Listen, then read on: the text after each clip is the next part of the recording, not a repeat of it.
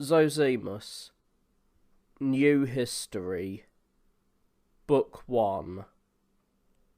When Polybius of Megalopolis proposed to write the history of all the remarkable occurrences of his own times, he thought it proper to demonstrate by facts that the Romans, who were continually at war with their neighbouring states for 600 years after the building of their city, acquired in that space of time no considerable extent of dominion. But after they had subdued a small part of Italy, which upon the invasion of Hannibal they lost at the Battle of Cannae, they viewed their enemies under their own walls. They made so great a progress in good fortune that in less than 53 years they became masters not only of all Italy and Africa, but likewise of Spain. And being still desirous to enlarge their empire, they crossed the Ionian Sea, conquered Greece, and ruined the Macedonians, whose king they carried to Rome in chains. No person can therefore suppose that all this proceeded from causes merely human, but either from fatal necessity, the influence of the planets, or the will of the deity, which regards with favour all our actions, while they are just and virtuous. For these provide for future contingencies by such a train of apparent causes, that thinking persons must conclude the administration of human affairs to be in the hands of a divine providence, so that when the energy of nations by the divine influence is roused and alert, they flourish in prosperity, and on the contrary, when they become displeasing to the gods, their affairs decline to a state resembling that which now exists. But it being my design to demonstrate by actual circumstances the truth of my observations, I shall begin by stating that, from the Trojan War to the Battle of Marathon, the Greeks performed no exploits worthy of being mentioned against either each other or any foreign power. But when Darius, with his prefects, brought against them an army of immense magnitude, 8,000 Athenians, as if inspired from heaven, and armed by mere chance, advanced to oppose him, and met with such success as to kill 90,000, and compel the remainder to flee from their country. And it was this engagement that enabled the Greeks to improve their condition.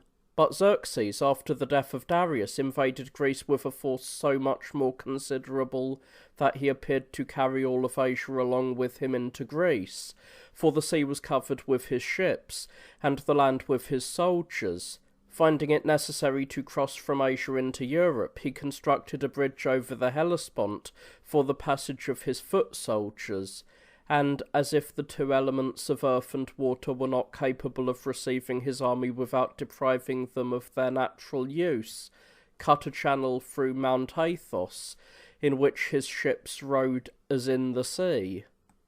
In the meantime the Greeks, though terrified at the bare report of the approach of such an enemy, prepared to oppose him with their utmost strength. In a naval engagement at Artemisium, and another at Salamis, they so far exceeded their former victory that Xerxes was glad to escape with his life, having lost the greatest part of his army, and the destruction of the remainder of them at Plataea gave such a completion to the renown of the Greeks, that by the force of the reputation they had acquired, they not only liberated the Greeks that were settled in Asia, but possessed themselves of almost all of the islands. And indeed, had they continued amicable with each other and contented with the condition they then stood in, and had the Athenians and Lacedaemonians not quarrelled for the government of Greece, they would never have had to submit to any foreign power. But the strength of Greece being exhausted by the Peloponnesian War, and its cities impoverished, Philip found opportunity to enlarge the kingdom left him by his father by arts and stratagems, though in strength inferior to all of his neighbours. For by his money he so bound to him his own soldiers and all others that would fight under his banner, that he became sufficiently powerful to contend with the Athenians, and after his victory, by his courtesy and affability, insinuated himself so much into the regard of all that he thought himself able to march against the king of Persia, but died before he could levy a competent force. Alexander, who succeeded to the throne, having settled the affairs in Greece, crossed into Asia with a considerable army. Having there conquered the satraps who opposed him, he advanced towards Darius himself, who had fixed himself with an innumerable host in all the places near Issus. There he gained in an engagement with the Persians an incredible victory, routed Darius, and proceeded through Phoenicia and Syria into Palestine. His actions at Tyre and Gaza must be read in the historians of his life. From thence he marched into Egypt, and having paid his devotions to Jupiter Ammon, and ordered Alexandria to be erected, he returned to finish the Persian war.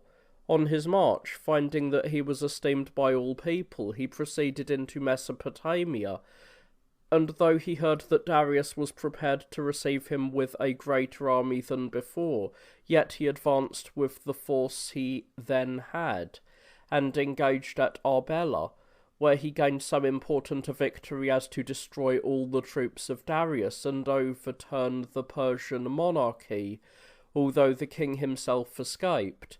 Darius being murdered by Bessus, Alexander, after performing great achievements in India, returned to Babylon, where he died. After his decease, the dominion of the Macedonians being divided into several principalities, which were enfeebled by continual wars against each other, the remaining part of Europe was subdued by the Romans. Crossing afterwards into Asia, they contended with the king of Pontus and Antiochus, then with the dynasties or sovereigns of Egypt, thus enlarging their empire every year, so long as their senate retained its authority, because their consuls were ambitious of emulating one another. But the Commonwealth, being ruined by the civil wars between Sulla and Marius, and between Julius Caesar and Pompey, the aristocracy or government of the nobles was set aside, and Octavian chosen dictator. The entire administration of affairs was thus committed to him alone, without the consideration that it was like throwing the hopes and interests of all the people on the hazard of a die, and placing the vast empire at the risk of the inclination and authority of a single ruler. For were it the inclination of such a ruler to govern according to justice and moderation, he could not hope to give satisfaction to all, not being able to protect such as were at a considerable distance in any convenient time, nor to select so many officers that would fear the disgrace of not performing their duty, nor could he suit his own disposition to the different humours of so many.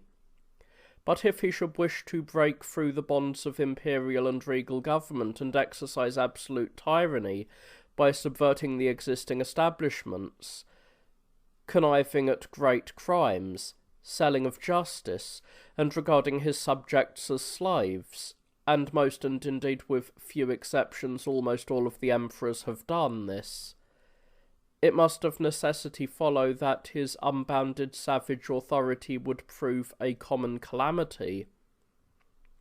It is the very nature of such a despotism that fawning miscreants and parasites are preferred to situations of the greatest trust, while modest quiet men, who are averse to so base a manner of living, resent with justice that they themselves cannot enjoy similar benefits. Hence, cities are filled with sedition and tumult, for when all offices, both civil and military, are conferred upon ill-disposed magistrates, it both renders the citizens restless in peace, and discourages the soldiers in war. That this is the case has been plainly shown from experience, and the train of events that took place soon afterwards, in the reign of Octavian. For the dance called pantomime, which signifies a dance in imitation of everyone, was introduced into Rome at that period, it never having before been in use in Italy, being invented by Pallades and Bathyllus, beside many other innovations that are still productive of great evil. Octavianus, however, appears to have ruled with great moderation, more particularly after he listened to the counsel of Athenodorus the Stoic, and when compared to his successor Tiberius. The tyranny of Tiberius was so severe as to be intolerable to his subjects, who expelled him to an island, where he secreted himself for some time and then died. To him succeeded Gaius Caligula, who far exceeded Tiberius in every species of wickedness, and was slain by Charius, who resolved by that bold action to deliver the state from his cruel tyranny. The next emperor was Claudius, who entrusted the management of all his affairs to the Libertini, the sons of those who had been slaves, that were eunuchs, and his end was disgraceful. Nero and his successors were then raised to the imperial throne, of whom I shall not state anything, in order that the world may not be pained by the repetition of the impious and monstrous enormities of which they were guilty. But Vespasian and Titus his son acted during their reigns with greater moderation. On the contrary, Domitian exceeded all his predecessors in cruelty, luxury, and avarice, for which reason, after he had for 15 successive years tormented the commonwealth, he was put to death by Stephanus, one of his freedmen, thus receiving the punishment which his actions merited. After him, several worthy sovereigns succeeded to the empire: Nerva, Trajan, and afterwards Hadrian, Antoninus Pius, and the brothers Verus and Lucius, who reformed many abuses in the state, and not only recovered what their predecessors had lost, but made likewise some new additions. But Commodus, the son of Marcus, on becoming emperor, addicted himself not only to tyranny, but to other monstrous vices, until his concubine Marcia assumed the courage of a man, and put him to death, and the empire was conferred on Pertinax. But the imperial guards, being unable to submit to the strictness of his discipline, which caused them to mutiny and to murder him, Rome was on the point of becoming a seat of anarchy and disorder, while the Praetorian soldiers, who were intended for the protection of the palace, attempted to deprive the Senate of the power of appointing a sole ruler.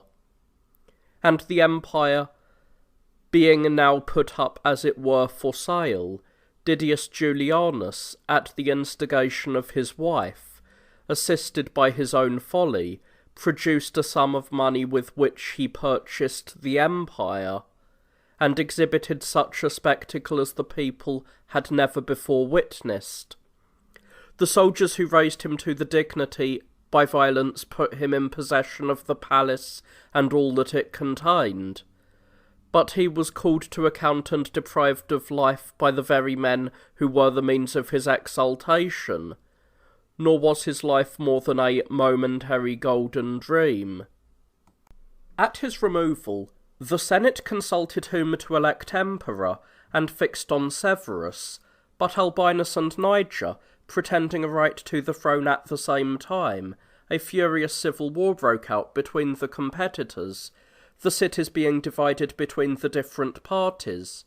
On this, great commotions were excited in Egypt and the eastern parts of the empire, and the Byzantines, who espoused the cause of Niger, were ready for the most dangerous enterprises, until he was vanquished by Severus and killed.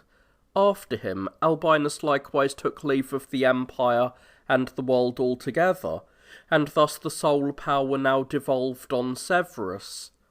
He therefore applied himself to the correction of the enormities that had sprung up, punishing severely the soldiers that had murdered Pertinax, and delivered the empire to Julianus. Having done this, and regulated the army, he marched against the Persians, and in this expedition took Ctesiphon and Babylon.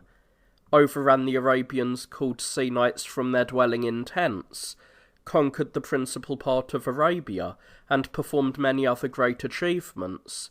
He was besides inexorable to delinquents, and made public distribution of the property of those who were guilty of any heinous offences.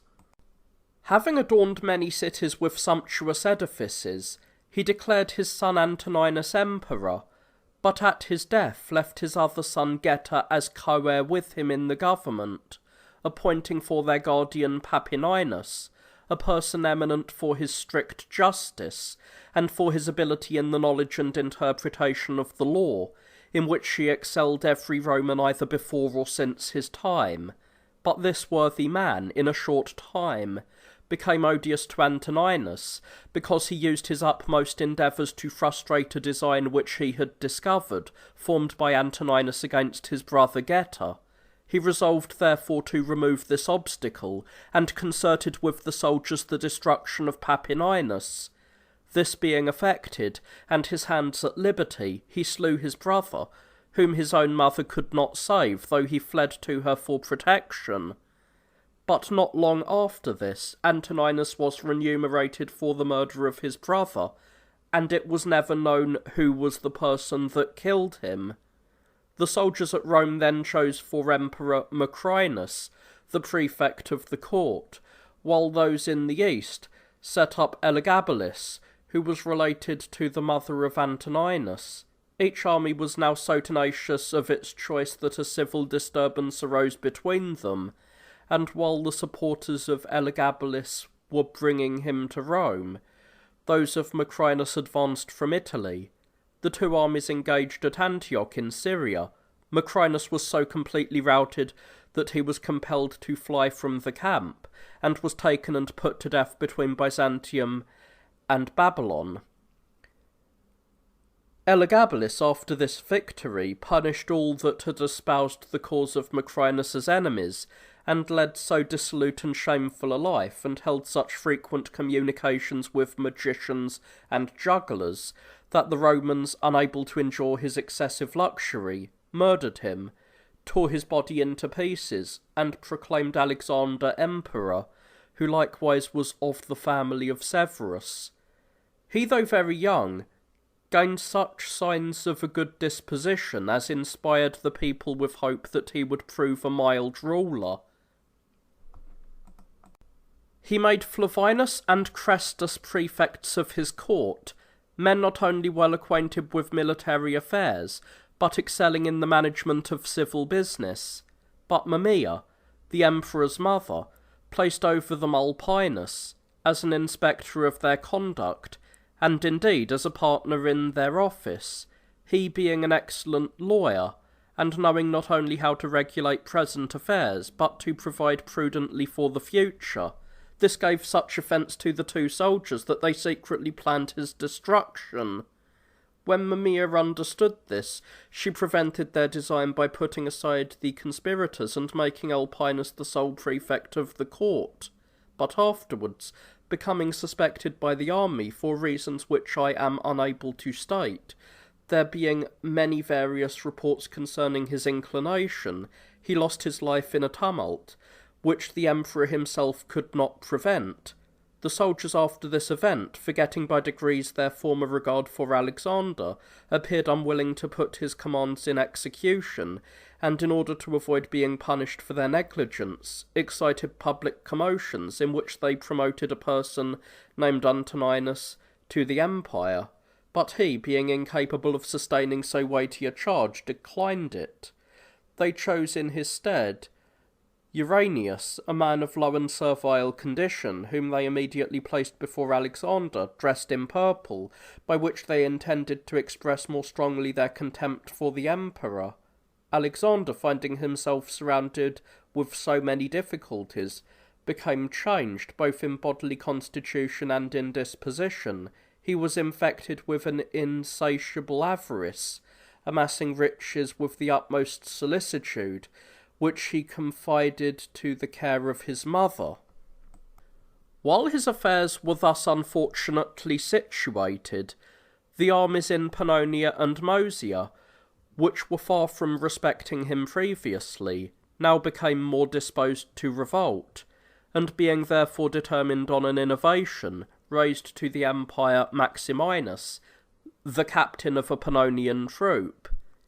Having collected all his forces, he marched into Italy with the utmost speed, thinking it the safest to attack the emperor by surprise. But Alexander, who was then in the vicinity of the Rhine, having received intelligence of their intended revolt, proceeded to Rome without loss of time. He offered to pardon the soldiers and Maximinus, upon the condition that they would desist from their attempt.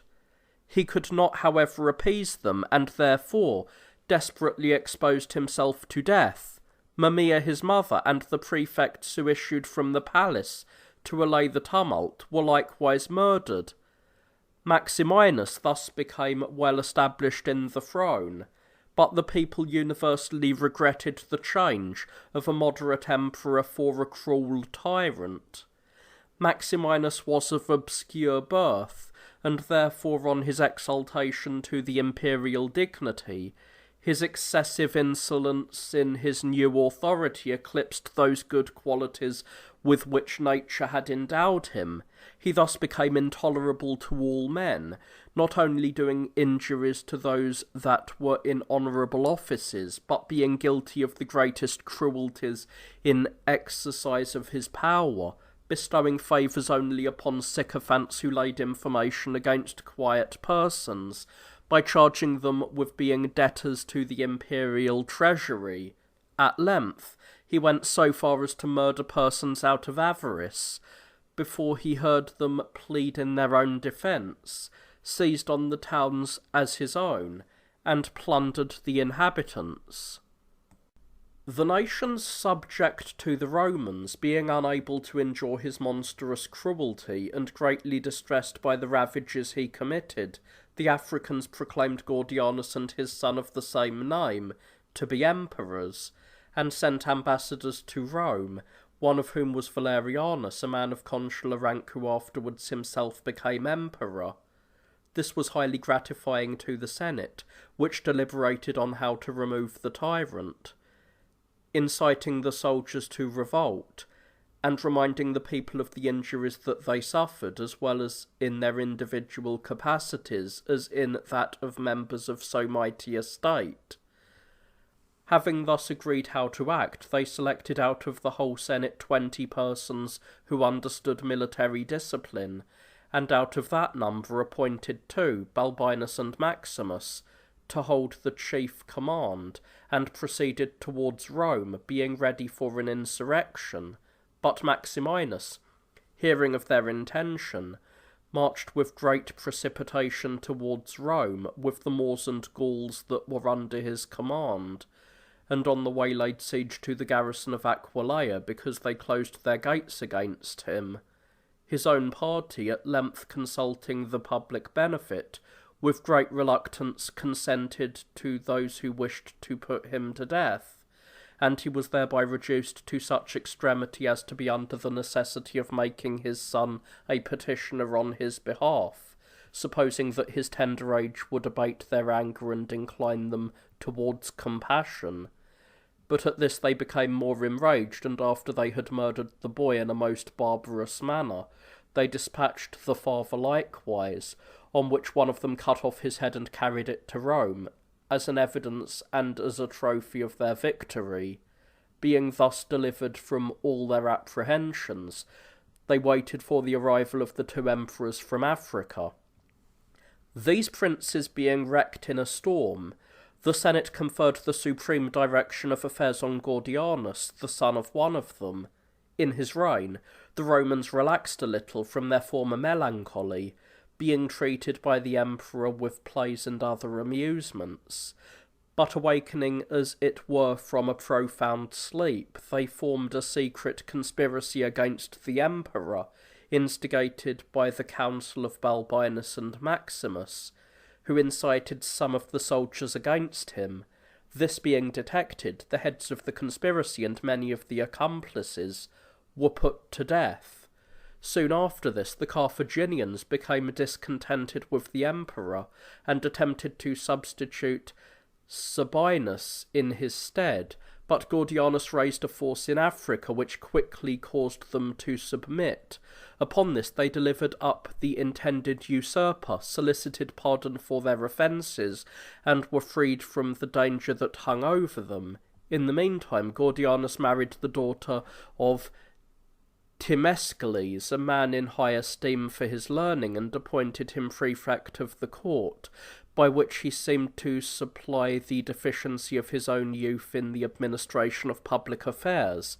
Having secured the empire, he was in continual expectation that the Persians would make an attack on the eastern provinces, Sapors having succeeded in the kingdom to Artaxerxes, who had restored the government to the Persians from the Parthians. For after the death of Alexander the son of Philip, and of his successors in the empire of the Macedonians, at the period when those provinces were under the authority of Antiochus, Orestes, the Parthian, being exacerbated at an injury done to his brother Tiridates, made war upon the satrap of Antiochus, and caused the Parthians to drive away the Macedonians, and formed a government of their own. The emperor therefore made all possible preparations for marching against the Persians. Although he appeared in the first battle to have obtained the victory, yet the confidence of the emperor in the success of this enterprise was considerably diminished by the death of Timescales, the prefect of the court. Philip being chosen in his place, the emperor's popularity in the army was gradually dissipated and vanished. Philip was a native of Arabia, a nation in bad repute, and had advanced his fortune by no very honourable means. As soon as he was fixed in his office, he aspired to the imperial dignity, and endeavoured to seduce all of the soldiers that were disposed to innovation.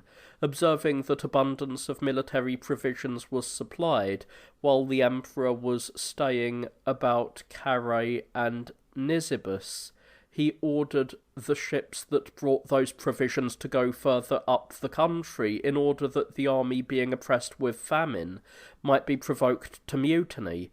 His design succeeded to his wish, for the soldiers, under pretence of want of necessities, surrounded Gordianus in a violent manner, and having killed him, as the chief cause of so many perishing, conferred the purple on Philip, according to their engagement. He therefore made peace with Sapors, and marched towards Rome, and as he had bound the soldiers to him by large presents, he sent messengers to Rome to report that Gordianus had died of a disease.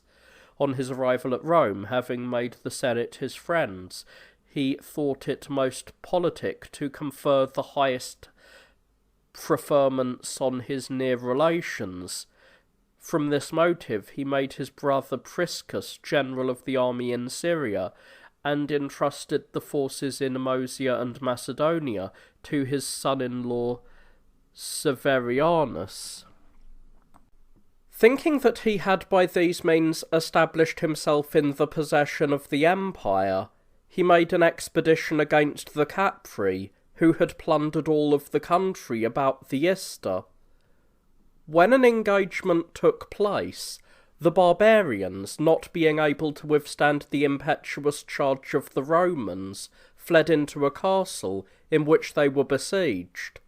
But finding that their troops, who were dispersed in various directions, had again rallied in a body, they resumed their courage, and, sallying from the castle, attacked the Roman army. Being unable to bear the brisk onset of the Moors, the army solicited for peace, to which Philip readily assented, and marched away. As there were at that time many disturbances in the empire, the eastern provinces, which were uneasy, partly owing to the exactions of exorbitant tribute, and partly to their dislike of Priscus, their governor, who was a man of inordinately evil disposition, wished for innovations, and set up Papianus as emperor, while the inhabitants of Moesia and Pannonia were more inclined to Marinus. Philip, being disturbed by these events, desired the Senate either to assist him against such imminent dangers, or, if they were displeased with his government, to suffer him to lay it down and dismiss him quietly. No person making a reply to this, Decius, a person of illustrious birth and rank, and moreover gifted with every virtue, observed that he was unwise in being so much concerned at those events, for they would vanish of themselves, and could not possibly long subsist. And though the event corresponded with the conjecture of Decius, which long experience in the world had enabled him to make, Papianus and Marinus being taken off, yet Philip was still in fear, knowing how obnoxious the officers in that country were to the army. He therefore desired Decius to assume the command of the legions in Moesia and Pannonia.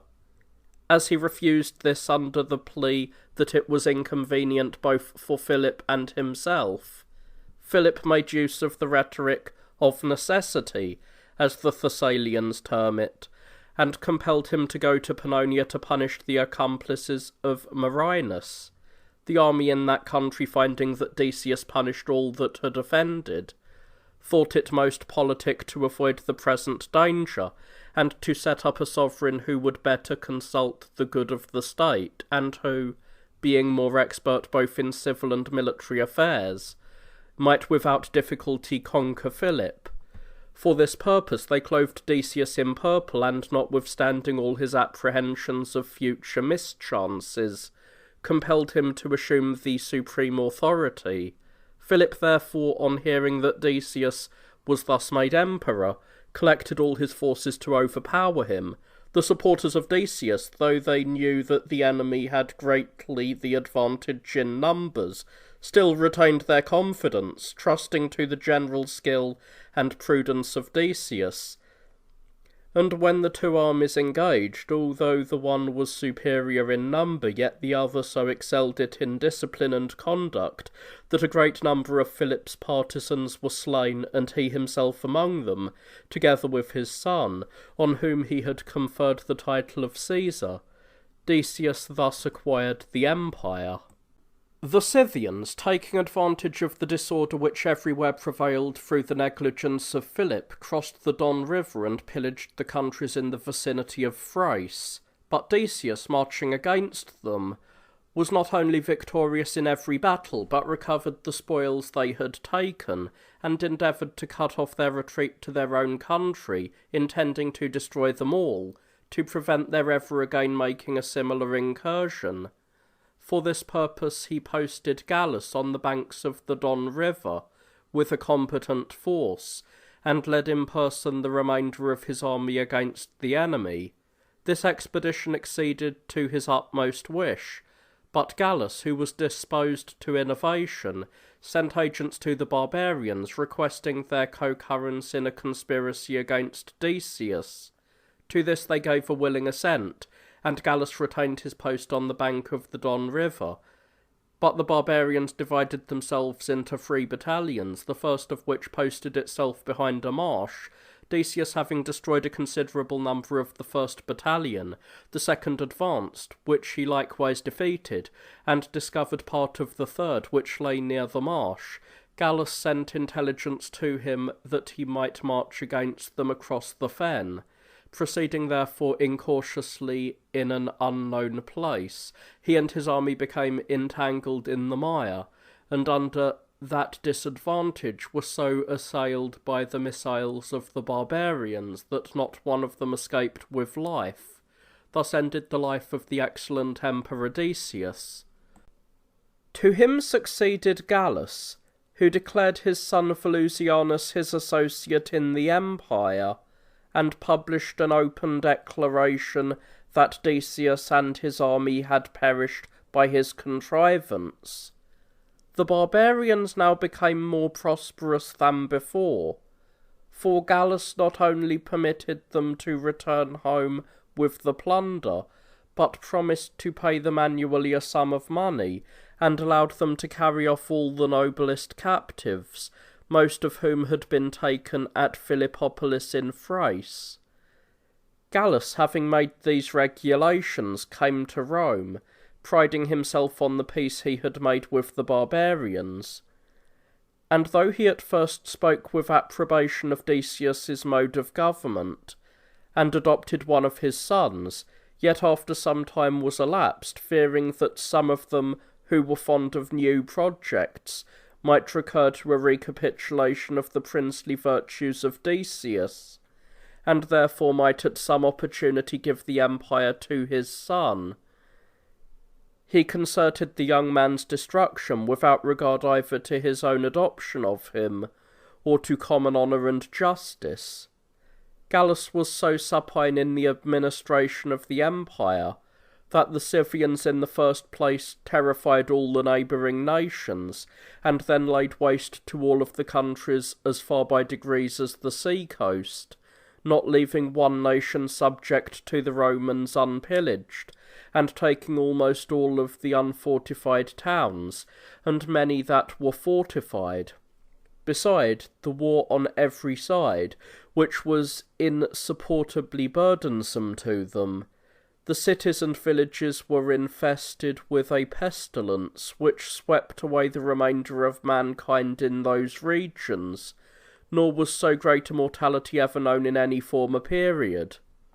At this crisis, observing that the emperors were unable to defend the state, but neglected all without the walls of Rome, the Goths, the Barani, the Uragandi, and the Carpi once more plundered the cities of Europe of all that had been left in them, while in another quarter the Persians invaded Asia, in which they acquired possession of Mesopotamia, and proceeded even as far as Antioch in Syria, took that city, which is the metropolis of all of the East, destroyed many of the inhabitants and carried the remainder into captivity, returning home with immense plunder after they had destroyed all of the buildings in the city, both public and private, without meeting the least resistance. And indeed, the Persians had a fair opportunity to have made themselves the masters of all Asia, had they not been so overjoyed at their excessive spoils as to be contented with keeping and carrying home what they had acquired.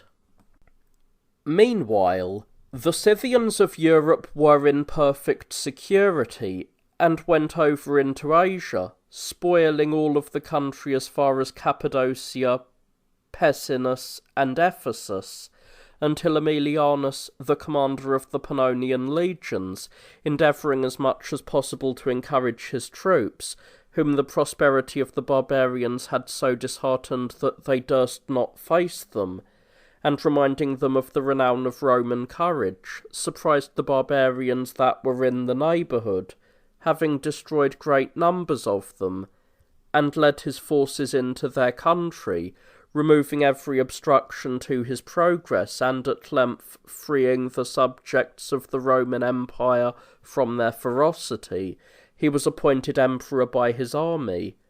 On this he collected all the forces of that country, who were becoming more bold since his successes against the barbarians, and directed his march towards Italy, with the design of fighting Gallus, who was as yet unprepared to contend with him, for Gallus had never heard of what had occurred in the East, and therefore made only what accidental preparations were in his reach, while Valerianus went to bring the Celtic and Germanic legions. But Aemilianus advanced with great speed into Italy, and the armies were very near to each other, when the soldiers of Gallus, reflecting that his force was much inferior to the enemy, both in number and strength, and likewise that he was a negligent and indolent man, put him and his son to death, and going over to the party of Aemilianus, appeared to establish his authority. But Valerianus brought into Italy from beyond the Alps a vast army, with which he deemed himself secure of conquering Aemilianus. The soldiers of Aemilianus, who saw that his conduct was more like that of a private sentinel than of an emperor, now put him to death, as a person unfit for so weighty a charge. By these means, Valerianus became emperor with universal consent and employed himself in the regulation of affairs. But the excursions of the Scythians and of the Marcomanni, who made an inroad into all the countries adjacent to the empire, reduced Thessalonica to extreme danger, and though they were with much difficulty compelled to raise the siege by the brave defence of those within, yet all Greece was in alarm. The Athenians repaired their walls, which they had never thought worth their care since Sulla threw them down. The Peloponnesians likewise fortified the isthmus, and all Greece put itself upon its guard for the general security. Valerianus, perceiving the empire in danger on every side, associated his son Gallienus with himself in the government, and went himself into the east to oppose the Persians. He entrusted to his son the care of the forces in Europe, thus leaving him to resist the barbarians who poured in upon him in every direction. As the Germans were the most troublesome enemies and harassed the Gauls in the vicinity of the Rhine, Gallienus marched against them in person, leaving his officers to repel, with the forces under their command, any others that should enter Italy, Illyricum, and Greece. With these designs he possessed himself of and defended the passages of the Rhine, at one time preventing their crossing and at another engaging them as soon as they had crossed. But having only a small force to resist an immense number, he was at a loss how to act, and thought to secure himself by a league with one of the German princes. He thus not only prevented the other barbarians from so frequently passing the Rhine, but obstructed the access of auxiliaries. Meanwhile, the Barani, the Gothi, the Carpi, and the Urugundi, nations that dwell on the Ister, left no part of Italy or Illyricum unpillaged, but devastated all without any opposition. The Barani indeed attempted to pass over into Asia, which they easily effected by the aid of those that reside on the Bosphorus, who were induced more through fear than goodwill to supply them with vessels, and to guide them in their passage. For though, while they were governed by their own kings, who succeeded in a hereditary descent, they had always kept the Scythians out of Asia, either from the regard they had for the Romans, or for the sake of their commerce, or out of gratitude for the annual presents sent them by the kings. Yet subsequently, when the royal line was extinct and the authority had fallen into the hands of mean and worthless individuals, they yielded to fear and gave the Scythians a free ingress into Asia, even carrying them over in their own ships.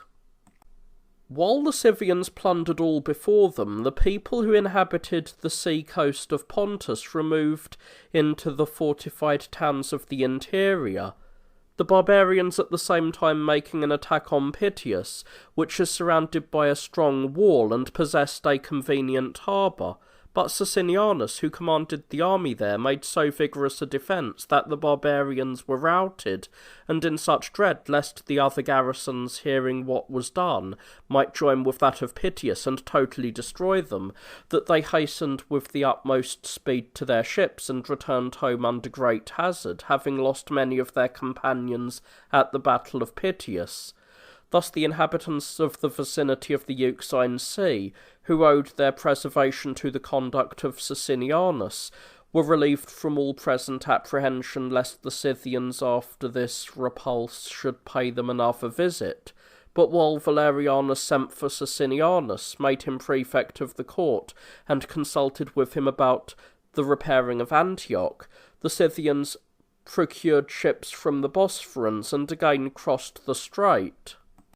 The inhabitants of the other side retained the vessels, and would not permit the Bosphorans to take them home again, as they had before done, on which they advanced into the country near to Pharsis, which is where the temple of Diana is located.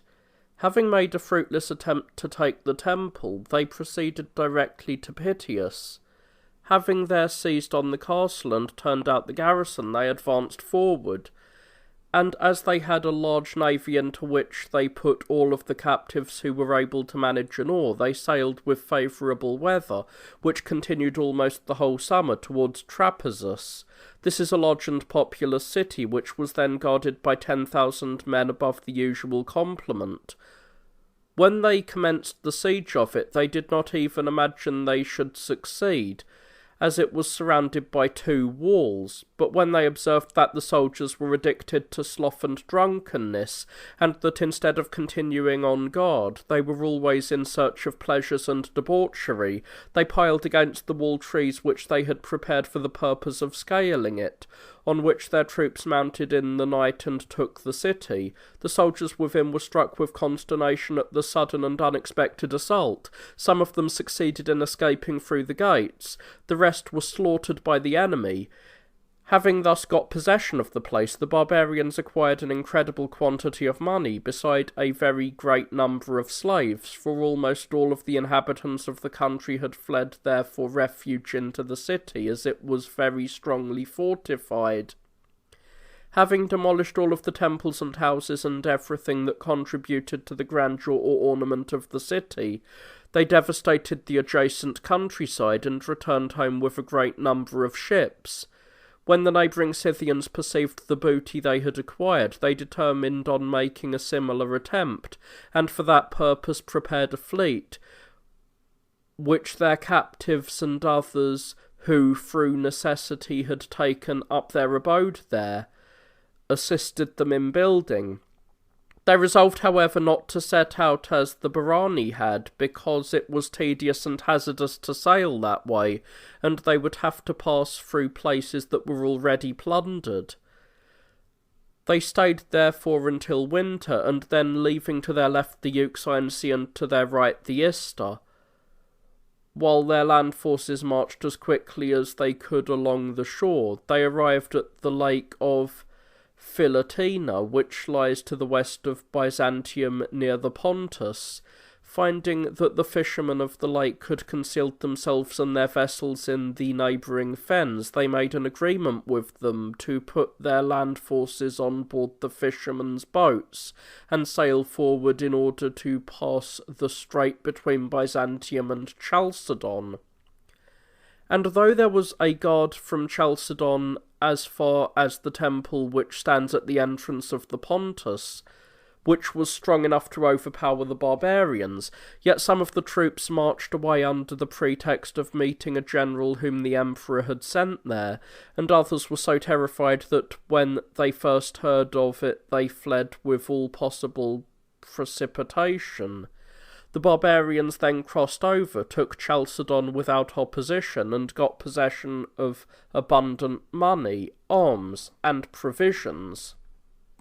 From thence they marched to Nicomedia, a great city celebrated for its affluence, where, though the citizens on hearing of their approach had escaped with all the riches they could take with them, the barbarians still were astonished at the vast quantity of valuables they found, and rendered great honour to Chrysogonus, who had formerly advised them to go to Nicomedia.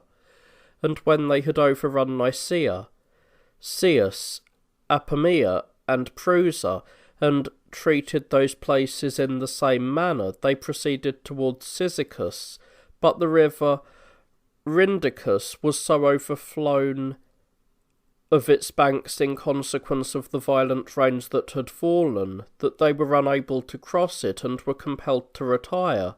They then set fire to Nicomedia and Nicaea, and loading with their spoil wagons and ships, begun to think of returning home, which terminated their second incursion. Valerianus had by this time heard of the disturbances in Bithynia, but his district would not allow him to confide the defence of it to any of his generals. He therefore sent Felix to Byzantium, and went in person from Antioch into Cappadocia, and after he had done some injury to every city by which he passed, he returned homeward. But the plague then attacked his troops, and destroyed most of them, at the time when Sapor made an attempt upon the east and reduced most of it into subjugation.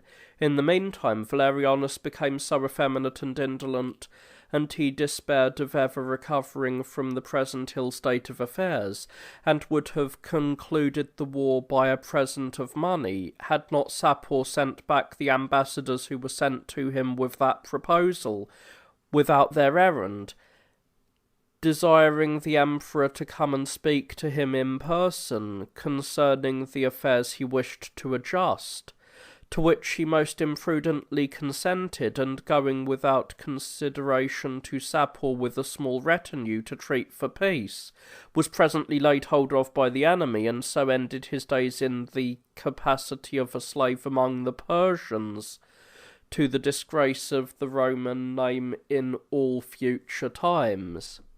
Such being the state of the East, a universal confusion and feebleness prevailed at that period. The Scythians unanimously collected into one body out of every nation and country within their territory, one part of their forces plundering Illyricum and laying waste to its towns, while the remainder penetrated into Italy as far as Rome.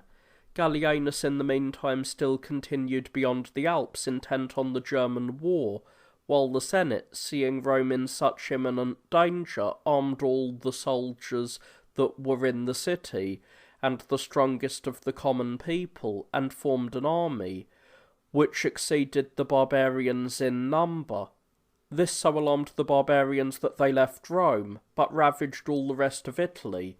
At this period, when Illyricum groaned under the oppression of the barbarians, and the whole Roman Empire was in such a helpless state as to be on the very verge of ruin, a plague happened to break out in several of the towns, more dreadful than any that had preceded it. The miseries inflicted on them by the barbarians were thus alleviated, so even the sick esteemed themselves fortunate. The cities that had been taken by the Scythians were thus deserted. Gallienus, being disturbed by these occurrences, was returning to Rome to relieve Italy from the war which the Scythians were thus carrying on. It was at this time that Cecrops Amor, Aurelius, and Antoninus, with many others, conspired against him, of whom the greater part were punished and submitted. Aurelius alone retained his animosity against the emperor. After this, Postumus, who commanded the Celtic army, was also inclined towards innovation, and accompanied some soldiers that revolted at the same time to Agrippina, which is the principal city on the Rhine, in which he besieged Solonius, the son of Gallienus, threatening to remain before the walls until he was given up to him. On this account the soldiers found it necessary to surrender both him and Silvanus, whom his father had appointed his guardian, both of whom Postumus put to death, and made himself sovereign of the Celts. The Scythians, who had dreadfully afflicted the whole of Greece, had now taken Athens, when Gallienus advanced against those who were already in possession of Thrace, and ordered Odenathus of Palmyra, a person whose ancestors had always been highly respected by the emperors, to assist the eastern nations which were then in a very distressed condition. Accordingly, having joined to the remainder of an army that still remained in the country many of his own troops, he attacked Sapor with great boldness, and having taken several cities belonging to the Persians, he retook Nisibis also, which Sapor had formerly taken, and ravaged it at the same time. Then, advancing not once merely, but a second time, as far as Ctesiphon, he blocked up the Persians in their fortifications, and rendered them content to save their wives, children, and themselves, while he disposed of the pillaged country at his pleasure. Shortly afterwards, while residing at Emissa, he lost his life by a conspiracy as he was celebrating the birthday of a friend. Zenobia then took upon her the administration of affairs. She was the wife of Odenathus, but had the courage of a man, and with the assistance of her husband's friends, acted in every respect as well as he had done.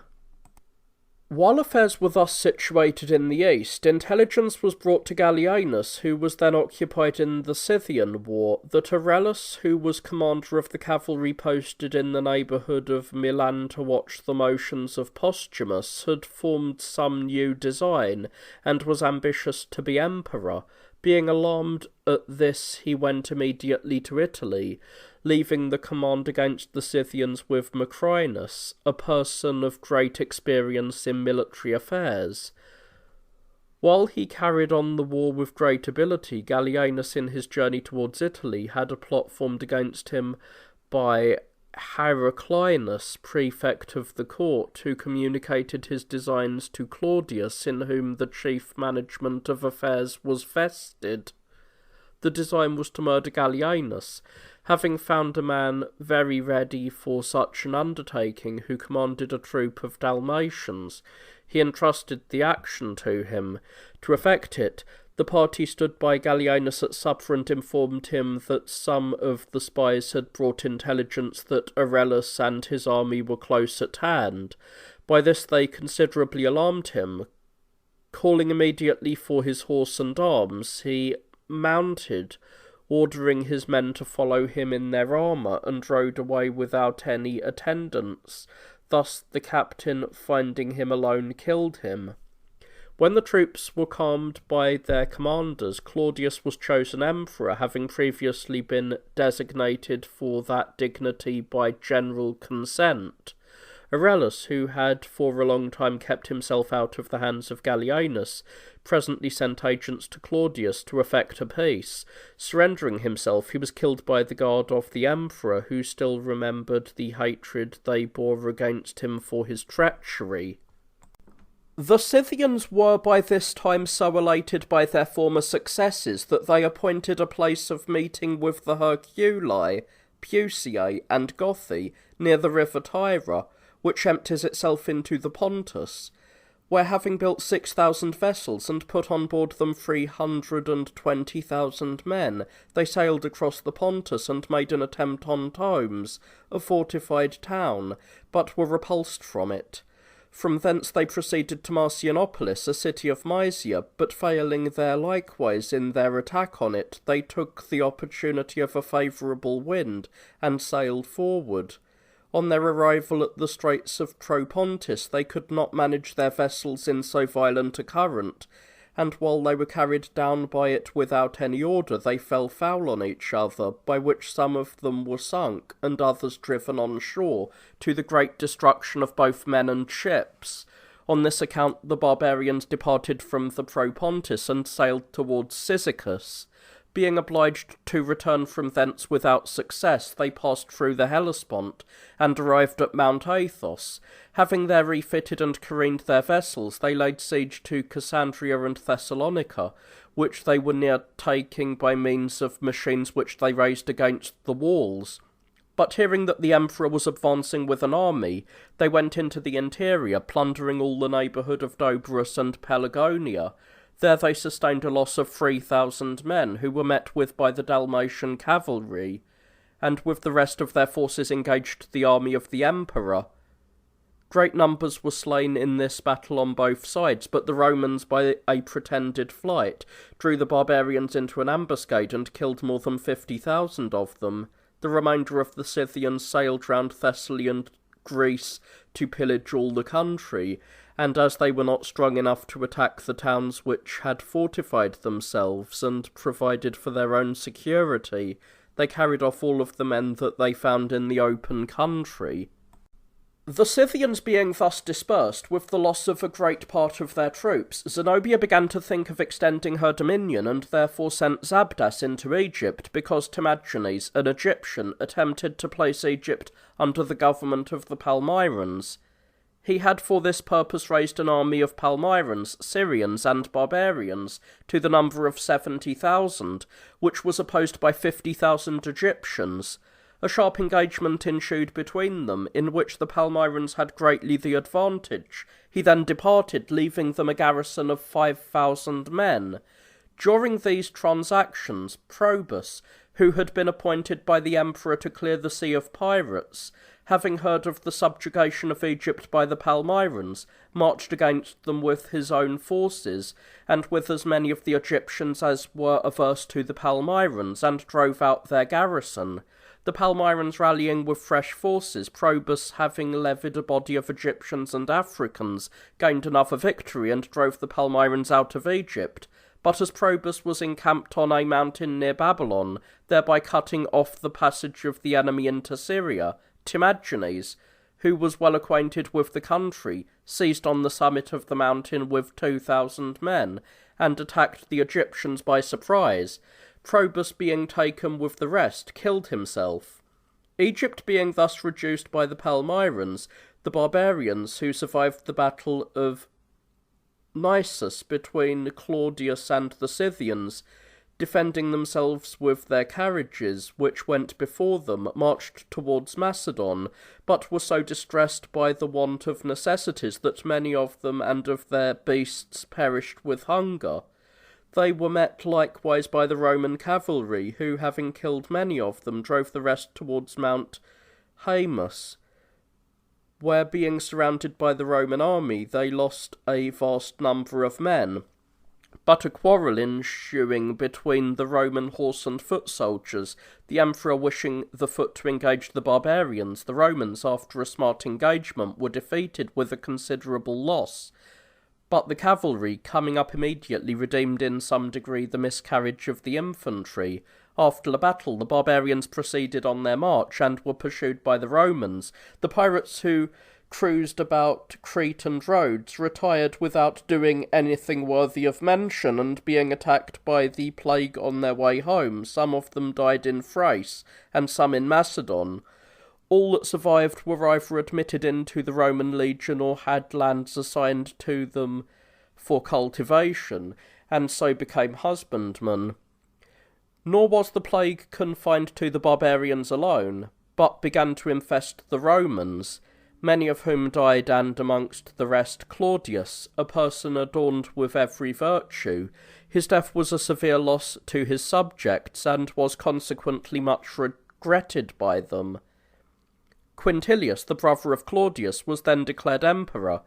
He had reigned for but a few months, and had performed nothing worthy of notice, before Aurelianus was raised to the imperial throne. Some writers inform us that Quintilius was advised by his friends, as soon as they heard of Aurelianus being made emperor, to die by his own hand, and give peace voluntarily to a man of so much greater merit. They report that he complied by opening a vein and bleeding to death. Aurelianus, having regulated the empire, went from Rome to Aquileia, and from thence into Pannonia, which he was informed the Scythians were preparing to invade. For this reason he sent orders to the inhabitants of that country to carry into the towns all of their corn and cattle, and everything that could be used by the enemy, in order to distress them with famine, with which they were already afflicted.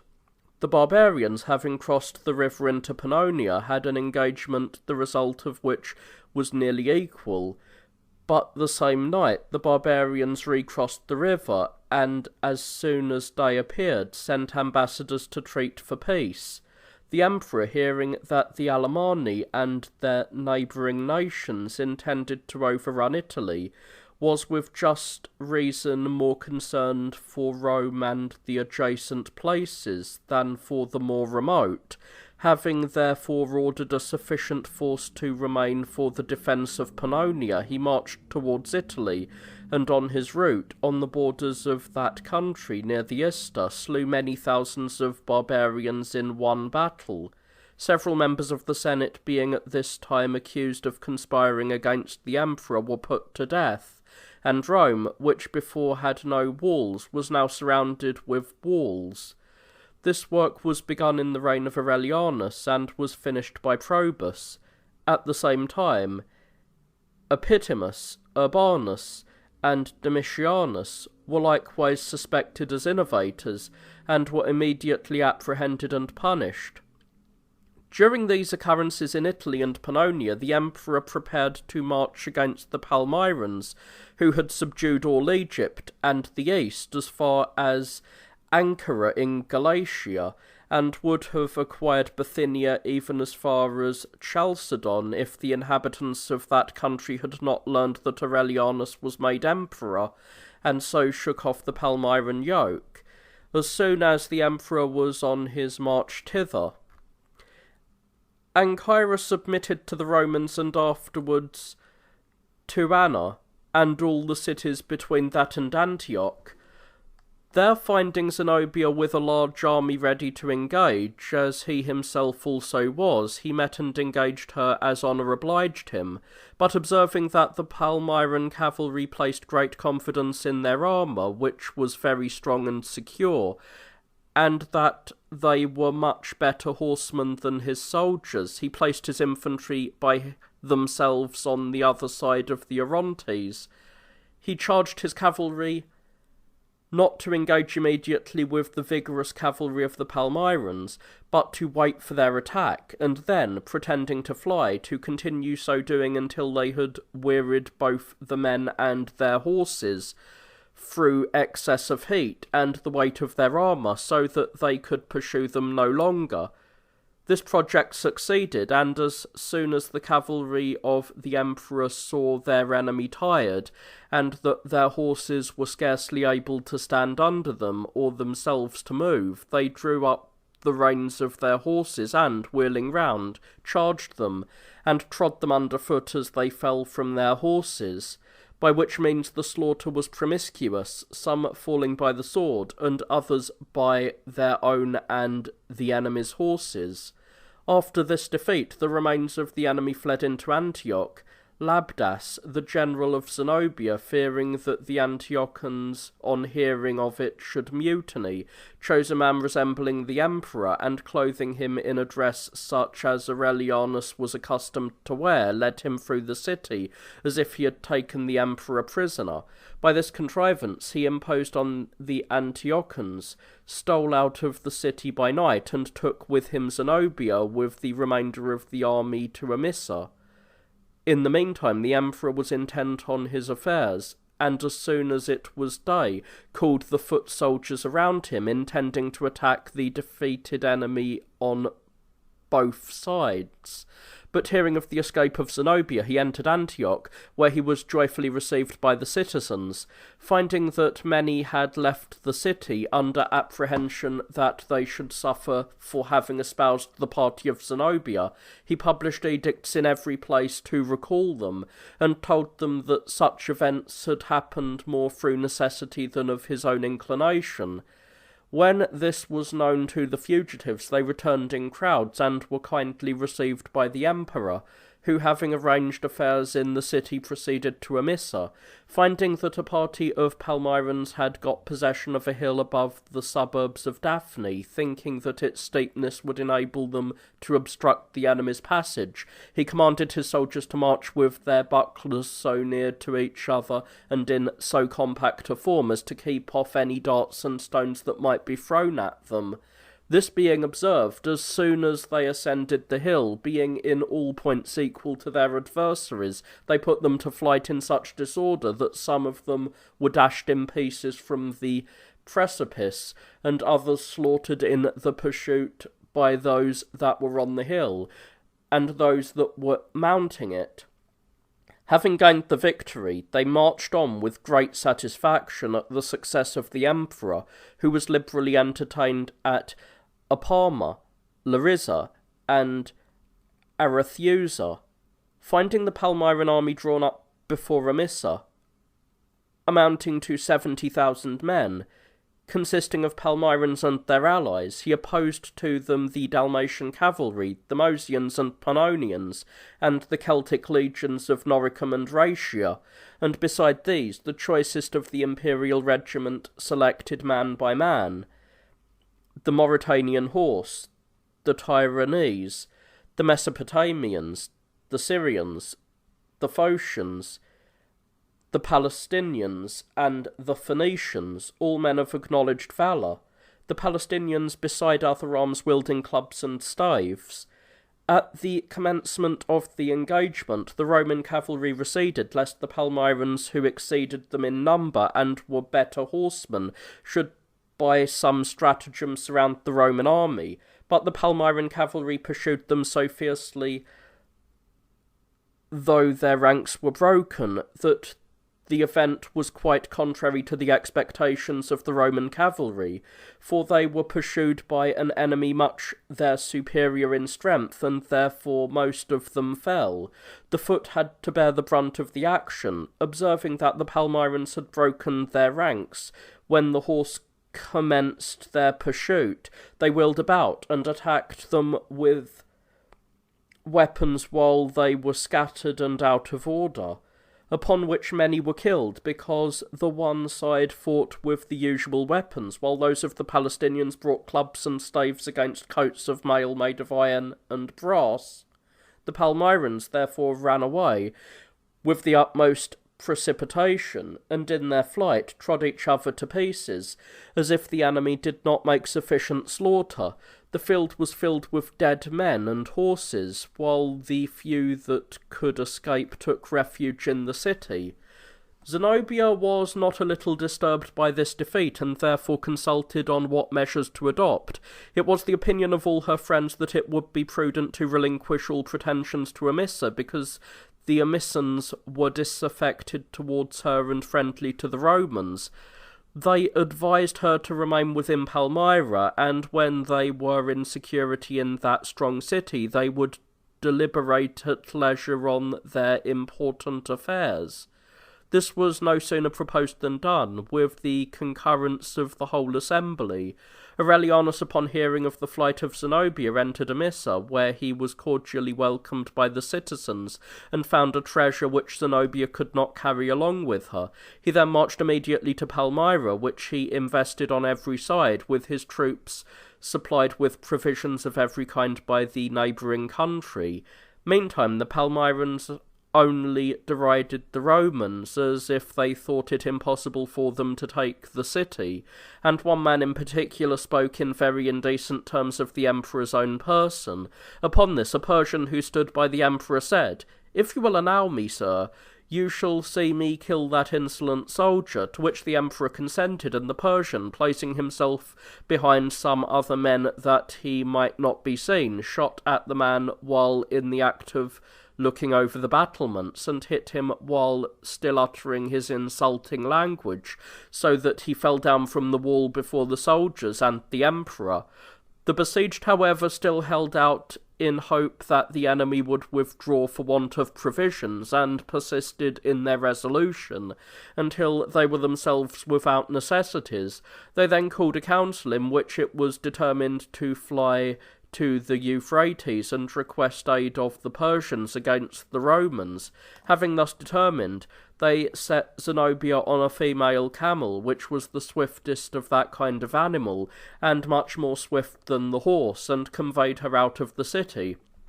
Aurelianus was much displeased at the escape of Zenobia, and therefore exercised all his industry to send out horsemen in pursuit of her. They succeeded in taking her as she was crossing the Euphrates in a boat, and brought her to Aurelianus. Though much pleased at this sight, yet being of an ambitious disposition, he became uneasy at the reflection that in future ages it would not redound to his honour to have conquered a woman. Meantime, some of the Palmyrans that were shut up in the town resolved to expose themselves courageously and to hazard their being made captives in defence of the city. while others, on the contrary, employed humble and submissive gestures from the walls and entreated pardon for what was past. The emperor accepting these tokens and commanding them to fear nothing, they poured out of the town with presents and sacrifices in their hands. Aurelianus paid due respect to the holy things, received the gifts, and sent them away without injury. But having made himself master of the city, with all the treasure it contained, he returned to Emissa, where he brought Zenobia and her accomplices to a judiciary trial. Zenobia, coming into court, pleaded strongly in excuse of herself, and produced many persons who had seduced her as a simple woman, and among the rest Longinus, whose writings are highly beneficial to all lovers of learning. Being found guilty of the crimes laid to his charge, he received from the emperor the sentence of death, which he bore with so much courage as to console his friends who were much concerned at his misfortune. Several beside Longinus suffered upon the accusation of Zenobia. I cannot here omit to mention what happened before the ruin of Palmyra, though I profess only to write a transient history, for as Polybius informs us, by what means the Romans in a short span of time attained a vast empire, it is now my purpose to show, on the other hand, that by their ill management in as short a time they lost it. But I am now speaking of the Palmyrans, who, having, as I related, acquired a large portion of the Roman Empire, were warned by several declarations from the gods of the overthrow which they afterwards sustained. For example, at Seleucia, in Cilicia, there was a temple of Apollo, and in that temple an oracle.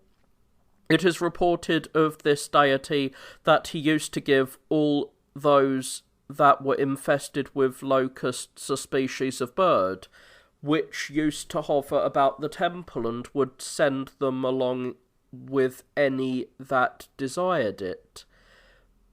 That these birds would fly among the locusts, catch them in their mouths, and in a moment destroy a vast number of them, thus delivering the people from the mischief they produced. This I ascribe to the felicity of that age. Our own generation has not merited such kindness from heaven. The Palmyrans, having consulted this oracle to learn if they should ever gain the empire of the East, received this answer: "Accursed race, avoid my sacred fane, whose treacherous deeds the angry gods disdain." And some persons inquiring there concerning the success of the expedition of Aurelianus against the Palmyrans, the gods told them, "One falcon many doves commands, whose end on the destructive pounces must depend." Another story was likewise much circulated of the Palmyrans. Between Heliopolis and Byblis is a place called Aphaca, where is a temple dedicated to Venus Aphacis, and near it a pond resembling an artificial cistern. Here is frequently seen near the temple and in the adjacent places a fire in the air resembling a lamp, of a round figure, which has appeared even in our time, as often as people have assembled there on particular days. Whoever resorted hither brought to the pond some offering for the goddess, either in gold, silver, linen, silk, or anything of like value. If she accepted it, the cloth sank to the bottom, like substances of greater weight, but if rejected, they would float on the water. And not only cloth and such substances, but even gold, silver, or any other of those materials which usually sink. For an experiment of this miracle, the Palmyrans in the year before their overthrow assembled on a festival and threw into the pond several presents of gold, silver, and cloth, in honour of the goddess, all of which sank to the bottom. In the following year, at the same festival, they were all seen floating on the surface, by which the goddess foretold what would happen. In this manner was the regard of heaven shown to the Romans, as long as they kept up their sacred rites, but it is my lot to speak of these times, wherein the Roman Empire degenerated to a species of barbarity, and fell into decay. I shall display the causes of such misfortune, and point out those oracles by which such events were predicted. I ought now to return to the place whence I digressed, lest I should appear to leave the order of history imperfect. Aurelianus marched towards Europe, carrying with him Zenobia, her son, and the rest of the confederates in this rebellion. Zenobia is said to have died either of disease or want of food, but the rest were all drowned in the strait between Chalcedon and Byzantium. Aurelianus continued his journey into Europe. On his route he was informed by a messenger that a party he had left at Palmyra, having won over Apsicus, the principal author of all that was past, was tampering with Marcellinus, whom the emperor had appointed prefect of Mesopotamia and of the East, to assume to himself the imperial robe. Under pretence of taking time for deliberation, he delayed them so long that they again importuned him repeatedly.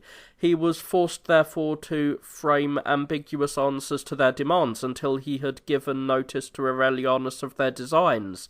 In the meantime, the Palmyrans, having clothed Antiochus in purple, continued at Palmyra.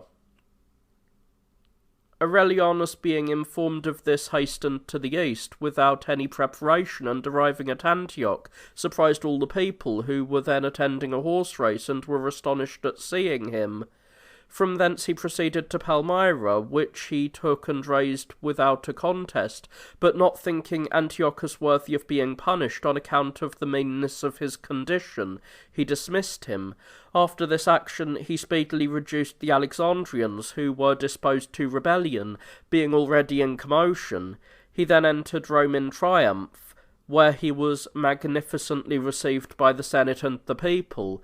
At this period also he erected that sumptuous temple of the Sun, which he ornamented with all the sacred spoils that he brought from Palmyra, placing in it the statues of the Sun and Belus. After this he easily reduced the Tatricus with his rebellious accomplices, whom he brought to signal punishment. He likewise called in all the counterfeit money, and issued new, to avoid confusion in trade, beside which he bestowed on the people a gift of bread, as a mark of his favour, and having arranged all affairs, set out on a journey from Rome. During his stay at Perinthus, now called Heraclea, a conspiracy was thus formed against him. There was in the court a man named Eros, whose office it was to carry out the answers of the emperor. This man had been for some fault threatened by the emperor, and was put in great fear. Dreading therefore lest the emperor should realize his menaces by actions, he went to some of the guard, whom he knew to be the boldest men in the court.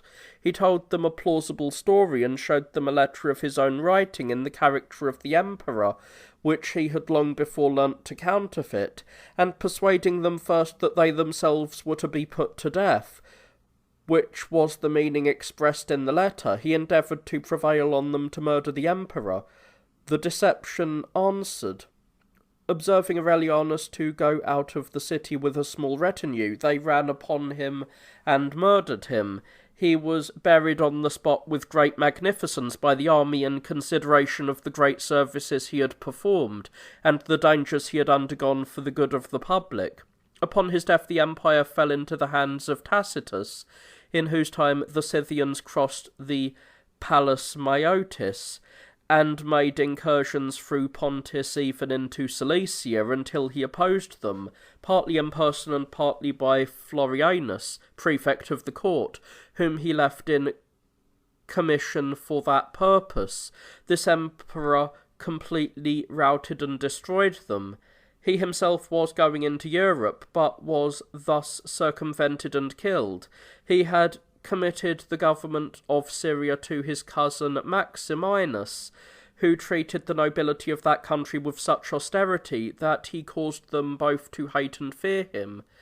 Their hatred became so excessive that at length, conspiring with the murderers of Aurelianus, they assaulted Maximinus, and having killed him, fell on and slew Tacitus also, as he was upon his departure.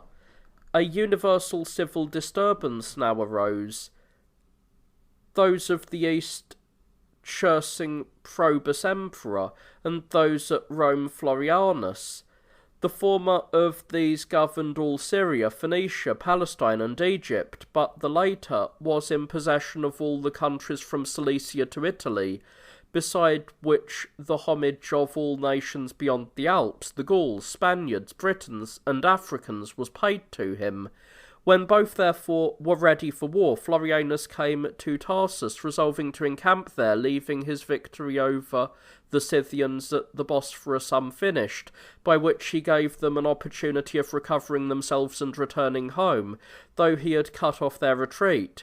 Probus protracted the time, because he came with less preparation for a battle. By these means it came to pass that the weather being exceedingly hot, a pestilential disorder broke out among the troops of Florianus, most of whom were Europeans, and consequently unaccustomed to such excessive heat, by which many were taken off. When Probus understood this, he thought it a proper time to attack the enemy. The soldiers of Florianus, attempting what exceeded their strength, fought some slight skirmishes before the city, but nothing being done worthy of notice, some of the troops of Probus disposed Florianus. Having performed this, he was kept in custody for some time, until his own soldiers said that it was the will of Probus that he should share the empire. Florianus therefore assumed the purple robe again, until the return of those who were sent to know the true resolution of Probus. On their arrival they caused Florianus to be killed by his own soldiers. Probus, having thus gained the empire, marched forward and performed a very commendable action for the public good, as a prelude to what he should afterwards do, for he resolved to punish those who had murdered Aurelianus and conspired against Tacitus. Though for fear of an insurrection he did not openly execute his designs, but planted a company of men in whom he had confidence at a convenient post, near to which he invited the murderers to a feast. Coming there in expectation of being entertained at the emperor's table, Probus ascended into a balcony from whence he could view the action, which he gave a signal to his men to perform. As soon as they had received this signal, they fell on the murderers in their defenceless state, and left only one of them alive, whom he caused afterwards to be burned alive, as a very dangerous criminal. When Probus was thus employed, Saturninus, a Moor, the most familiar friend of the emperor, and for that reason entrusted with the government of Syria, threw off his allegiance and rebelled against the emperor. When Probus learned of this, he resolved to frustrate his designs, but was anticipated by the soldiers in the east, who destroyed Saturninus and all his associates. He likewise expressed the power to suppress an insurrection in Britain by means of Victorianus, a Moor, who had persuaded him to confer the government of Britain upon the leader of the insurgents. Having sent for Victorianus and chosen him for his consul, he sent him to appease the disturbance, who, going presently to Britain, took off the traitor by a stratagem. Having performed these affairs as I have related, Probus obtained several victories over the barbarians in 2 different wars, in one of which he himself commanded, but left the other to the conduct of his lieutenant. Perceiving that it was necessary to assist the cities of Germany which lay upon the Rhine and were harassed by barbarians, he inarched with his army towards that river. When the war began there, a grievous famine prevailed throughout the surrounding country, but a heavy shower of rain and corn fell together, so that in some places were great heaps of it made by its own descent. At this prodigy all was so astonished that at first they dared not touch the corn to satisfy their hunger, but being at length forced to it by necessity, which expels all fear, they made bread of it, which not only allayed their hunger, but enabled them to gain victory with great ease. The emperor terminated several other wars, with scarcely any trouble, and fought some fierce battles, first against the Lugones, a German nation whom he conquered, taking Semno their general and his son prisoner. These he pardoned upon submission, but took from them all the captives and plunder they had acquired, and dismissed on certain terms not only the common soldiers, but even Semno and his son. Another of his battles was against the Franks, whom he subdued through the good conduct of his commanders. He made war on the Burgundians and the Vandili, but seeing that his forces were too weak, he endeavoured to separate those of his enemies and engage only with a part. His design was favoured by fortune, for the armies lying on both sides of the river, the Romans challenged the barbarians that were on the further side to fight. This so incensed them that many of them crossed over and fought until the barbarians were all either slain or taken by the Romans, except a few that remained behind, who sued for peace on condition of giving up their captives and plunder, which was acceded to. But as they did not restore all that they had taken, the emperor was so enraged that he fell on them as they were retiring, killed many of them, and took prisoner their general Igillus. All of them that were taken alive were sent to Britain, upon which they were settled, and were subsequently very serviceable to the emperor when any insurrection broke out. The wars upon the Rhine being thus terminated, a circumstance happened in Historia which should not be omitted. There was an Isaurian named Lydius, who had been a robber from his youth, and with a gang like himself had committed depredations throughout Pamphylia and Lycia. This gang being attacked by the soldiers, Lydius, not being able to oppose the whole Roman army, retreated to a place in Lycia called Crimina, which stands on a precipice and is secured on one side by a large and deep ditch. Finding many who had fled there for refuge, and observing that the Romans were very intent on the siege, and that they bore the fatigue of it with great resolution, he pulled down the houses, and making the ground fit for tillage, sowed corn for the maintenance of those who were in the town. But the number being so great that they were in need of much more provisions, he turned out of the place all that were of no service, both male and female. The enemy, perceiving his design, forced them back again, on which Lydius threw them headlong into the trenches that surrounded the walls where they died. Having done this, he constructed a mine from the town beyond the enemy's camp, through which he sent persons to steal cattle and other provisions. By these means he provided for the besieged a considerable time, until the affair was discovered to the enemy by a woman. Lydius, however, still did not despond, but gradually retrenched his men in their wine, and gave them a smaller allowance of corn. But this not answering the end, he was at length driven to such straits that he killed all that were in the town, except a few of his adherents, sufficient as he thought to defend it, and some women, whom he ordered to be in common among them all. When he had resolved to persevere against all dangers, there happened at length this accident. There was with him in the town a man who was expert in making engines, and in using them with such dexterity that when Lydius ordered him to shoot a dart at any of the enemy, he never missed his aim. It appeared that Lydius had ordered him to hit a particular person whom either accidentally or on purpose he missed, for which he stripped and scourged him severely, and moreover threatened him with death. The man was so exasperated on account of the blows that he had received, and so frightened by the menaces, that he took an opportunity to steal out of the town, and falling in with some soldiers to whom he gave an account of his actions and sufferings, he showed them an aperture in the wall, through which Lydius used to inspect all that was done in the camp, and promised them to shoot him as he was looking through it in his usual manner. The commander of the expedition on this took the man into his favour, who, having planted his engine and placed some men before him that he might not be discovered by the enemy, took aim at Lydius as he looked through the aperture, and with a dart shot him and gave him a mortal wound. He had no sooner received this wound than he became still more strict with some of his own men, having enjoined upon them an oath never to surrender the place, he expired with much struggling.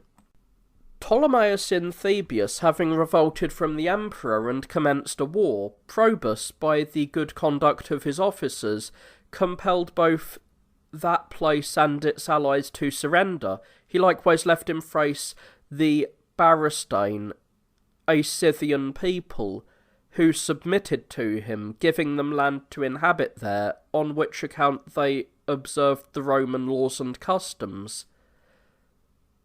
The Franks, having applied to the emperor, and having a country given to them, a part of them afterwards revolted, and having collected a great number of ships, disturbed all Greece, from whence they proceeded into Sicily to Syracuse, which they attacked and killed many people there.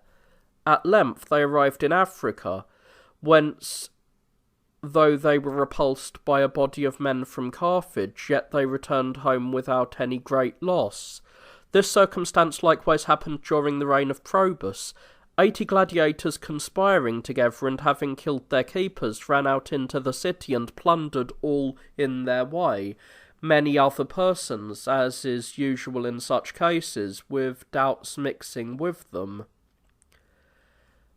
But the emperor sent a party and suppressed them, when Probus, who was a brave and just prince, had done this.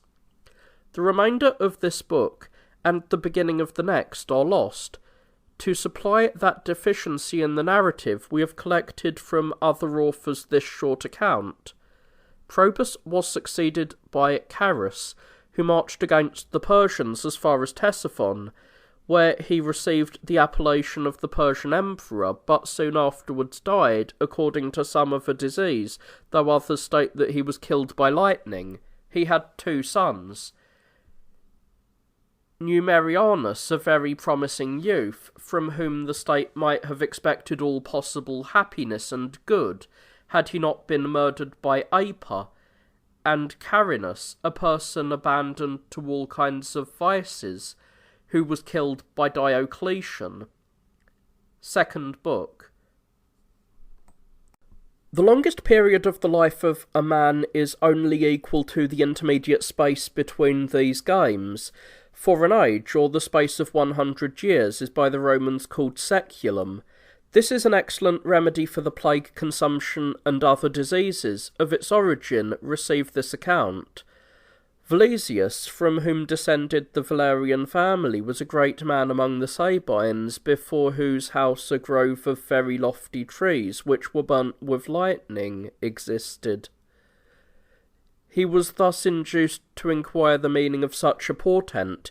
His children, moreover, falling sick, he consulted both the physicians and the soothsayers. He was told by them that by the manner of the fire falling the gods were angry, which caused Valesius wisely to attempt by sacrifices to appease the gods.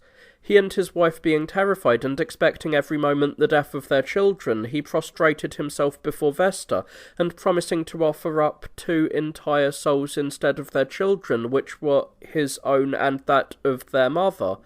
But turning to the grove that had been burnt, he seemed to hear a voice that commanded him to carry the children to Tarentum, and there to warm some Tiber water over the fire of Pluto and Persephone, and to give it to the children to drink. On hearing this, he despaired the more of the recovery of the children, for Tarentum was a great distance, and beside there was no Tiber water to be had there, and it caused him to entertain more desponding thoughts of it, that the voice had told him the water must be warmed on the altar of the infernal deities, at which the soothsayers themselves were also startled.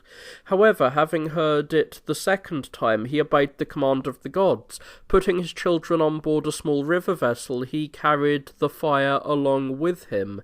The children were ready to faint through heat, while he sailed to that part of the river where the stream is most gentle, and taking up his lodging at a shepherd's cottage, he heard a voice say that he must stay at Tarentum, for that was the name of the place, which had the same name with Tarentum near Ipagian promontory, on which Velasius, having paid due adoration to the gods for his good fortune, ordered the pilot to put to shore, and landing, told the whole story to the shepherds. Presently, taking some water out of the Tiber and heating it on an altar erected by himself, he gave it to his children to drink. As soon as they had drunk it, they fell asleep and were perfectly cured. But in that sleep they fancied that they saw a vision which told them to offer black victims to Pluto and Persephone, and to spend 3 nights in singing and dancing, which dream they communicated to their father, and that it was a huge man of godlike presence who ordered them to do it in the Campus Martius, where the horse races are held.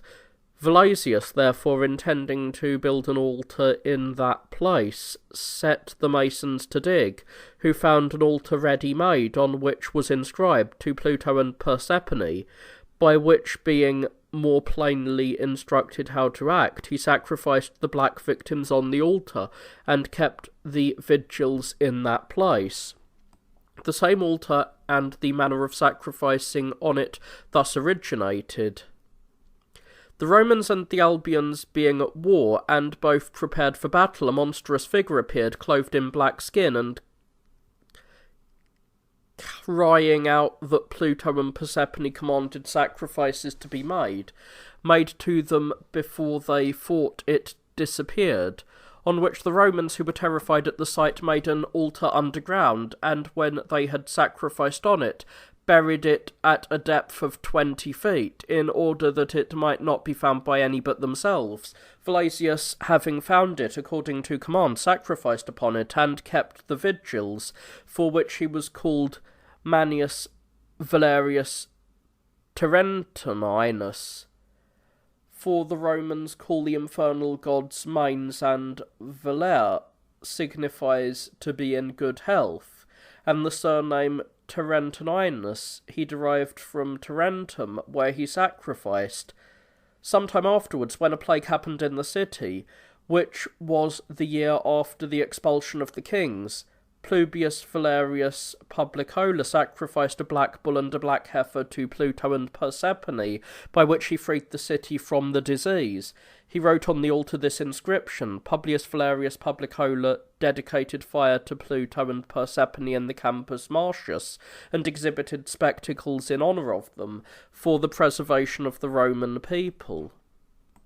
But afterwards, when they were oppressed with diseases and wars, which was in the year 352 after the building of the city, the Senate endeavoured to deliver themselves from those calamities by means of the oracles of the Sibyls, and therefore commanded those whose office it was to consult those oracles.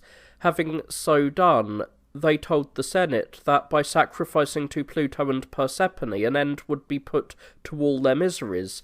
They therefore chose a convenient place, which they consecrated to Pluto and Persephone, as they were commanded, when Marcus Pontius was in his 4th consulate, and when the ceremony was completed, being delivered from their grievances, they again laid aside the altar in some extremity of the Campus Martius. These rites were afterwards neglected for many years, until after some misfortunes befell them. Octavianus Augustus renewed the games, which had before been celebrated, when Lucius Censonas and Marcus Manlius Poelius were consuls.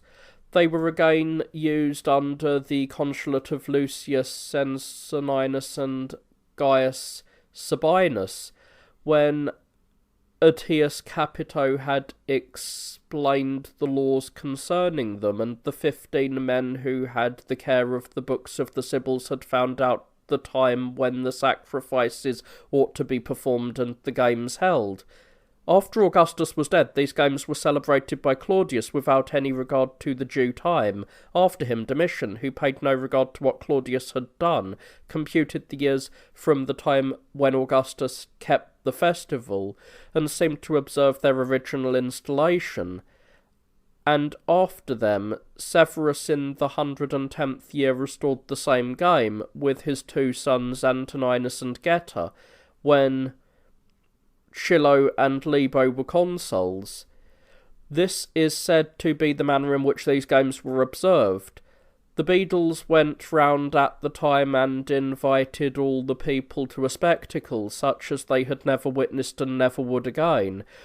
The Quindrivicium in the summer season, a little before the games began, sat in the Capitol and in the Palatine Temple upon a tribunal, from which they distributed to the people a kind of purifying preparation, which consisted of torches, brimstone, and pitch, of which none but freedmen are allowed to participate. And when the people assembled in the above-mentioned places and in the Temple of Diana, which is on Mount Aventine, each person brought wheat, barley, and beans, and kept vigils to the fatal sisters. The time of the festival being arrived, which was celebrated 3 successive days and nights in the Campus Martius, the victims were consecrated near the bank of the Tiber at Tarentum.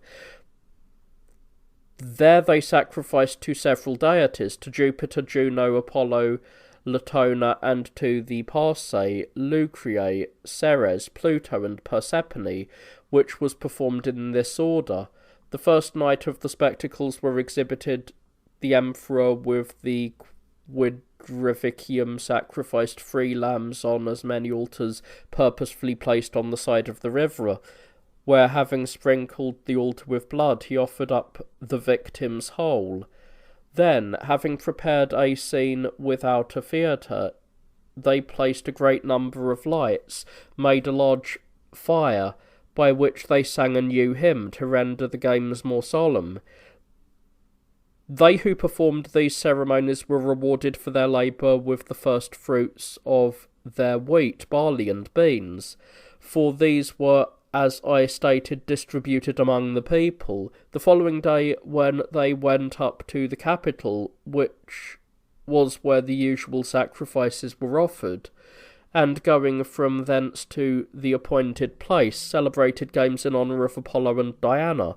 On the next day, the principal ladies entered the Capitol at the hour appointed by the oracle, where they conducted themselves with due reverence, and at the 3rd hour, in the temple of Apollo near the place, 27 children of each sex, whose parents were all living, sang hymns and spoke in Greek and Latin, by which the Roman Empire was preserved. Beside this, however, there were other rites observed by the divine command, which, as long as they were kept up, preserved the Roman Empire.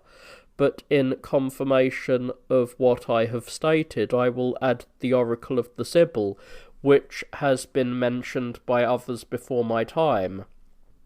But when 100 years and 10 are past, which is the longest time a man's age doth last, Romans, be sure it is fatal to mistake, in any point, due offerings to make to heaven, and see you bring the sacrifice into the field which on the Tiber lies, and do it in that season when the light deprives men least of the diurnal light. After sunset, then, to Parcae pay your homage, and upon their altars lay young sheep and goats, next the Lucane please, with decent rites, who shielding woman ease. Those finished off a black hog and sow to Tellus for the product of the plough, but to Jove's altar bring the bull milk white, for victims in the daytime, not by night, for heavenly deities accept of none but what are offered in the day alone. And next to Juno sacrifice a cow, spotless all over and pure as falling snow. Then let Apollo, whom they call the sun, and Phoebus, having his equal honours done, while in the temple Latin girls and boys in sacred hymns make a triumphant noise. But let them be apart, the girls to stand and sing on this, the boys on the other hand. Beside this caution I must further give, that all these parents must be alive, As for the married women, let them pray to Juno on their knees, that each one may have their desires, both men and women too, but chiefly women. Then let all of you bring from your house what is fit to bring, as the first fruits of every useful thing, to the immortal gods an offering, and let all that upon your altars lie, whence you may men and women both supply.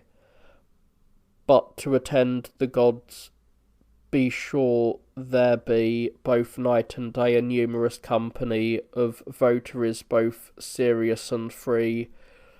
These laws observed, not Latium alone, but Italy's extent your sway shall own. Experience assures us that while these ceremonies were duly performed according to the direction of the oracles, the empire was secure and likely to retain its sovereignty over almost all the known world, and on the other hand, when they were neglected, about the time when Diocletian laid down the imperial dignity, it fell into decay and degenerated insensibly into barbarism. That I state nothing but truth I will prove from chronology. From the consulate of Chilo and Libo, in which Severus celebrated the secular games or rites, to the 9th consulate of Diocletian and 8th of Maximinus, was 101 years. Then Diocletian from an emperor became a private individual, and Maximinus followed his example. But when Constantine and Licinius were in their 3rd consulship, the 110 years were completed, and the festival ought to have been kept according to custom, but it was neglected, and affairs consequently declined to their present unfortunate condition. 3 years after Diocletian died, and the reigning emperors, Constantius and Maximinus Galerius, declared Severus and Maximinus, who was nephew to Galerius, the Caesars, giving all Italy to Severus and the eastern provinces to Maximinus. Affairs being all regulated and the barbarians quiet, since the Romans had been so successful against them, Constantine, who was the son of Constantius by a concubine, and had previously an ambition of being emperor, but was more inflamed with that desire, since Severus and Maximinus had acquired the name and honour of Caesars, was now resolved to leave the place where he had resided, and to go to his father Constantius, who was beyond the Alps, and generally in Britain. But being apprehensive of seizure by the way, many persons being well acquainted of his anxiety for dominion, he maimed all the horses that were kept for public service, whenever he came to any stable where they were kept, except what he took for his own use.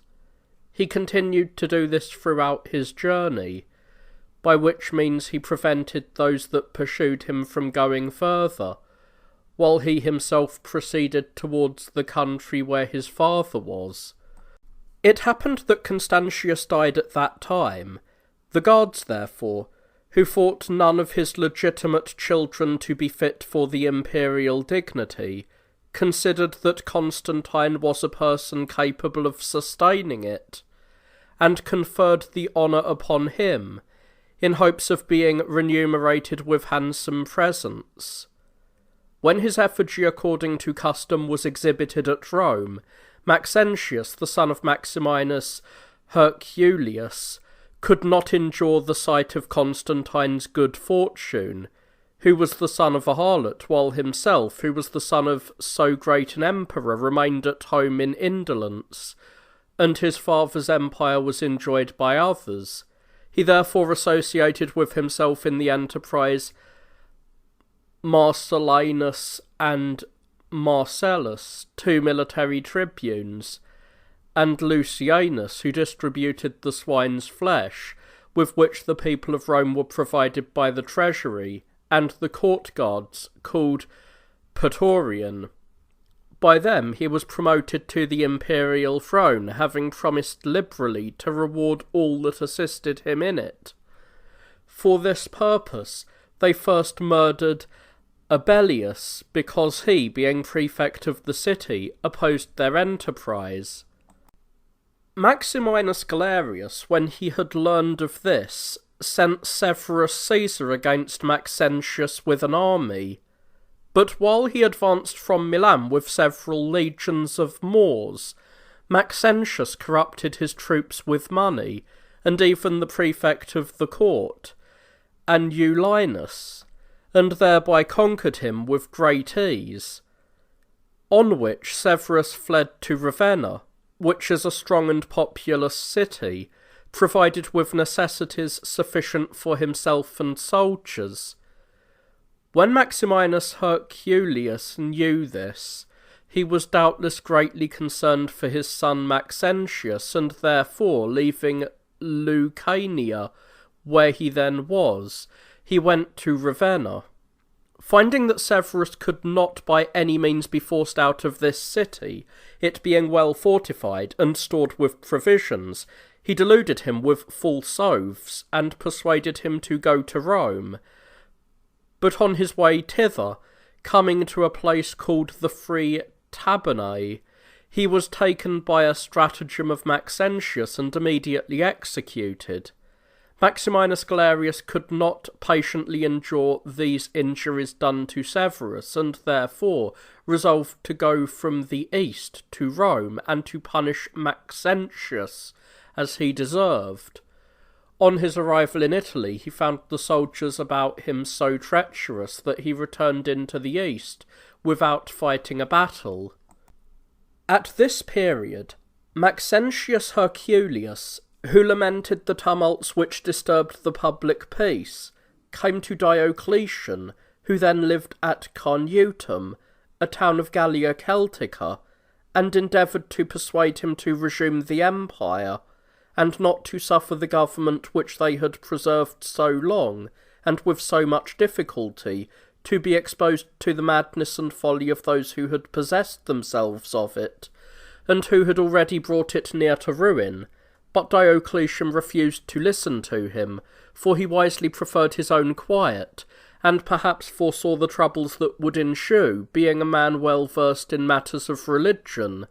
Herculius, therefore, perceiving that he could not prevail with him, came to Ravenna, and so returned to the Alps, to meet Constantine, who lay there. And being naturally a busy, faithless man, he promised his daughter Faustina to Constantine, which he performed, but persuaded him to pursue Maxentius Galerius, who was then leaving Italy, and to lay wait for Maxentius. To all which Constantine agreed. He then left him, designating if possible to recover the empire, as he hoped to create a quarrel between Constantine and his son Maxentius. But while he attempted these things, Maxentius Galerius assumed Licinius as his colleague in the empire, with whose assistance he hoped to cope with Maxentius. But while Galerius deliberated on these affairs, he died of an incurable wound, and Licinius then also claimed the sole dominion. Maximinus Herculius endeavoured, as I have said, to recover the empire by alienating the soldiers from Maxentius, for which purpose by gifts and insinuating addresses, having brought them over to him, he endeavoured to form a conspiracy against Constantine, in which his soldiers were to join. But Faustina revealed it to Constantine, and Herculius, who was now overborne by so many disappointments, died of a distemper at Tarsus. Maxentius, having escaped this danger, and being of opinion that he was now well enough established in the empire, sent persons into Africa, and in particular into Carthage, to carry his image about that country. But the soldiers in that country forbade it, out of regard to Maximinus Galerius, and the respect they had for his memory, until they heard that Maxentius was coming to make war on them on the plea of an insurrection. They then went to Alexandria, but meeting with a great army, with which they were not able to contend, they returned to Carthage. Maxentius, being disturbed at this, resolved to sail for Africa and to punish the authors of the commotion, but the soothsayers having sacrificed and given him ill omens, he was afraid to go, not only because the entrails had that appearance, but also lest Alexander, who was prefect of the court in Africa, should be his enemy. To secure his passage thither from all doubt, he sent to Alexander, desiring him to send his son as a hostage. But he, suspecting that Maxentius did not desire his son for the mere purpose of a hostage, but to deceive him, denied the request. After this, Maxentius sending other agents to him to take him off by treachery and stratagem, the plot was discovered, and the soldiers, having then got a favourable opportunity to rebel, conferred the purple robe on Alexander, though he was by birth not only a Phrygian, but a timid, cowardly man, and unfit for any difficult undertaking, and was moreover of an advanced age. At that time a fire happened at Rome. Whether it came out of the air or earth is uncertain.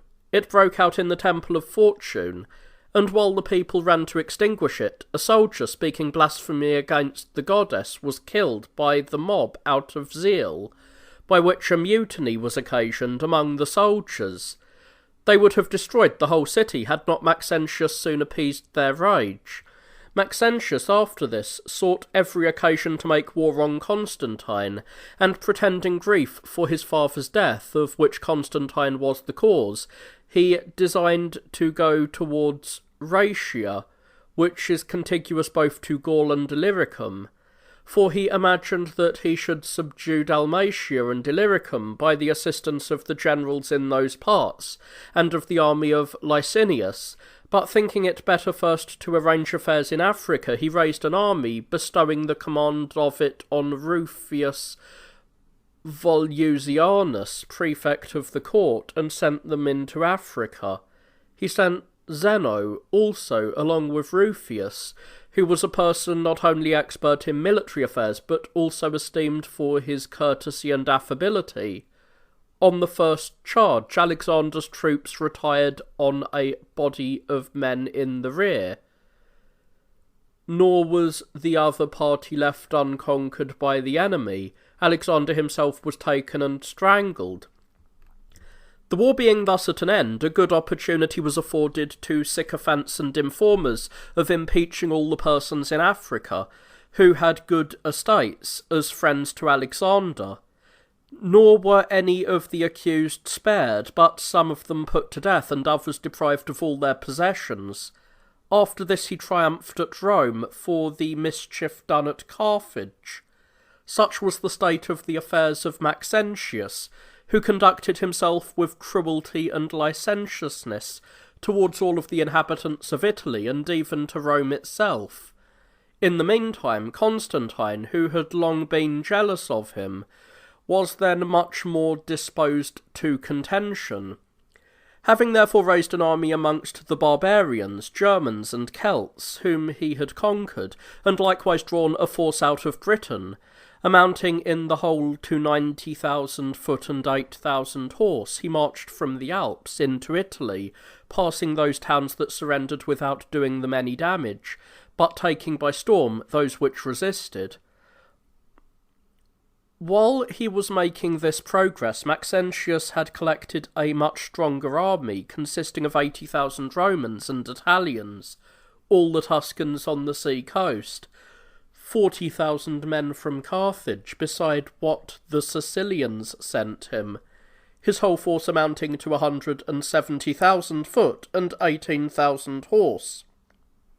Both being thus prepared, Maxentius threw a bridge over the Tiber, which was not of one entire piece, but divided into two parts, the centre of the bridge being made to fasten with irons, which might be drawn up upon occasion. He gave orders to the workmen that as soon as they saw the enemy of Constantine upon the juncture of the bridge, they should draw out the iron fastenings. that the enemy who stood upon it might fall into the river.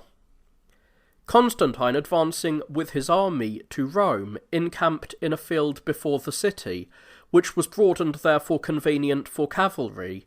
Maxentius, in the meantime, shut himself up within the walls, and sacrificed to the gods, and moreover consulted the Sibylline oracles concerning the event of the war, finding a prediction that whoever designed any harm to the Romans should die a miserable death. He applied it to himself, because he withstood those that came against Rome, and wished to take it.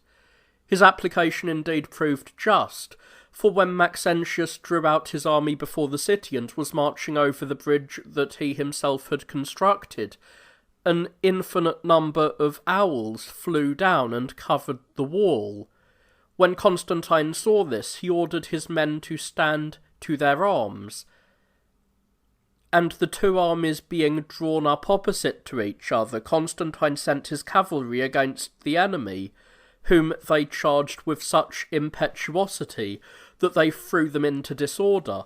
The signal being given to the infantry, they likewise marched in good order towards the enemy. A furious battle having commenced, the Romans themselves and their foreign allies were unwilling to risk their lives, as they wished for deliverance from the bitter tyranny with which they were burdened. Though the other troops were slain in great numbers, being either trod to death by the horse or killed by the foot, as long as the cavalry kept their ground, Maxentius retained some hopes, but when they gave way, he tried with the rest over the bridge into the city. The beams not being strong enough to bear so great a weight, they broke, and Maxentius with the others was carried with the stream down the river. When the news of this victory was reported in the city, none dared to show any joy for what had happened, because many thought it was an unfortunate report. But when they heard of Maxentius, and his head was brought upon a spear, their fear was changed to joy and pleasure. On this occasion Constantine punished very few, and they were only some few of the nearest friends of Maxentius, but he abolished the Praetorian troops and destroyed the fortress in which they used to reside.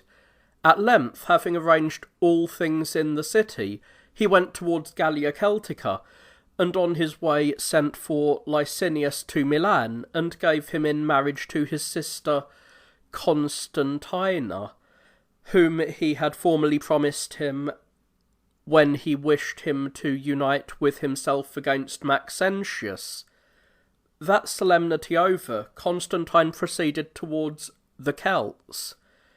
It was not long before a civil war broke out between Licinius and Maximinus, who had a severe engagement in which Licinius at first appeared to have the disadvantage, but he presently rallied and put Maximinus to flight.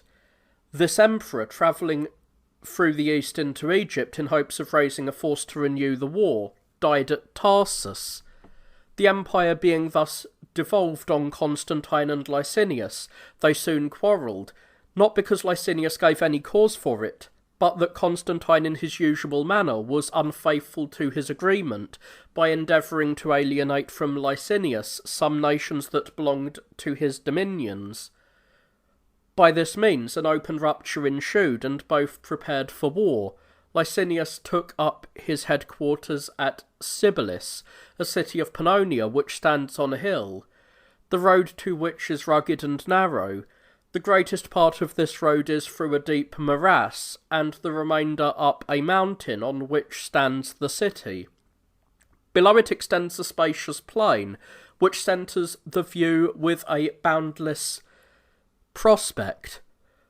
On this Licinius fixed his camp, and extended the body of his army under the hill, that his flanks might be protected from the enemy. Constantine, in the meantime, drew up his men near the mountain, placing the horse in front, thinking that to be the best disposition lest the enemy should fall upon the foot who moved but slowly, and hinder their advance. Having done this, he immediately gave the charge and attacked the enemy. This engagement was one of the most furious that was ever fought, for when each side had expended their darts, they fought a long time with spears and javelins, and after the action had continued from morning to night, the right wing, where Constantine himself commanded, began to prevail. The enemy being routed, Licinius's troops, seeing him mounted and ready to fly, dared not stay to eat their proportions, but left behind them all their cattle and provisions, taking only as much food as would suffice for one night, and marched with great precipitation along with Licinius to Simurnium, a city of Pannonia, by which runs a river which discharges itself into the Ister. In passing this town, he broke down the bridge over the river, and marched on with an intention to levy troops in Thrace. Constantine, having taken Chibolis and Sirmium, and all the towns that Licinius had abandoned, sent 5,000 men in pursuit of him. But as these were ignorant of the course he had taken, they could not overtake him. Constantine, however, having rebuilt the bridge over the South, which Licinius had broken down, was with his army almost at his heels. Having entered Thrace, he arrived at the plain where Licinius lay encamped. On the night of his arrival, he marshalled his army, and gave orders for his soldiers to be ready for battle by daybreak. As soon as it was light, Licinius, perceiving Constantine with his army, drew up his forces also, having been joined by Valens, whom he styled Caesar, after the battle of Cibolis. When the armies engaged, they first fought with bows at a distance, but when their arrows were spent, they began to use their javelins and poignards. Thus the battle continued, very ostentatiously for a considerable time, until those whom Constantine had sent in pursuit of Licinius descended from an eminence upon the armies while they were engaged. These wheeled round the hill before they arrived at them, deeming it best to join their own party from the higher ground, and to encompass the enemy.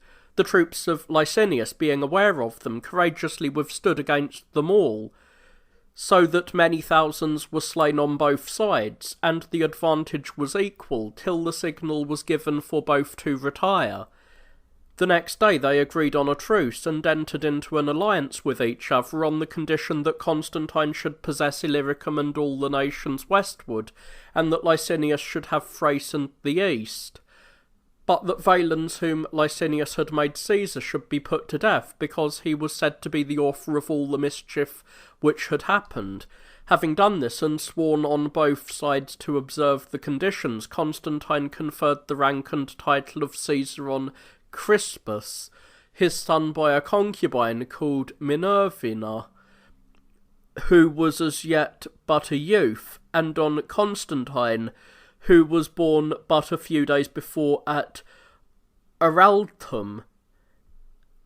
At the same time, Licinius, the son of Licinius, who was 20 years of age, was declared Caesar. Thus ended the Second War. Constantine, hearing that the Sauramate, who dwelt near the Palus Myotis, had passed the Ister in boats and pillaged his territories, led his army against them, and was met by the barbarians under their king, Rausimodus. The Sauramate attacked a town which was sufficiently garrisoned, but its wall was built in the lower part of stone and in the upper part of wood. They therefore thought that they might easily take the town by burning all the wooden parts of the wall, and with that view set it on fire, and in the meantime shot at those who stood on the walls. The defenders threw down darts and stones upon the barbarians, and killed many of them, and Constantine then coming up, and falling on them from a higher ground, slew a great number, took those who were alive, and put the rest to flight. Rausimodius, having lost the greater part of his army, took shipping and crossed the Ister, with an intention of once more plundering the Roman dominions. Constantine, hearing of his designs, followed them over the Ister, and attacked them in a thick wood upon a hill, to which they had fled, where he killed many of them, amongst whom was Rausimodius. He also took many of them prisoner, giving quarter to those who would submit, and returned to his headquarters with an immense number of captives. These he distributed into the different cities, and then came to Thessalonica, where he constructed a harbour, this city not possessing one before. He made new preparations for war against Licinius. For this purpose he fitted out 200 galleys of war, each with 30 oars, beside 2,000 transport vessels, and raised a force of 120,000 foot and 10,000 horsemen and sailors. Licinius, hearing of the great preparations of Constantine, sent messengers to every nation, commanding them to prepare a sufficient number of men for the navy, beside horse and foot soldiers. The Egyptians therefore sent out 8 galleys, the Phoenicians an equal number, the Ionians and Dorians of Asia 60, the Cyprians 30, the Carians 20, the Bithynians 30, and the Africans 50. His foot soldiers amounted to nearly 150,000, but his horse only to 15,000, which were sent to him from Phrygia and Cappadocia. Constantine's navy lay at Piraeus, that of Licinius in the Hellespont. When they had thus established their naval and military forces, Licinius encamped at Adrianople in Thrace, while Constantine sent for his navy from Piraeus, which was built and manned chiefly in Athens. Advancing with his infantry upon Thessalonica, he encamped on the bank of the river Hebrus, which runs to the left of Adrianople. At the same time, Licinius drew up his army in order of battle, extending from a mountain which is above the town 200 stadia, as far as the junction of another river with the Hebrus. Thus the armies continued opposite to each other for several days. Constantine, observing where the river was least broad, concerted this plan. He ordered his men to bring trees from the mountains and to tie ropes around them, as if he intended to throw a bridge over the river for the passage of his army. By this stratagem he deluded the enemy, and ascending a hill on which were thick woods sufficient to conceal any that were in them, he planted there 5,000 archers and 800 horse. Having done this, he crossed the Hebrus at the narrowest place, and so surprised the enemy that many fled with all their speed, while others, who were amazed at his unexpected approach, were struck with wonder at his coming over so suddenly. In the meantime, the rest of his army crossed the river in security, and a great slaughter commenced. Nearly 30,000 fell, and about sunset Constantine took their camp, while Licinius, with all the forces he could muster, hastened through Thrace to his ships. As soon as day appeared, the whole army of Licinius, or as many of them as had fled to the neighbouring mountains and villages, together with those that Licinius through haste had left behind him, surrendered themselves to Constantine. Licinius arrived at Byzantium. Constantine followed and besieged him in the city. His navy, as before related, had now left Piraeus and lay at Macedon. He therefore sent orders to his admirals to bring these ships into the Hellespont. This being effected according to the command of Constantine, the officers of his navy thought it not prudent to engage with more than 80 of their best sailing vessels, which were galleys of 30 oars each, because the place was too narrow for the reception of a great number, upon which Abantus, the admiral of Licinius, making use of 200 ships, despite the smallness of the enemy's fleet, which he thought he could easily surround, but the signals on both sides being given and the vessels meeting stern to stern, the seamen of Constantine managed their ships so as to engage in good order, but the ships of Abentius, sailing against the enemy without any order and being confined by the narrowness of the place, became exposed to the enemy, who sunk and otherwise destroyed them. Many were thrown overboard, till at length night put an end to the engagement. The fleets then separated and put in at different places, the one at Eluis in Thrace, and the other at the Aenetian harbour. The following day, the wind blowing hard from the north, Abentius put out from the Antian port and prepared for action, but the galleys of 50 oars being come to Elias by order of the admirals, Abentius was alarmed at the number of vessels, and hesitated whether to sail against the enemy. About noon the north wind subsided. The south wind then blew with such violence that the ships of Licinius, which lay on the Asiatic coast, were driven on shore, while others broke against the rocks, and others foundered with all on board. In this affair 5,000 men perished, together with 130 ships filled with men, whom Licinius had sent out of Thrace to Asia, accompanied by a part of his army. Byzantium being too small to contain all that were besieged with Licinius, the sea fight being thus concluded, Abentius effected his escape with only 4 ships into Asia. The navy of Constantine, having arrived in the Hellespont, laden with abundance of provisions and stores for his troops, weighed anchor in order to join in the siege of Byzantium and to blockade the city by sea. The foot soldiers of Licinius, being alarmed at the sight of such a navy, procured ships, in which they sailed to Eleusis. In the meantime, Constantine continued intent upon the siege, and raised a mound of equal height with the wall, on which he placed wooden towers that overlooked the city, from which his soldiers shot those who defended it, in order that he might with greater security bring battering rams and other engines of war near it.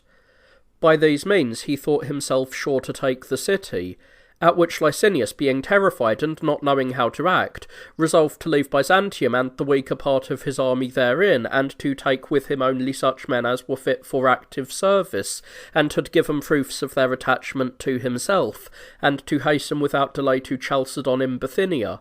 He flattered himself that another army might be raised in Asia, which would enable him to contend with his adversary.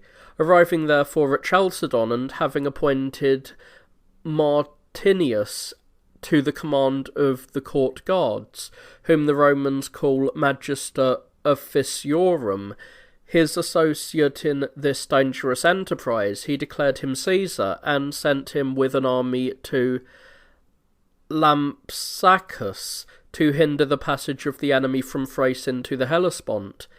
He posted his own men on the hills and passed about Chalcedon.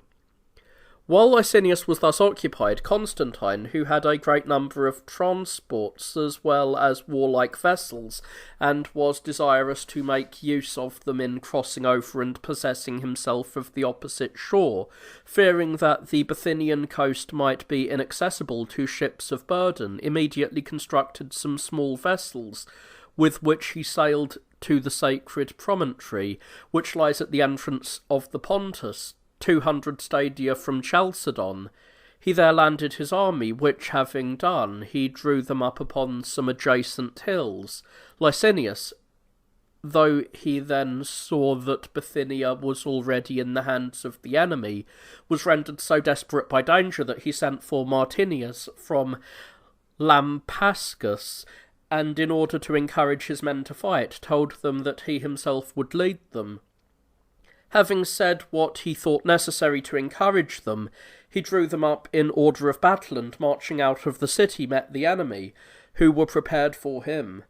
a sharp engagement taking place between Chalcedon and the sacred promontory, Constantine had the superiority, for he fell on the enemy with such resolution that 130,000 men, scarcely 30,000 of them, escaped.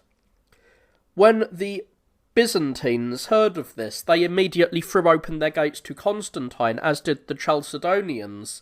Licinius, after this defeat, went to Nicomedia with what horse were left to him, and a few thousand foot. At this time a Persian named Hormisdas of the royal family came over to Constantine for refuge under these circumstances. His father had been king of Persia.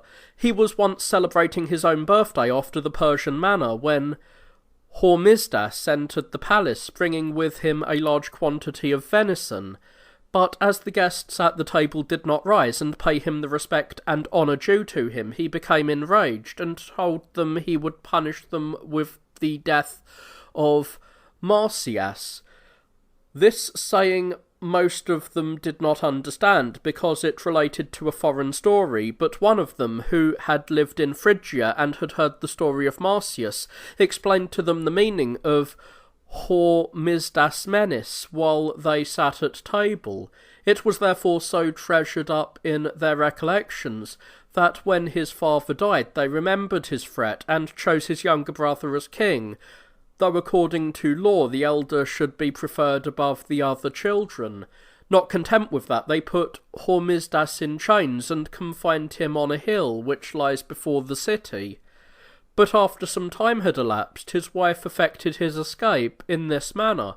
She procured a large fish and put a file in its belly, and, sewing it up again, delivered it to the most trustworthy of her eunuchs, charging him to tell Hormisdas that he must eat the fish when no one was present, and use what he should find in its belly for his escape.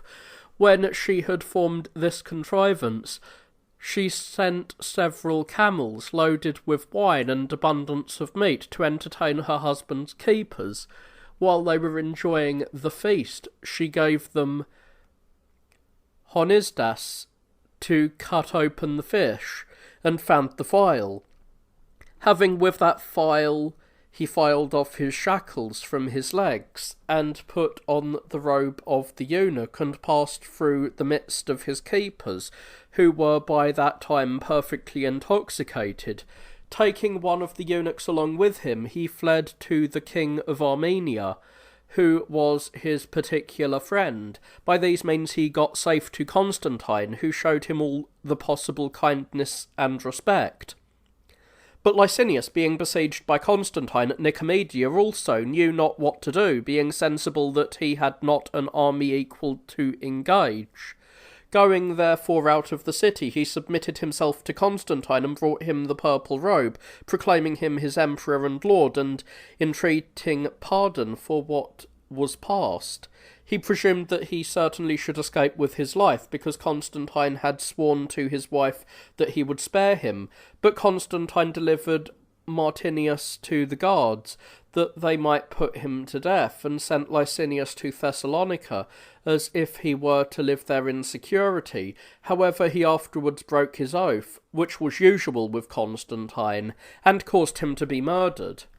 Now that the whole empire had fallen into the hands of Constantine, he no longer concealed his evil disposition and vicious inclinations, but acted as he pleased, without control. He indeed used the ancient worship of his country, though not so much out of honour or veneration as out of necessity. Therefore he believed the soothsayers, who were expert in their arts, as men who predicted the truth concerning all the great actions which he ever performed. But when he came to Rome, he was filled with pride and arrogance. He resolved to begin his impious actions at home, for he put to death his son Crispus, stilled, as I mentioned, Caesar, on suspicion of debauching his mother-in-law Faustina, without any regard to the ties of nature, and when his own mother, Helena, expressed much sorrow for this atrocity, lamenting the young child's death, with great bitterness, Constantine, under pretence of comforting her, applied a remedy worse than the disease. For causing a bath to be heated to an extraordinary degree, he locked Faustina up in it, and a short time after took her out, steamed to death, of which his conscience accusing him, as also of violating his oath, he went to the priests to be purified for his sins. But they told him there was no kind of purification that was sufficient to clear him of such enormous sins.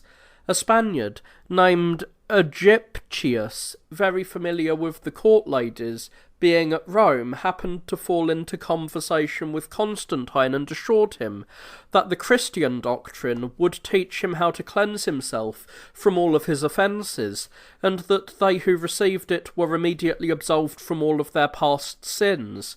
Constantine had no sooner heard this than he easily believed what was told to him, and forsaking the rights of his ancestors and of his country, received those which Aegyptius offered him, and for the first instance of his impiety, suspected the truth of divination. For since many fortunes occurred which had been thereby predicted to him, and really had happened according to such prediction, he was afraid that others might be told something which should fall out to his misfortune, and for that reason applied himself to the abolishing of the practice of divination. And on a particular festival, when the army was to go up to the capital, he very indecently reproached the solemnity, and treading the holy ceremonies, as it were, under his feet, incurred the hatred of the Senate and of the people of Rome. Being unable to endure the curses of almost the entire city, he sought for another city as large as Rome, where he might build for himself a palace. Having therefore discovered a convenient place between Troy and Old Ilium, he there accordingly laid a foundation and built part of a wall to a considerable height, which may still be seen by any that sail towards the Hellespont. Afterwards, changing his purpose, he left his work unfinished and went to Byzantium, where he admired the situation of the place, and therefore resolved, when he had considerably enlarged it, to make it a residence worthy of an emperor. The city stands on a rising ground, which is part of the isthmus enclosed on each side by the Ceres and Propontis, two arms of the sea. It had formerly a gate at the end of the porticos, which the Emperor Severus built after he was reconciled to the Byzantines, who had provoked his resentment by admitting his enemy Niger into the city. At that time the wall reached down from the west side of the hill to the Temple of Venus to the seaside, opposite to Chrysopolis. On the north side of the hill it reached to the dock, and beyond that to the shore, which lies opposite the passage into the Euxine Sea. This narrow neck of land, between there and the Pontus, is nearly 300 stadia in length. This was the extent of the old city. Constantine built a circular marketplace where the old gate had stood, and surrounded it with double-roofed porticos, erecting two great arches of marble against each other, through which was a passage into the porticos of Severus and out of the old city. Intending to increase the magnitude of the city, he surrounded it with a wall which was 15 stadia beyond the former, and enclosed all the isthmus from the sea to the sea. Having thus enlarged the city, he built a palace little inferior to that of Rome, and very much embellished the hippodrome, or horse course, taking into it the temple of Castor and Pollux, whose statues are still standing on the porticos of the hippodrome. He placed on one side of it the tripod that belonged to the Delphian Apollo, on whom stood an image of the deity, as there was at Byzantium a very large marketplace consisting of 4 porticos at the end of one of them, to which a numerous flight of steps ascends, he erected 2 temples, in one of which was placed the statue of Rhea, the mother of the gods, which Jason's companions had formerly fixed on Mount Dindymus, which is near the city of Cyzicus. It is said that through his contempt of religion, he impaired this statue by taking away the lions that were on each side and changing the position of the hands. For it formerly rested each hand on a lion, but was now altered into a supplicating posture, looking towards the city and seeming to observe what the people were doing. In the other temple he placed the statue of the Fortune of Rome. He afterwards built convenient dwellings for the senators who followed him from Rome. He engaged in no more wars, and even when the Phaphalians, a Scythian tribe, made an incursion into his dominions, he not only neglected to lead his army against them, but after he had lost most of his troops, and saw the enemy plundering all before them, even to his very entrenchments, was contented to save himself by flight. When he was delivered from the distractions of war, he yielded himself to voluptuousness and distributed to the people of Byzantium a present of corn, which is continued to this day. As he expended the public treasure in unnecessary and unprofitable building work, he likewise built some which in a short time were taken down again, because being erected hastily they could not stand long. He likewise made a great change in the ancient magistracy. Till that time there had been only 2 prefects of the court whose authority was equal. Not only were the court soldiers under their consul, but those also which guarded the city, and who were stationed in the neighbourhood. The person who had the office of prefect of the court, which was esteemed the next post of honour to that of emperor, distributed the gifts of corn and punished all offences against military discipline as thought convenient. Constantine altered the good institutions, and of one office or magistracy formed 4.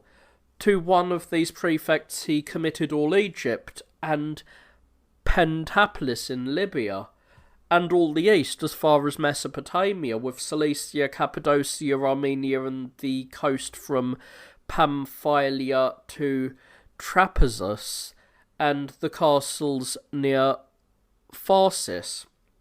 To the same person was given all Thrace and Mosia as far as the mountains Haemus and Rhodope, and the town of Doberus. He likewise added Cyprus and the Cyclades, except Lemnos, Imbrus, and Samothrace. In addition, he assigned Macedon, Thessaly, Crete, and Greece, with the adjacent islands, both the Epiruses, the Illyrians, the Dacians, the Triboli, and the Pannonians as far as Valeria, beside the Upper Mosia. To the 3rd prefect he entrusted Italy and Sicily, with the neighbouring islands, and Sardinia and Corsica, together with all Africa west of the Syrtes. To the 4th he committed all beyond the Alps, Gaul, Spain, and Britain. Having thus divided the power of the prefects, he invented other methods likewise of diminishing their influence, for as there used to be in all places centurions, tribunes, and generals, he appointed officers called Magister Militum, some over the horse and others over the foot, to whom he gave authority to discipline the soldiers and punish those that had offended, by which the power of the prefects was diminished. That this innovation was productive of great injury to public affairs both in peace and war I will immediately prove. The prefects had hitherto collected the tribute in all places by their officials, and disposed of it in war expenses, the soldiers at the same time being subjected to their authority, whose offences they punished at discretion.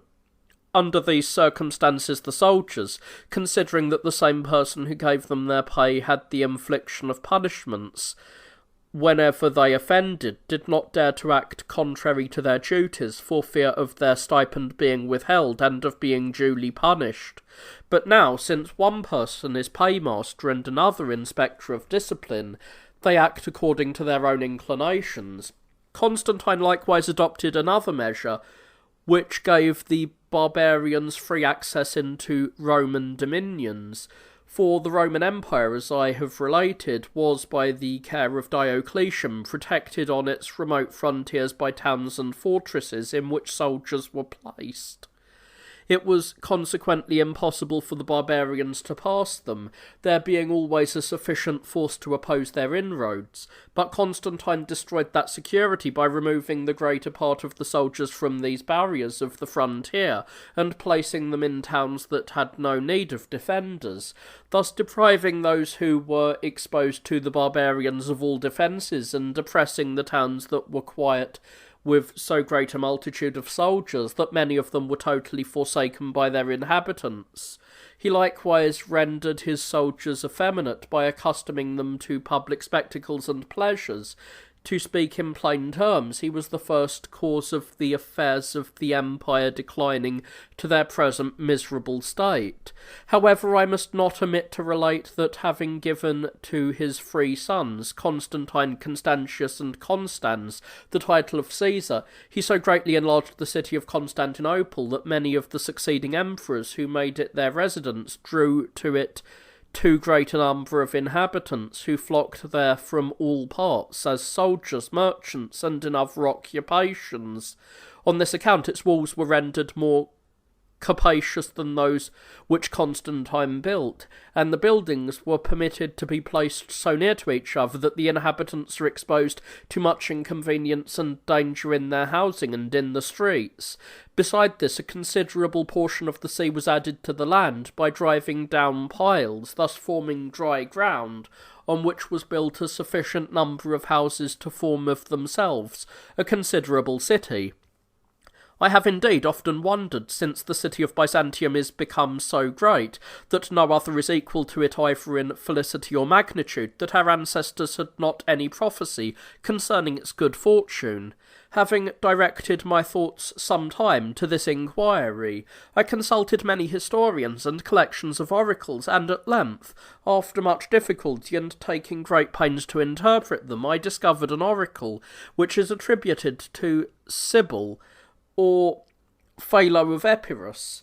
Nicomedes, the son of Prusius, relying upon this and interpreting it to his own advantage, by the counsel of Attalus, made war upon his father. The oracle spoke of is this: Thou among sheep, O king of Thrace, shalt dwell, but breed a savage lion, fierce and fell, who all the product of thy land shall spoil, and reap thy fruitful harvest without toil. But thou shalt not enjoy thy honour long, torn by wild dogs, which shall about thee throng. Then a fierce, hungry, sheeping wolf shall thou awake, to whom thy conquered neck shall bow. Next a whole herd of wolves, Bithynia's land, by Jove's decree shall ravage, and the hand, to which obedience the Byzantines yield, shall in short time her royal sceptre wield. Blessed Hellespont, whose buildings by the hand of heaven were raised, and by its order stand, yet shall that cruel wolf my forces fear, for all shall know me who inhabit here. My sire's designs no longer I'll conceal, but heaven's intent in oracles reveal. Thrace shall ere long a monstrous birth produce, baneful to all by course of time and use. A swelling ulcer by the sea shall grow, which when it breaks with putrid gore shall flow. This oracle, in an obscure manner, points out all the particular evils that would befall Bithynia through the heavy impositions laid upon it, and that the government was to devolve on those to whom the Byzantines were then subject in this distiche, and the hand to which obedience the Byzantines yield shall in short time her royal sceptre wield. And though the events foretold did not occur until many ages afterwards, no one can suppose that the prophecy related to any other place, for all time is short in respect of the deities, who exist through all ages. This conjecture I have formed both from the words of the prophecy and from the event. Should any believe that this prophecy has a different import, they have the liberty to enjoy their own opinions. Constantine, having done this, not only continued to waste the revenue of the empire in useless expenses and in presents to mean and worthless persons, but oppressed those who paid the tributes and enriched those who were useless to the state. For he mistook prodigality for magnificence. He also laid a tax of gold and silver on all merchants and tradesmen, even to the lowest classes, nor did he spare even the poorest prostitute. Thus, on the return of every 4th year, when the tax was to be paid, nothing could be heard throughout the whole city but lamentations and complaints. When the time had arrived, nothing but whips and tortures provided for those who, on account of their extreme poverty, could not pay the money. Mothers were even forced to part with their children, and fathers to prostitute their daughters, for money to satisfy the collectors of this exaction. Wishing likewise to invent some trouble for the rich, he summoned them all, and made them praetors, for which dignity he demanded a sum of money. Upon this account, when they who had the management of this affair arrived in any city, the people fled into other countries, in the fear of gaining this honour with the loss of all their property. For had the schedules of all the best estates, and imposed a tribute on each of them, which he called a purse. With these exactions he exhausted all the towns, for they continued in force so long even after the time of Constantine that the cities were completely drained of money, and many of them forsaken by their inhabitants. After Constantine had oppressed and tormented the people in these various modes, he died of a disease, and was succeeded by his 3 sons, who were not born of Faustina, the daughter of Maximinus Herculius, but of another woman, whom he had put to death for adultery. They devoted themselves more to the pleasures of youth than of the service of the state.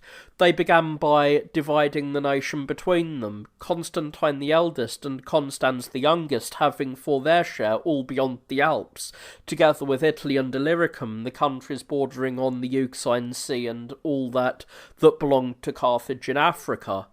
Constantius obtained all of Asia, the East, and Egypt. There was likewise others who shared in the government. Dalmatius, whom Constantine made Caesar, Constantius his brother, and Annibalinus, who had all worn robes of purple embroidered with gold, and were promoted to the order of nobilissimates by Constantine, from respect to their belonging to his own family. The empire being thus divided, Constantius, who appeared to take pains not to fall short of his father in impiety, began by shedding the blood of his nearest relations. He first caused Constantius, his father's brother, to be murdered by the soldiers, next to whom he treated Dalmatius in the same manner, as also Optatius, whom Constantine had raised to the rank of a nobilissimate. Constantine indeed first introduced that order and made a law that every nobilissimate should have precedence over the prefects of the court. At that time, Ablabius, prefect of the court, was also put to death, and fate was just in his punishment, because he had concerted the murder of Sopatrius the philosopher, from envy of his familiarity with Constantine. Being unnatural towards all his relations, he included Albellianus with the rest, suborning the soldiers to cry out that they would have no governors but the children of Constantine. Such were the exploits of Constantius. In the meantime, Constantine and Constans were disputing for that part of Africa which belonged to Carthage and for Italy. Constans, who wished to surprise his brother, concealed his enmity for 3 years. He took occasion, when he was in a province that was attached to himself, to send soldiers to him on pretence of assisting him in the war against the Persians, but in reality to assassinate him by surprise. This they accordingly performed. Such was the end for Constantine. Constans, having thus removed his brother, exercised all species of cruelty towards his subjects, exceeding the most intolerable tyranny. He purchased some well-favoured barbarians, and had others with him as hostages, to whom he gave liberty to harass his subjects as they pleased, in order to gratify his vicious disposition. In this manner he reduced all nations that were subject to him to extreme misery. This gave uneasiness to the court guards, who perceived that he was much addicted to hunting, placed themselves under the conduct of Marcellinus, prefect of the treasury, and Magnesius, who commanded the Joviani and Herculiani, 2 legions so termed, and formed a plot against him in the following manner. Marcellianus reported that he meant to keep the birthday of his sons, and invited many of the superior officers to a feast. Among the rest, Magentius rose from a table and left the room. He presently returned, and as it were in a drama, stood before them, clothed in an imperial robe. Upon this all the guests saluted him with the title of king, and the inhabitants of Augustodunum, where it was done, concurred in the same sentiment. This transaction being rumoured abroad, the country people flocked to the city, while at the same time a party of Illyrian cavalry, who came to supply the Celtic legions, joined themselves with those that were concerned in the enterprise. When the officers of the army were met together and heard their leaders of the conspiracy proclaim their new emperor, they scarcely knew the meaning of it. They all, however, joined in the acclamation and saluted Magnentius with the appellation of Augustus. When this became known to Constans, he endeavoured to escape to a small town called Helena, which lies near the Pyrenean mountains. He was taken by Gyson, who was sent with some other select persons for this purpose, and being destitute for all aid, was killed. Magnetius thus gained the empire, and possessed himself all the nations beyond the Alps, and the whole of Italy. Vetranio, general of the Pannonian army, upon hearing of the good fortune of Magnetius, was himself inflamed with the same desire, and was declared emperor by the legions that were with him at Marsa, a city of Pannonia. While affairs were thus situated, the Persians plundered the eastern countries, particularly Mesopotamia, but Constantine, though he was defeated by the Persians, yet resolved to subdue the factions of Magnetius and Vetranio. While he was forming these resolutions, he was very intent on warlike preparations, Magnetius still remaining in Gallia Celtica. Nepotinus, nephew to Constantinus, by the sister Eutropia, collected a band of persons addicted to robbery and all kinds of debauchery, with whom he came to Rome, and appeared in an imperial dress. Anicetius, whom Magnesius had made prefect of the court, armed some of the common people, and led them out of the city to engage with Nepotinus. A sharp conflict ensued between them. The Romans, being undisciplined and observing no order, were easily routed, and when the prefect saw them fly, he shut the gates, for fear the enemy should follow them into the city. The troops of Nepotinus pursued them, and as they had no way of escape, killed every man. In a few days after, Magnetius sent an army under the command of Marcellinus, and Nepotinus was put to death. In the meantime, Constantius advanced from the east against Magnetius, but deemed it best first to win over Vetranio to his interest, as it was difficult to oppose two rebels at once. On the other hand, Magnentius used great endeavours to make Ventario his friend, and thus to put an end to the war against Constantius. Both therefore sent agents to Vetranio, who chose to adopt the friendship of Constantius rather than that of Magnentius. The ambassadors of Magnentius returned without effecting their purpose. Constantinus desired that both armies might join to undertake the war against Magnentius, to which proposal Ventanio readily assented, and they seated themselves on a throne provided for the occasion. Constantinus, speaking first according to his dignity, endeavoured to remind the soldiers of his father's munificence and of the oaths they had taken to his children. He then told them that they ought not to suffer Magnentius to go unpunished, who had murdered the son of Constantine, with whom they had fought many battles, and had been generously remunerated. When the soldiers heard this, having been previously corrupted by valuable presents, they cried out that they would have no mock emperors, and immediately began to strip the purple from Ventanio, and pulled him from the throne, with the determination to reduce him to a private station. Constantinus would not suffer them to injure him, and therefore sent him to Bithynia, where he allowed him a competency for life. He had not remained there long without employment before he died.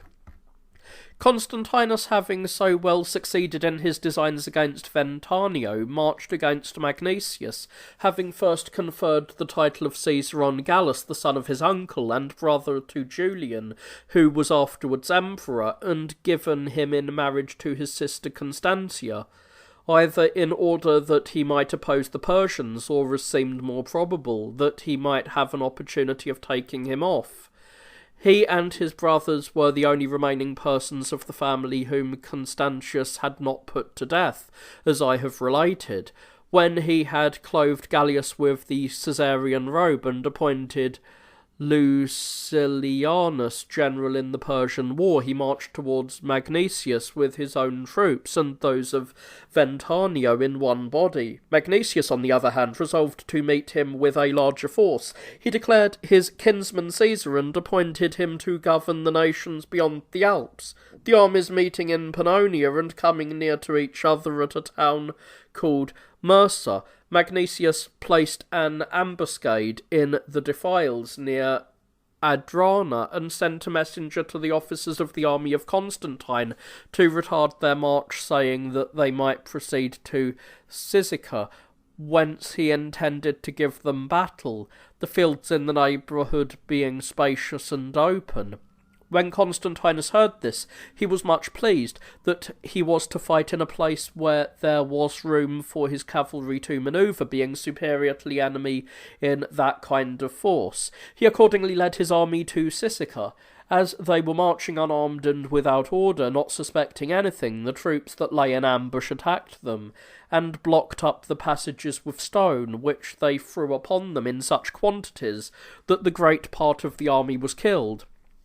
Magnentius, perceiving that many of his enemies were thus slain, was so elated that, being now unwilling to defer the war, he mustered his forces and immediately marched towards Pannonia, arriving in the plain before Cyrus, through the midst of which runs the river Draus, which, passing by Noricum and Pannonia, discharges itself into the Ister. He led his troops into Pannonia, intending to engage near Sirmium. His mother is said to have enjoined him not to go that way, or over into Illyricum, but he disregarded her injunctions, though on many former occasions he had found her a true prophetess.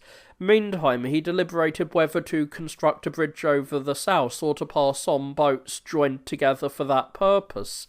At that time, Constantius sent one of the principal persons in his service, named Philip, a man of extraordinary prudence, under pretence of treating for peace and an alliance, but in reality to observe the state and disposition of the army of Magnentius, and to discover their intended movements.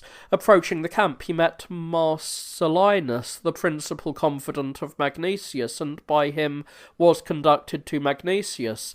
The army being drawn up, Philip was desired to explain the cause of his coming, upon which he directed himself to the soldiers, telling them that it did not become them who were Roman subjects to make war on Romans, especially as the emperor was the son of Constantine, with whom they had erected many trophies over the barbarians. That Magnesius, moreover, ought to remember Constantine and the kindness he had showed him, and to his parents. That it was Constantine who had protected him when in imminent danger, and exalted him to the highest dignities.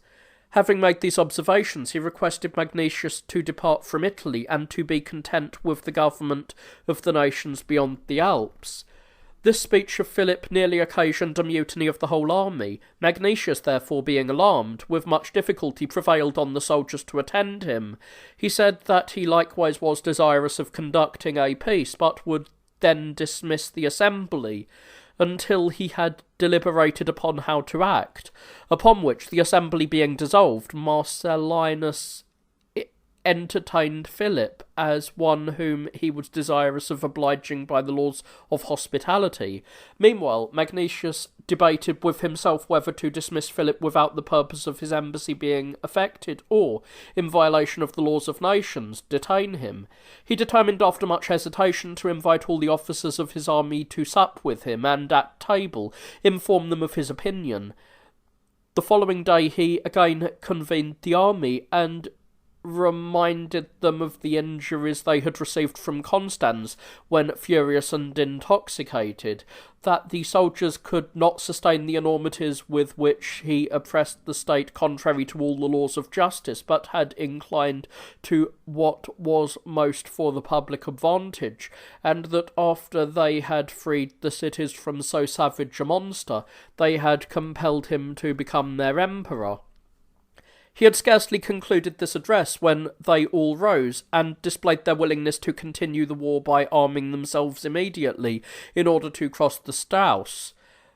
The sentinels who were on watch in Cyzica, a town that lies on the south, perceived their approach, and gave notice of it to the garrison, who shot some of them as they were landing on the bank of the river, and stopped others who were coming over, so that many of them were slain, but more perished into the river, either by each other or by the enemy, by which means a great slaughter was made amongst them, and while one party fell from the bridge in their haste to escape, the other pursued with the greatest speed, so that Magnesius, who was reduced to his last device, had only one method of avoiding the present danger.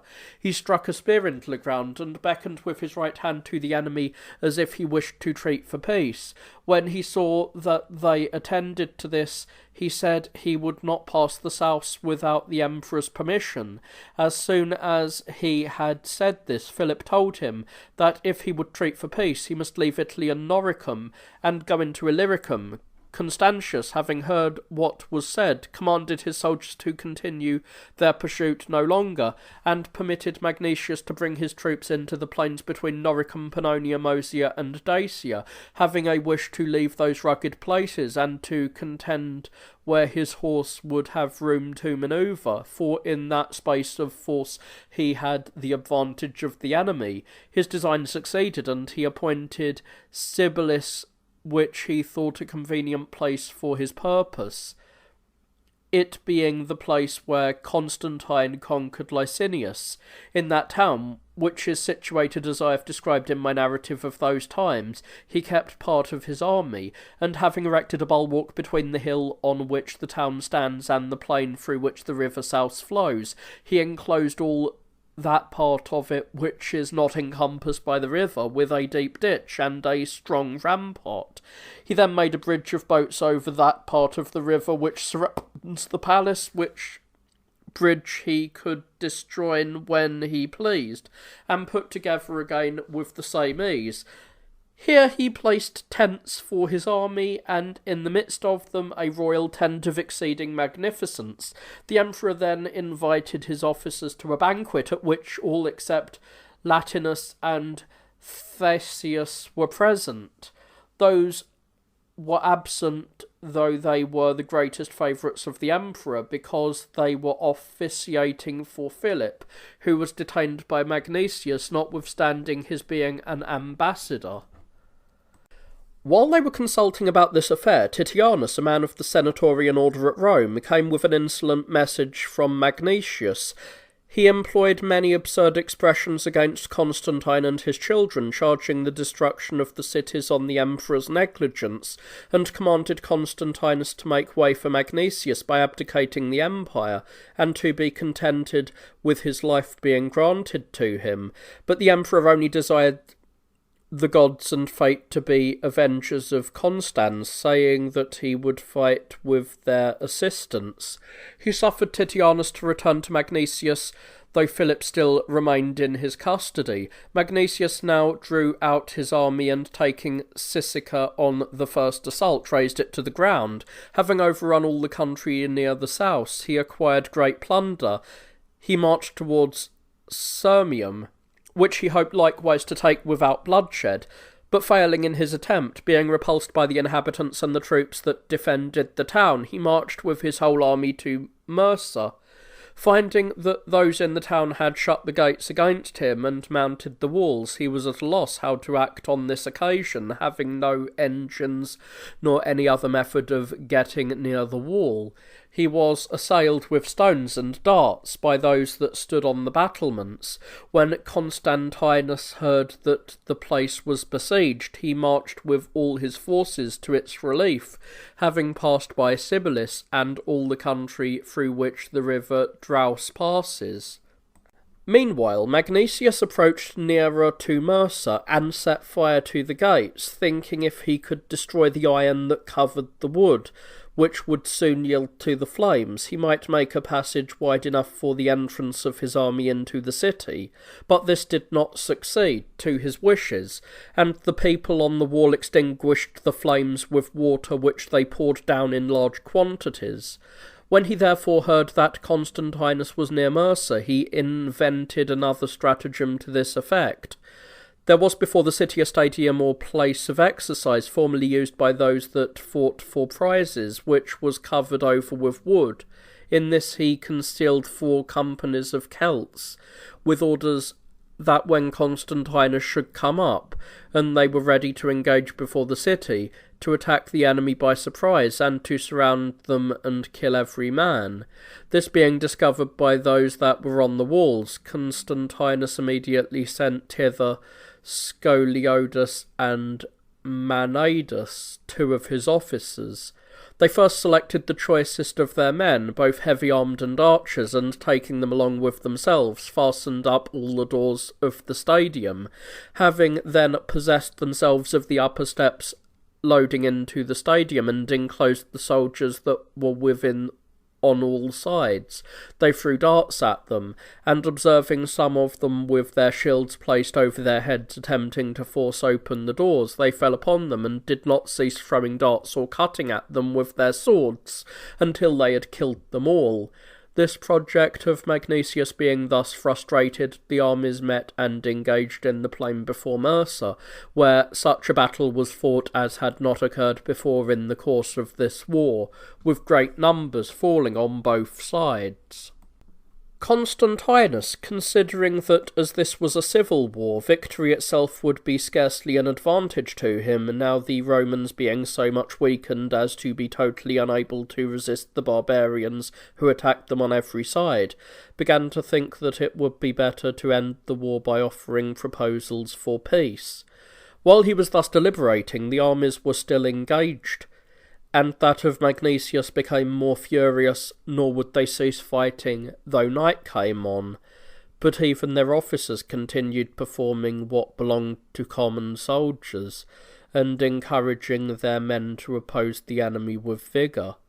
On the other side, likewise, the officers of Constantinus called to mind the ancient bravery and renown of the Romans.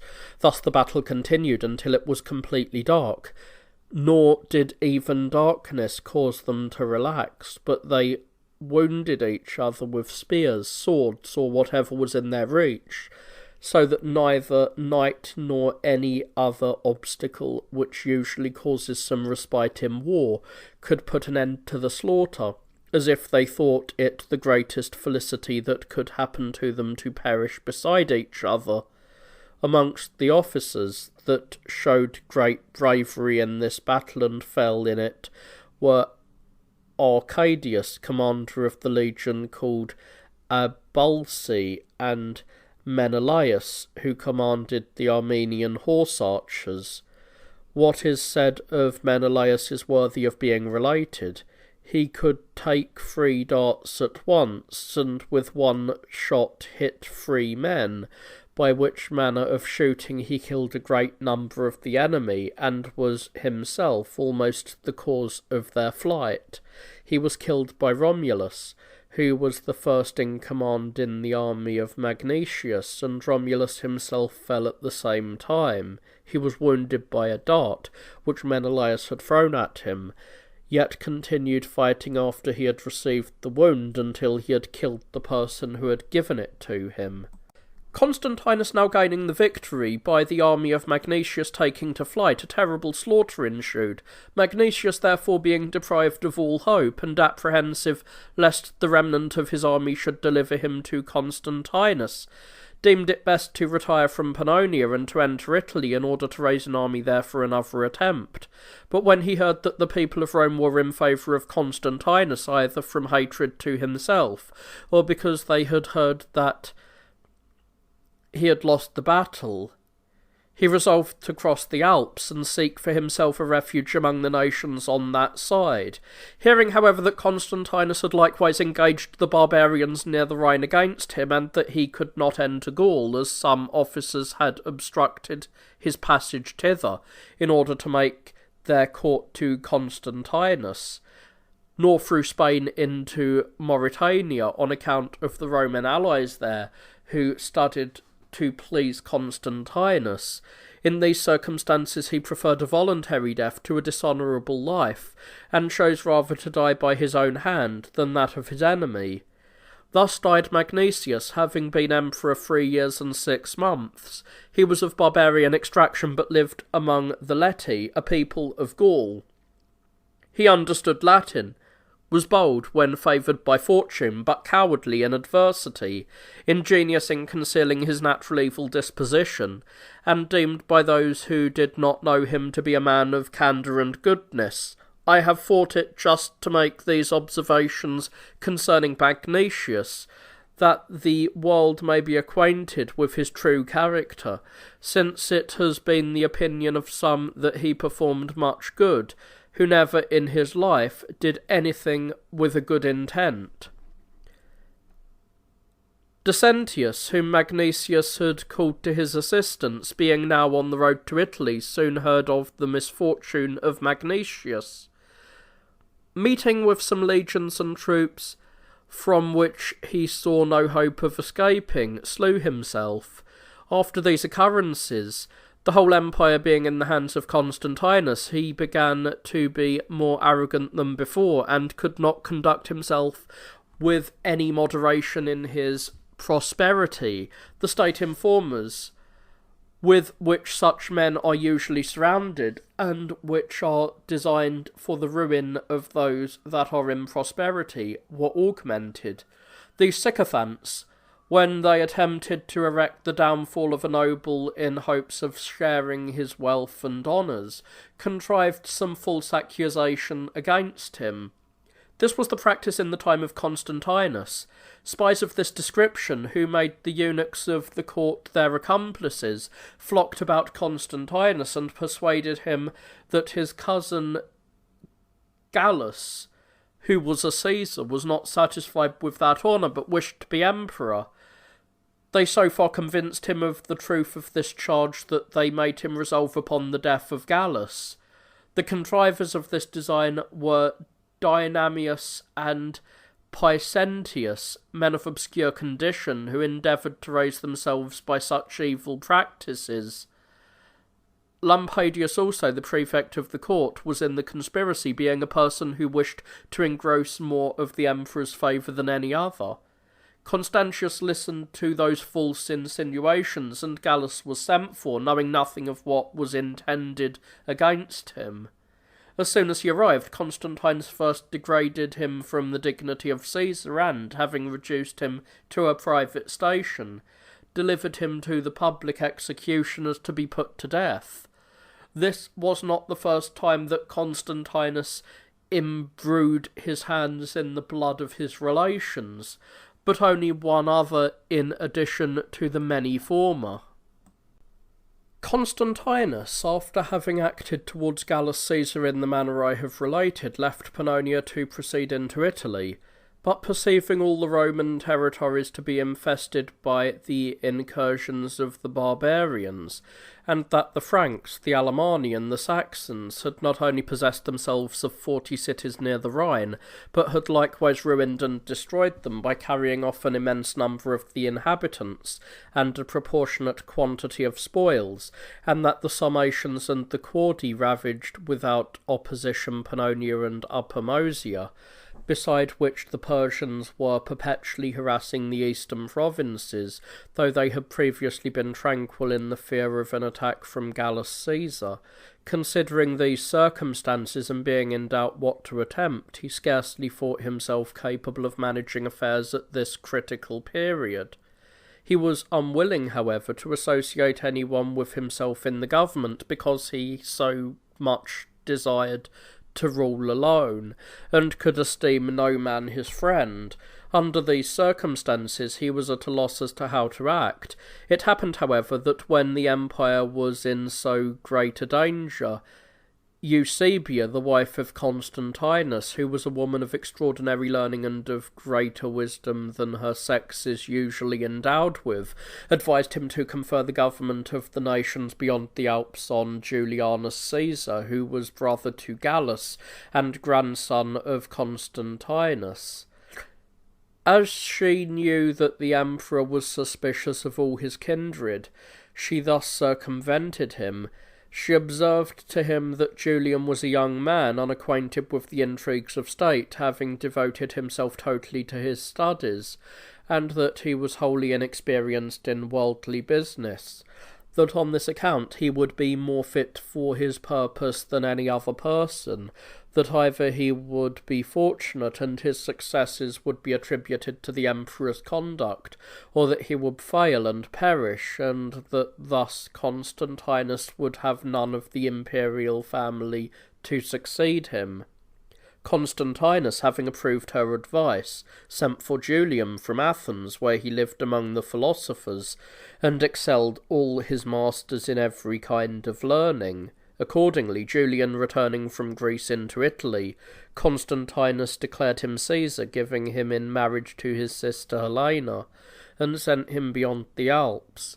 But being naturally distrustful, he could not believe that Julian would be faithful to him, and therefore sent along with him Marcellus and Sallustius, to whom, and not to Caesar, he committed the entire administration of that government. Constantinus, having thus disposed of Julian, marched himself into Pannonia and Moesia, and having there suppressed the Quadi and the Sarmatians, proceeded to the east, and was provoked to war by the inroads of the Persians. Julian by this time had arrived beyond the Alps into the Gallic nations which he was to rule. Perceiving that the barbarians continued committing the same violence, Eusebia, for the same reasons as before, persuaded Constantinus to place the entire management of those countries into the hands of Julian. Of Julian's actions from that period through the short course of his future life may be read at large in the historians and poets, though none that have ever written of him have fully reached to the justice of his character. Whoever desires it may see his own orations and epistles, and in them survey what he performed for the public service. Indeed, I would give a fuller account of him, but that I ought not to interrupt the order of my history. However, I shall notice his most signal actions in their proper place, and particularly such circumstances as others have omitted. Constantinus having therefore given to Caesar full authority over the nations under his government, marched into the east to make war on the Persians. Julian, finding the military affairs of Gallia Celtica in a very ruinous state, and that the barbarians passed the Rhine without any resistance, even almost as far as the seaport towns, he took a survey of the remaining parts of the enemy, and understanding that the people of those parts were terrified at the very name of the barbarians, while those whom Constantinus had sent along with him, who were not more than 360, knew nothing more, as he used to say, than how to say their prayers, he enlisted as many more as he could, and took in a great number of volunteers. He also provided arms, and finding a quantity of old weapons in some town, he fitted them up, and distributed them among the soldiers, the scouts bringing him intelligence that an immense number of barbarians had crossed the river near the city of Strasbourg, which stands on the Rhine. He no sooner heard of it than he led forth his army with the greatest speed, and engaging with the enemy gained such a victory as exceeds all descriptions. It is said that 60,000 men were killed on the spot, beside as many more that were driven into the river and drowned. In a word, if this victory be compared to that of Alexander over Darius, it will be found in no respect inferior to it. We ought not, however, to pass over in silence an action of Caesar after the victory. He possessed a regiment of 600 horse, which were well disciplined, and in whose vigour and experience he so confided that he ventured a great part of his hopes upon their performances. Indeed, when the battle commenced, the whole army attacked the enemy with all the resolution they could show, but some time afterwards, though the Roman army had considerably the advantage, there were the only troops that fled, and left their station so dishonourably that when Caesar rode up to them with a small party, and called them back to a share of the victory, he could not by any means prevail on them to turn, on which account he was justly indignant with them, for having as much as related to them betrayed their countrymen to the barbarians. Yet he did not inflict on them the usual and legal punishment, but he dressed them in women's clothes and led them through the camp towards another province, thinking that such punishment would be worse than death to soldiers who were men.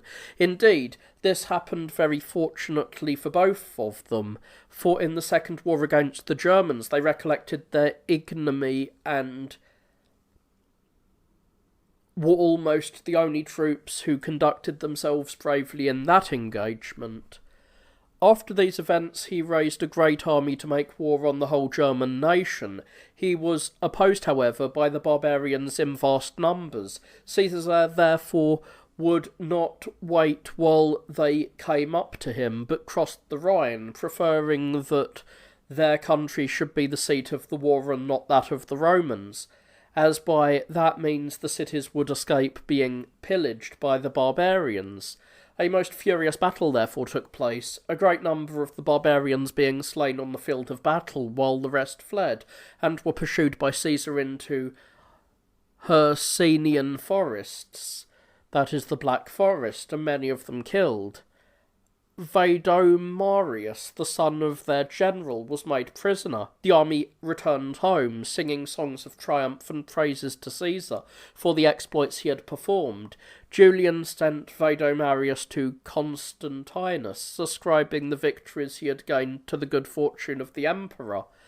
In the meantime, the barbarians, who were in a very dangerous situation, fearing for their wives and children, lest Caesar should advance to places where they resided, and totally destroy their whole race, sent ambassadors to sue for an accommodation, by which they would bind themselves never to make war on the Romans again.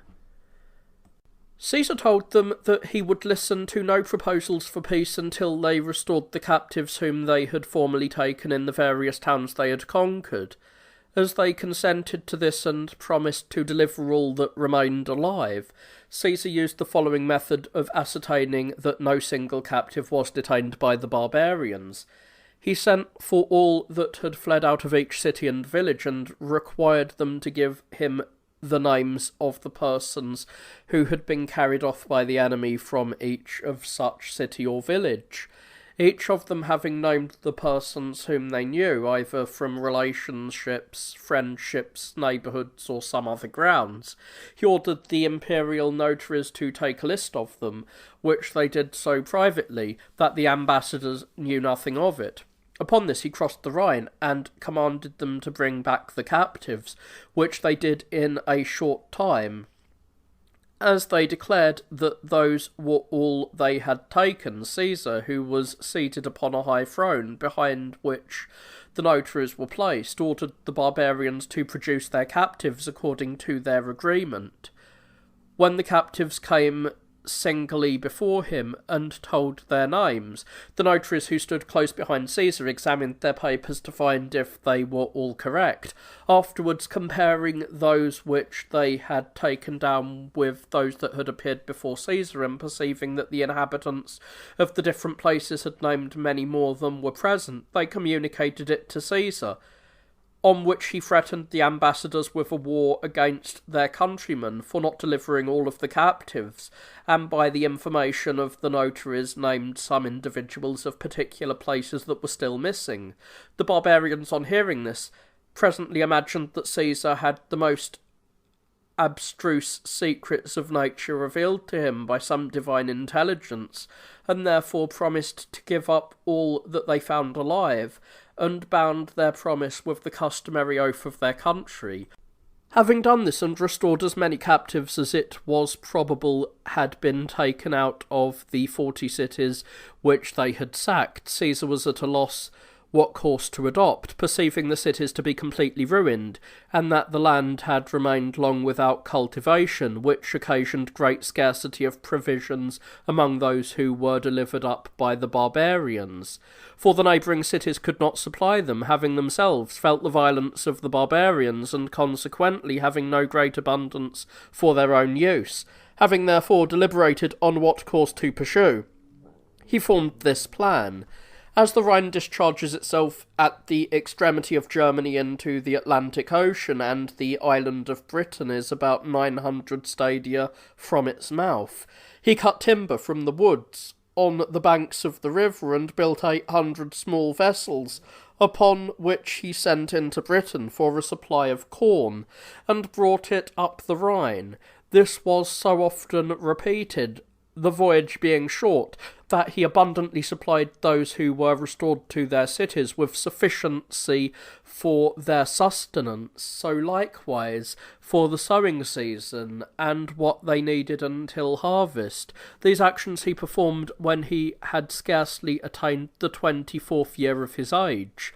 Constantinus, perceiving that Julianus was beloved by the army for his frugality in pence and courage in war, and for the self-command he possessed in regard to riches, and the other virtues in which he excelled all persons of the age in which he lived, became envious of his great merit, and concluded that Salustius, one of the counsellors that had been allotted to him, was the author of the policy that had acquired Julian so much honour in military and in civil affairs.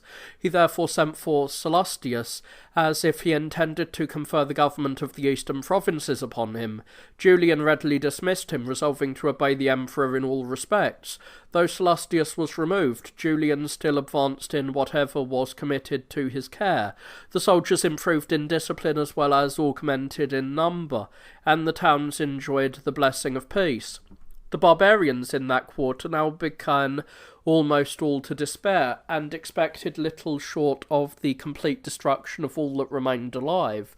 The Saxons, who exceeded all the barbarians in those regions in courage, strength, and hardiness, sent out for the Quadi, a part of their own body, against the Roman dominions, being obstructed by the Franks, who resided near them, and who were afraid of giving Caesar a just occasion of making another attack on them. They shortly built themselves a number of boats, in which they sailed along the Rhine beyond the territory of the Franks, and entered the Roman Empire. On their arrival at Batavia, which is an island so formed by the branches of the Rhine, much larger than any other river island, they drove out the Sali, a people descended from the Franks, who had been expelled from their own country by the Saxons. This island, though formerly subject to the Romans alone, was now in the possession of the Sali. Caesar, upon learning this, endeavoured to counteract the designs of the Quadi. The first commanded his army to attack them briskly, but not to kill any of the Sali, or prevent them from entering the Roman territories, because they came not as enemies, but were forced there by the Quadi.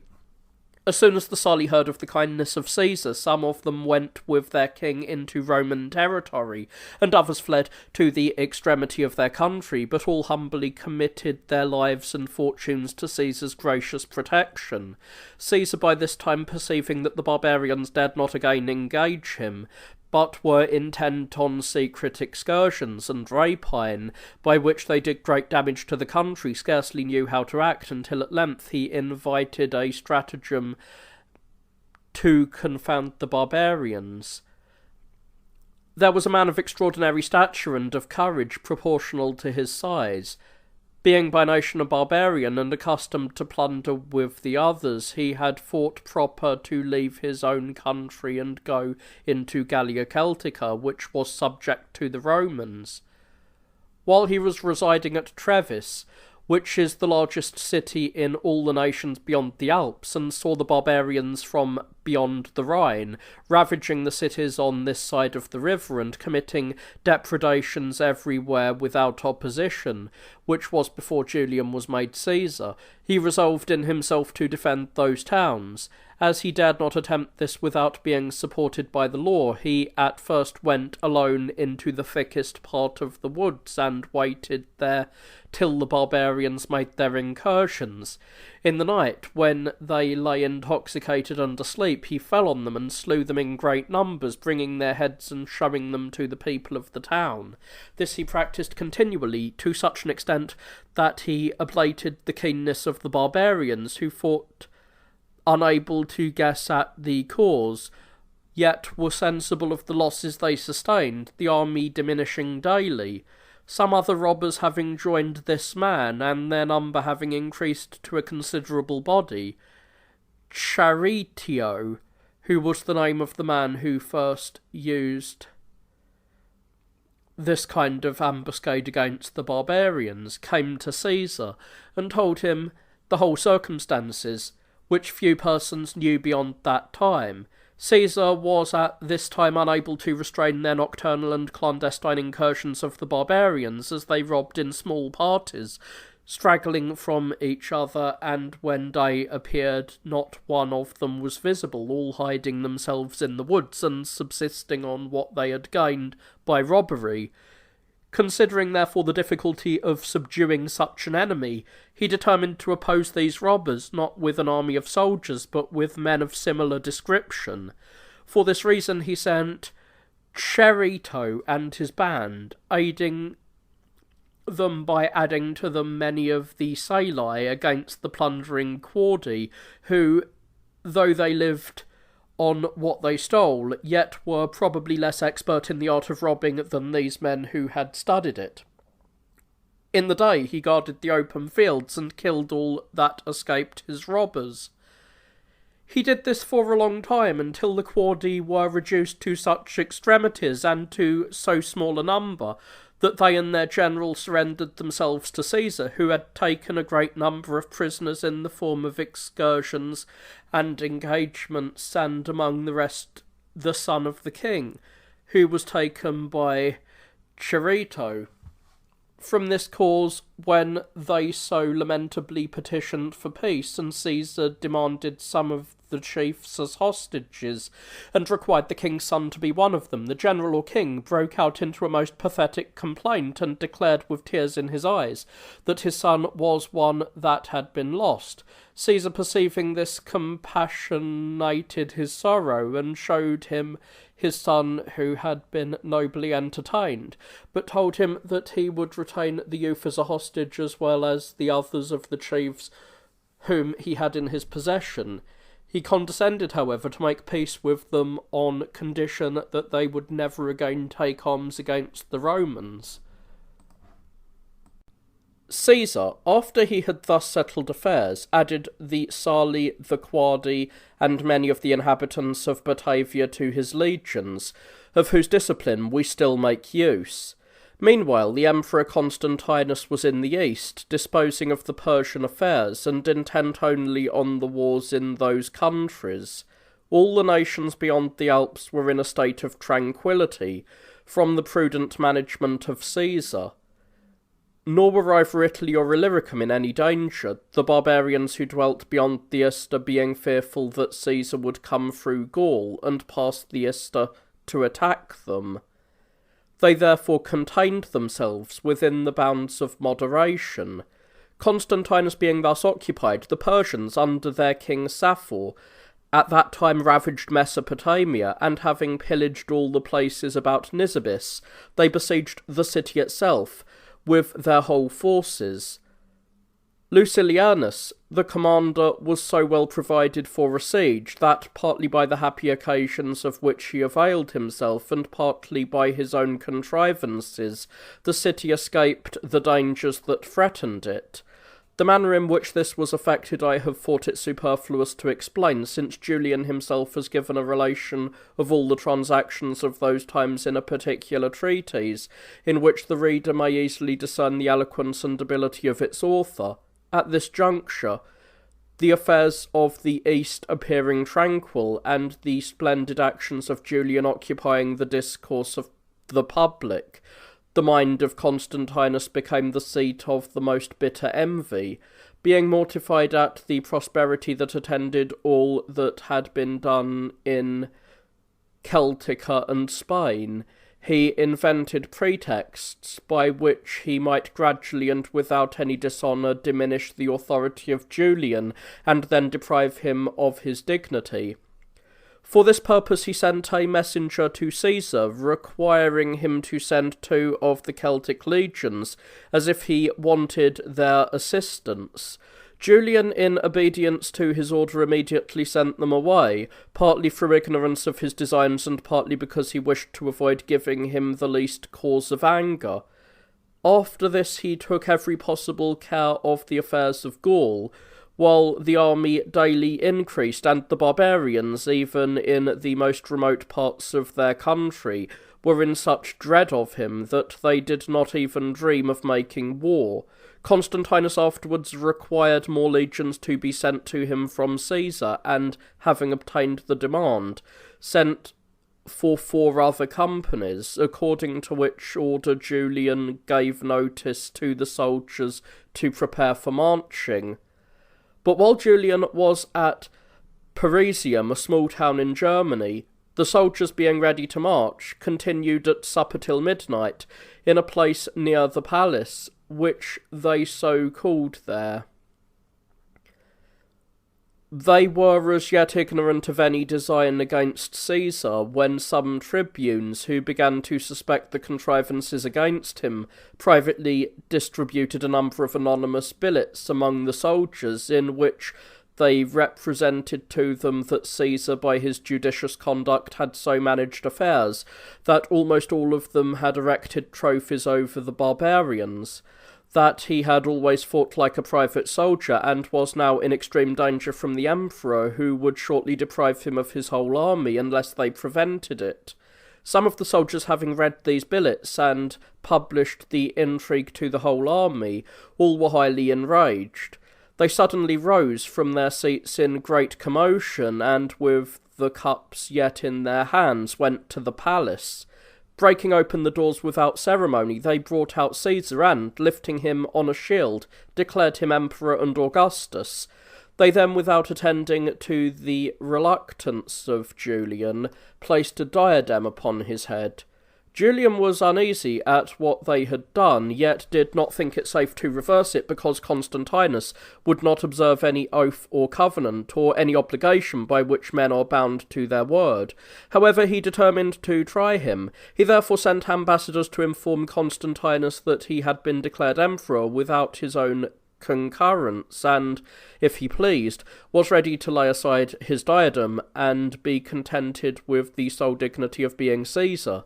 Constantinus was so enraged and arrogant that he told the ambassadors that if Julian loved his life, he must lay aside not only his imperial dignity but that of a Caesar also, and in a private capacity submit himself to the emperor's pleasure. He should in that case receive no injury, nor suffer what his audacity merited. Julian, when he was informed of this by the ambassadors, openly showed his opinion of the deity and declared that he would rather trust his life and fortune with the gods than with Constantinus. From this time the enmity of Constantinus to Julian was openly displayed, for Constantinus prepared for a civil war, while Julian at the same time was grieved that such occurrences should happen, because if he fought against him, from whom he had received the honour of a Caesar, he would by many be esteemed an ungrateful person. While he was making these reflections, and revolving in his own mind how he might avoid a civil war, the gods told him what should occur in a dream. Being at Vienna, the sun appeared to show him the constellations, and to speak these verses.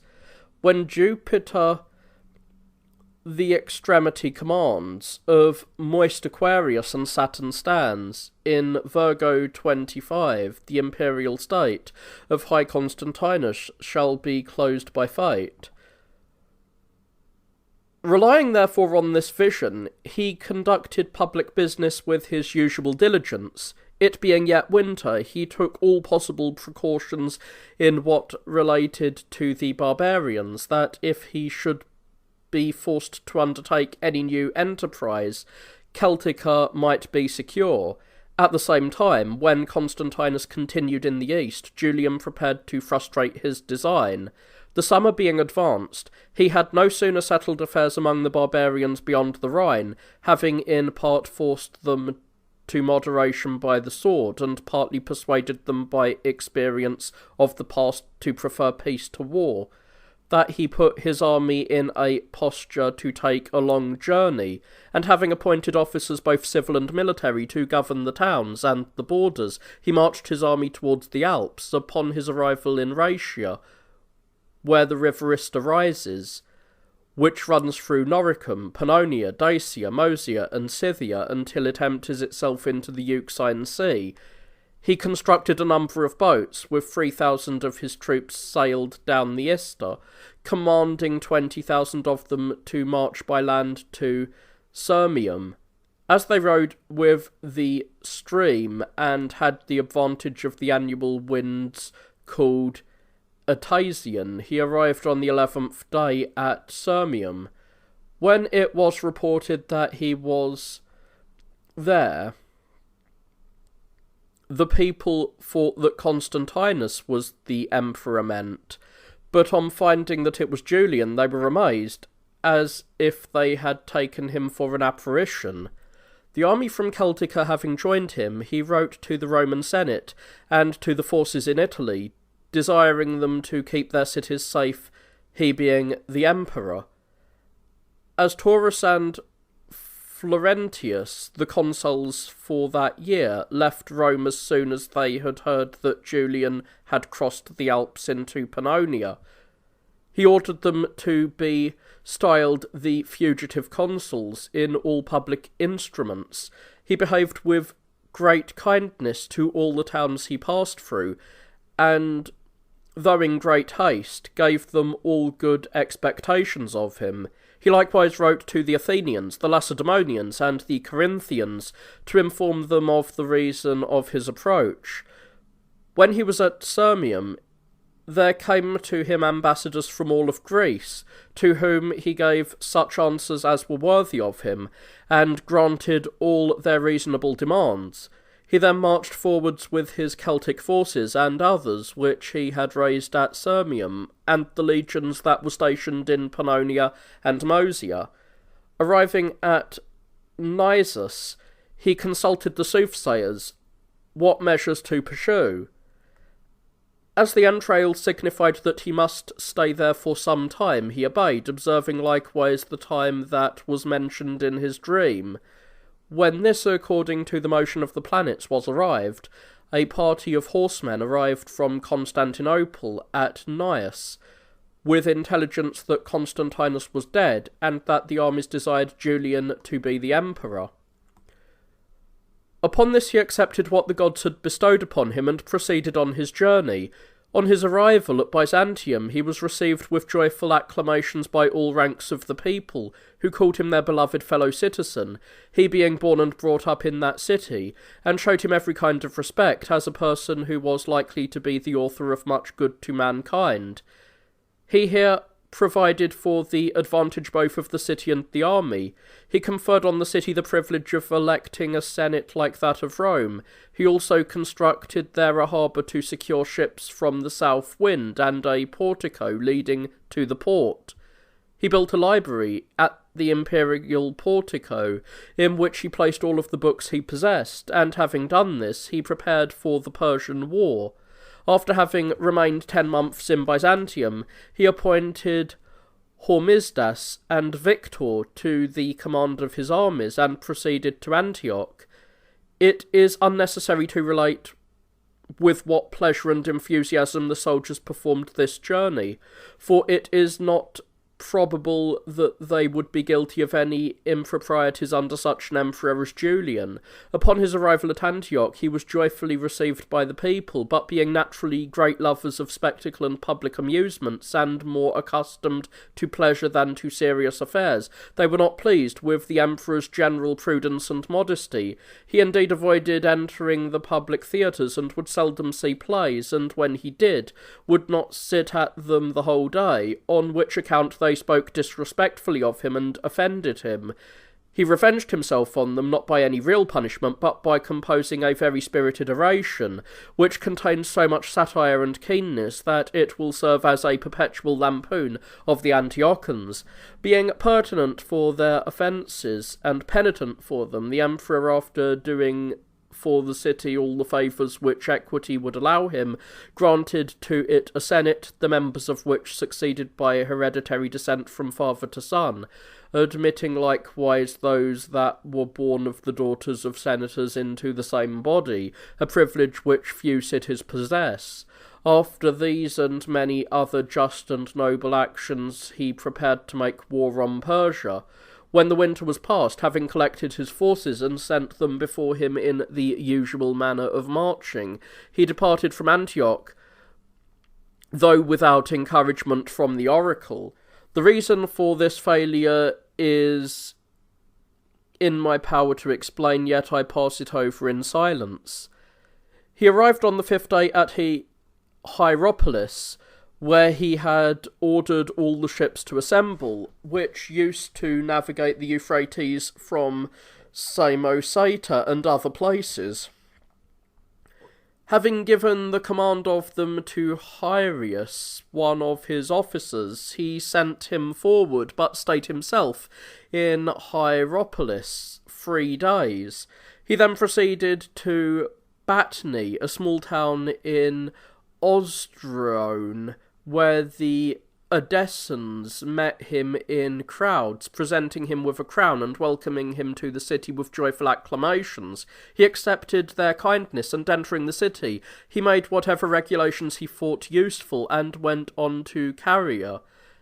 As there were 2 roads from thence, one across the Tigris and through the city of Nisibis into the province of Adiban, the other over the Euphrates and by Circesium, which is a fortress surrounded by that river on the borders of Syria, the emperor was doubtful which way to choose. In the meantime, intelligence was brought that the Persians had made an incursion into the Roman territory. This produced some alarm in the camp. The emperor, however, understood that they were not a regular army but marauders, who took and carried off whatever fell in their way. He therefore resolved to leave a sufficient guard in the places near the Tigris to prevent the Persians from taking advantage of the army accompanying him by the other route into their dominions, and thus pillaging Nisibis and all of the quarters without opposition. He therefore thought it prudent to leave in that country 18,000 men under the command of Sebastianus and Procopius, while he himself crossed the Euphrates with the main body of his fleet in 2 divisions. He thus rendered them fully prepared to oppose the enemy wherever they should meet with them, and prevent the devastations which they committed wherever they came. Having made these arrangements at Caria, a town that separates the Roman from the Assyrian dominions, he had an inclination to view the army from some eminence, the infantry and cavalry of which in the whole amounted to 65,000 men. Departing therefore from Caria, he presently passed the castles between that place and Callinicium, and arriving at Circesium, of which I spoke above, crossed the river Abaras and sailed over the Euphrates. He was followed by his troops carrying provisions along with them, who likewise embarked according to the orders they received. The navy was by this time come up. It consisted of a great number of vessels. 600 were made of wood and 500 of skins, beside which were 50 ships of war and others that followed them for the construction of bridges, if requisite, that the army should pass the rivers on foot. A great number of other vessels likewise followed, some of them carrying provisions for the army, others timber for the construction of engines, and some battering engines for a siege which were ready made. Lucilianus and Constantinus were admirals of the navy. The army being thus disposed, the emperor seated himself on a throne and made an address to the army, after which he gave each of them 130 pieces of silver.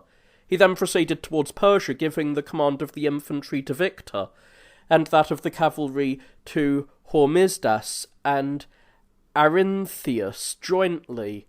I have before related of this Hormisdas that he was the son of a Persian monarch, but he was persecuted by his brother and had escaped to the Emperor Constantine, from whom he had received the highest honours and preferments in reward for his approved friendship and fidelity.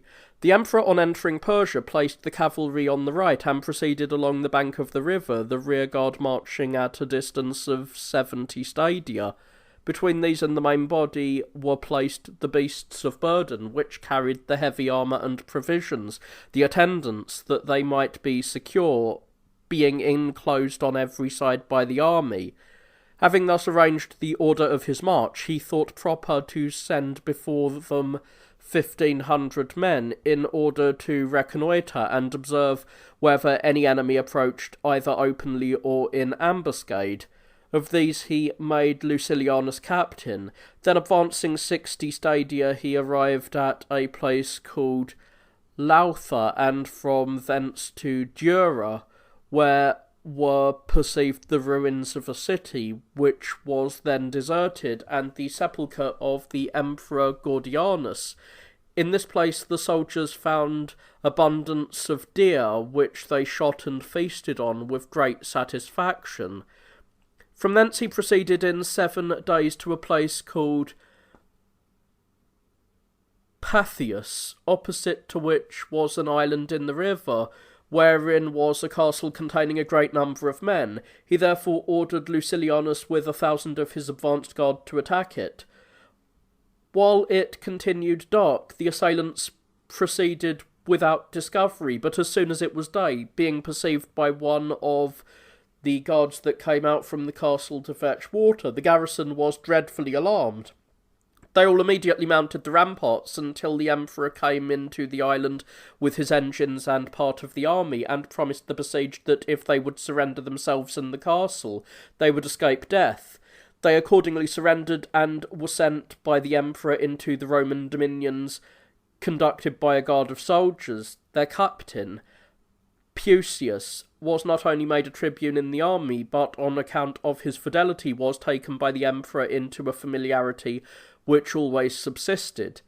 Some distance from this he found another island in the same river, in which was another strong fortress, which he attacked, but found it unassailable on every side, and therefore demanded the garrison to surrender and avoid the risk of being sacked, to which they replied that they would regulate their conduct by that of others.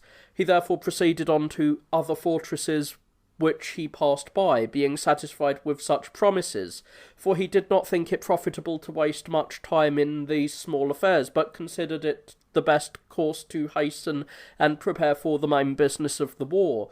After a few days' march he arrived in Dacia, a town on the right hand, sailing down the Euphrates. The soldiers, finding this place forsaken by its inhabitants, took away a large quantity of corn that was laid there, and many other things, having put to death all the women that remained in it.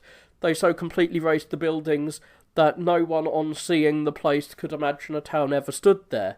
To conclude my account of this place and its vicinity, I must mention that on the opposite shore was a foundation of bitumen. He from thence advanced to Scytha, Megia, and the city of Zaragodia, in which was a lofty throne made of stone, which the inhabitants used to call the throne of Trajan. The soldiers, having with ease plundered and burnt this city, spent that of the following day in recreation.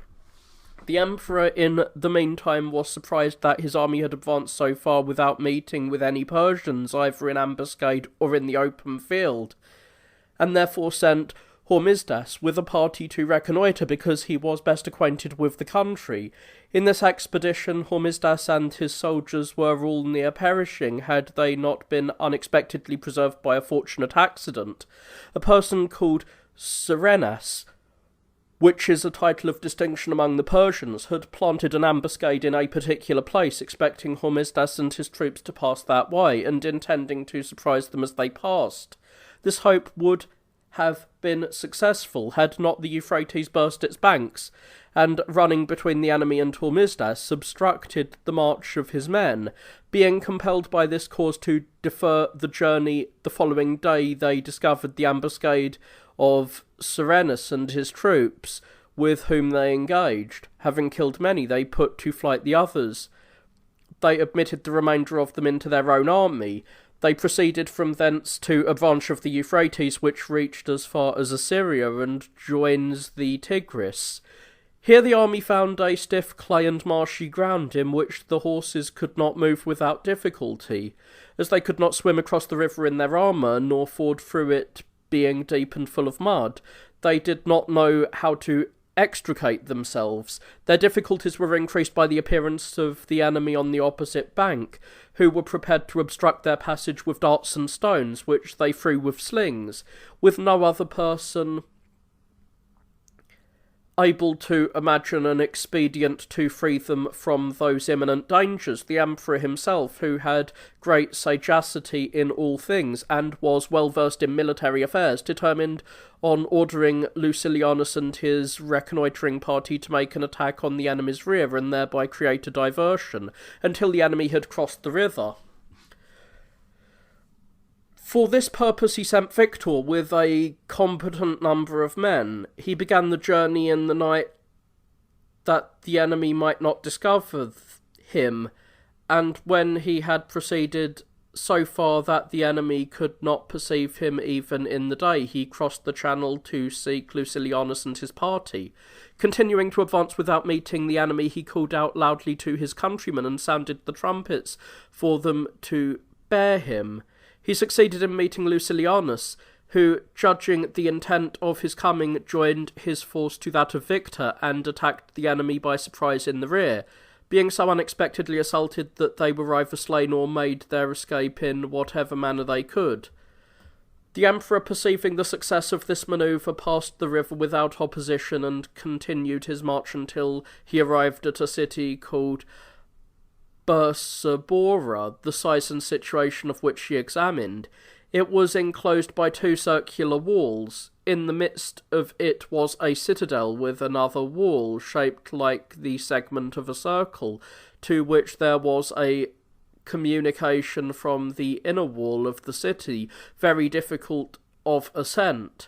On the southwest side of the city was a winding road, and on the north side a broad channel from the river, by which the inhabitants were supplied with water. On the east side it was encompassed by a deep ditch and a mound supported by strong pieces of timber. Along this ditch stood large towers, which were built halfway from the ground of bricks cemented with a kind of bituminous loam. The upper half of the same kind of bricks were plaster. The emperor resolving to take this city, he encouraged his soldiers to the attempt. They obeyed his orders with great alacrity. On this the citizens solicited the emperor to receive them into his favour and protection, requesting at one time that he would send Hormisdas to treat with them of peace, and presently reviling the same person as a fugitive, renegade, and a traitor to his country. The emperor, with good reason being incensed at this, commanded his troops to attend to their dignity and to carry on the siege with full vigour. None of them had failed in the execution of their duty until the besieged, finding themselves unable to defend the walls, fled to the citadel.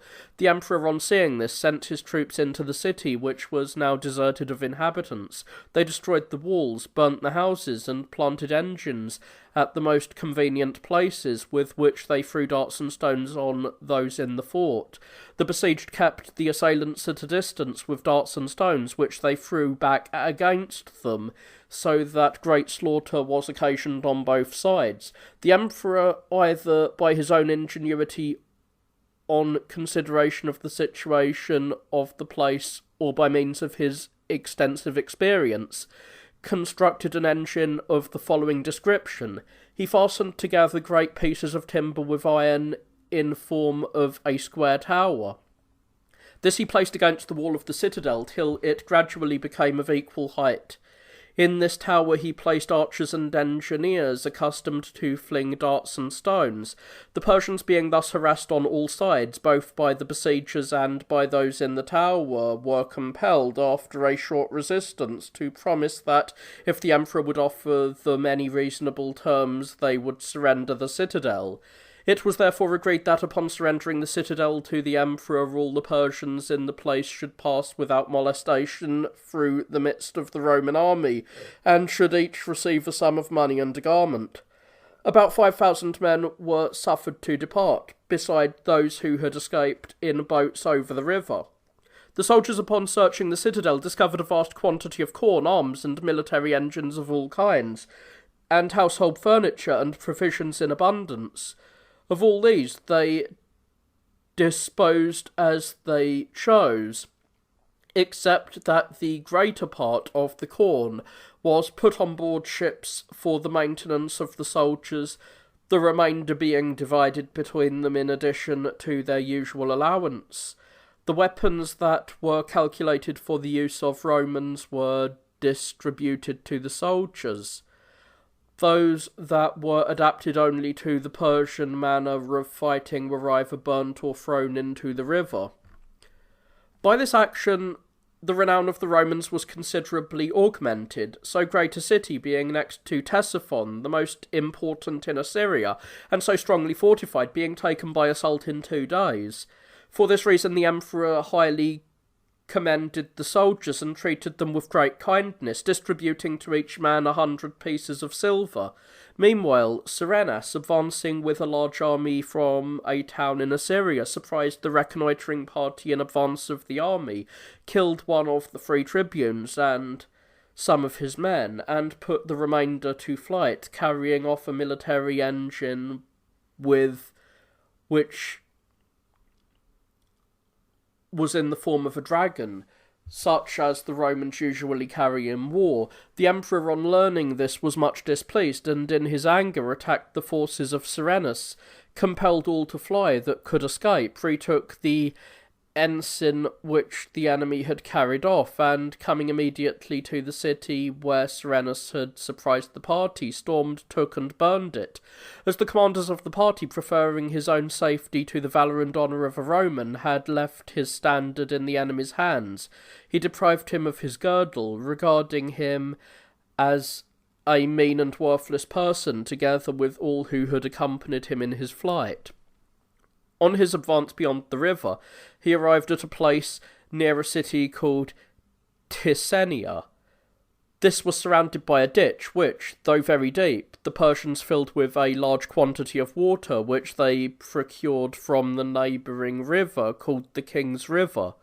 This city he passed without halting, because it showed no appearance of hostility, and went through a place where was a morass formed by art, the Persians having imagined that by cutting a sluice to admit the water of the river they could form an insufferable obstacle to the passage of the army by that route. The emperor leading the way, the army followed him through up to their knees in water, being restrained by shame from hesitating to follow the example of the emperor. After sunset the army halted in the neighbourhood, while the emperor, commanding some of the soldiers and artificers to follow him, cut down trees, with which he constructed a bridge over the sluice, and throwing earth into the fens, filled up the deep places, and widened the narrow passages. He afterwards led his army through with great ease, until he arrived at a town called Bithra, in which was a palace, and room enough for the accommodation both of the emperor and his army. Departing from thence with the same pains as before he went, before his men, thus rendering the way more tolerable to them. By this means he led them along until he came to a grove of palm trees, amongst which vines were growing. These climbed on the tops of the palms, thus exhibiting to the viewer the fruits of the palm mixed with clusters of grapes. Having passed the night in this place, the next morning he continued his route.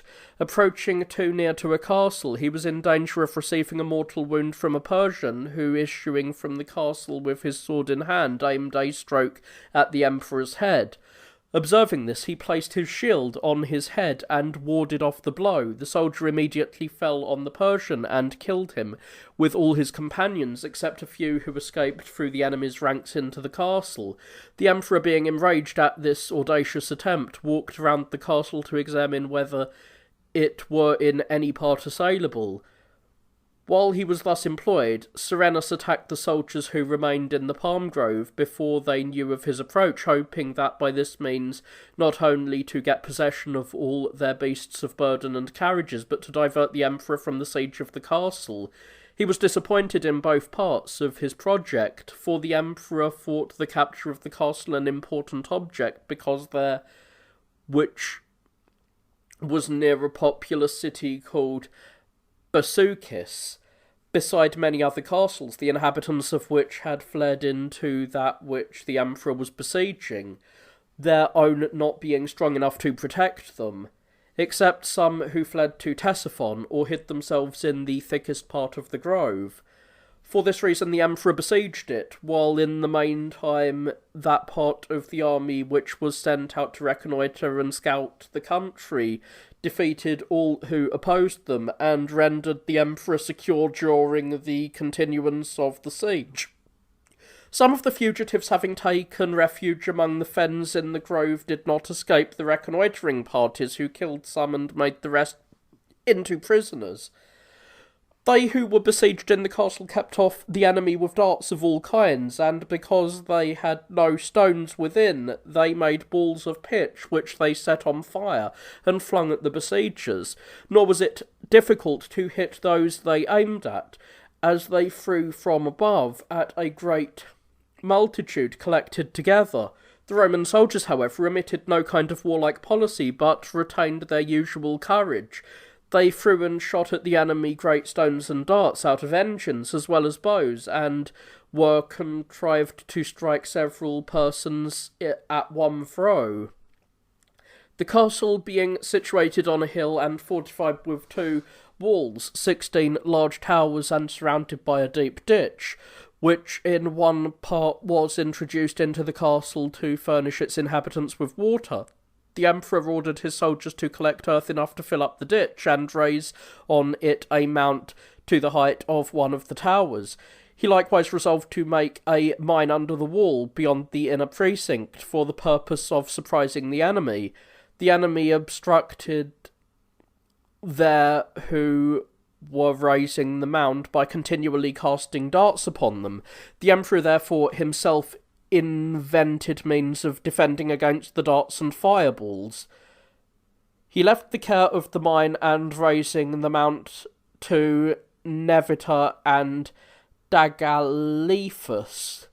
Then giving to Victor the command of a detachment of horse and foot, he ordered him to reconnoitre the whole country between the Palais and Ctesiphon, and if any enemy should appear with the design of attempting to divert the emperor from the siege, to frustrate any such attempt, and likewise by bridges and other improvements to render the road from thence to Ctesiphon more easy for the march of the army.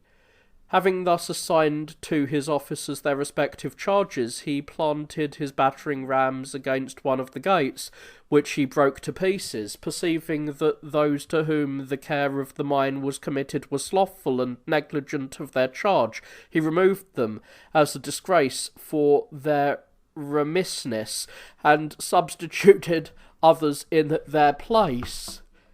He afterwards brought the rams against another gate, which was too weak to bear the shock, when there came a messenger with information that they who were ordered to construct a mine from the ditch into the town had completed their task and were just ready to issue through it. The men employed in the mine were of 3 regiments, the Mattiari, the Lacinari, and the Victories.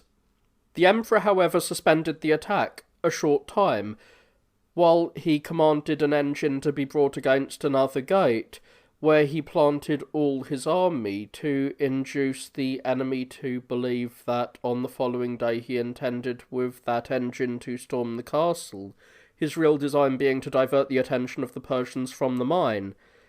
All that were in the castle were therefore wholly occupied in destroying that engine, while the party in the mine, having dug quite through to the surface, issued from it at midnight in the middle of a house, in which was a woman grinding corn. She was immediately killed by the man who first sprang out, because she attempted to cry out. The name of the soldier who did this was Superatus, an excellent soldier in the regiment of the Victories. The next to him was Magnus, then Jovianus, a tribune in the regiment of the Natari. These were followed by many others. The passage being widened, they all presently entered into the midst of the place, from whence they ran to the wall, and surprised the Persians, who were in the manner of the country, singing in praise of the valour of the king, and speaking contemptuously of the vain attempt of the Roman emperor, and boasting that he might sooner take the place of Jupiter than their castle. The Romans now attacked them, and killing all they met by throwing them over the wall, they pursued the rest and put them to death in various manners, sparing neither women nor children, except a few whom they preferred for slaves. Anabates, the governor of the castle, being taken while endeavouring to escape, together with his guards, 80 in number, was brought to the emperor with his hands bound. The castle being thus taken, and all the people put to death except a few who were unexpectedly saved, the soldiers began to plunder, and having taken all they could, levelled the wall to the ground with the engines they had placed against it. Nor even then were they satisfied, and pulled down and burnt all the buildings in such a manner that no one could imagine that there had ever been any place in the first place. Marching from thence, he passed other castles of little importance, and came to an enclosed place called the King's Chase.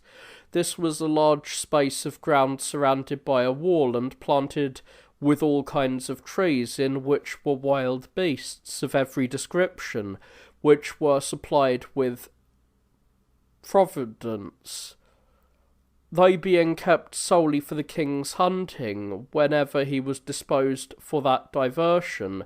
Julian ordered the wall to be broken down in several places, which gave the soldiers an opportunity of shooting the deer as they ran by them. He likewise found near this place a palace magnificently built in the Roman manner.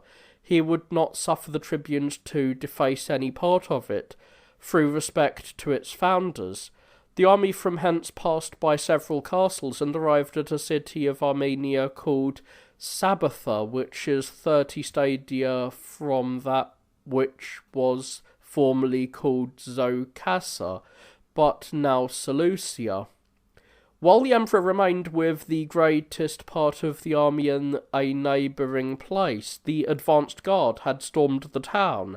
Next day the emperor, walking about its walls, saw several bodies suspended on gibbets before the gales, which the natives said was the relation of one who had been accused of betraying a town to the Persians, which had been taken by the Emperor Carus. This reminded the emperor to summon Anabates, the governor of the castle, to trial. He, having grossly deceived the Roman army by promising to assist them in the war against Persia, he was then accused of a fresh offence, having spoken maliciously of Horymazdas, called him a traitor before a number of persons, and said that he was the author of the expedition against the Persians. He was therefore put to death. Soon after his execution, the army marched to Arethusa, and searching all the marshes, found in them many people whom they made prisoners. Here it was that the Persians first collected their forces and attacked the advanced party of the Roman army. They were, however, routed, and preserved their lives by flying to a neighbouring city. The Persians on the other side of the river attacked the slaves who had the care of the beasts of burden and those who guarded them. They killed part of them and made the rest prisoner. This being the first loss which the Romans had sustained occasioned some consternation in the army. They advanced to a very broad sluice or channel, said by the country people to have been cut by Trajan, when he made an expedition into Persia. In this channel runs the river Narmalakes, and discharges itself into the Tigris. The emperor caused it to be cleansed in order to enable his vessels to pass through it into the Tigris, and constructed bridges over it for the passage of his army. While this was in agitation, a great force of Persians, both horse and foot, was collected on the opposite bank to prevent their passage should it be attempted. The emperor, discerning these preparations of the enemy, was anxious to cross over to them, and hastily commanded his troops to go on board the vessels. Perceiving, however, the opposite bank to be unusually lofty, and a kind of fence at the top of it, which formerly served as an enclosure to the king's garden, but at this time was a rampart, they exclaimed that they were afraid of the fireballs and darts that were thrown down. The emperor, however, being very resolute, 2 barges crossed over full of foot soldiers, which the Persians immediately set on fire by throwing down on them a great number of flaming darts. This so increased the terror of the army that the emperor was obliged to conceal his error by a feint, saying, "They are landed and have rendered themselves masters of the bank. I know it by the fire in their ships, which I ordered them to make as a signal of victory." He had no sooner said this than, without further preparation, they embarked in the ships and crossed over until they arrived where they could ford the river, and then leaping into the water they engaged the Persians so fiercely that they not only gained possession of the bank but recovered the 2 ships which came over first, and were now half burnt, and saved all the men who were left in them. The armies then attacked each other with such fury that the battle continued from midnight to noon next day. The Persians at length gave way and fled with all the speed they could use, their commanders being the first who began to fly. Those were Pigraxes, a person of the highest birth and rank next to the king, Anarius and Serenus. The Romans and Goths pursued them and killed a great number, from whom they took a vast quantity of gold and silver, beside ornaments of all kinds for the men and horses, with silver beds and tables, and whatever was left by the officers on the ramparts. It is computed that in this battle there fell of the Persians 2,500, and of the Romans not more than 75. The joy of the army for this victory was lessened by Victor having received a wound from the engine. Upon the following day the emperor sent his army over the Tigris without difficulty, and the third day after the action he himself with his guards followed them. Arriving at a place by the Persians which was termed Abu Zafar, he halted there 5 days. Meanwhile he consulted about his journey forward, and found that it was better to march further into the country than to lead his army by the side of the river, there being now no necessity to proceed by water. Having considered this, he imparted it to the army, whom he commanded to burn their ships, which accordingly were all consumed, except 18 Roman and 4 Persian vessels, which were carried along in wagons, to be used upon occasion. Their route now lying a little above the river, when they arrived at a place called Norda, they halted, and there killed and took a great number of Persians. Advancing thence to the river Durus, they constructed a bridge over it for their passage. The Persians had burnt up all the forage of the country, so that the castle of the Romans were ready to perish with hunger, as were their cattle. They were collected into several parties awaiting the Romans, whom they imagined to be but a small number, and presently after uniting into one body they proceeded towards the river. Here, while the advanced guard engaged with a party of Persians, an enterprising man named Macanius entered among them and killed 4 of them. For that bold action they all fell upon him and struck him down. His brother Maurus, upon seeing this, attempted to rescue at least his dead body from the Persians, and killed the man who had given him the first wound. Nor did he desist, though frequently shot at, until he had brought off his brother and delivered him to the army still alive.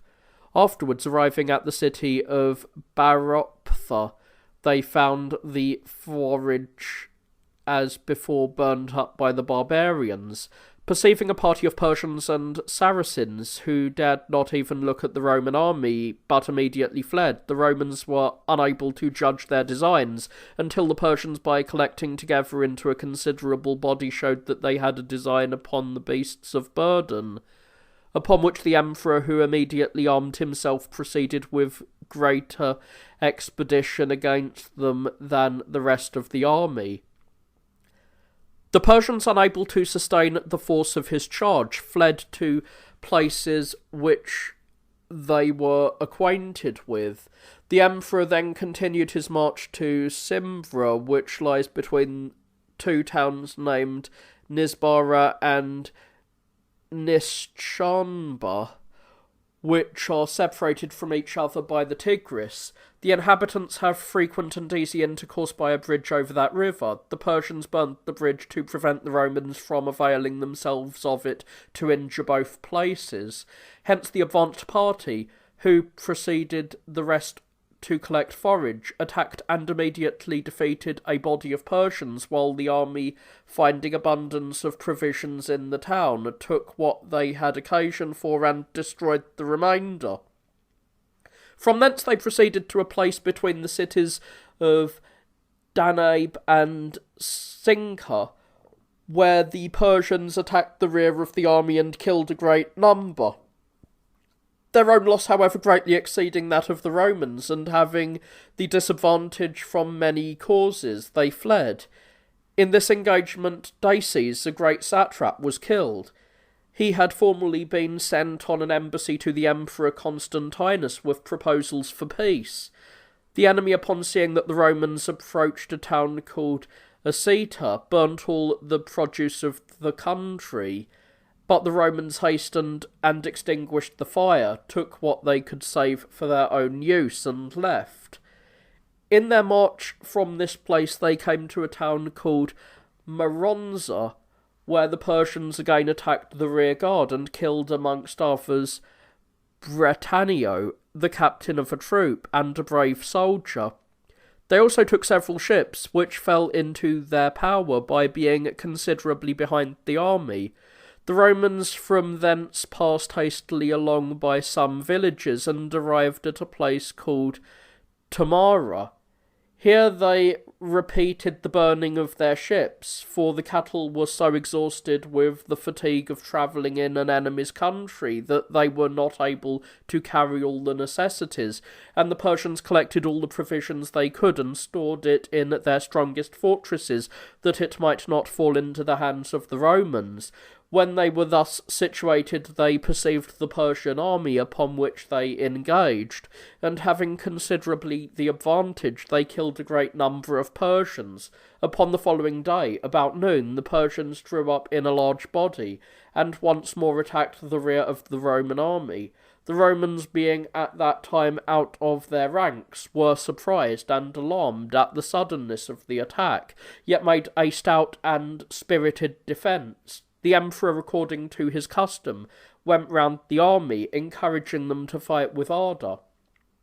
When by this means all were engaged, the emperor, who sometimes rode to the commanders and tribunes, and was at other times among the private soldiers, received a wound in the heat of the engagement, and was borne on a shield to his tent. He survived only till midnight. He then expired, after having nearly subverted the Persian Empire.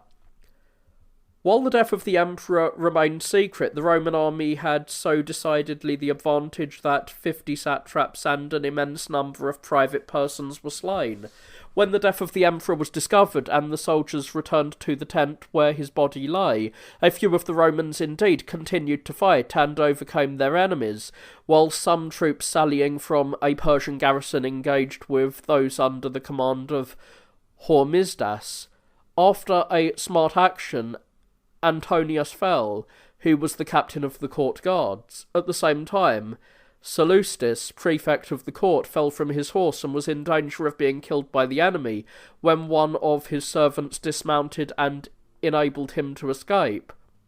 With him, the 2 legions that were with the emperor, called Scutari, likewise gave way. Only 60 men, regarding their own and their country's honour, had the courage to expose themselves to death until they took the castle, from which the Persians had sallied and had thus defeated the Romans. Although these were besieged by the enemy for 3 days, yet they were preserved by a party that attacked the besiegers. A meeting of the officers and soldiers was afterwards convened in order to appoint a successor to the emperor, since it would be impossible for them, without a ruler, to avoid the dangers to which they were exposed in the midst of an enemy's country. The general voice was in favour of Jovianus, the son of Varronius, tribune of the domestic forces. When Jovian had assumed the purple and the diadem, he directed his course homewards with all possible speed. Arriving at the castle of Suma, he was attacked by the Persian cavalry, accompanied by a great number of elephants, which committed great devastation in the right wing of the army, in which were placed the Jovian and Herculani. These were the appellations of 2 legions, so named from Diocletian and Maximian, the former of whom assumed the surname of Jove, and the later that of Hercules. Although at first they were unable to sustain the shock of the elephants, yet when the Persians with their horses and elephants in one body approached them, and happened to arrive at a rising ground on which were the carriages of the Romans and those who had the care of them, they availed themselves of the advantage to throw darts from above upon the Persians, with which they wounded the elephants. Upon feeling the smart of their wounds, the elephants, in their usual manner, immediately fled, breaking the line of the cavalry. The soldiers were thus enabled to kill the elephants in their flight, and the number of the enemy were also killed. There fell also on the Roman side 3 tribunes, Julianus Maximinus and Macrobius. They then marched forward 4 days, continually harassed by the enemy, who followed them when they were proceeding but fled when the Romans offered any resistance. At length, having gained some distance of the enemy, they resolved to cross the Tigris. For this purpose they fastened skins together and floated over. When the greater part had gained the opposite bank, the commanders crossed over in safety with the remainder. The Persians, however, still accompanied them and followed them with a large army so assiduously that the Romans were in perpetual danger, both from the unfavourable circumstances in which they were placed and from the want of provisions. Although the Roman army was in this condition, the Persians were willing to treat for peace, and for that purpose sent Serenus with other officers to the Roman camp.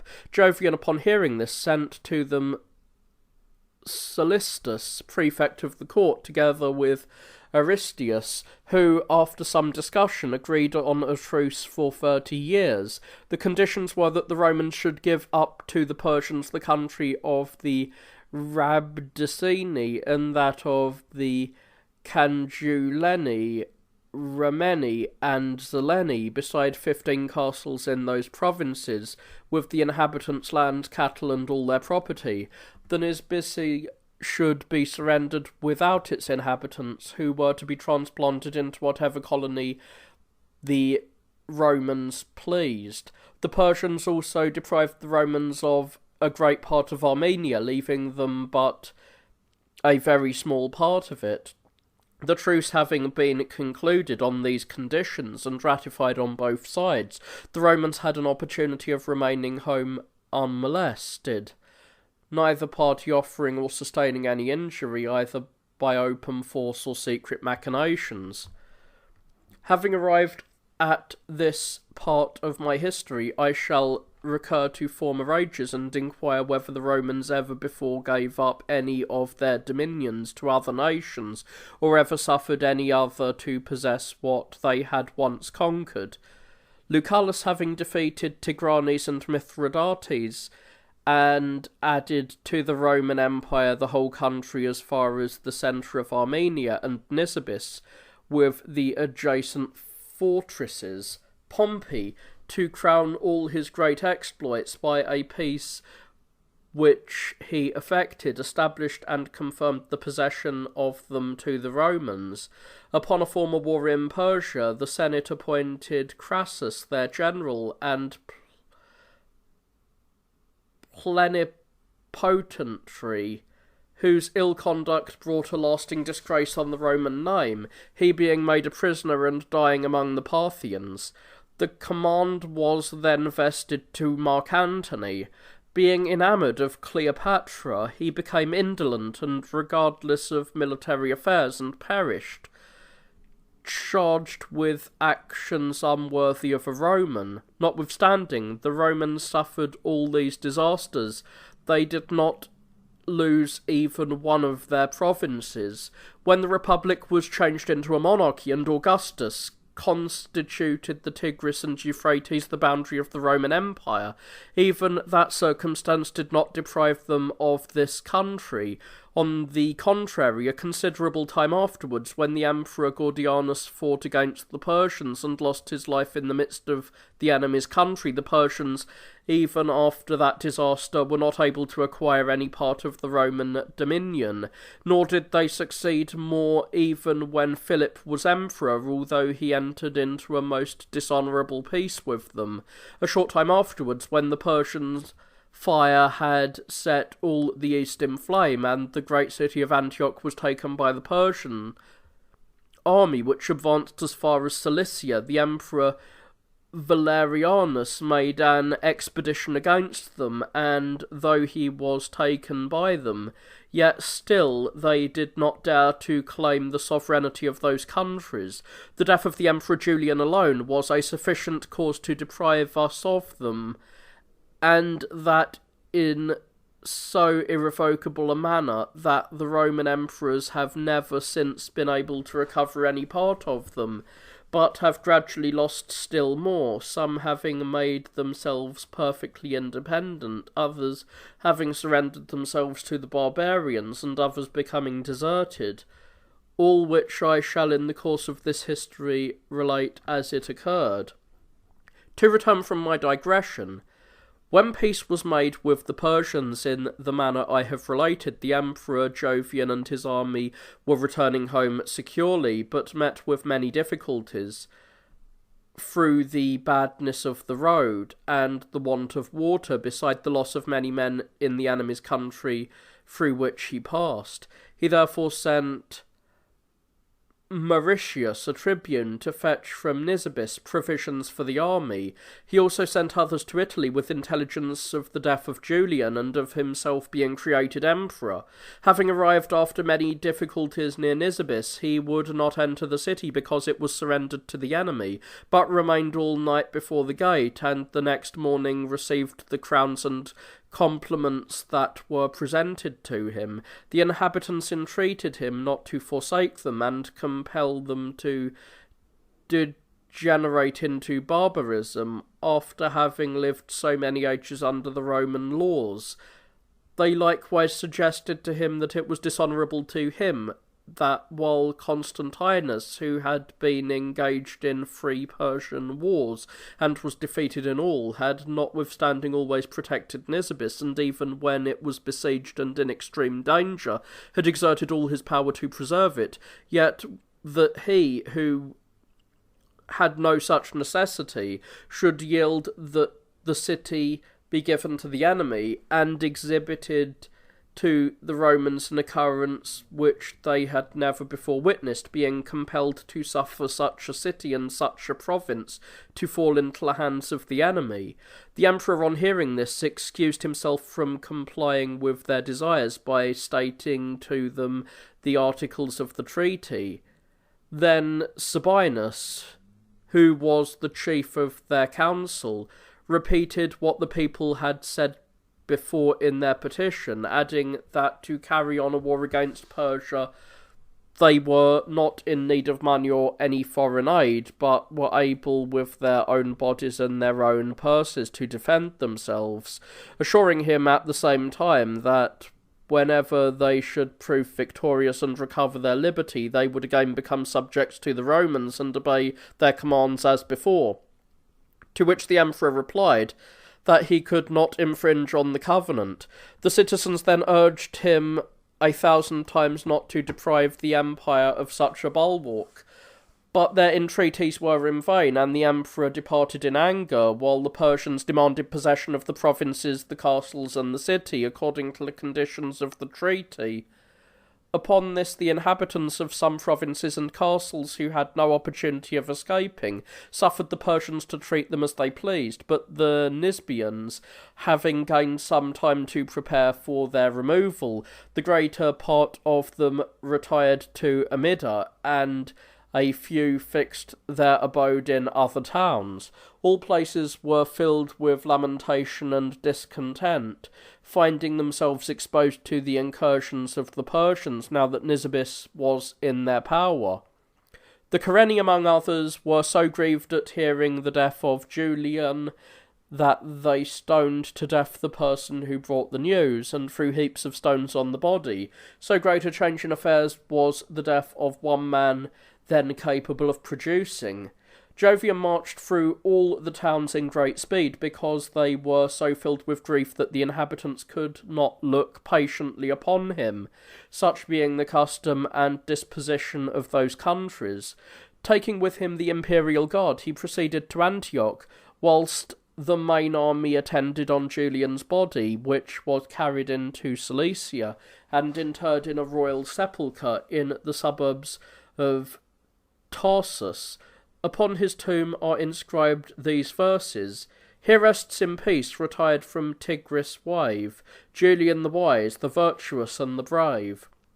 Jovian, now turning his attention to the affairs of government, made various arrangements, and sent Lucilianus his father-in-law, Procopius, and Valentinian, who was afterwards emperor, to the army in Pannonia to inform them of the death of Julian and of his being chosen emperor.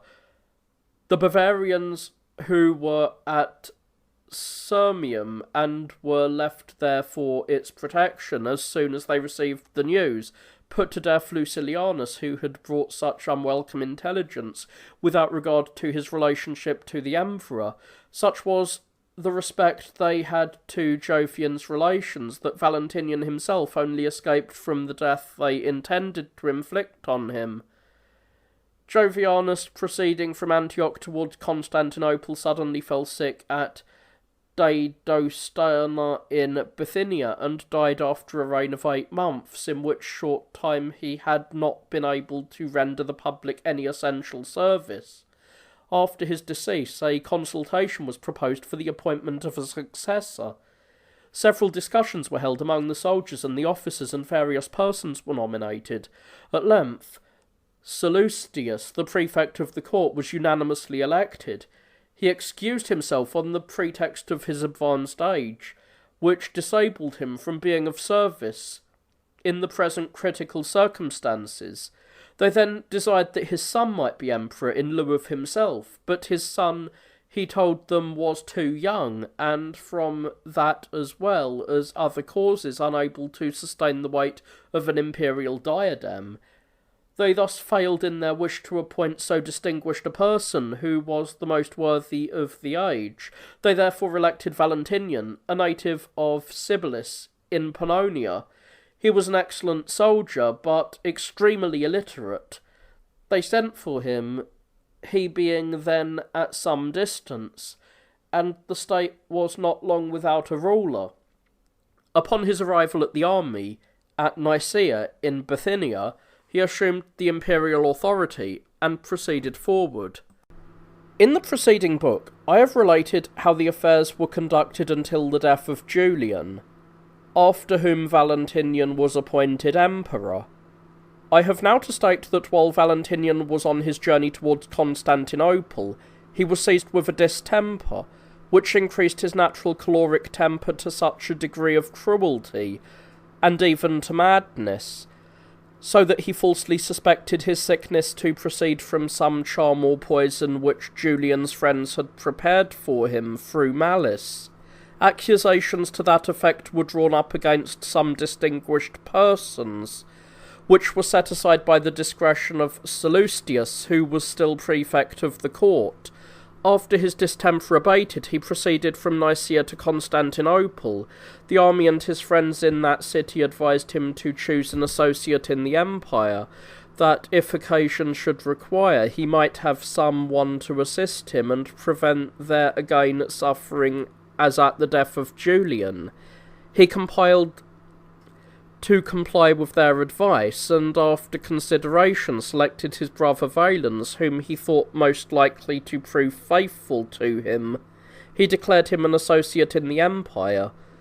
While they resided at Constantinople, all who were enemies to the friends of Julian continually suggested at court that certain persons had a design against the emperor, and incited the populace likewise to spread the rumour.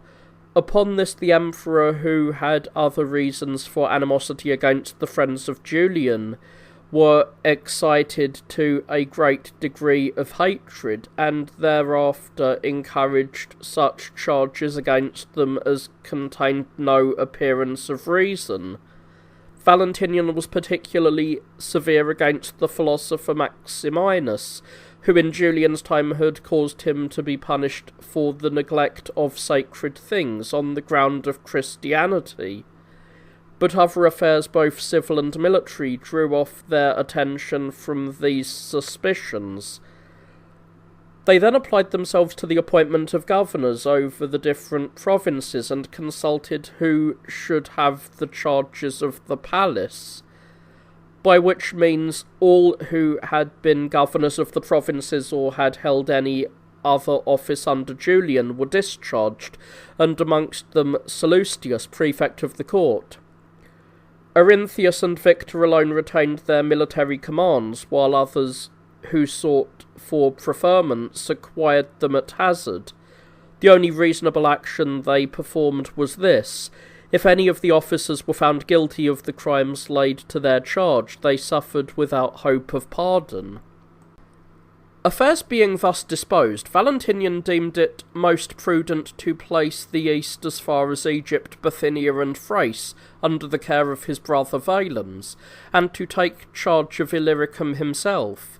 From thence he designed to proceed to Italy, and to retain in his possession all the cities in that country, and the countries beyond the Alps, including Spain, Britain, and Africa. The empire being thus divided, Valentinian began to govern more rigorously, correcting the faults of the magistrates. He was very severe in the collection of the imposts, and particularly in observing that the soldiers were duly paid. Resolving likewise to institute some new laws, he began by prohibiting the nocturnal sacrifices, intending by that measure to restrain and prevent vicious actions. However, when Praetextitus, the proconsul of Greece, a person endowed with great virtues, represented to him that the Greeks could not subsist under such a law, by which they were withheld from the performance of those sacrificial mysteries which were to them the great bond of society. He allowed them to be celebrated in the usual manner without regard to his own edict, and took care that everything should be performed according to the ancient custom of the country. In the meantime, the barbarians beyond the Rhine, who while Julian lived held the Roman name in terror, and were contented to remain quiet in their own territories, as soon as they heard of his death, immediately marched out of their own country and prepared for a war with the Romans. Valentinian, on being informed of this, made a proper disposition of his forces, and placed suitable garrisons in all the towns along the Rhine. Valentinian was enabled to make these arrangements by his experience in military affairs, while Valens was surrounded with disquietude on every side, having always lived inactively and having been raised to the empire suddenly. He could not indeed sustain the weight of business. He was disturbed not by the Persians only, who were related with their prosperity, which had increased since their truce with Jovian. They made incursions on the provinces without control, since Nisibis was in their possession, and by distressing the eastern towns, constrained the emperor to march against them. On his departure from Constantinople, the rebellion of Procopius commenced. This person had been instruced by Julian, being one of his relations, with a part of his forces, and had been charged to march with Sebastianus through Adiben, and to meet Julian, who took another route. Permission, moreover, was given him to wear a purple robe, for a reason which no other person was acquainted with. But the deity being pleased to ordain it otherwise, and Jovian having succeeded to the imperial dignity, Procopius immediately delivered up the imperial robe which he had received from Julian, confessing why it had been given to him, and entreating the emperor to absolve him from his military oath, and to allow him to live in retirement and to attend to agriculture and his own private affairs. Having obtained this, he went with his wife and children to Cassandria in Cappadocia, intending to reside in that place, where he possessed a valuable estate. During his abode there, Valentinian and Valens, being made emperors, and being suspicious of him, sent persons to take him into custody, in that they found no difficulty, for he surrendered himself voluntarily, and desired them to carry him wherever they pleased, if they would suffer him first to see his children. To this they consented, and he prepared an entertainment for them. When he perceived them to be intoxicated, he and his family fled towards the Chersonese. Having remained there for some time, he found the inhabitants to be a faithless race, and was apprehensive lest they should deliver him to his persecutors. He therefore put himself and his family on board a trading vessel, and arrived in the night at Constantinople. He there resided in the house of an old acquaintance, and making observations on the state of the city after the departure of the emperor, he attempted to raise himself to the empire, and formed his designs on the following incident. A eunuch named Eugenius had not long before been discharged from the court, who entertained but little friendship for the emperors. Procopius therefore won this man to his interest, because he found him to be very rich. He informed him who he was, the cause of his arriving there, and the measures which he wished to pursue. On this the eunuch promised to assist him in any enterprise, and to furnish him with money. Their first attempt was to bribe the court guards, which consisted of 2 legions. Then arming the slaves, and collecting with ease a considerable multitude, chiefly of volunteers, they sent them in the night into the city, and occasioned a general commotion, the people issuing from their houses, and gazing on Procopius, dressed as a king, as in the theatre. But the city being in general confusion, and no person being sufficiently collected in mind by reason of the surprise to know how to act, Procopius imagined his design to be still undiscovered, and that he might secure the empire if the enterprise were no further revealed. Having then seized on Caesarius, whom the emperors had made prefect of the city, and Nebridius, who was appointed to succeed Sallustius in the prefecture of the court, he compelled them to write to the subjects of the empire whatever he wished. He also kept them separate, that they might not consult with one another. Having formed these projects, he proceeded in a splendid manner towards the palace. Ascending a tribunal before the gate, he gave the people great hopes and promises. He then entered the palace to provide for the remainder of his affairs. The new emperors having divided the army between them, Procopius determined to send persons to the soldiers, who were as yet in confusion, and went by the command of the emperors from place to place without any order. He thus hoped to seduce some of them to his party, nor did he fail in accomplishing his purpose with ease by distributing money among the soldiers and their officers, by which means he collected a considerable force and prepared to make an open attack on the enemy. Procopius then sent Marcellus into Bithynia with an army against Seroninus and the imperial cavalry that were under his command, in the hope of cutting them to pieces. This force having fled to Cyzicus, Marcellus, whose army was superior to theirs both by sea and land, took possession of that town, and having taken Serianus, who fled into Lydia, put him to death. Procopius was so elevated by this fortunate commencement that his forces considerably augmented, many being of the opinion that he was able to contend with the emperors. Both the Roman legions and the barbarian troops now flocked to his standard. Beside the reputation of being related to Julian, and of having accomplished the accompaniment of him in all the wars he had ever been engaged in, attracted many partisans. He likewise sent ambassadors to the chief of Scythia beyond the Ister, who sent to his assistance 10,000 Scythians. The other barbarian nations likewise sent auxiliaries to share in the expedition. Procopius, however, considered that it would be imprudent in him to engage with both emperors together, and therefore thought it best to advance against him who was nearest, and afterwards deliberate on what course to pursue. Thus was Procopius employed, while the Emperor Valens, who heard of this insurrection in Galatia, in Phrygia, was filled with consternation at the news. Arbitro having encouraged him not to despair, he prepared his troops that were with him for war, and sent to his brother to inform him of the designs of Procopius.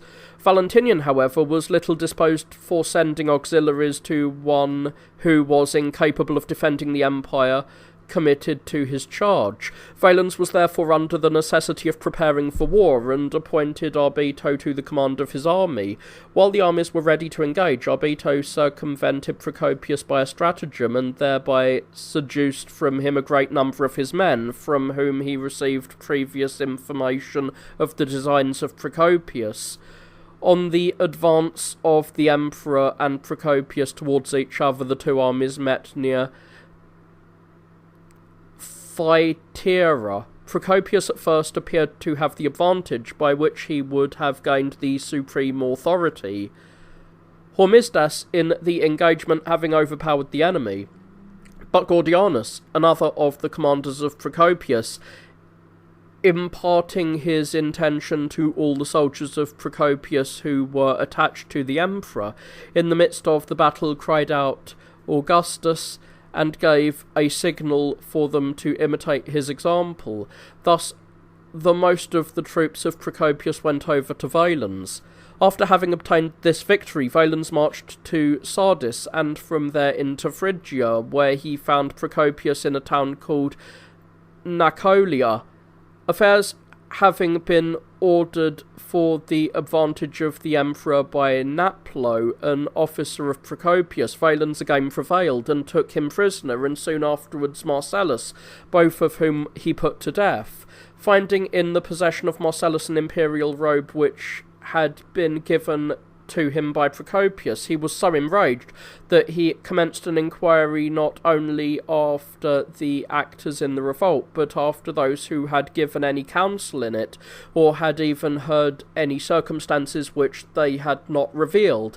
He thus acted with great severity towards all persons without regard to justice, not only all who had conspired, but who were merely friends or relations of any of the conspirers, though themselves perfectly innocent, were sacrificed to the fury of this emperor. While such was the posture of affairs in that part of the empire which was attached to Valens, the Emperor Valentinian, who resided beyond the Alps, was attacked by a great and unexpected danger. The Germans, recollecting their sufferings under the administration of Julian, as soon as they heard of his death, shook off all fear and resumed their natural audacity, invading the nation subject to the Roman Empire. Being met by the emperor, a severe battle ensued, in which the barbarians were victorious. The Roman army dishonourably fled. Valentinian, however, resolved not to save himself by flight. He therefore bore the event of the battle with apparent composure, until he had discovered those who, by their first beginning to fly, had caused the disaster. Having at length, by strict inquiry, ascertained that the Batavian legion was guilty, he ordered the whole army to assemble in complete martial regalia, as if to hear an oration for their information in some important affair. He then addressed them, reflecting the strongest ignominy on those who commenced the flight, and commanded the Batavians to be stripped of their arms and to be sold to a colony as slaves. Upon this they all prostrated themselves on the ground and entreated him not to inflict so disgraceful a punishment on his soldiers, promising in future to behave like men and worthy of the Roman name. He complied with their entreaties, requiring them to prove by their actions the sincerity of their intention. He then rose from the ground, armed themselves, and renewed their combat with such alacrity and resolution that of an immense number of barbarians very few returned to their own country. Thus terminated the war with the Germans. After the death of Procopius, the Emperor Valens sacrificed to his resentment the lives of many persons, and confiscated the property of many others. His intended expedition into Persia was obstructed by the incursions into the Roman territories of a Scythian tribe residing beyond the Ister.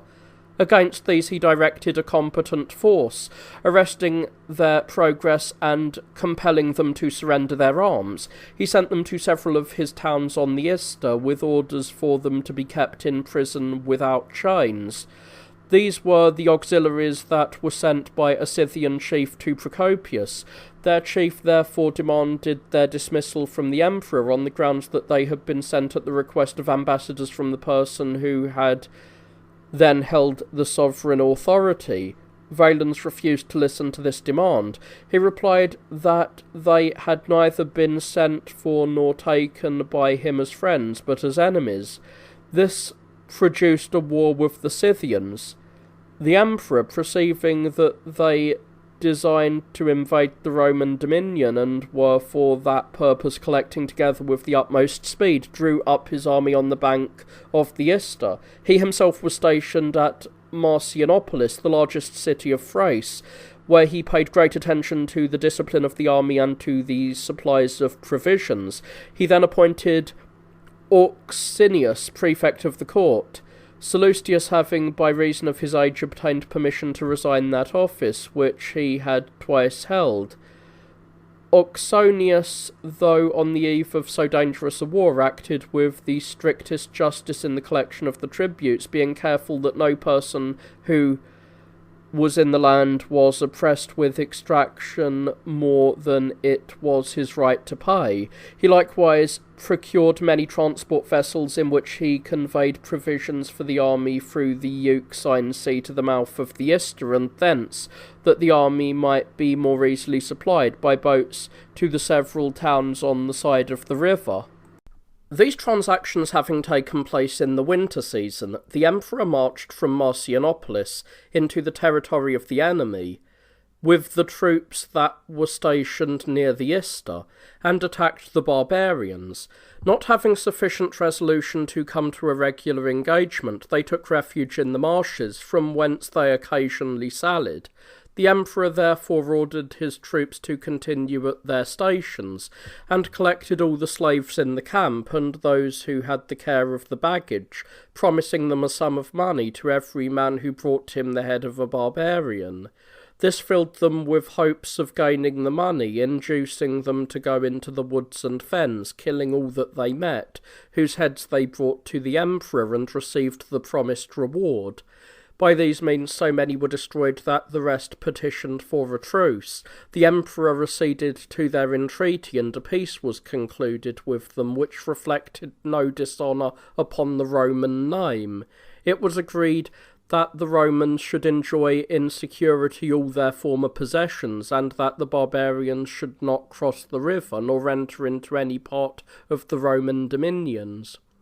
Having concluded this treaty, the emperor returned to Constantinople, and the prefect of the court being dead, conferred that office on Modestus. He then prepared for war with Persia. When Valens was engaged in these preparations, the Emperor Valentinian, having favourably disposed the affairs of Germany, made provision for the future security of the Celtic nations. With this view he levied among the barbarians near the Rhine and the husbandmen in the countries under the Roman dominion a considerable number of young men. These he incorporated with the legionary soldiers, and brought to so good a state of discipline that, from the sole dread of their military skill, during the period of 9 years, the nations beyond the Rhine did not dare to make any attempt upon any of the cities belonging to the Romans. About this time a person named Valentinian, for some offence, was banished to the island of Britain, and endeavouring there to render himself absolute, was at once deprived of his life and his hopes. The Emperor Valentinian was now attacked by a disease which nearly cost him his life. Upon his recovery, the courtiers requested him to appoint a successor, lest at his decease the Commonwealth should cease to exist. To this the emperor consented, and declared his son Gratian emperor, and his associate in the government, although he was then very young, and not yet capable of the management of affairs. The affairs of the West being thus situated, the Emperor Valens, as he had previously intended, prepared to march into the east against the Persians. Proceeding slowly forward, he granted every reasonable favour to the cities that sent ambassadors to him, and performed various other good actions. Arriving at Antioch, he made every provision relative to the war with great caution. After residing in the palace there during the winter, he proceeded in the spring to Hierapolis. He led his forces from thence against the Persians, and when winter again approached, he returned to Antioch. Thus was the war with the Persians protracted. While the emperor remained at Antioch, an extraordinary circumstance happened. Among the imperial notaries was one named Theodorus, a person of reputation, birth, and education. Being very young, he was easily seduced to vice by the delusions of designing profligates. A society of persons of that description persuaded him that they were men of great learning, particularly in the science of divination, by which they were able to foretell future events. In order to ascertain who should succeed Valens in the empire, they fixed up a tripod which revealed to them in a secret manner what should happen hereafter. Now in this tripod appeared the letters E-O-D, by which was predicted in plain terms that Theodorus would succeed Valens in the empire. He was so involved in these follies that he was continually anxious for the conversation of jugglers and sorcerers, consulting them of the future. He was therefore accused to the emperor, who punished him as he merited. After this happened another singular occurrence. Fortunatinus, the treasurer of the emperor, had ordered stripes to be inflicted on a soldier for sorcery. The man being put to the torture and compelled to accuse others who were his accomplices, the cause was removed before Modestus, the prefect of the court, because some persons were implicated who were not subject to the jurisdiction of the former officer. The emperor was extremely incensed, and suspected all the most celebrated philosophers and other persons who had acquired learning, as likewise some of the most distinguished courtiers, who were charged with a conspiracy against their sovereign. This filled every place with lamentation, the prisons being full of persons who did not merit such treatment, and the roads being more crowded than the cities.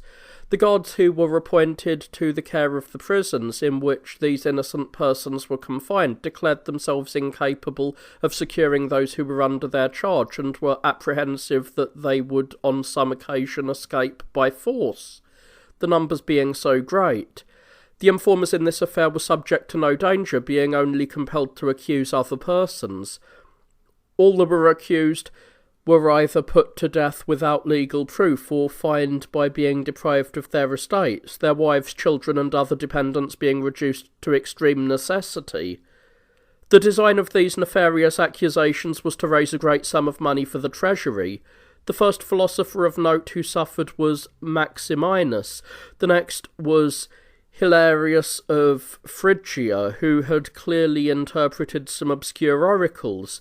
After these, Simonides, Patricius the Lydian, and Adreniosus of Caria, who were all men of extensive learning, and condemned more from envy than with any shadow of justice.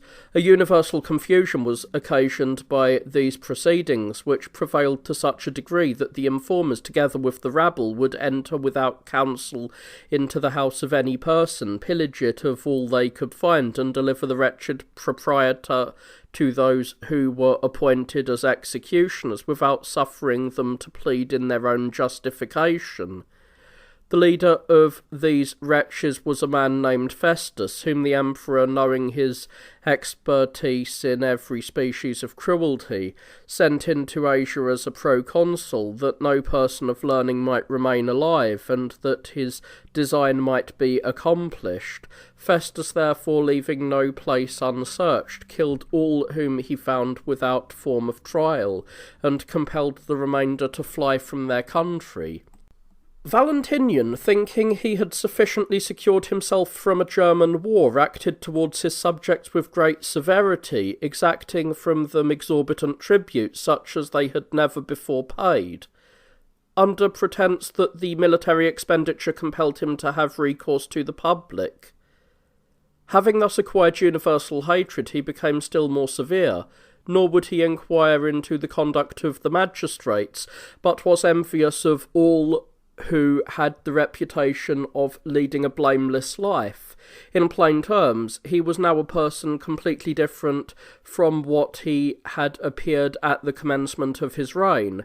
For this cause, the Africans who could not endure the excessive avarice of the person who held the military command in Mauritania gave the purple robe to Firmus and proclaimed him emperor. This doubtless gave much unease to Valentinian, who immediately commanded some legions from the stations in Pannonia and Moesia to embark for Africa. On this, the Sarmatians and the Quadi, who had long entertained a hatred for Celestius, the governor of those countries, availing themselves of the opportunity afforded by the departure of the legions for Africa, invaded the Pannonias and Moesias. Celestius had infringed an oath and had not only treacherously deceived but had murdered their chief at a banquet. The barbarians therefore ravaged the countryside to revenge themselves, and plundered all of the country along the Ister, carrying off all that they found in the towns. The Pannonians were by these means exposed to the cruelty of the barbarians, while the soldiers were extremely negligent in the defence of the towns, and committed as much mischief as the barbarians themselves in all places on this side of the river. But Moesia was free from harm, because Theodosius, who commanded the forces there, courageously resisted the barbarians and routed them when they attacked him. By that victory he not only acquired great renown, but subsequently attained the imperial dignity.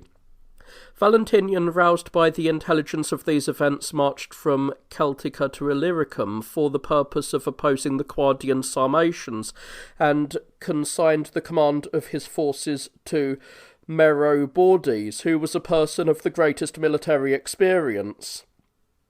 The winter continuing unusually late, the Quadi sent ambassadors to him with insolent and unbecoming messages.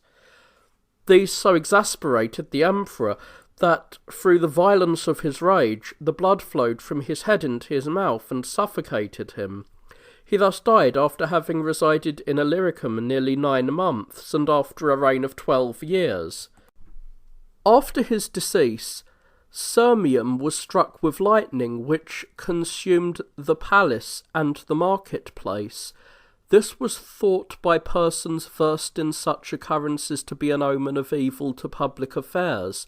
Earthquakes likewise happened in many places. Crete was very much shaken, as was likewise the Peloponnese and all Greece, many places being destroyed. Indeed, nearly all were overturned except Athens and the country of Attica. These were said to be preserved by these means. Nestorius, who was then chief sacrist at Athens, saw a vision by which he was commanded to pay public honours to the hero Achilles, who would be a protection to the city. Having communicated this to the magistrates, they imputed it to the doing of age, and paid no attention to his communications. Considering, therefore, within himself and receiving instructions from the divine influence, he erected the image of the hero in an apartment under the statue of Minerva. As often as he offered sacrifices to the goddess, he at the same time performed the rites due to the hero. Having thus complied with the desires of the vision, the Athenians were free from the earthquake by which every other place suffered except the country of Attica, which shared in the favour of the hero. The truth of this is attested by the philosopher Cyrenius, who had composed a hymn in honour of this hero. These occurrences I have introduced under the idea that they were not foreign from the design of my history.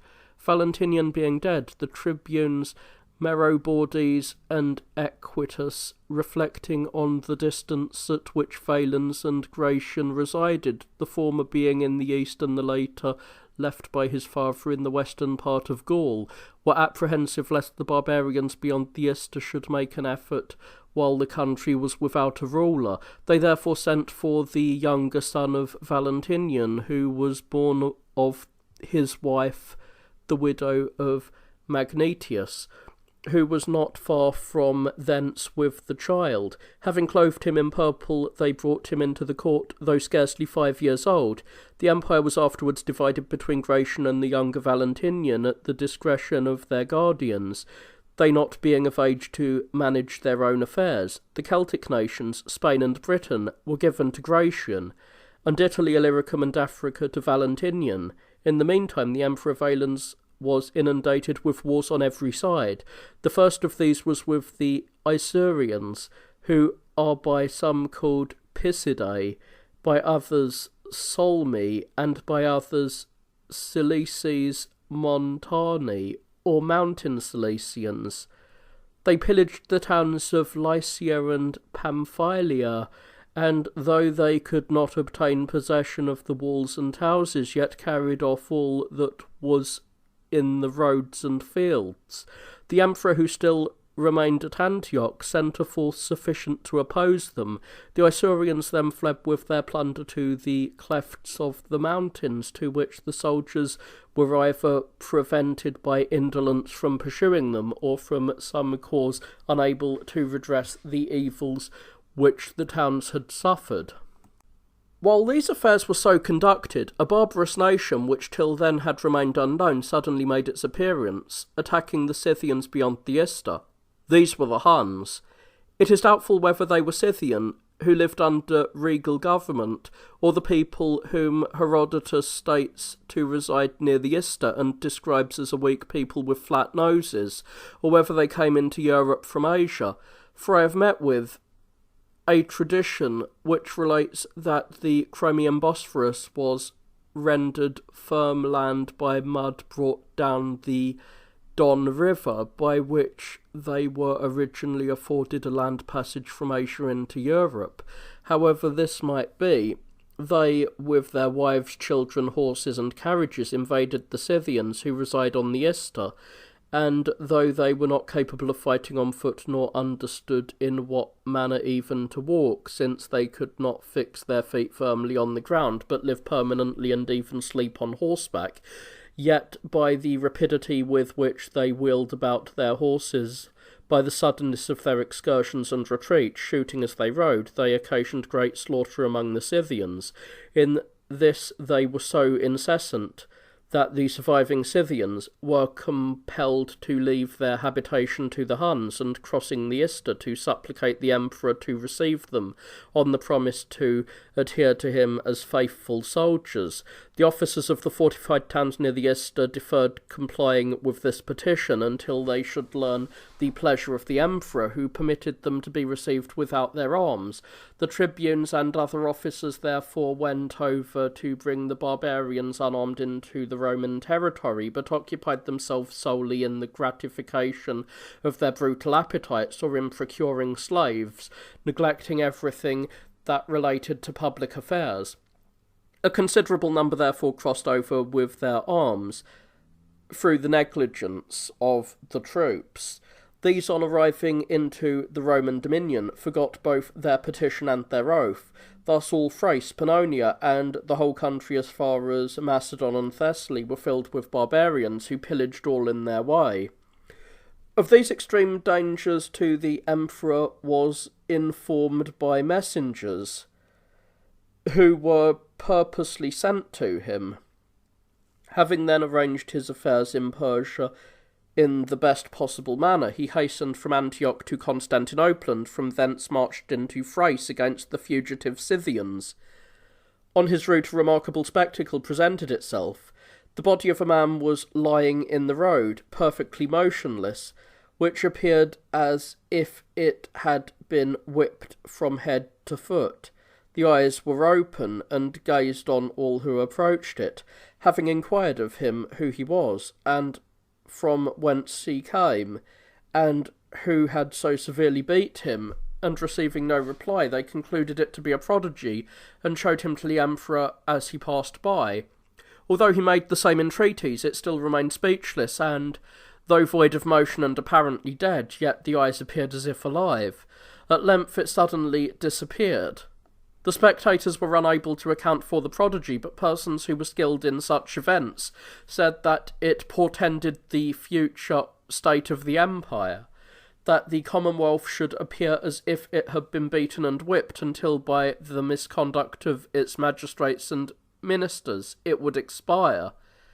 If we take all the circumstances into consideration, this interpretation will indeed appear just. The Emperor Valens, perceiving that the Scythians were pillaging Thrace, resolved to send troops who had accompanied him from the east and who were expert horsemen to make the first charge on the Scythian horse. These, having therefore received orders from the Emperor, left Constantinople in small detachments, and killing the straggling Scythians with their spears, brought many of their heads into the city every day.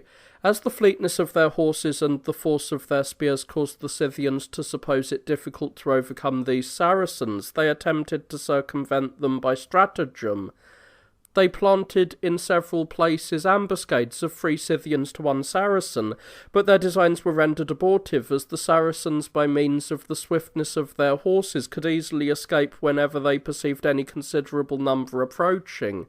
The Saracens, with their spears, committed such ravage among the Scythians that at length, despairing of success, they preferred passing the Ister and surrendering themselves to the Huns than being destroyed by the Saracens. When they had retired from all the places near Constantinople, the Emperor had room to draw out his army. He was now hesitating how to manage the war, so great a multitude of barbarians being at hand, and was tormented by the ill conduct of his own officers. He was notwithstanding afraid of discharging them under such turbulent circumstances, and was likewise doubtful whom to appoint in their place, since no one appeared who was capable of such employments.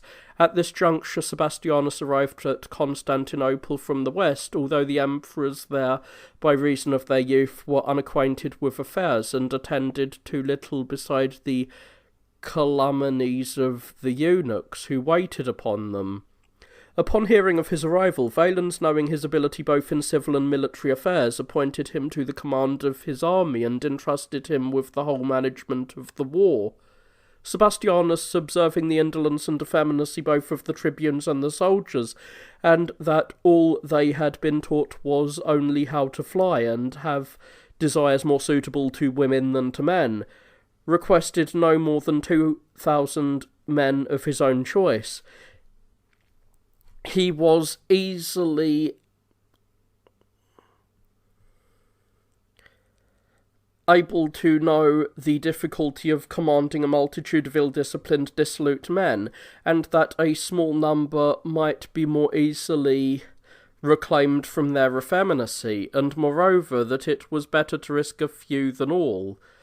By these arguments he prevailed upon the emperor, and obtained his desire. He selected not such as had been trained to cowardice and accustomed to flight, but strong and active men who had lately been taken into the army, and who appeared to him, who was able to judge men very well, to be capable of any service. He immediately made trial of each of them, and obviated their defects by continual exercise, bestowing commendations and rewards on all those who were obedient, but appearing severe and inexorable to those who neglected their duties.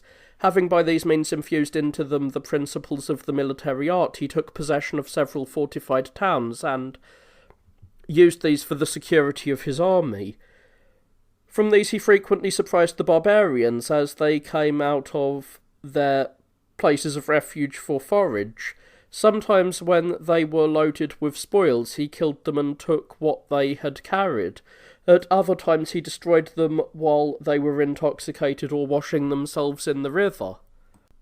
When he had by these methods cut off great parts of the barbarians, and the remainder felt such dread of him that they dared not attempt to forage, an extraordinary degree of envy was excited against him. From this envy proceeded hate, until at length the court eunuchs, at the instigation of those who had lost their command, accused him to the emperor, who by these means was induced to entertain unjust suspicions of him.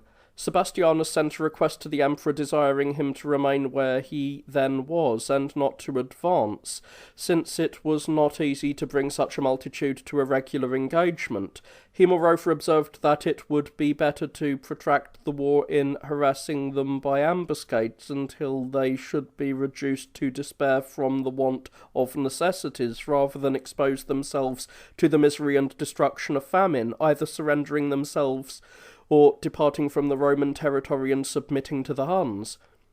While he gave the emperor this counsel, his adversaries persuaded him to march forward with his whole army, that the barbarians were almost destroyed and the emperor might gain a victory without trouble. Their counsel, though the least prudent, so far prevailed that the emperor led forth his whole army without order. The barbarians resolutely opposed them, and gained so signal a victory that they slew all except a few, with whom the emperor fled into an unfortified village. The barbarians therefore surrounded the place with a quantity of wood, which they set on fire. All who had fled there, together with the inhabitants, were consumed in the flames, and in such a manner the body of the emperor could never be found. When the affairs of the empire were reduced to this low condition, Victor, who commanded the Roman cavalry, escaping the danger with some of his troops, entered Macedon and Thessaly. From thence he proceeded into Moesia and Pannonia, and informed Gratian, who was then in that quarter, of what had occurred, and of the loss of the emperor and his army. Gratian received this intelligence without uneasiness, and was little grieved at the death of his uncle, a disagreement having existed between them. Finding himself unable to manage affairs, Thrace being ravaged by the barbarians, as were likewise Pannonia and Moesia, and the towns upon the Rhine being infested by the neighbouring barbarians without control, he chose for his associate in the empire Theodosius, who was a native of a town called Cusia, a part of Spain called Hispania Caestelia, and who possessed great knowledge and experience of military affairs. Having given him the government of Thrace and the eastern provinces, Gratian himself proceeded to the west of Gaul, in order, if possible, to compose affairs in that quarter.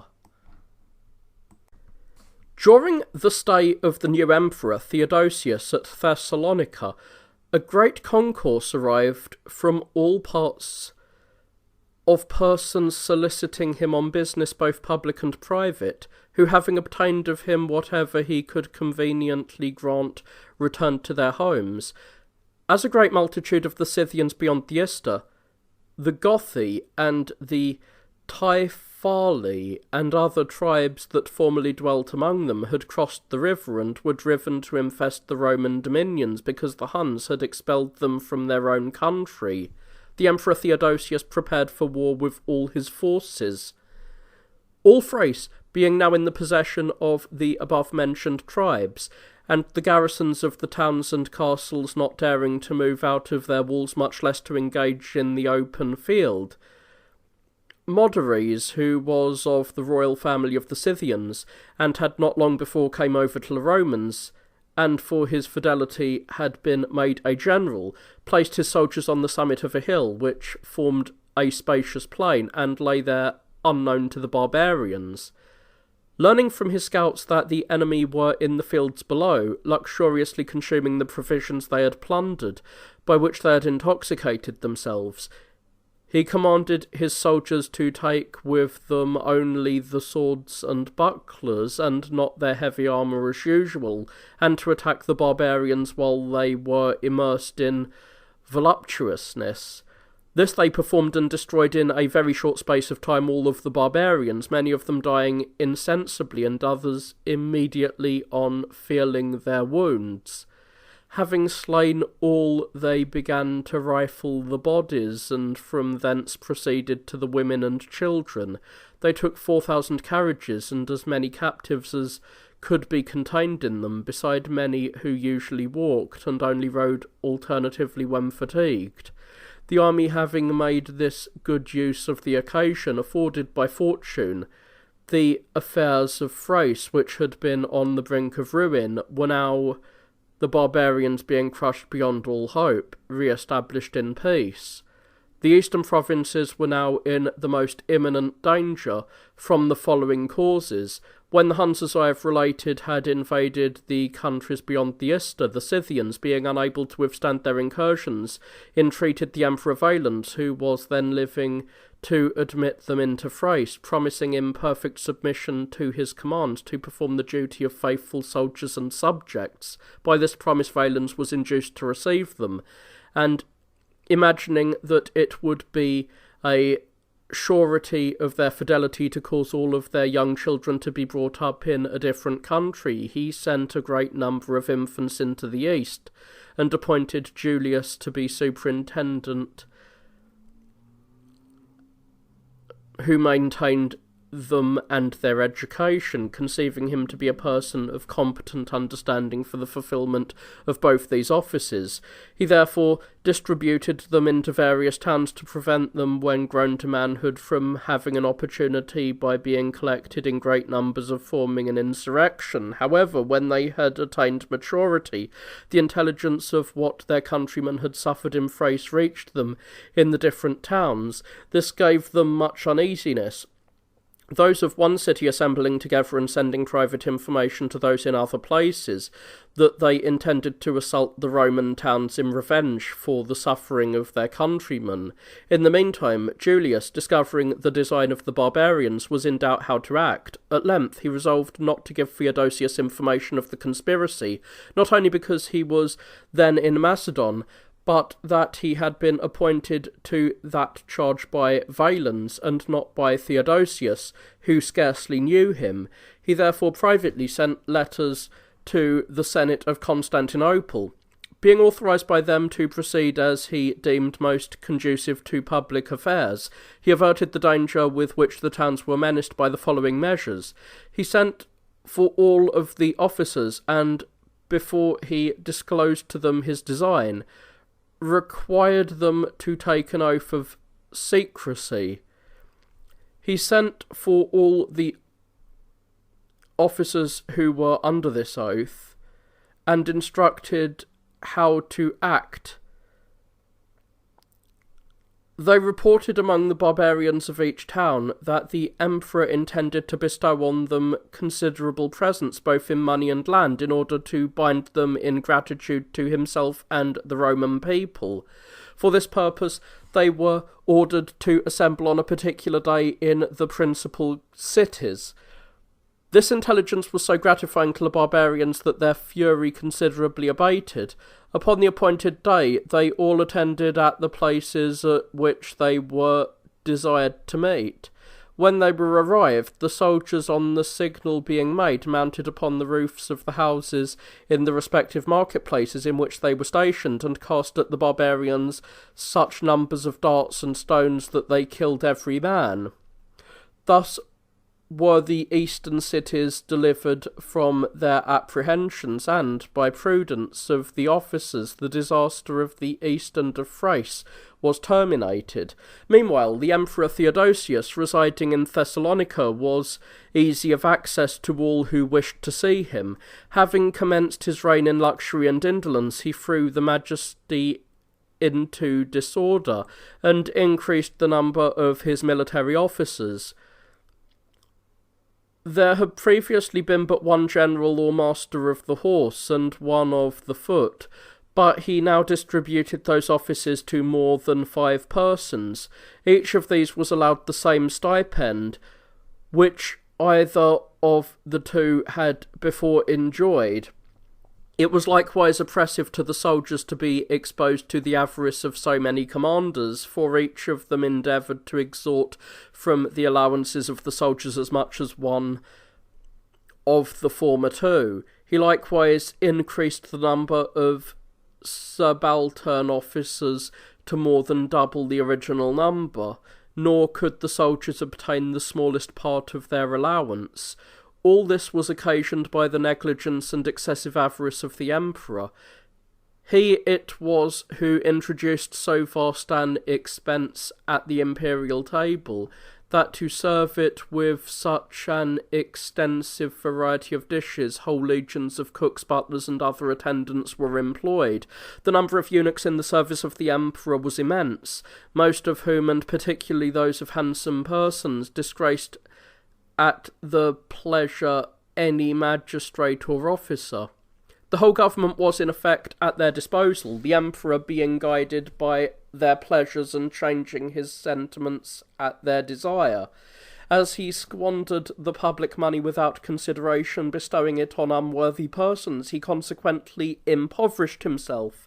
He therefore sold the government of provinces to any who would purchase them, without regard to the reputation or ability of the persons, esteeming him the best qualified who brought him the most gold or silver. Goldsmiths, bankers, and even the meanest professions were therefore seen wearing the ensigns of magistracy and selling the provinces to the best bidders.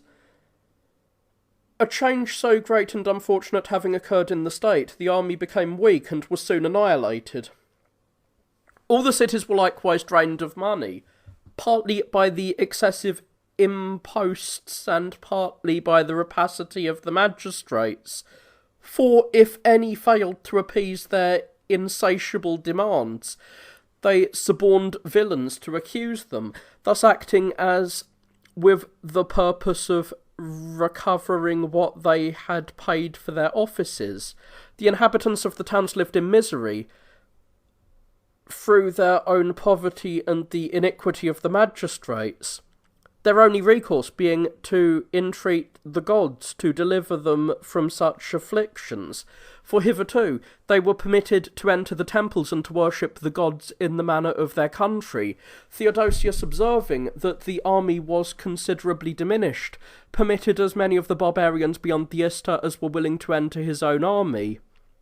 Many of them were induced by his promises, and were emboldened to be embodied within the legions. Conceiving that when more of them should be collected they might attack the government, and without difficulty acquire possession of the sovereignty. The emperor, however, having reviewed these fugitives, who were very numerous and already exceeded in number the other soldiers, reflected on the difficulty of restraining them, should they be inclined to infringe their promise of obedience. He therefore judged it most prudent to place some of them among the legions that were in Egypt, and to supply their place in the army with a detachment from thence. This being effected, the one party coming and the other going according to the command of the emperor, the Egyptians marched through the different towns with great order, and paid for what they received. But the conduct of the barbarians was truly turbulent, and they disposed of all in the various markets at their pleasure. When both met at Philadelphia, a city of Lydia, the Egyptians were attentive to the orders of their officers, while the barbarians who exceeded them in number were regardless of their commands. A tradesman in the marketplace demanding money for goods that he had sold to a barbarian, the barbarian drew his sword and wounded him. Upon this the man cried out, and another was then wounded who ran to assist him. The Egyptians, who were grieved at the sight of so evil an action, mildly admonished the barbarians to desist from their actions so base and unjust, which was disgraceful to men who lived under Roman laws. Their avarice, however, had no weight with the barbarians. The barbarians drew against them also, until at length the Egyptians yielded to resentment and attacked them, killing more than 200, wounding some, and compelled many of them to take refuge in the sewers, where they died. When the Egyptians had thus rendered the barbarians at Philadelphia more orderly, they continued their journey, and the barbarians proceeded towards Egypt. They were commanded by Hormisdas, the son of Hormisdas, who had attended the Emperor Julian in the Persian War.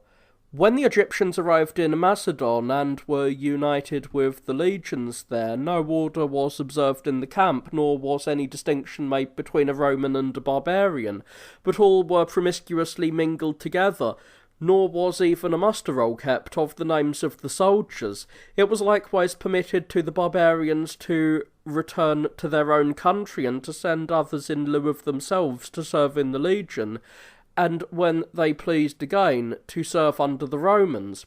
The barbarians, on learning of the disordered state of the army of which the fugitives informed them, and of the free access they had to it, thought this a convenient opportunity to make an attempt against the Romans, who conducted their affairs so negligently. Having therefore passed the river without difficulty, they penetrated as far as Macedon without opposition, since the fugitives suffered them to proceed unmolested. Perceiving that the emperor was advancing to meet them with all his forces, and being guided at midnight by a large fire which they conjectured to be near his person, and likewise understood to be so far from the countrymen who deserted to them, they assaulted the emperor's tent, being now joined by their countrymen, who were opposed to the Romans alone. These, being comparatively a small number, could only enable the emperor to escape, but were themselves nearly all slain after having fought courageously and killed a great number of the barbarians.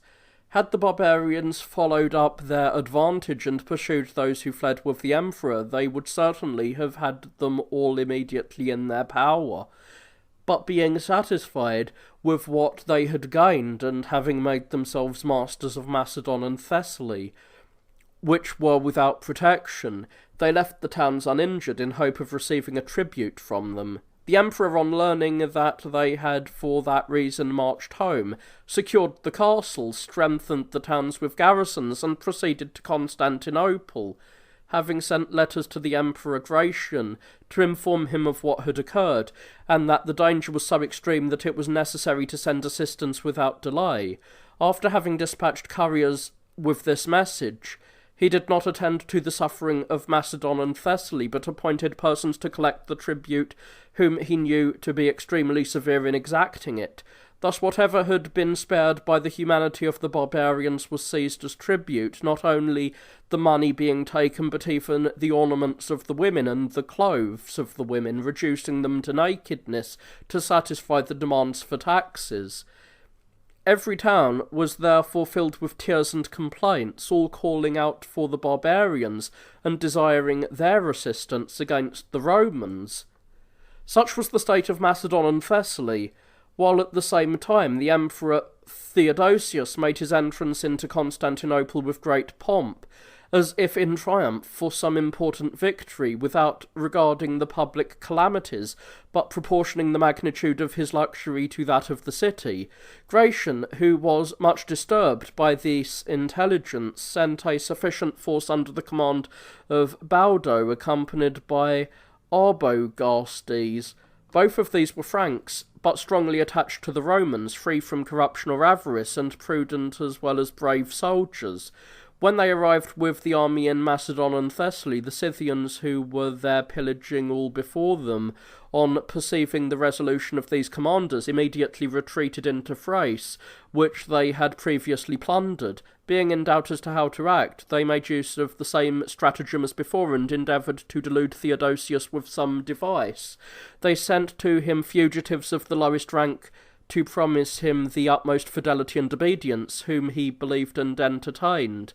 Lest his former experience should render him sensible of his own interest, those were followed by many more, whom he received in a similar manner, until, through the folly of the emperor, the fugitives had again gained great influence. His folly was daily augmented by the voluptuousness of court life, for whatever contributes to the relaxation of morals received in his reign such encouragement that every person who afflicted to imitate the emperor placed all human happiness in such pursuits.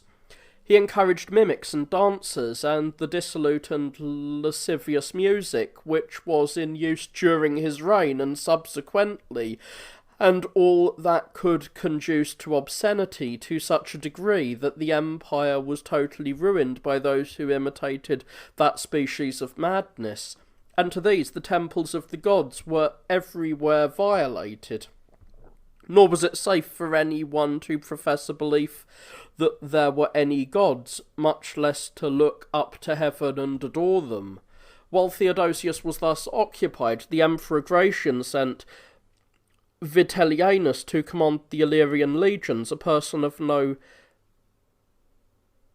means calculated to raise them from their depressed condition. Meanwhile, the Celtic nations were harassed by two bands of Germans from beyond the Rhine, one of whom was commanded by Fritigern, the other by Alothus and Saphraces. The emperor was therefore compelled to permit them, on condition of leaving the Celtic provinces, to cross the Ister and to enter Pannonia and Upper Moesia. His design and endeavour was to free himself from their continual incursions. They therefore passed the Ister, with the intention of proceeding through Pannonia into Epirus, and after crossing the river Achelous, to attack the cities of Greece. They first determined to supply themselves with a store of provisions and to remove Arthomaricus, the head of the royal family of Scythia, that none might be left in their rear to impede or prevent their enterprise. They accordingly attacked him and easily drove him from the places where he lay. He therefore repaid with great expedition to Theodosius, who was then recovering from a disease which had nearly caused his death. Theodosius gave a kind reception both to him and to the barbarians who followed him, even proceeding some distance from Constantinople to meet him. Nor did he afterwards treat him with less respect, but at his death, which happened shortly afterwards, interred him in a royal sepulchre, which was so magnificent that the barbarians were filled with amazement at its extreme splendour, and returned to their country without offering any further molestation to the Romans, so charmed were they with the liberality and magnificence of the emperor. They who had followed the deceased chief likewise kept a continual guard on the bank of the river, to prevent any incursions being made against the Romans. At the same time, Theodosius had additional good fortune. He repulsed the Scri and Carpodaciers, who were mixed with the Huns, and so defeated them as to compel them to cross the Ister and to return to their own country. The success of the emperor revived the courage of the soldiers, who now appeared to recover from their former calamities. The husbandmen had now the liberty of cultivating their lands and of freeing their cattle with security. Thus did Theodosius appear to repair their losses. Meanwhile, Promotus, who was the commander of the forces in Thrace, encountered with Adeotheus, who had levied an immense army, not only among the nations under the Ister, but among others suited in unknown countries at a great distance, which he was then leading across the river. Promotus here made such havoc among the troops that the river was filled with dead bodies, and the number which fell on the shore was almost too great to be counted. While the affairs of Thrace were thus situated, those of Gratian were in great perplexity. Having accepted the counsel of those courtiers who usually corrupt the manner of princes, he gave a reception to some fugitives called Alans, who he not only introduced into his army, but honoured with valuable presents, and confided to them his most important secrets, esteeming his own soldiers of little value. This produced among his soldiers a violent hatred against him, which, being gradually inflamed and augmented, incited in them a disposition for innovation, and most particularly in that part of them which was in Britain, since they were the most resolute and vindictive. In spite of this spirit, they were encouraged by Maximinus, a Spaniard, who had been a fellow soldier of Theodosius in Britain. He was offended that Theodosius should be thought worthy of being made emperor while he himself had no honourable employment. He therefore cherished the animosity of the soldiers towards the emperor. They were thus easily induced to revolt and to declare Maximinus emperor. Having presented to him the purple robe and the diadem, they sailed to the mouth of the Rhine.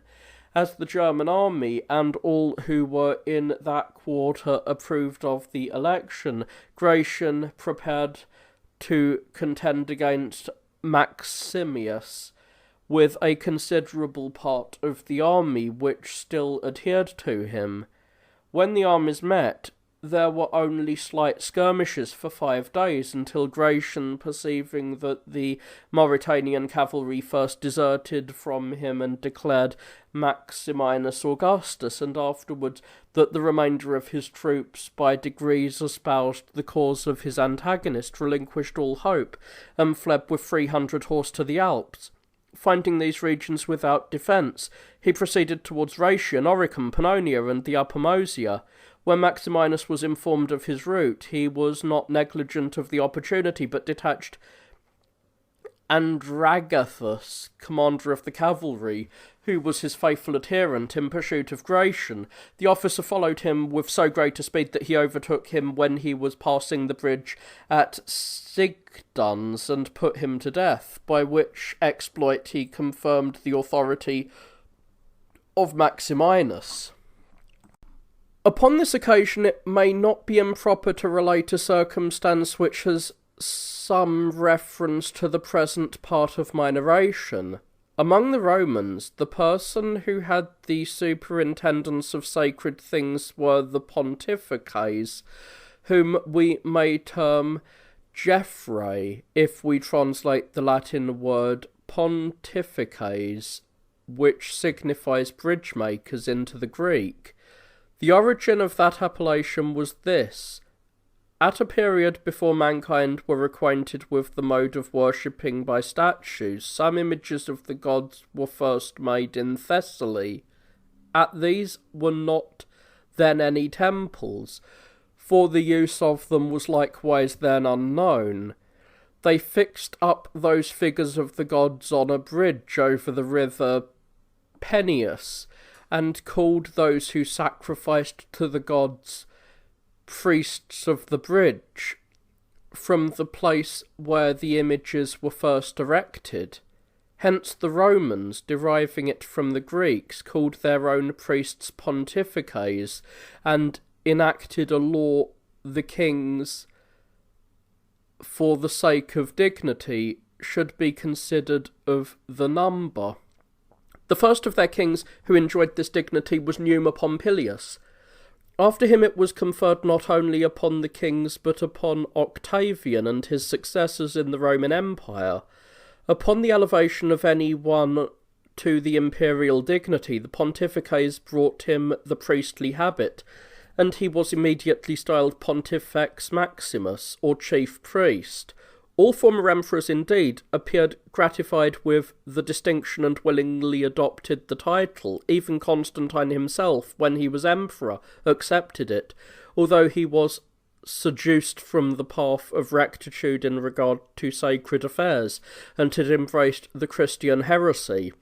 In like manner did all who succeeded him to Valentinian and Valens. But when the pontifices, in the accustomed manner, brought the sacred robes to Gratian, he, considering it a garment unlawful for a Christian to use, rejected their offer. When the robe was restored to the priests who brought it, their chief is said to have made this observation: if the emperor refuses to become pontifex, we shall soon make one. The reign of Gratian being thus terminated, Maximius, who now considered himself firmly fixed in the empire, sent an embassy to the Emperor Theodosius, not to entreat pardon for his treatment of Gratian, but rather to increase his provocations. The person employed in this mission was the imperial chamberlain, for Maximinus would not suffer a eunuch to preside in his court, a prudent person, with whom he had been familiarly acquainted from his infancy. The purport of his mission was to propose to Theodosius a treaty of amity and alliance against all enemies who admitted that they should make war on the Romans, and on refusal to declare against him open hostility. Upon this, Theodosius admitted Maximus to a share in the empire, and in the honour of his statues and his imperial title. Nevertheless, he was at the same time privately preparing for war and endeavouring to deceive Maximus by every species of flattery and observance. He gave instructions to Signius, the prefect of the court, whom he had sent into Egypt in order to prohibit their all worship of the ancient gods and to shut their temples, that he should show the statue of Maximus to the Alexandrians and erect it in some public place, declaring to the people that he was associated to himself in the empire. In this, Cygnus obeyed his commands, closing up the doors of the temples throughout the east, Egypt and Alexandria, and prohibited all their ancient sacrifices and customary observances. As to the calamities which the Roman Empire suffered from that period, a distinct account of the facts themselves will be the best demonstration. About this time a nation of Scythia made its appearance beyond the Ister, who were never before known to the inhabitants of these countries. They are called by the barbarians in those parts the Profugi. These being very numerous, furnished with arms of every description, and remarkably robust, they easily overpowered the barbarians of the interior, proceeded as far as the banks of the Ister, and demanded permission to cross the river. Promotus, the commander of the forces in that quarter, drew out his troops as far as he could extend them along the banks of the river, and hindered the passage of the barbarians. While he was thus employed, he invented a stratagem to this effect. He called to him some of his own soldiers who understood their language, and in whom he could confide in affairs of that nature, and sent them to agree with the barbarians upon betraying their own party. These men proposed that the barbarians should deliver the whole army into their hands in consideration of a large reward. The barbarians replied that they were not able to give so much. However, to induce them to believe their promises, they adhered to their original proposals, and would not abate in any of the reward. At length they agreed to the sum, which was in part to be paid immediately, and the remainder to be paid at the accomplishment of the treason. Having arranged the method of giving the signal, and the time for the execution of the project, they communicated to the commander each circumstance, that the barbarians would commence the enterprise in the night, and would cross the river to attack the Roman army. The barbarians, therefore, having placed all their best troops on board a great number of small vessels, commanded them to cross over first, and to fall on the soldiers while they were asleep. Next to these they sent those of an inferior description to support the former while they had commenced the attack, and after them the useless multitude of every age, who are ready to boast of victories while others have gained the victories. Promotus, having been previously informed of all the arrangements, was fully prepared against their designs. He therefore ranged his ships in a triple line close together along the side of the river, the length of 20 stadia. By this plan he not only prevented the enemy from crossing over, but sunk many of them in their vessels. The night being darkened without a moon, the barbarians were unacquainted with the preparations which the Romans had made, and therefore embarked with great silence, supposing the Romans to be ignorant of their design. When the signal was made, the Romans sailed up to them in large and strong ships with firm oars, and sunk all that they met, among which not one man was saved by swimming, their arms being very heavy. The vessels which escaped from the Roman ships, upon approaching those which lay along the shore, were so assaulted with whatever was at hand, that they and all on board were lost at the same time, nor were any of them able to pass the wall of Roman vessels. This produced among them an immense slaughter, greater than had ever occurred in any former naval action. Thus the river was filled with dead bodies and with arms. As many of them or were able to swim to the banks were destroyed by those who were ranged along it. The engagement being ended, the soldiers began to plunder. They carried away all the women and children and acquired possessions of all the provisions. Promotus then sent for Theodosius, who was not far from thence, to witness his brave exploit. When he beheld the number of prisoners and the quantity of spoil, he gave the captives their liberty, and by bestowing gifts upon them, endeavoured to attach them to himself, supposing that they would be of service to him in a war against Maximius. Another occurrence which happened at this period is worthy of being related. In the part of Scythia contiguous to Thrace is a town called Tomi, in which was a garrison commanded by Gerontius, a stout and valuable soldier. Before that town was placed a select corps of barbarians who excelled the rest of their countrymen in strength and courage. Although these men were favoured by the emperor with a larger allowance of corn and other provisions than any of the other soldiers, yet they did not repay these distinctions with goodwill, but with hatred to the governor of the town and contempt of the Roman soldiers. Gerontius, on discovering their design, which was to attack the town and to confuse the government, consulted with his most prudent soldiers on the method of punishing those insolent barbarians. Finding them fearful and consequently backward in giving their assent, he took his arms and issued with a few of his guard to engage the whole body of the barbarians.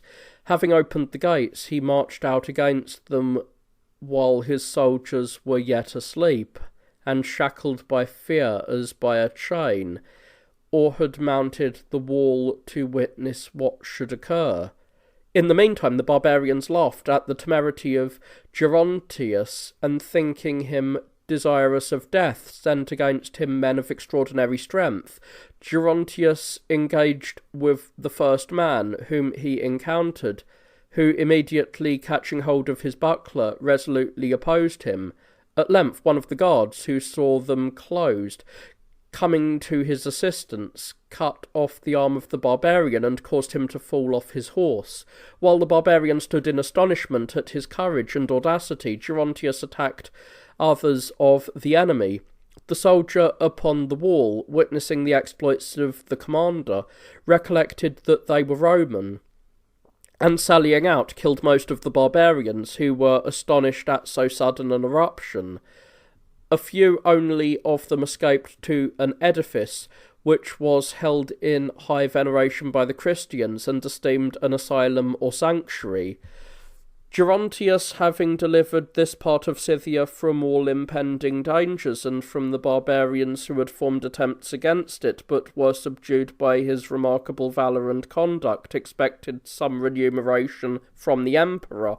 On the contrary, Theodosius was offended that the barbarians whom he had so much honoured were cut off, although they had been a great annoyance to the public repose. He therefore privately required Gerontius to be brought before him in custody to plead in defence of his brave achievement from the advantage of the Roman people. Upon this occasion, Gerontius charged the barbarians with rebellion, and related the depredations and ravages they had committed amongst the inhabitants of that town. The emperor, however, continued regardless of all that he said, and persisted in accusations of him, having removed them, not for the public good, but in order to acquire the presents which the emperor had given them. Gerontius replied that he had sent their property to the public treasury after their death. He had only taken from them some golden necklaces which the emperor had presented to them as ornaments. Notwithstanding this justification, he had great difficulty in escaping the dangers that surrounded him, though he distributed all he possessed to the eunuchs, and paid a proportionate sum for the goodwill of the Romans. While affairs thus hastened towards ruin under the reign of Theodosius, in whose time no virtuous action was thought commendable, but every species of luxury and licentiousness increased daily beyond bounds, an insurrection among the inhabitants of the great city of Antioch in Syria arose. These people were unable to support the continual addition of new taxes which the collectors invented. Having disgracefully thrown down the statues of the Emperor and Empress, they used expressions corresponding with their actions, which were mixed with humour and that species of raillery to which the people of that area accustomed themselves. When the Emperor, who was highly incensed at these actions, threatened to punish them according to their fault, the Senate of the city, dreading his resentment, determined to send ambassadors to excuse the action of the populace. They made choice of the philosopher Libanius, whose commendations are contained in the writings which he has left, and of Hilarius, a man of noble family and great learning. The former of these men made an oration before the Emperor and the Senate concerning the insurrection. He succeeded in appeasing the anger of the Emperor towards the Antiochians. The Emperor, being now perfectly reconciled with the city, enjoined him to make a second oration on the subject, and appointed Hilarius, who was renowned for his virtues, the governor of Palestine. Affairs being thus situated in the east, in Thrace and in Illyricum, Maximius, who deemed his appointments inferior to his merits, being only governor of the countries formerly under Gratian, projected how to depose the young Valentinian from the empire, if possible totally, but should he fail in the whole, to secure at least some part. Full of this resolution, he prepared to cross the Alps into Italy. Perceiving, however, that it would be necessary for him to pass through narrow defiles and over craggy and pathless mountains, and beyond these, through morasses and fens which admit of no passage except those who travel very slowly, much less of so considerable an army, he deferred the enterprise until he could form better measures.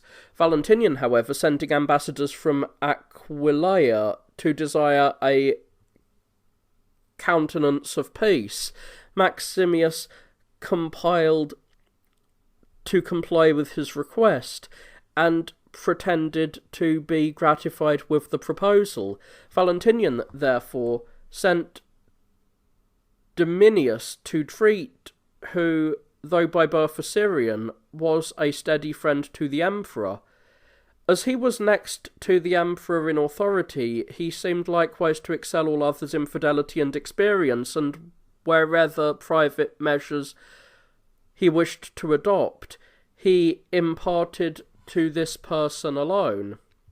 When Dominius arrived with Maximius, and had informed him of the motive of the embassy, he was received with the utmost kindness and respect. Maximius conferred on him so great honours, and so many presents, that Dominius supposed that Valentinian would never again have so good a friend. To such a degree did Maximius succeed in deluding Dominius, that he sent along with him his own army to the assistance of the emperor against the barbarians, who dreadfully oppressed the Pannonians under his dominion. Dominius departed from him highly gratified not only by the many presents he had received, but at being accompanied by those who were sent with him. He therefore imprudently, by crossing the Alps, rendered the passage more practicable to Maximius. That he would do this had been foreseen by Maximius, who had therefore made every preparation and followed him with all his forces. He moreover detached guards before him to prevent the passage of any that way who might give intelligence to the attendants of Dominius that Maximius was penetrating into Italy. This precaution had its full success, it being impossible for any person to pass through the narrow defile of the mountains without being perceived. Upon learning that Dominius and his retinue had passed the defiles of the Alps, and the marshes before them, which are extremely difficult for the march of an army, not fearing to meet any enemy in those devious places, he immediately entered Italy without resistance, and marched into Aquileia. This so much surprised Valentinian and rendered his situation so desperate that his courtiers were alarmed lest he should be taken by Maximinus and put to death. He therefore immediately embarked and sailed to Thessalonica with his mother Justinia, who, as I before mentioned, had been the wife of Magnentius, but after his decease was taken in by marriage by the Emperor Valentinian on account of her extraordinary beauty. She carried along with her daughter Galla. After having passed many seas and arriving at Thessalonica, they sent messengers to the Emperor Theodosius, entreating him now at least to revenge the injuries committed against the family of Valentinian. He was astonished at hearing of this and began to forget his extravagance and to lay some restraint on his wild inclination for pleasure. Having held a consultation, it was determined that he with part of the Senate should proceed to Thessalonica. This journey they performed, and there again they consulted what measure to pursue. It was at length agreed, with the unanimous assent of the assembly, that Maximus should receive the punishment due to his offences.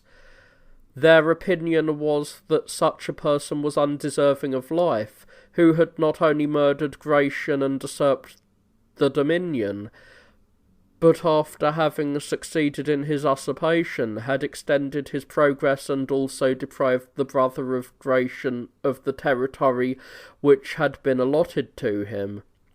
Though Theodosius was highly incensed at these actions, yet his natural effeminacy and the neglect of his former life rendered him unwilling to undertake a war. He therefore pointed out to them the inconveniences which unavoidably arise from civil discord, and that the Commonwealth must of necessity receive fatal wounds from both parties. He therefore stated that it would be better first to send an embassy, and that if Maximius would surrender the empire to Valentinian and remain at peace, the empire should be divided between them all as before, but if he should yield to his ambition, they would immediately commence a war against him. No person in the Senate dared to speak in opposition to this, because it appeared to be calculated for the public advantage. Meanwhile, Justina, who was a person of great experience and knew the best manner of conducting her affairs, understanding that Theodosius was naturally inclined to love, introduced into his presence her daughter Galla, who was extremely beautiful. Then, embracing the knees of the emperor, she supplicated with great humility that he would neither suffer the death of Gratian to pass unavenged, to whom he owed the empire, nor them to remain neglected and destitute of every hope. As she spoke these words, she showed him her daughter, who was in tears, lamenting her misfortunes. While Theodosius had listened to this supplication, and had observed the beauty of Galla, his eyes discovered the wound she had inflicted on his heart. Yet he deferred that affair to a future occasion, and in the meantime gave them favourable hopes. Becoming daily more inflamed with love for Galla, he requested Justina to grant him her daughter, since his former wife Placilla was dead. To this demand she replied that she would by no means accede to it unless he would make war on Maximius to revenge the death of Gratian. Resolving therefore to obtain her consent, he exerted himself in preparing for war. Being thus incited by his passion for Galla, he not only conciliated the soldiers by arguing that they should be paid more, but was roused from his negligence in other affairs, resolving, since he was compelled by necessity to provide for the affairs that would require attention after his departure. For this purpose, as Cynigius, the prefect of the court, had died on his journey homeward from Egypt, he considered on a person proper to succeed in that office. After having examined the character of many persons, he at length found one suitable, named Tatianus, for whom he sent to Aquileia. Tatianus had held other offices under Valens, and was in every respect a worthy person. Theodosius therefore declared him prefect of the court, sending him the ensigns of magistracy, and made his son Proculus praetor of the city. In this he truly acted with wisdom in committing the highest offices to such worthy men, who knew how to make the most judicious dispositions for the advantage of the subjects in the absence of the emperor. He also provided for the army, giving the command of the horse to Promotus and that of the foot to Timasius. When all things were prepared for his journey, he was informed that the barbarians, who were mixed with the Roman legions, had been solicited by Maximius with the purpose of great rewards if they would betray the army. Upon perceiving that the design was discovered, they fled to the fens and marshes of Macedon, where they concealed themselves in the woods. Being pursued and searched for with great diligence, most of them were slain. The emperor, however, being delivered from this alarm, marched with great resolution with his whole army against Maximius. He, however, first placed Justinia and her daughter on board a ship, committing them to the care of a person who was to convey them in safety to Rome, believing that the Romans would receive them with great pleasure because they were disaffected towards Maximius. He intended to lead his army through the Upper Pannonia and over the Apennine Mountains to Aquileia in order to surprise the enemy before they were prepared. While Theodorus was on his march, Maximius, having learnt that the mother of Valentinian and her children were to cross the Ionian Sea, collected a number of swift-sailing ships, which he sent under the command of Andragathius to cruise for them. But Andragathius, though he sailed about in every direction, failed in his purpose, for they had already crossed the Ionian Strait. Collecting therefore a competent navy, he sailed along all the adjacent coasts in expectation that Theodosius would attack him with his navy. When Andragathius was thus employed, Theodosius, having passed through Pannonia and the defiles of the Apennines, attacked unawares the force of Maximius before they were prepared for him. A part of his army, having pursued them with the utmost speed, forced their way through the gates of Aquileia, the guards being too few to resist them. Maximius was torn from his imperial throne while in the act of distributing money to his soldiers, and being stripped of his imperial robes, was brought to Theodosius, who, having in reproach enumerated some of his crimes against the Commonwealth, delivered him to the Commonwealth executioner to receive due punishment. Such was the end of Maximius and of his usurpation. Having fraudulently overcome Valentinian, he imagined that he should with ease subdue the whole of the Roman Empire. Theodosius, having heard that when Maximius came from beyond the Alps he left his son Victor, whom he had dignified with the title of Caesar, he immediately sent for his general, named Arbogastes, who deprived the youth both of his dignity and his life. When this intelligence reached Andragathius, who was then cruising in the Ionian Sea, it excited in him so great an apprehension of the innumerable dangers to which he was exposed, that he did not wait the arrival of his enemies, but became his own executioner. He threw himself into the sea, preferring rather to trust to the waves than to men who were his greatest enemies. Theodosius then delivered to Valentinian as much of the empire as his father had possessed, in which he only acted as the man who was enjoined by his duty to those who so merited his kindness. Having afterwards embodied the choicest soldiers of Maximius with his own, he sent Valentinian into Italy, Celtica, and other countries to arrange the affairs of his share of the empire. His mother accompanied him to supply as much as was possible in a woman the prudence which his youth required. Returning himself to Thessalonica, he found the affairs of Macedon in the utmost confusion. The barbarians who had secreted themselves in the fens and woods near the lakes, and had escaped from the former incursion of the Romans, having found an opportunity while Theodosius was occupied in the civil war, pillaged Macedon and Thessaly without opposition. Upon hearing of the late victory, and that the emperor was upon his return, they again concealed themselves in the marshes, and issuing privately from thence at break of day, carried off all they found, and returned to their usual abode. To so great a degree did they extend their ravages, that the emperor at length thought them to be rather demons than men.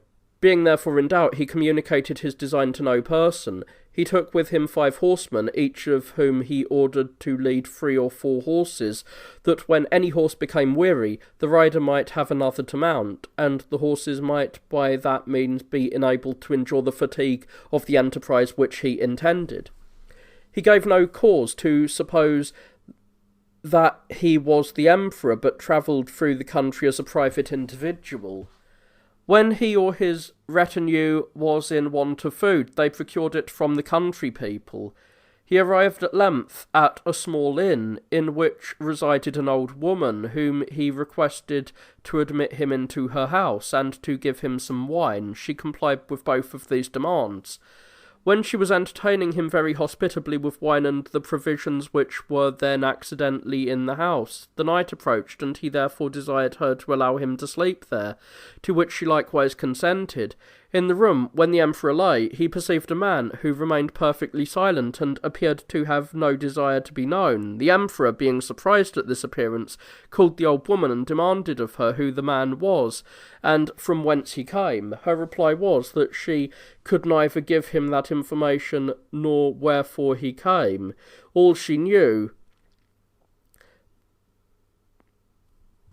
being that since the Emperor Theodosius and his army had returned home, he had been her guest, and had paid her every day for his entertainment, that he had gone out every morning, walked where he pleased, and returned at night, as from some hard labour, and after having eaten something had laid down in the position in which he now saw him. The emperor, having heard the story of the woman, judged it convenient to make a further inquiry into the affair, and taking hold of the man, commanded him to declare who he was. The man, not returning any answer, he beat him in order to force him to confess, but the man continuing unmoved by these blows, he commanded the horsemen to prick him with their swords, and told him that he was the Emperor Theodosius. He then confessed that he was a spy in the service of the barbarians, who were concealed in the fens, and informed him that they were, and in what places they could most conveniently attack him. The emperor then immediately cut off his head. Returning himself to Thessalonica, he found the affairs of Macedon in the utmost confusion. The barbarians, who had secreted themselves in the fens and woods near the lakes, and had escaped from the former incursion by the Romans, having found an opportunity, while Theodosius was occupied in the civil war, pillaged Macedon and Thessaly without opposition. Upon hearing of the late victory, and that the emperor was upon his return, they again concealed themselves in the marshes, and issuing privately from thence at break of day, carried off all they found, and returned to their usual abode. To so great degree did they extend their ravages, that the emperor at length thought them to be rather demons than men. Being therefore in doubt, he communicated his designs to no person. He took with him 5 horsemen, each of whom he ordered to lead 3 or 4 horses, that when any horse became weary, the rider might have another to mount, and the horses might by that means be enabled to endure the fatigue of the enterprise which he intended. He gave no cause to suppose that he was the emperor, but travelled through the country as a private individual. When he or his retinue was in want of food, they procured it from the country people. He arrived at length at a small inn, in which resided an old woman, whom he requested to admit him into her house, and to give him some wine. She complied with both of these demands. When she was entertaining him very hospitably with wine and the provisions which were then accidentally in the house, the night approached, and he therefore desired her to allow him to sleep there, to which she likewise consented. In the room where the emperor lay, he perceived a man who remained perfectly silent, and appeared to have no desire to be known. The emperor, being surprised at this appearance, called the old woman, and demanded of her who the man was, and from whence he came. Her reply was that she could neither give him that information nor wherefore he came there, all she knew being that since the Emperor Theodosius and his army had returned home, he had been her guest and had paid her every day for his entertainment, that he had gone out every morning, walked where he pleased, and returned at night, as from some hard labour, and after having eaten something had lain down in the position in which he now saw him. The emperor, having heard the story of the woman, judged it convenient to make a further inquiry into the affair, and taking hold of the man, commanded him to declare who he was. The man not returning any answer, he beat him in order to force him to confess, but the man continuing unmoved by these blows, he commanded the horsemen to prick him with their swords, and told him that he was the Emperor Theodosius. He then confessed that he was a spy in the service of the barbarians who were concealed in the fens, and informed him where they were, and in what places he could most conveniently attack them. The emperor immediately cut off his head. After this, joining his army, which was encamped at no great distance, he brought his forces to the place which he knew to be the residence of the barbarians. He attacked and slew them without distinction of age, dragged some out of the fens in which they were concealed, and killing others in the water, thus causing a great slaughter of the barbarians. Timasius, the commander, who admired the valour of the emperor, now desired him to permit the soldiers, who by this time were exhausted with hunger and unable to continue, to toil in the marshes to refresh themselves. To this the emperor assented, and the trumpet sounded a retreat, upon which the soldiers ceased pursuing the barbarians. When they had abundantly satisfied themselves with eating and drinking, they were so overpowered with wine and fatigue that they fell asleep. This being observed by the remaining barbarians, they seized their arms, and falling on the soldiers, who were already subdued by sleep and intoxication, they pierced them with their spears and swords, and other instruments of death. The emperor himself, with the whole army, were in the most imminent danger of death, had not some who had not yet dined hastened to the tent of the emperor, and informed him of the circumstances.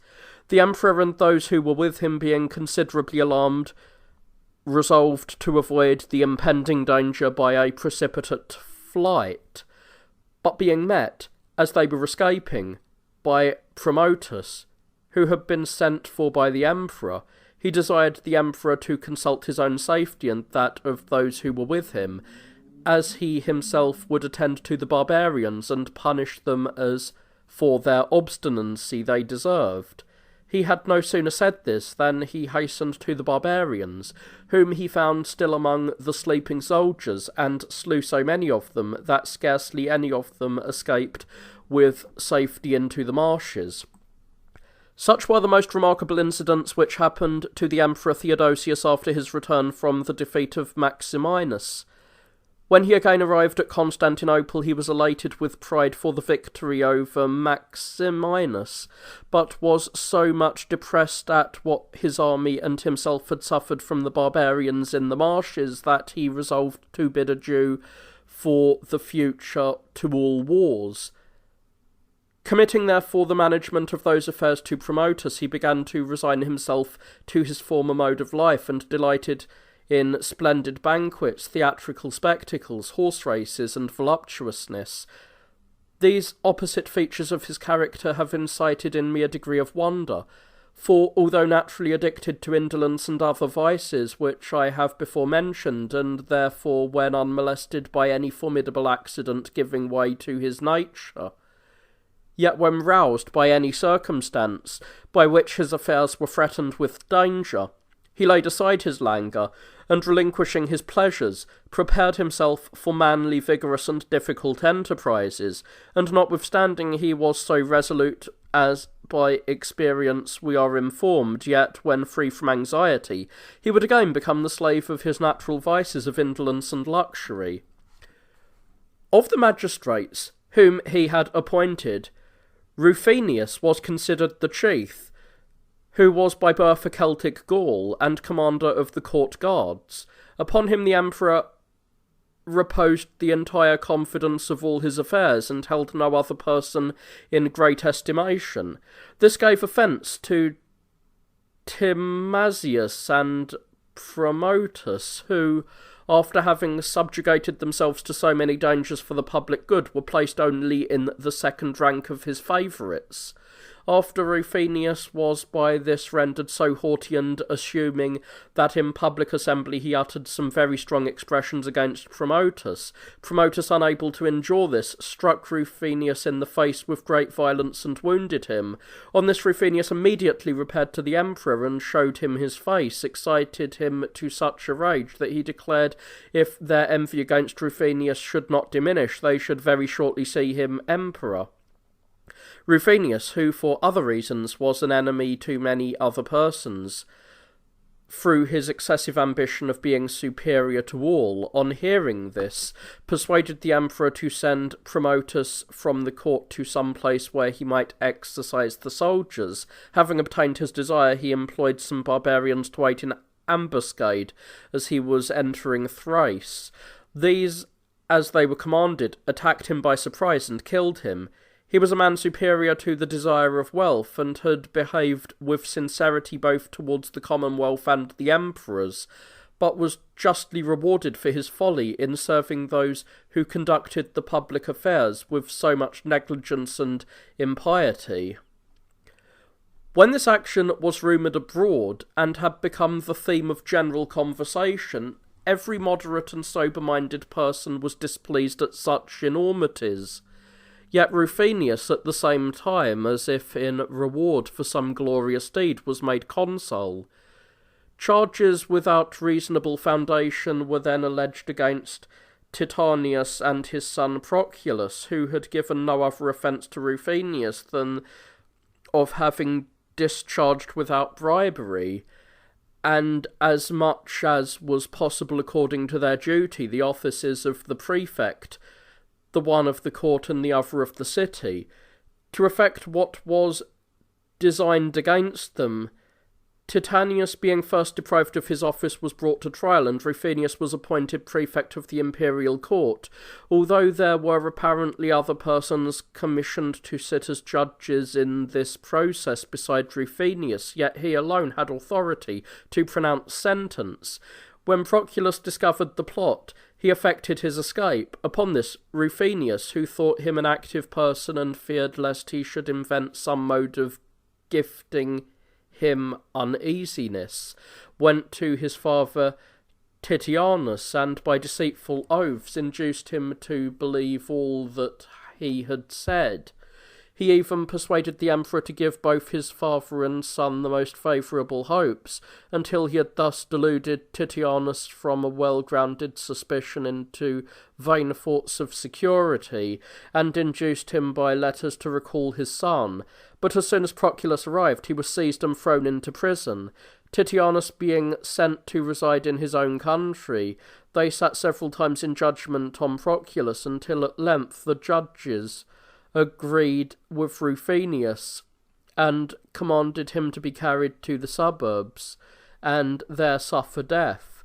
The emperor, on hearing this, sent to recall the sword from his throat, but the messenger of Rufinus proceeded so slowly that before he arrived at the place, the head of Proculus was severed from his body. During these occurrences, intelligence was brought to the emperor Valentinian was no more, and that his death happened in this manner.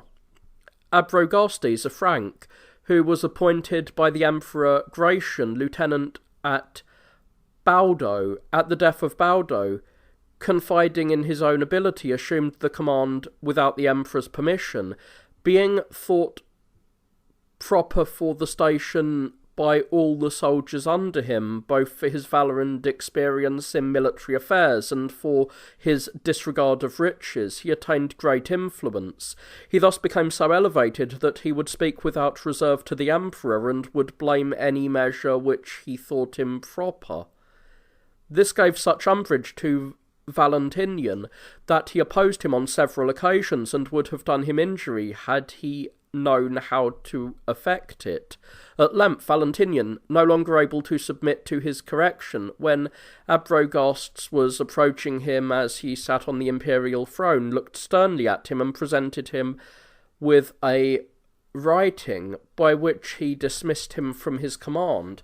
Abrogastes, having read it, replied, "You neither gave me the command nor can deprive me of it," and having said this, tore the writing to pieces, threw it down, and retired.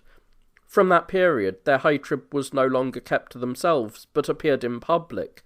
Valentinian sent frequent letters to the Emperor Theodosius, acquainting him with the arrogant behaviour of Abrogastes towards the majesty of the emperor, and requesting him speedily to send assistance, or that he should suddenly make him a visit. In the meantime, Abrogastes, hesitating how to proceed, at length formed the following resolution. There was in the court a person named Eugenius, a man of learning, who was a professor and teacher of rhetoric. He had been recommended to the notice of Abrogastes by Rictomeris as a person of a kind and obliging disposition, with a desire that he would make him his familiar friend, being one who would be serviceable to him in any circumstance which the assistance of a real friend would be needful. When Rictomeris was departed to the Emperor Theodosius, by daily conversation Eugenius became the sincere friend of Abrogastes, who had no secret which he did not confide to him. Recollecting Eugenius, therefore, at this juncture, whom by his extraordinary learning and the gravity of his conversation seemed well adapted for the management of an empire, he communicated to him his designs, but finding him not pleased with the proposals, he attempted to prevail on him by all the arts he could use, and entreated him not to reject what fortune so favourably offered. Having at length persuaded him, he deemed it advisable, in the first place, to remove Valentinian, and thus to deliver the sole authority to Eugenius. With this view, he proceeded to Vienna, a town in Gaul, where the emperor resided. As he was amassing himself near the town in some sports with the soldiers for his own amusement, apprehending no danger, Abrogastes gave him a mortal wound. To this audacious action the soldiers quietly submitted, not only because he was so brave and warlike a person, but because they were attached to him through his contempt of riches. As soon as he had performed this action, he declared Eugenius emperor, and infused into them the most favourable hopes that he would prove an excellent ruler, since he possessed extraordinary qualifications. When these events were related to Theodosius, his wife Galla filled the whole court with confusion by her lamentations for the death of her brother. The emperor likewise was overcome by grief and anxiety, having not only lost his associate in the empire, who was a young man and so nearly related to him, but the empire having fallen into the hands of men disaffected to himself, and likewise invincible, Abrogastes being brave and skilful as a warrior, and Eugenius learned and virtuous. Although he made these reflections and frequently revolved them in his mind, yet he resolved at once, as it were, to throw the die for all that he possessed, and therefore made every preparation for war. In pursuance of his design, he intended to make Rictomeris commander of the cavalry, having experienced his courage in many wars, and to appoint other officers over the legions, but Rictomeris dying of disease, he was compelled to make a different choice. While the emperor was deliberating on this, an embassy arrived from Eugenius to learn from the emperor Theodosius whether he would acknowledge the title of Eugenius or declare his election void. The person sent on this embassy was Rufinus, an Athenian, who neither brought letters from Abrogates nor made any mention of him. While Theodosius deferred this time in order to consult on the answer to the mission, another recurrence intervened.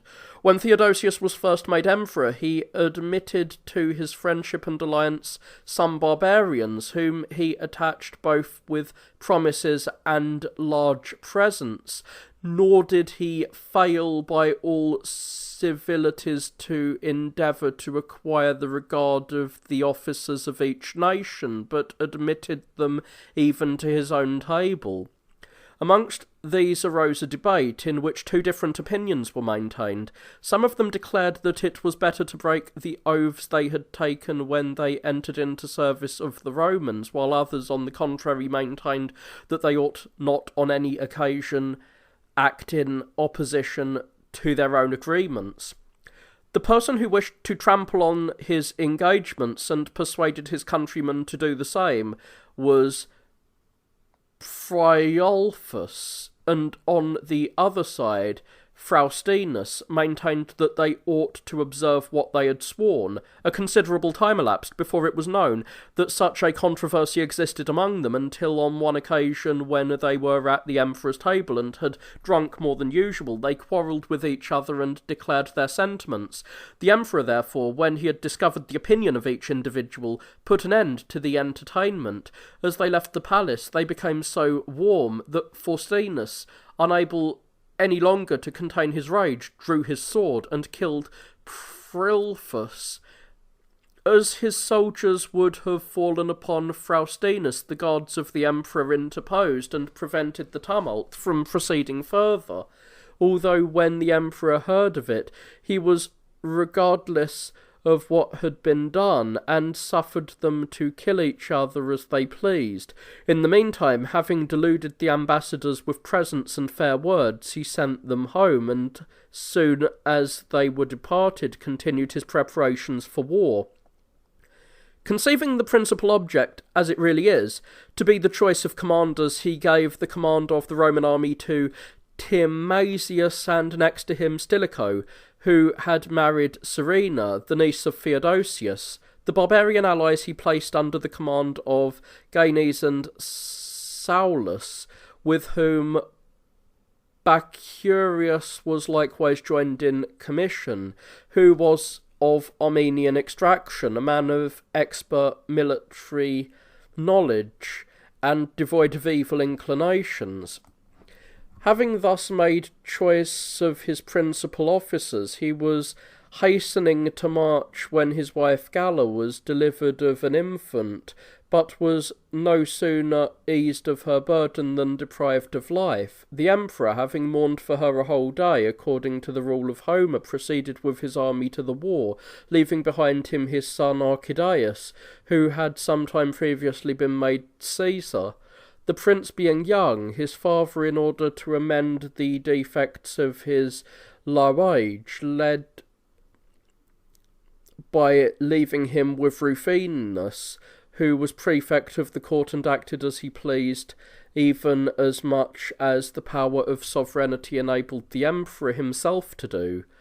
Having done this, he took with him his younger son Honorius, quickly passed through the intermediate countries, and having exceeded his expectations in crossing the Alps, arrived where the enemy was stationed, Eugenius being astonished at seeing him there whom he so little expected.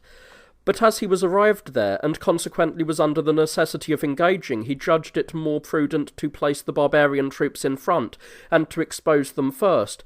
He ordered Gaines with the troops under his command to make the first attack, and the other commanders of barbarian soldiers to follow him, either cavalry, horse archers, or infantry.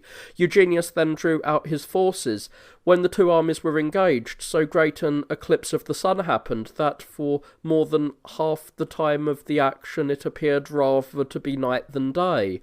As they fought therefore a kind of nocturnal battle, so great a slaughter was made that in the same day the greater part of the allies of Theodosius was slain, and their commander, Bacurius, who fought very courageously at their head, while other commanders escaped very narrowly with the remainder. When night came on and the armies had rallied, Eugenius was so elated with his victory that he distributed money among those who had behaved with the greatest gallantry in the battle, and gave them time to refresh themselves, as if after such a defeat there was no probability of another engagement. As they were thus solacing themselves, the Emperor Theodosius, about break of day, fell suddenly on them with his whole force, while they were still reclining on the ground, and killed them before they knew of the approach of an enemy. He then proceeded to the tent of Eugenius, where he attacked those who were around him, killing many of them, and taking some of them in their flight, among whom was Eugenius. When they had got him in their power, they cut off his head and carried it on a long spear around the camp, in order to show those who still adhered to him that it was now in their interest to be reconciled to the emperor, insomuch as the usurper was removed. All who had survived the engagement immediately came over to the emperor, hailing him with the appellation of Augustus, and entreating him to pardon their offences, to which the emperor readily consented. Adragastes, who had no inclination to make experiment of the emperor's clemency, took refuge in the most craggy mountains. Perceiving there a general search was made for him, he stabbed himself, preferring a voluntary death than death after being taken by the enemy. The Emperor Theodosius, after these successes, proceeded to Rome, where he declared his son Honorius emperor, and appointing Stilicho to the command of his forces there, left him as guardian to his young son. Before his departure, he convened the Senate, who firmly adhered to the ancient rites and customs of their country, and could not be induced to join with those who were inclined to contempt for the gods. In an oration he exhorted them to relinquish their former errors, as he termed them, and to embrace the Christian heresy, which promises absolution from all sins and impieties. But not a single individual of them would be persuaded to this sacrilege, nor recede from their ancestral ceremonies, which had been handed down to them from the building of the city, and prefer to them an irrational superstition. Having, as they said, lived in the observance of them almost 1200 years, in the whole space of which the city had never been conquered, and therefore, should they change them for others, they could not foresee what might ensue. Theodosius therefore told them that the treasury was too much exhausted by the expanse of sacred rites and sacrifices, and that he should therefore abolish all these rites, since he neither thought them commendable, nor could the expedients of the army spare so much money. The Senate in reply observed that the sacrifices were not duly performed unless the charges were defrayed from the public funds. Yet thus the laws of the performances of sacred rites and sacrifices were repealed and abolished, beside other institutions and ceremonies which had been received from our most distant ancestors. By these means, the Roman Empire, having been devastated by degrees, became the habitation of barbarians, or rather, having lost all of its inhabitants, is reduced to such a form that no person can distinguish whether its cities formerly stood. That affairs were thus brought into so melancholy a state will be evident from a particular narrative of them. The Emperor Theodosius, having consigned Italy, Spain, Celtica and Libya to his son Honorius, died of a disease. On his journey towards Constantinople, his body was embalmed and deposited in the imperial sepulchre in the city. The whole empire being vested in Arcadius and Honorius, they indeed appeared by their title to possess the sovereign authority, although the universal administration of affairs was under Rufinus in the east and under Stilicho in the west. By these, all causes were determined at their own pleasure, for whoever bribed plentifully, or by any other means of friendship or consanguinity could make the judge his advocate, was sure to succeed in the process. From hence it happened that most of those great estates which caused the possessor to be generally esteemed fortunate devolved to those two, since some endeavoured by gifts to avoid false accusations, and others relinquished all their possessions to obtain an office, or in any other manner to purchase the ruin of particular cities. While iniquity of every kind persisted, therefore, in the respective cities, the money from all quarters flowed into the coffers of Rufinus and Stilicho, while on the reverse, poverty preyed on the habitations of those who had formerly been rich. Nor were the emperors acquainted with anything that was done, but thought all that Rufinus and Stilicho commanded was done by virtue of some unwritten law. After they had amassed immense wealth, Rufinus began to concert the means of becoming emperor by making his own daughter, who was now marriageable, the wife of the emperor, for by that he conceived he should possess a plausible argument in favour of his pretensions to government. With this intent he privately intimated the affair by means of some of the emperor's attendants, supposing that no one perceived his aim, although the report of it was circulated throughout the whole city. For all persons conjectured his intention by his pride and arrogance, which increased so much every day that the general hatred against him was augmented. Notwithstanding this, as if he proposed to disguise small faults with greater enormities, he had the audacity to be guilty of another atrocity. Florientus, who, when the great Julian was Caesar, had been prefect of the court in the countries beyond the Alps, had a son named Licinius, who had used the patronage of Rufinus, and had given him the best part of his estate. For this reason Rufinus professed on every occasion great kindness for the young man, and was continually speaking in his commendation to the Emperor Arcadius, who made him Count of the East, a dignity which authorises every one on whom it is conferred to superintend the conduct of all the prefects of provinces through the East, and to correct whatever is improperly done.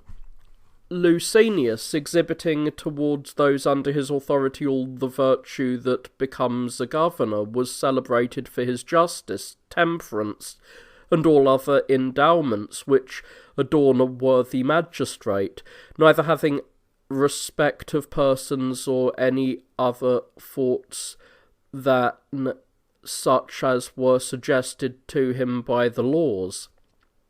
From this cause, when Eucherius, the emperor's uncle, desired him to perform an action not proper for him to comply with, he repulsed him, and by that exasperated him to such a degree that he calumniated him to the emperor. The emperor, observing that Rufinus was the occasion of it, by having conferred so much power to such a person, Rufinus, as if in resentment for the blame laid to his charge by the emperor, without communicating his design to any person, proceeded with a very small retinue to Antioch. Having entered that city at midnight, he seized on Licinius and brought him to trial without any accusation. He afterwards commanded him to be beaten on the neck with leaden balls until he expired. Rufinus then caused him to be carried in a litter closely covered, to cause the people to suppose he was not yet dead, and that he should receive some act of humility. The city was so much disgusted by this unusual manner of proceeding that he was compelled to conciliate the people by erecting a portico, which exceeds in elegance every structure in the city. When he had effected this, he returned to Constantinople, where he exerted himself in order to procure an affinity with the emperor. But fortune ordered the affair in a different manner, and the expectations of Rufinus were frustrated by those means. Promotus had 2 sons, who, while Theodosius was living, were brought up with his children. One of these had in his house a young lady of remarkable beauty, whom the emperor was advised by Eutropius, one of his eunuchs, to make his wife, with great commendation of her beauty. Perceiving that the emperor listened to what he said with some satisfaction, he showed him her picture, by which he inflamed Arcadius with so violent a passion for the lady that he at length persuaded him to a resolution to marry her, while Rufinus, in the meantime, was ignorant of the circumstances, and expected that his own daughter would shortly be empress, and that he himself should be an associate in the empire. The eunuch, as soon as he perceived that his design was effected, commanded the people to dance with garlands in their hands, as they were accustomed to do on the wedding day of an emperor. Having procured from the palace an imperial robe and other attire proper for an empress, which he gave to the servants of the emperor to carry, he proceeded through the city, attended by the populace. They all supposed that those ornaments were to be presented to the daughter of Rufinus, and ran along with those that carried them. Yet on arriving at the house of Promotus, they entered it with the presents and delivered them to the young lady who resided there with the son of Promotus. It thus became manifest who was chosen to become the emperor's wife. The hopes of Rufinus being thus rendered abortive, on seeing another woman made empress, he employed himself in inventing a method to remove Eutropius. Thus were affairs situated in that part of the empire which was under the government of Arcadius, while Stilicho, who was governor of the Western Empire, gave his daughter by Serena in marriage to the emperor Honorius. Serena was the daughter of Honorius, brother to Theodosius, the father of the 2 emperors.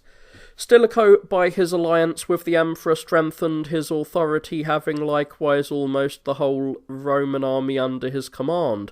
For Theodosius having died in Italy after having cut off Eugenius, Stilicho was commander of the whole army, out of which he selected the strongest and most courageous soldiers, whom he retained with himself, sending the most feeble part and the refuse of it into the east.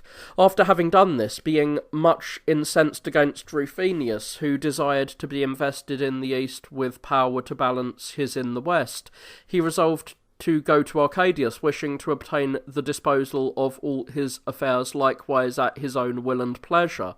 He asserted that when Theodosius was on his deathbed, he gave him a special charge to take care of the affairs of both emperors.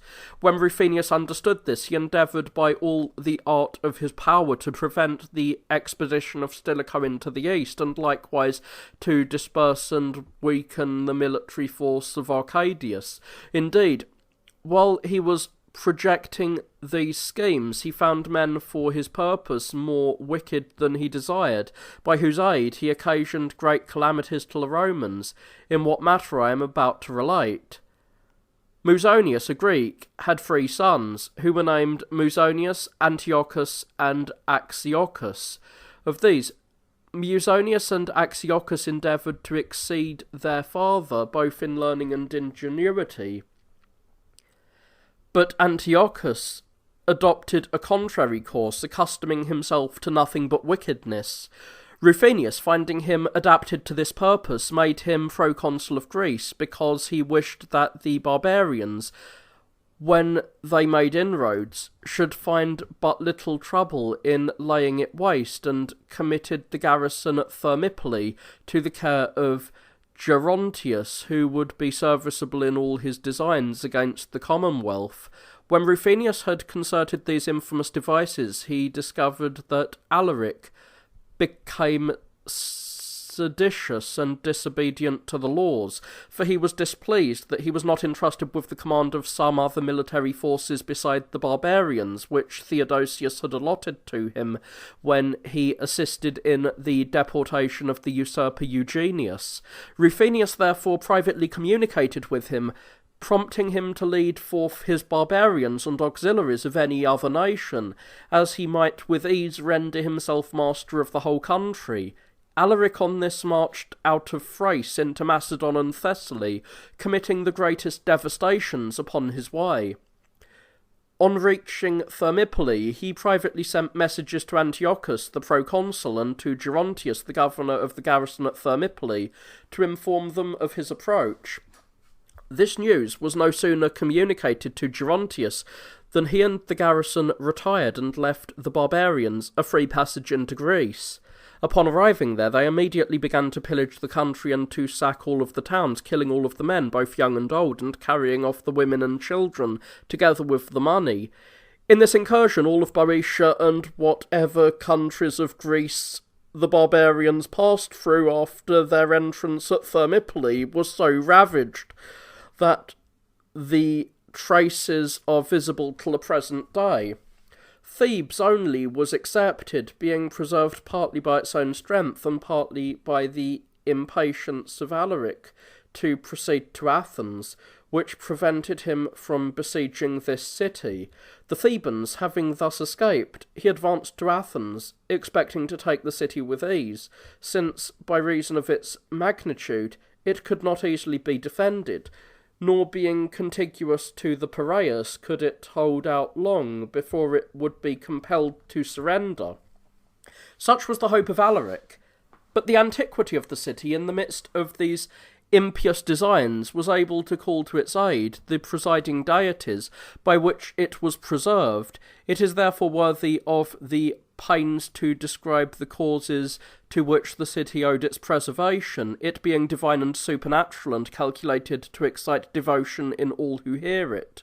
When Alaric advanced with all his forces against the city, he saw Minerva, the titular goddess, walking along the wall, in the same form in which she is represented among the statues of the gods, which is in armour, ready to attack those who oppose her. Before the walls he saw Achilles standing in a heroic posture, such that in which Homer represents him engaging the Trojans so furiously in revenge for the death of Patroclus. Alaric, being struck with awe at this sight, desisted from his attempt on the city, and sent heralds with proposals for peace. These being accepted, and oaths mutually exchanged, Alaric entered Athens with a small number of troops. He was there entertained with all possible civility and treated with great hospitality, after which he received some presents and departed, leaving the city and all Attica uninjured. Thus Athens, which was the only place that was preserved from the earthquake which happened under the reign of Valens and shook the whole of Greece, as I mentioned in the preceding book, also escaped from this extreme danger. Alaric, therefore, through the dread of the apparitions he had seen, left all Attica uninjured and proceeded to Megaris, which he took at the first attempt. From hence, meeting with no resistance, he proceeded towards the Peloponnese. Gerontius thus allowed him to pass over the isthmus, beyond which all the towns being unfortified and confiding in the security which they derived from the isthmus, were capable of being taken without the trouble of fighting. For this reason Corinth was first assaulted and immediately taken, with the small towns in its neighbourhood, and afterwards Argos, with all the places between that and Lacedaemonia. Even Sparta shared in the common captivity of Greece, being no longer fortified with warlike defenders, but through the avarice of all Rome, exposed to treacherous magistrates, who readily asserted to the corrupt inclinations of their governors in all that was conducive to public ruin. Rufinus, on learning the calamities which Greece had sustained, was still more anxious to be emperor, for now that a commonwealth was in confusion, there appeared to him no obstacle to such an enterprise. Stilicho, having caused a considerable number of troops to embark, hastened to assist the Achaeans in their distress. Arriving in the Peloponnese, he compelled the barbarians to fly to Pholae, where he might with ease have destroyed them all through the want of provisions, but he not yielded himself up to luxury and licentiousness. Unfortunately, he did. He likewise permitted his soldiers to plunder what the barbarians had left, thus giving the enemy an opportunity to depart from the Peloponnese, to carry their spoils with them to Epirus, and to pillage all of the towns of that country. When Stilicho heard of these transactions, he sailed back into Italy without having effected anything except bringing on the Greeks much greater and more grievous calamities by means of the soldiers whom he had taken with him. Upon his return into Italy, he immediately resolved to effect the death of Rufinus in the following manner. He informed the Emperor Honorius that he might conveniently send some auxiliary legions to his brother Arcadius to defend the miserable nations under his dominion.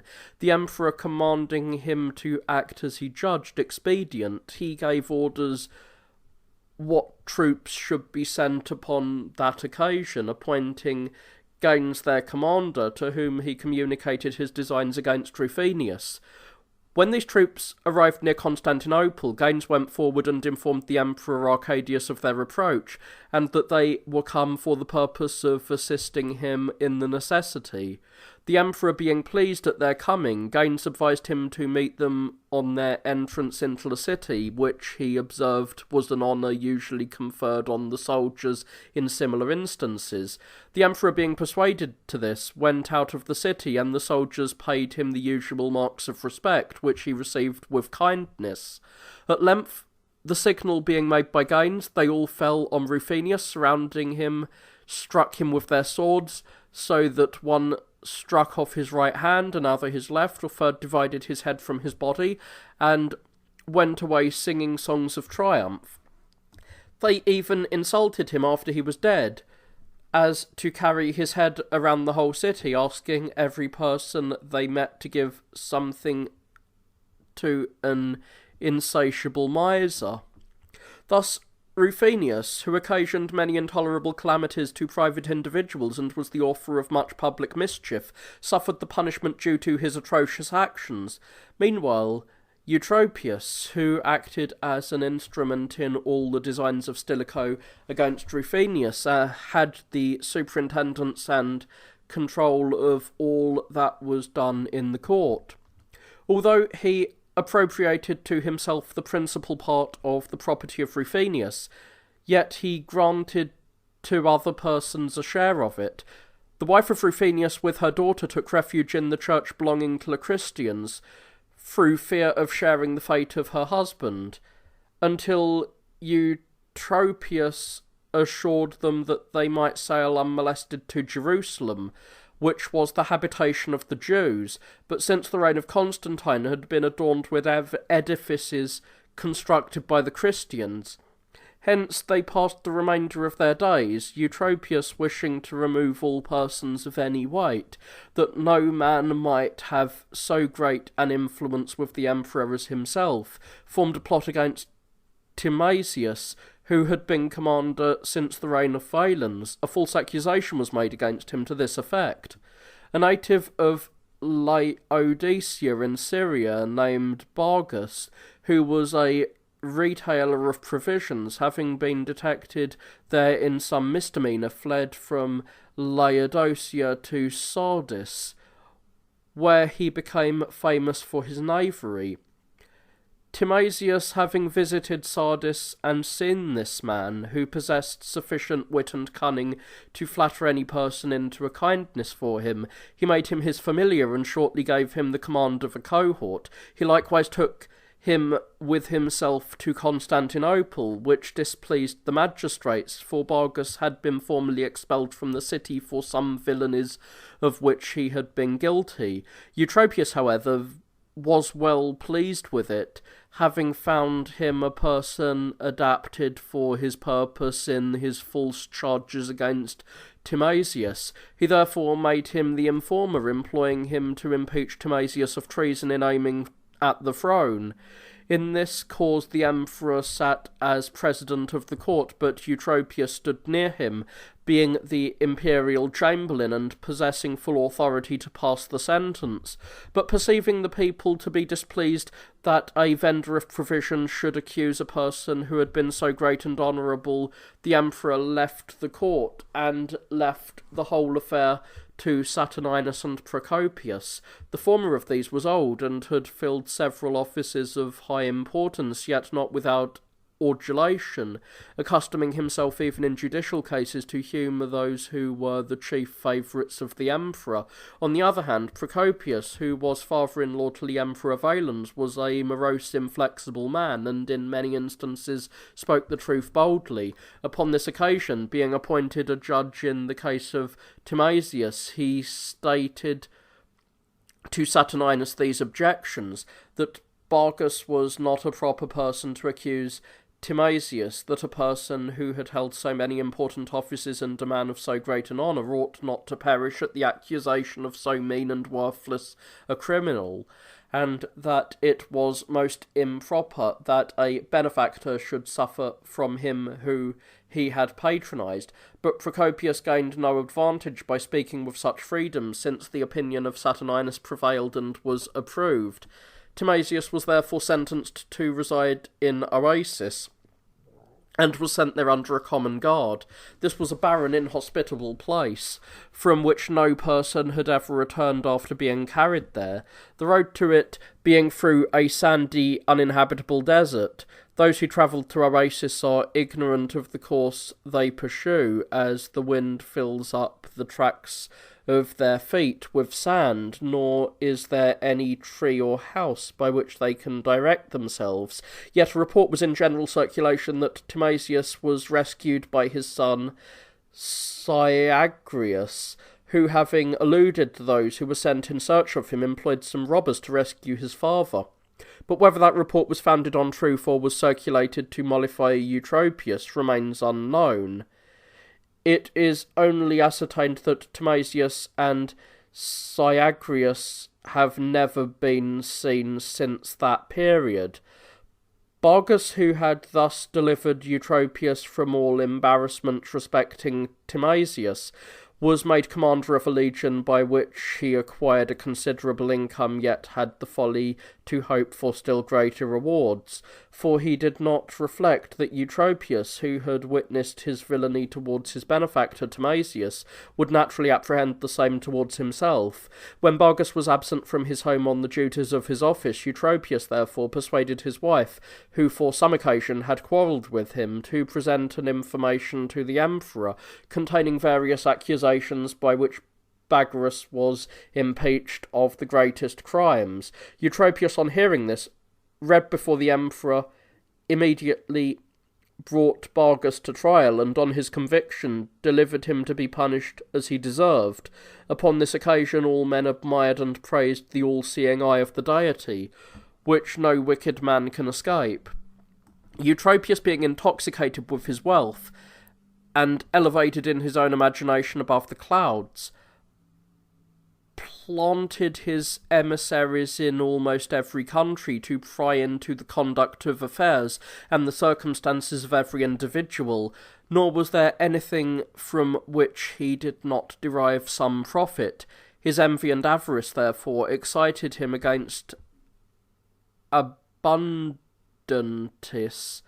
who was born in that part of Scythia which belonged to Thrace, but had been a soldier from the reign of Gratian, had received great honours under Theodosius and was appointed at that period consul.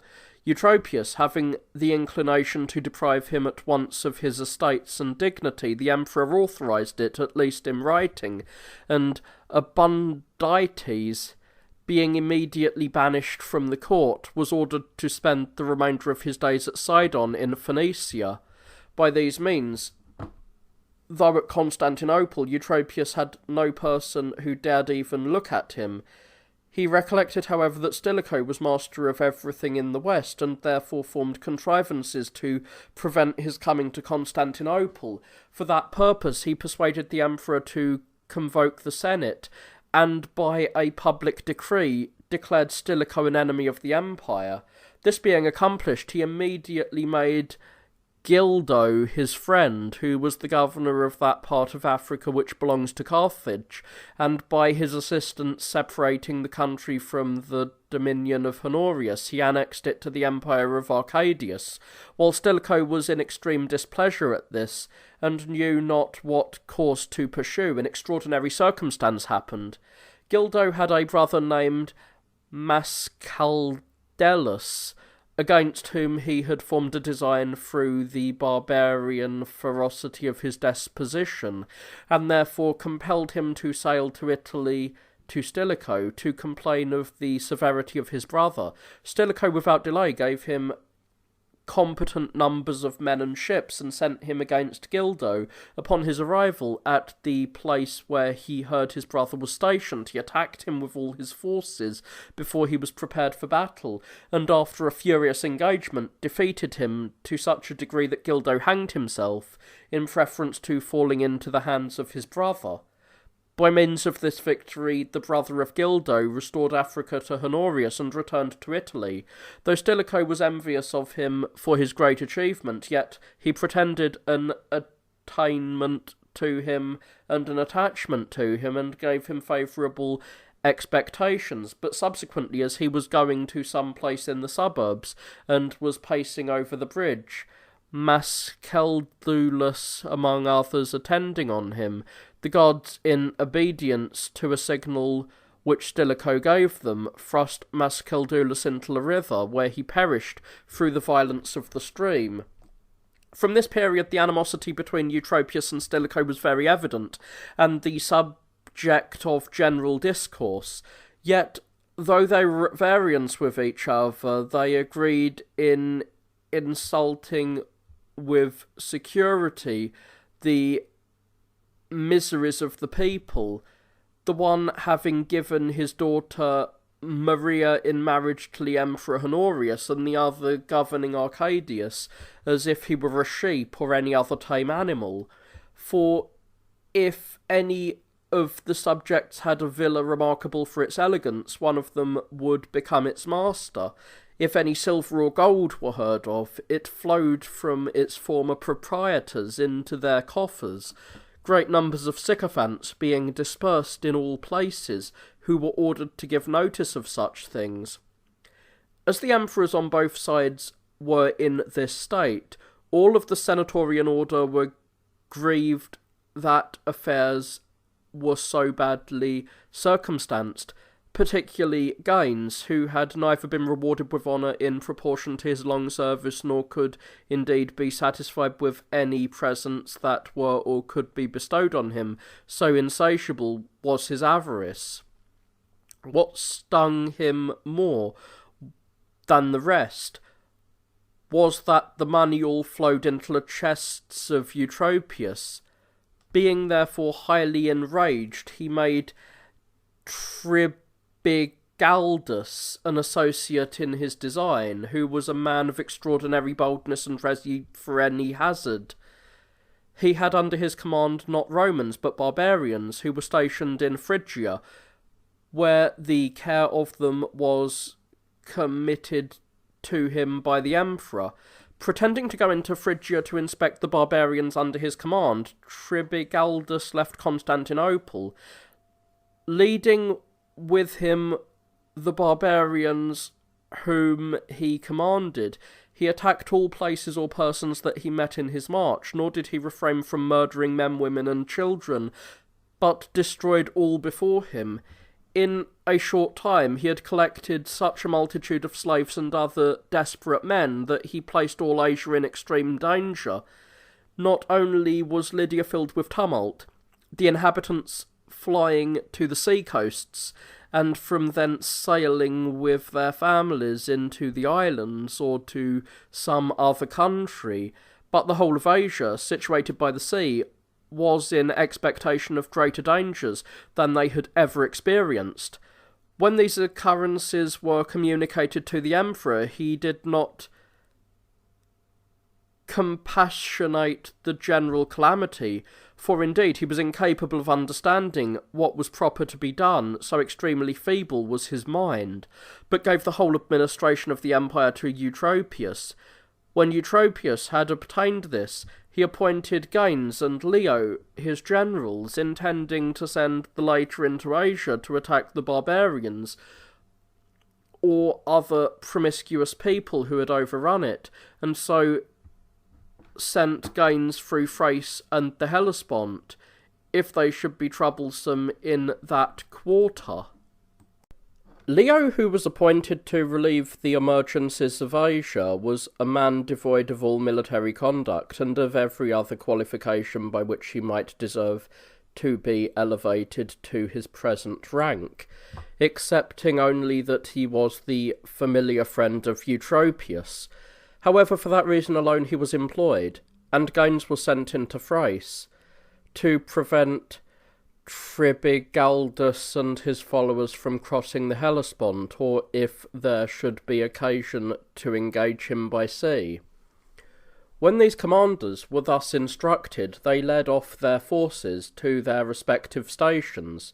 Gaines, mindful of the compact between himself and Trigibaldus, and that the time was at hand for the execution of the project, commanded Tribigaldus to lead his army towards the Hellespont.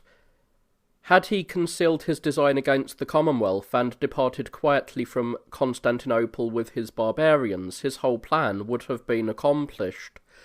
Nor was there anything to prevent him from seizing on Asia and from devastating all of the East, but as fortune was at that time pleased to preserve those cities to the Roman dominion, Gaines was overpowered by his hot and violent disposition as a barbarian, and left Constantinople with almost all of his forces. When he approached Heraclea, he instructed Tribigaldus how to act, but Tribigaldus resolved by no means to proceed towards the Hellespont, through apprehension of meeting with the forces in that quarter, and therefore, when he had ravaged all Phrygia, he fell upon Procida, where, meeting with no obstacle, he pillaged all the country and retired.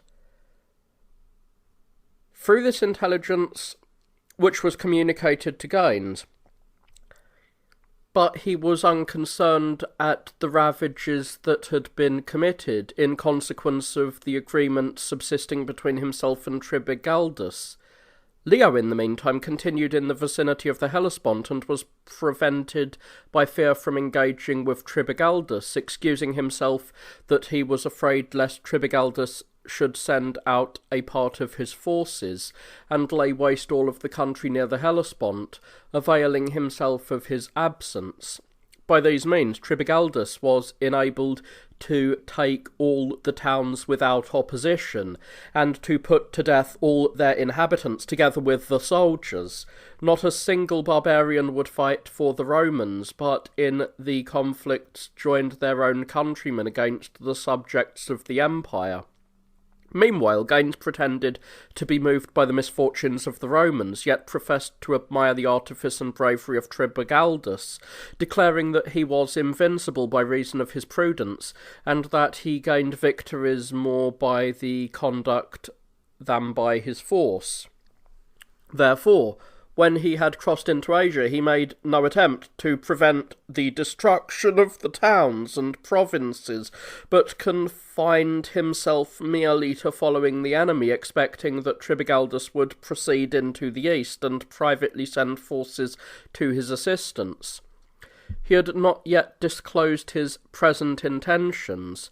If Tribigaldus had passed into Phrygia, and from thence had proceeded not to Pisidia, but directly into Lydia, he could have encountered no obstacle.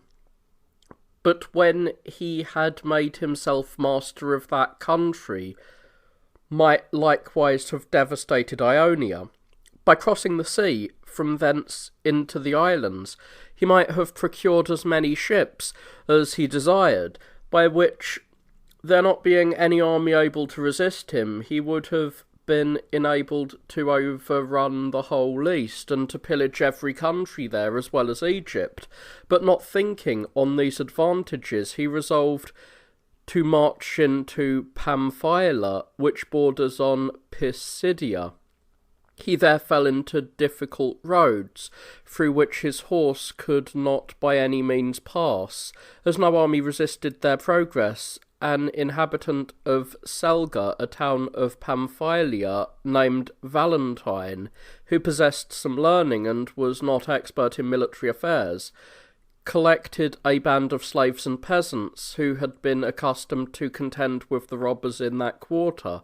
These he posted on the hills above the places where Tribigaldus had to march, so that they could see everyone who passed that way without being themselves seen, although the enemy should march past them in open day.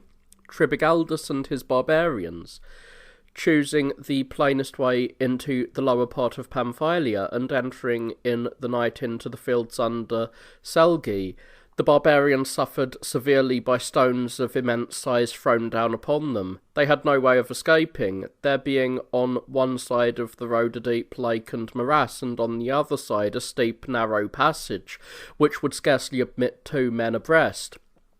This ascent being round and winding is by the natives called snail, from its similitude to that animal. In this were placed a sufficient number of men under Florentius to obstruct any who should attempt to pass through it. The barbarians being blocked up in this place, and great quantities of huge stones continually thrown down at them, they were almost all killed, since they were confined in so small a space that the stones which fell from above could not fail to kill some of them. Being therefore in great perplexity, most of them plunged with their horses into the lake, and to avoid death by the stones, perished in the water. Tribigaldus, however, with 300 of his men, ascended the Snail, having bribed Florentius and the guards who were with him with a vast sum of money to permit them to pass. Having by this means effected his escape, he suffered the remainder to be totally destroyed. Although Tribigaldus concluded that he had thus delivered himself from the danger which Valentine had brought on him, yet he presently fell into far greater peril than the former. Almost all the inhabitants of the several towns, arming themselves with whatever was in their reach, enclosed him and the 300 men who had escaped with him between the rivers Melans and Eurymedon, one of which runs above the Cider and the other through Aspendus. Being thus reduced to great embarrassment, he sent to Gaines. This commander, though grieved at what had occurred, yet as he could not disclose his sentiments with regard to the rebellion, sent Leo, the next in command to himself, to the assistance of the Pamphylians, and to join with Valentine against Tribigaldus, to prevent him and his men from crossing the rivers. Leo, though naturally pusillanimous and through his whole life devoted to voluptuousness, obeyed his orders. Gaines upon this became afraid lest Tribigaldus, being enclosed on every side and without strength to engage the enemy, should be destroyed. He therefore sent other barbarian troops who were with him into the Roman camp to enable Tribigaldus to escape. These barbarians, whom Gaines sent to Leo as auxiliaries, fell upon every Roman with whom they met, ravaged the country, and killed the soldiers. Nor did they cease to attack all places until they had cut off Leo and his army, and converted the whole country into a desert. Thus the design of Gaines met with success. Tribigaldus, having escaped from Palphyma, indicted still greater miseries than before on the cities of Phrygia. Gaines from hence took occasion to magnify the exploits of Tribigaldus to the emperor, and so far alarmed the Senate and the whole court, that he persuaded them that Tribigaldus would advance to the Hellespont itself, and might nearly subvert the empire, unless the emperor should attend to his demands. Gaines acted thus from policy, at once to conceal from the emperor his own inclinations, and to acquire by those concessions which Tribigaldus should extort an opportunity of putting his own projects into execution, for he was not so much displeased at being himself neglected, as at the exaltation of Eutropius to the highest degree of power, so as to possess the dignity of consul, bear that title for a considerable time together, and to be honoured with the patrician rank. This it was principally the cause that excited Gaines to sedition. When his design therefore was ripe, he first planned the death of Eutropius. With this purpose, while he was still in Phrygia, he sent to the emperor and informed him that he despaired of any success, since Tribigaldus was so artful a warrior, and moreover that it was impossible to sustain his fury or to deliver Asia from the present extremities unless the emperor would comply with his request, which was that Eutropius, who was the chief cause of all the mischief which had happened, might be delivered into his hands, to be disposed of at his own pleasure. When the Emperor Arcadius heard this, he immediately sent for Eutropius, deprived him of all his dignities, and dismissed him. Upon this he immediately fled for shelter in a Christian church, which had been made a sanctuary by himself, but Gaines being extremely urgent, and declaring that Tribigaldus would never be appeased until Eutropius was removed, they seized him by force, notwithstanding the law for establishing churches as sanctuaries, and sent him to Cyprus under a strict guard, as Gaines still continued very impressively to urged the Emperor Arcadius to dispatch him. The Emperor's attendants made an equivocating evasion of the oath that was sworn to Eutropius when he was dragged out of the church, and caused him to be sent back out of Cyprus. Then, as if they had only sworn not to put him to death while he was at Cyprus or Constantinople, they sent him to Chalcedon and murdered him. Fortune thus treated Eutropius in a most singular manner on both hands, first in exalting him to such a height as no eunuch had ever been raised to, and then in exposing him to death through the hatred of those who were enemies to the Commonwealth. Gaines, though now evidently inclined to innovation, yet thought himself still undiscovered, therefore being absolute master of the will of Tribigaldus, as he was much his superior in power and influence, he assisted him in making peace with the emperor. After they had mutually exchanged oaths, he returned again through Phrygia and Lydia. Tribigaldus followed him the same way, marching through Lydia so as not to pass by Sardis, the metropolis of the country. When they had formed a junction at Phaeacia, Tribigaldus repented that he had left Sardis unpillaged, since it was easy to take a city like that, destitute of all defences. He therefore resolved to return there along with Gaines and attack the city. Their design would certainly have been carried into effect had not a great quantity of rain fallen, which occasioned a great flood of the land, and swelled the rivers so as to render them impassable, by which their journey was obstructed. They then deprived the country between them, and Gaines led his forces towards Bithynia, and Tribigaldus his towards the Hellespont, permitting the barbarians who followed them to pillage all before them. By the time when the one had arrived at Chalcedon and the other had taken possession of all the places near Lampascus, thus Constantinople, and even the whole empire, was in extreme danger. Gaines then desired the emperor to come to him, being resolved to confer with no one except himself in person. The emperor submitted to this, and they met in a place near Chalcedon, where is a church dedicated to the martyr Euphemia, who is honoured for her devotion to Christ. It was there agreed that Gaines and Tribigaldus should repair from Asia into Europe, and that the most eminent persons in the whole state should be given up to them to be put to death. Amongst these were Aurelianus, who was consul for that year, Saturninus, who had been consul, and John, to whom the emperor confided all his secrets, and who was said by many people to be the father of the presumed son of Arcadius. This tyrannical and insolent demand was complied with by the emperor, but Gainas, who had these men in his own hands, was content with their suffering banishment. He afterwards crossed into Thrace, where he commanded Tribigaldus to follow him, leaving Asia, which was now beginning to recover breath, and had a probability of being delivered from all the dangers that had surrounded it. While he resided at Constantinople, he distributed his soldiers into several quarters, depriving the city even of the court guards. He gave the barbarians private instructions, when they saw that the soldiers were departed from the city, immediately to attack it, being now destitute of all protection, and to deliver the sole authority into his hands.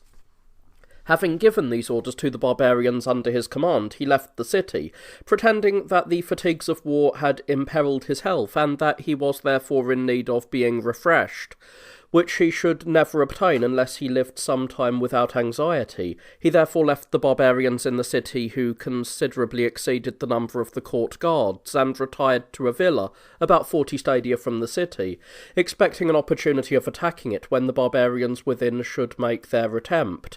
Gainas was filled with these hopes, and had he not been led away by the impetuosity natural to a barbarian and anticipated the season proper for his enterprise, the barbarians must inevitably have made themselves masters of the city. But not waiting for the signal, he led his soldiers to the wall, and caused the sentinels to give an alarm. Upon this a general tumult immediately arose within the city, with shrieks of women and mingled cries, as if the city had already been taken. At length the inhabitants collected together, and fell on the barbarians within the city. Having dispatched these with swords, stones, or whatever weapons they could find, they ran to the city wall, and with the assistance of the guards, so assailed the troops of Gainas that they repulsed them from entering the city. The city having thus escaped danger, and the barbarians within being surrounded, more than 7,000 of them fled into a church belonging to the Christians, which stands near the place, intending by that sanctuary to preserve their lives. The emperor commanded them to be slain even in that place, nor would he permit them to be protected by it from the just punishment which their daring actions merited.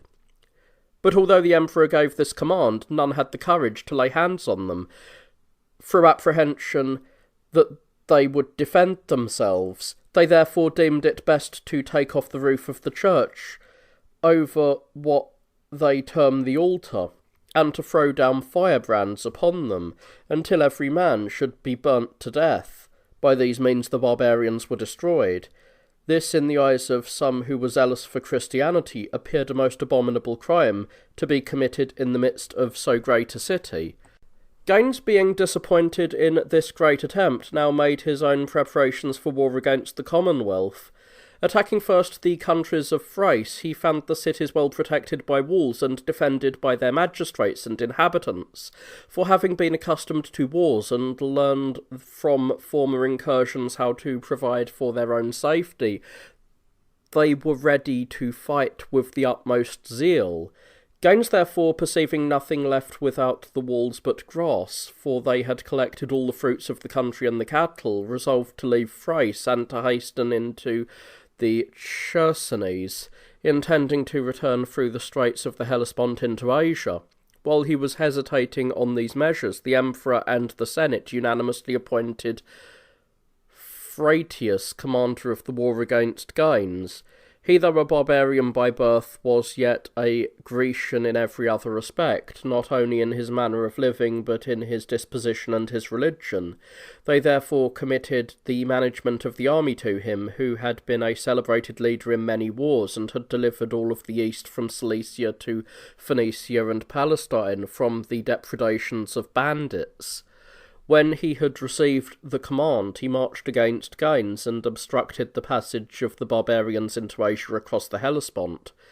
When Gaines was making preparations to engage, Phratius, unwilling that his men should be inactive, kept them in continual exercise, but by this he so disposed them for service that instead of being as formerly indolent and inactive, they were discontented that Gaines so long delayed the war. Thus was Phratius occupied in Asia, inspecting not only his camp both day and night, but also the motions of the enemy. He likewise made provision for naval affairs, possessing a fleet, competent for action of the ships called Liburnae, from Liburnia, a town in Italy, where ships of that kind were first built. These appeared to have been as swift-sailing vessels as those of 50 oars, although much inferior to the triremes. Polybius the historian gives us a description of the proportion of the six-oared ships which the Romans and Carthaginians used in their engagements with each other. Gaines, having forced his way through the long wall into the Chersonese, had ranged his troops along the whole length of the elevated shore in Thrace, which extends from opposite Parnium as far as Lampascus, Abydos, and the narrowest part of the strait. The Roman general, on the other hand, sailed continually about the coast of Asia to observe the designs of the enemy. Gaines, from the want of provisions, being uneasy at the protraction of the time, cut down a quantity of timber in a wood in the Chersonese, which he fastened together with great accuracy, and rendering it capable to contain both men and horses, placed his troops upon it and suffered them to float with the stream. The rafts were incapable of being managed with oars, or of admitting of the pilot's art, being hastily constructed by the rude contrivances of barbarians. He himself remained on shore in hopes of presently acquiring a victory, supposing that the Romans would not be sufficiently strong to contend against his men in an engagement. The prudent Roman general was not incautious, and therefore, forming a conjecture of what was in agitation, he commanded his ships to put off a little from land. Perceiving the rude vessels of the barbarians to be carried with the current in whatever direction it drove them, he first attacked the foremost of them in front, and his ship, having a stem of brass, overpowered it, not only distressing it with his ship, but throwing darts at the men who were in it, and thus sunk both them and their vessel.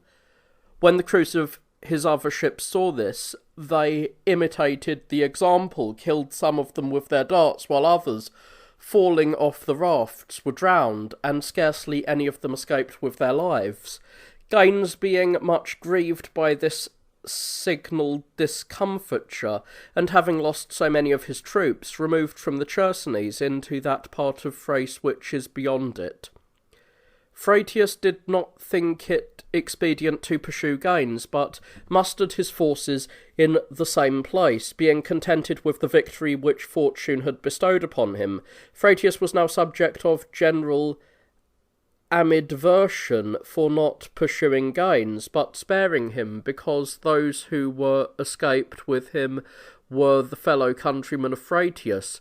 But being conscious of no such intention, he returned to the emperor proud of his victory, which he openly and boldly ascribed to the favour of the gods whom he worshipped, for he was not ashamed, even in the presence of the Christian emperor, to profess that he worshipped and honoured the gods after the ancient custom of his forefathers, and would not in that instance follow the vulgar people.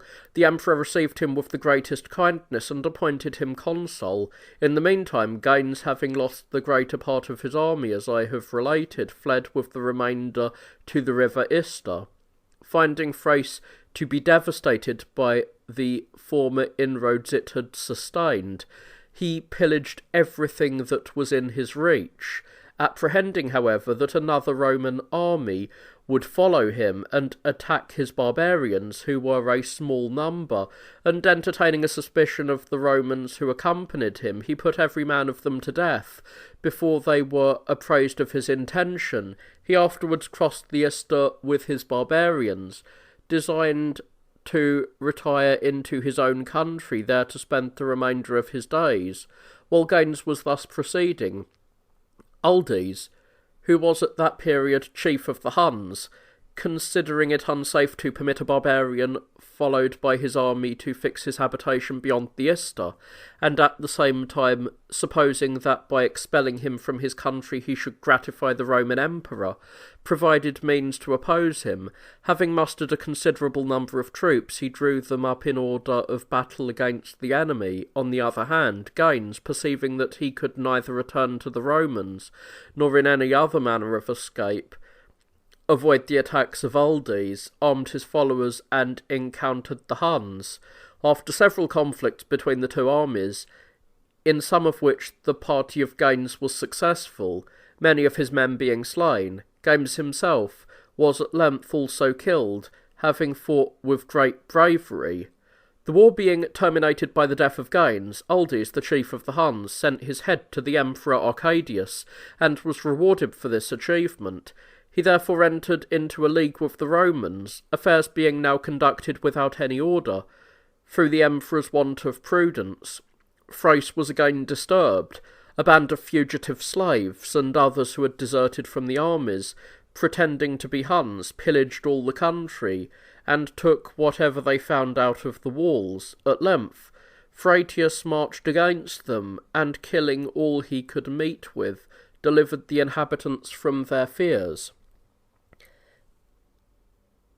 Apprehended that they would be treated with severity, meeting however with him, they landed in Epirus, where, consulting with their own security, being in great danger through their extraordinary offence, they gave their prisoners an opportunity to escape, although it is said by some that they were bribed by them to set them at liberty. However they might escape, they most unexpectedly returned to Constantinople, where they appeared before the emperor, the senate, and the people. From this time, the hatred which the empress had conceived against John, who was a Christian bishop, was greatly increased, although she had formerly been incensed against him for having been severe upon her in his public homilies before the people. Yet at this period, when he and the other two had returned, she became openly his enemy. In order therefore to satisfy her resentment, she used great effort to induce the bishop of every place to consent to the removal of John. The first and chief of these was Theophilus, the bishop of Alexandria in Egypt, who was the first who had opposed the ancient sacred rituals and observances. Although a synod was proposed to be held for the purpose, John, finding that equity was little attended to, left Constantinople of his own accord. This giving offence to the people, to whom he had always shown kindness, a tumult was excited in the city.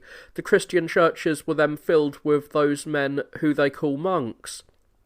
These are people who abstain from lawful marriage, and who fill large colleges in many cities and villages with unmarried men, incapable of war or any other service to the nation. These men, by their arts, have from that to the present time acquired possession of extensive lands, and under the pretext of charity to the poor have reduced, I might almost say, all other men to beggary. These monks, having now entered the churches, prevented the people from coming to their usual devotion. This so enraged the populace and the soldiers that they attempted to suppress. And as it was to lop off the luxuriant insolence of the monks, the signal being given them for this purpose, they made a fierce attack, and without trial or examination put all of the monks to the sword, until they had filled the churches with dead bodies, and, pursuing those who fled, wounded everyone whom they met in black clothes. Among these many were killed, through mistake, who were either in mourning, or wore such a dress from any other cause. John, having returned again, attempted a repetition of the same measures and excited similar commotions in the city. The number of sycophants was now greater than it had formerly been, always attending on the court eunuchs. Upon the death of any wealthy person, they brought information of his estate, as if he had no children or relations. Upon this the emperor's letters were issued, commanding the estate to be put in possession of a particular person.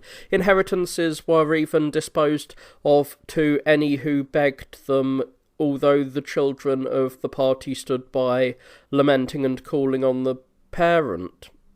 In fine, everything combined to fill the cities with grief and to injure the inhabitants, for the emperor being a mere idiot, his wife, who exceeded in arrogance the rest of her sex, and was devoted to the insatiable avarice of eunuchs, and her female attendants, who had the greatest influence with her, caused everyone to be weary of life, so that to modest persons nothing was then so eligible as death. As if these circumstances did not sufficiently heighten the public misery, another inconceivable disaster fell on Constantinople. John, as I have related, having returned from his banishment and instigated the populace against the empress in his usual sermons, finding himself expelled both from his episcopal see and from the city, embarked and left the city. Those who had espoused his party, endeavouring to prevent any person from succeeding to his bishopric, privately set fire to a church in the night, and left the city at break of day in order to avoid detection. As soon as it was day, the people discovered the extreme danger in which the city stood. Not only was the church burnt to the ground, but the adjacent houses were likewise consumed, especially those on which the violence of the wind directed the flames. Beside these, the fire extended to the Senate House, which stood before the place and was a most beautiful and magnificent edifice. It was adorned with statues by the most elaborate artists, who had a most splendid appearance, and with marble of such colours as are not now to be found in any quarries. It is said that the images which were formerly consecrated in Helicon to the Muses, and in that time of Constantine suffered by the universal sacrilege, having been erected and dedicated in this place, were burnt at the same time, as if to denote the disregard which all men should one day bear to the Muses. At that time occurred a miracle which I think not unworthy of being mentioned. Before the doors of the temple of the Senate were the statues of Jupiter and Minerva standing on two pedestals, as they still continue. That of Jupiter is said to be the Jupiter Dodanus, and that of Minerva the same which was formerly concentrated at Lindus. When the fire consumed the temple, and the lead on the roof melted and rained down on the statues, and all the stones which could not resist the force of it likewise fell upon them, until at length the beauty of the building was converted into a heap of rubble, and it was generally supposed that the two statues were also reduced to ashes. But when the ruins were removed, the statues of these two deities alone appeared to have escaped the general destruction. This circumstance inspired all persons above the ordinary rank with more favourable hopes for the city, as if these deities resolved to afford it their continual protection. Leaving these circumstances, however, to be disposed of at the will of the deity, I return to my narrative. A universal sorrow now prevailed for the calamity of the city, which was solely attributed to what is called blind chance.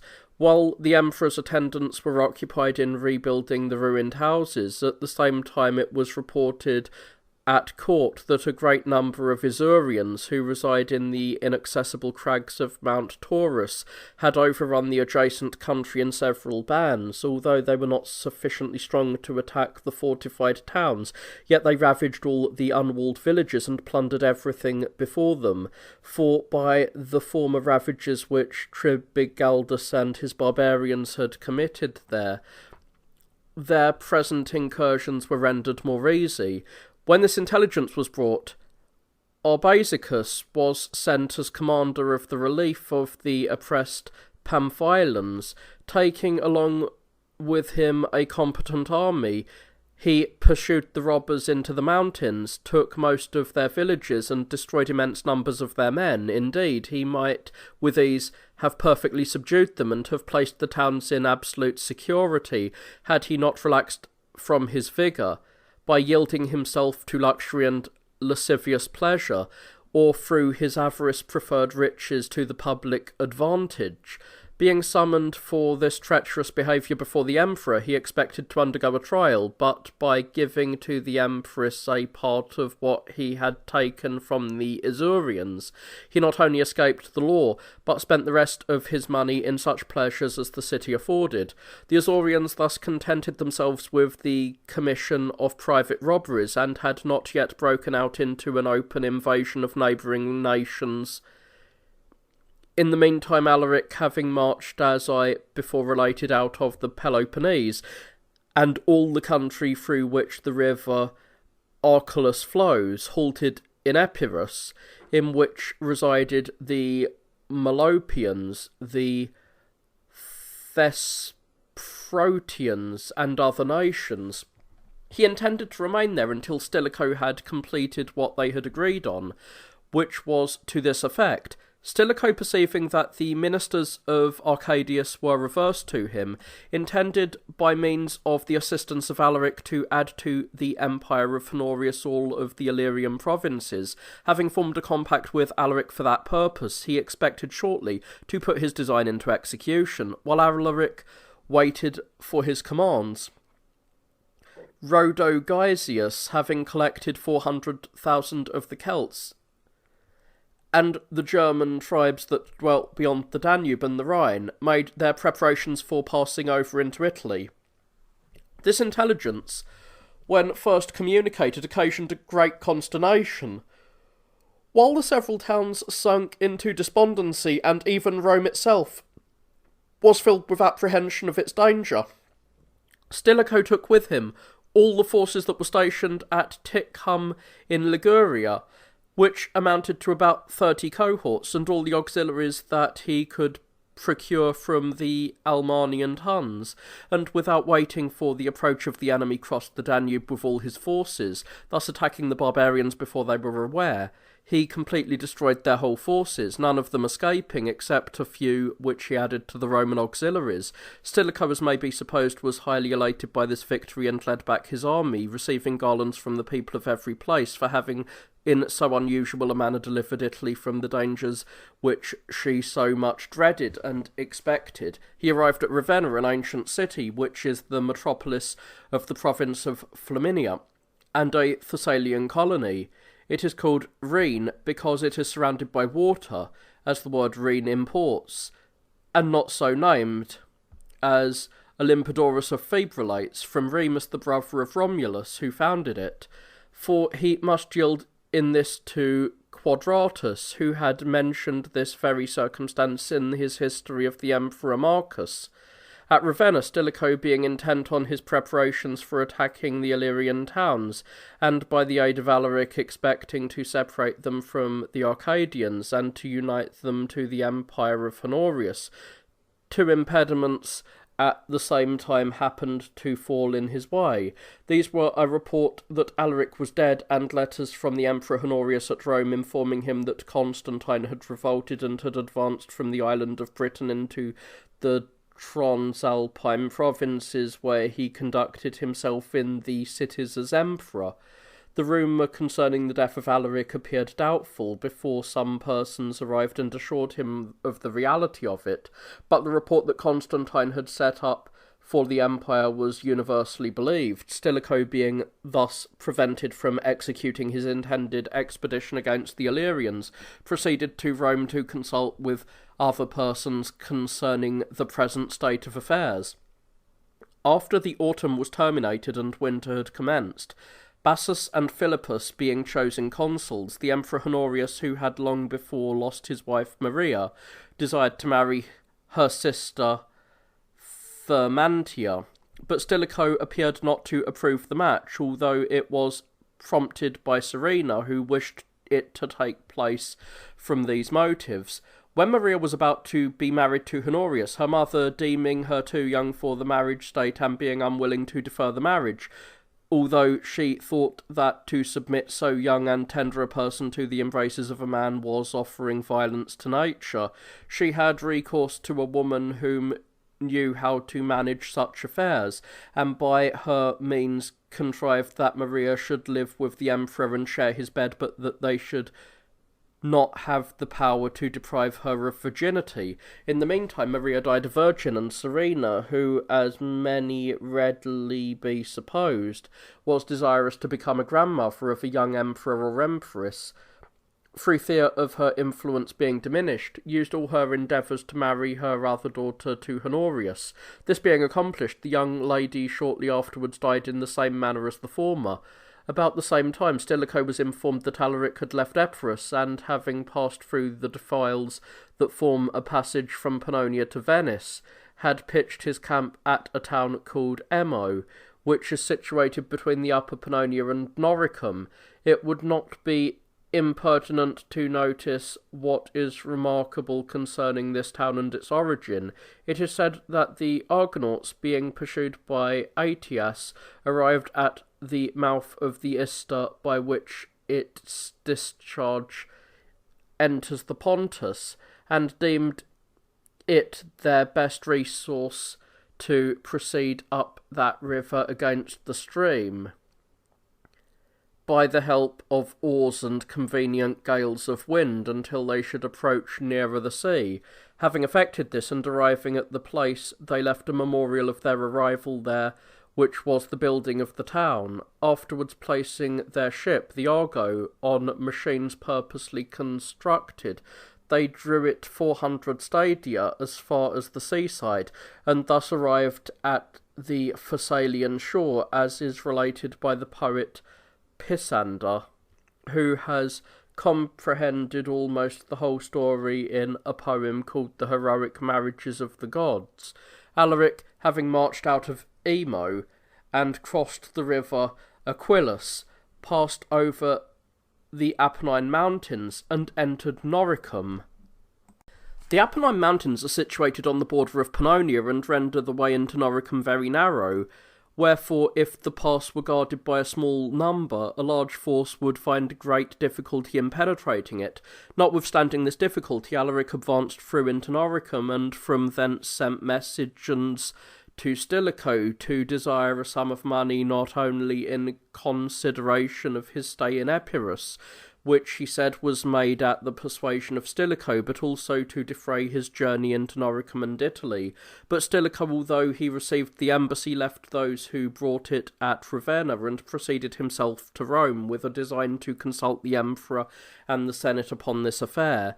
When the senate was assembled at the imperial palace and deliberated whether to declare war, most of them were disposed for war. Stilicho and a few others, who compiled with him merely through fear, were of a contrary opinion, and voted for peace with Alaric.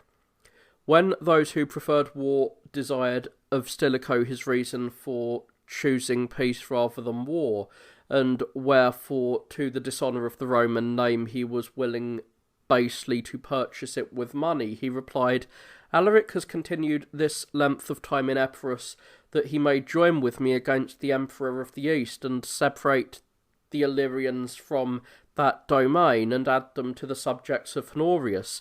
This, he said, would have been effected before this period, had not letters in the meantime arrived from the Emperor Honorius, which deferred the expedition to the east, in expectation of which Alaric had spent so much time in that country. When Stilicho had said these words, he produced an epistle from the emperor, and said that Serena was the occasion of all, wishing to preserve an inviolable friendship between the two emperors.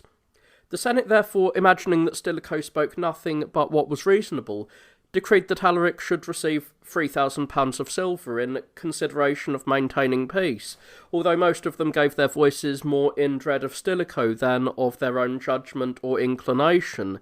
For this reason, Lampidius, a person of exalted birth and rank, having uttered this Latin sentence, non est ista pax, sed pactio servitius, this is not a peace, but a bond of servitude, He was compelled as soon as the Senate was dismissed to fly into a neighbouring church belonging to the Christians for fear of being punished for the freedom with which he had expressed himself. Stilicho, after having in this manner made peace with Alaric, prepared very earnestly for his journey in order to put his designs into execution. The emperor declared that he would also proceed from Rome to Ravenna in view and encourage the army, especially as so powerful an enemy was arrived in Italy. Yet this did not say of his own inclination, but was prompted to say it by Serena, for she wished him to reside in a more secure city, that if Alaric should infringe the treaty and attack Rome, he might not take the emperor's person. She was the more zealous for his preservation, since her own security depended on it. Stilicho, however, being much averse to the emperor's journey to Ravenna, contrived many obstacles to prevent it, as the emperor, notwithstanding, would not alter his intentions, but was still determined on the journey. Saurus, a barbarian, and captain of a company of barbarians at Ravenna, excited a mutiny before the city at the instigation of Stilicho. His design was not really to throw affairs into confusion, but to deter the emperor from coming to Ravenna. But as the emperor persisted in his resolution, Justinian, an excellent lawyer at Rome, whom Stilicho chose as his assistant and counsellor, thought the sagacity of his judgment formed a near conjecture of the design for which the emperor made the journey, and the soldiers in Titium, who were dissatisfied to Stilicho when the emperor arrived there, would reduce him into circumstances of great danger. He therefore continually advised him to dissuade the emperor from his present intentions. But when Justinian found that the emperor would not listen to the counsel of Stilicho, he forsook him, lest through his familiarity with Stilicho he should share in his misfortune. Before this juncture, a report had been circulated at Rome that the Emperor Arcadius was dead, which was confirmed after the departure of Arcadius for Ravenna. Stilicho being at Ravenna while the emperor was at a city of Aemilia called Bononia, about 70 miles distant, the emperor sent for him to chastise the soldiers who mutinied amongst each other by the way. Stilicho, therefore, having collected the mutinous troops together, informed them that the emperor had commanded him to correct them for their disobedience and to punish them by a decimation, or putting to death every 10th man.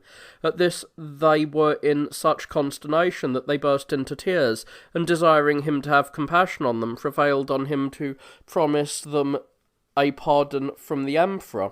The emperor having performed what Stilicho had promised, they applied themselves to public business, for Stilicho was desirous of proceeding to the east to undertake the management of the affairs of Theodosius, the son of Arcadius, who was very young, and in want of a guardian. Honorius himself was also inclined to undertake the same journey, with a design to secure the dominions of the emperor, but Stilicho being displeased at that, and laying before the emperor a calculation of the immense sum of money it would require to defray the expense of such an expedition, deterred him from the enterprise. He likewise observed to him that the rebellion of Constantine would not admit of his going so far, as not to protect Italy and Rome itself, since that usurper had overrun all of Gaul and then resided at Orleans.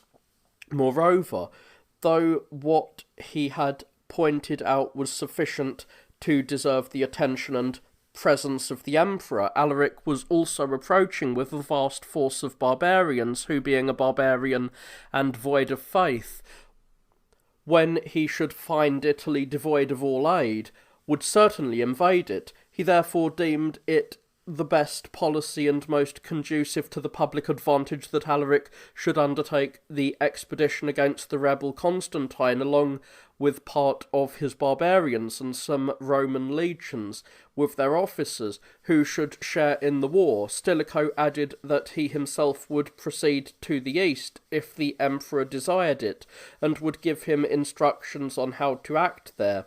The emperor deceived by these specious representations of Stilicho, gave him letters both to the Emperor of the East and to Alaric, and departed from Bononia, but Stilicho remained there, and neither proceeded to the east nor performed any of the things that was designed. He did not even send over any of the soldiers who were in Ticinium to Ravenna or any other place, lest they should meet the emperor on the way and incite him to do anything to the prejudice of himself.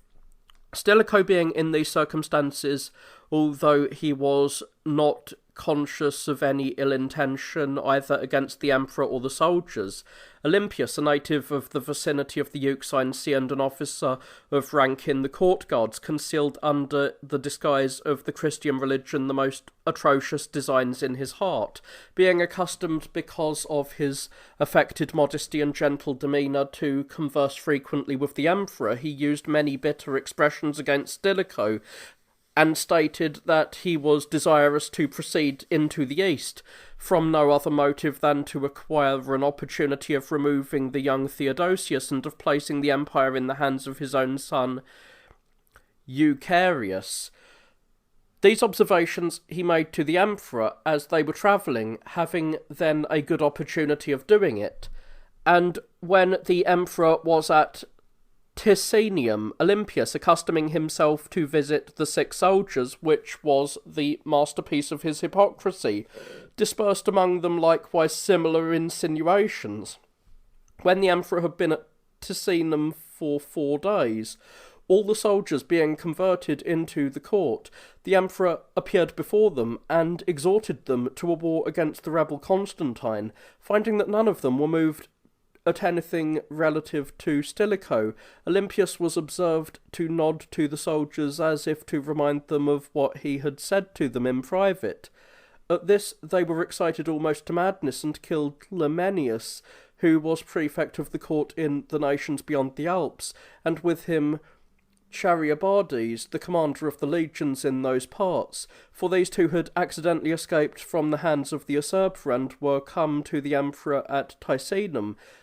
Beside these two were slain Vincentius and Salvius, the former the commander of the cavalry and the later of the domestic forces. As this tumult increased, the emperor retired into the palace, and some of the magistrates escaped.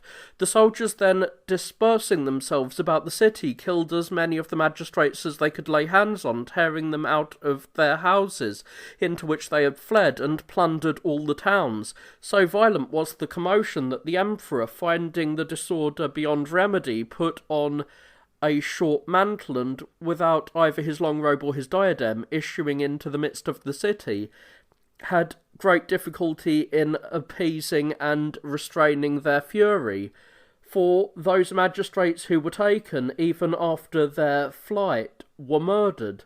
Among these were Nemorius, commander of the court bands, Pretorius, the treasurer and steward of the emperor's private property, and Salvius, whose office it was to proclaim the intentions of the emperor upon any occasion, which officer had borne the title of quaestor from the time of Constantine.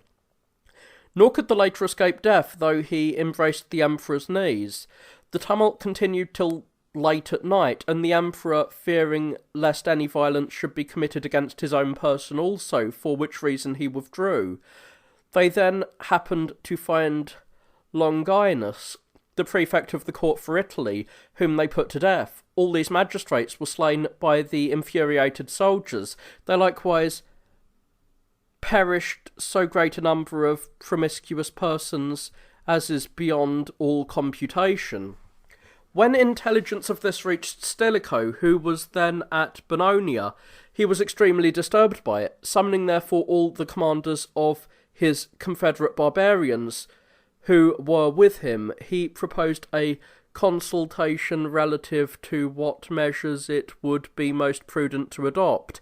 It was agreed with common consent that if the emperor were killed, which was yet doubtful, all the confederated barbarians should join together and fall at once on the Roman soldiers, and by that means afford a warning to all others to use greater moderation and submissiveness.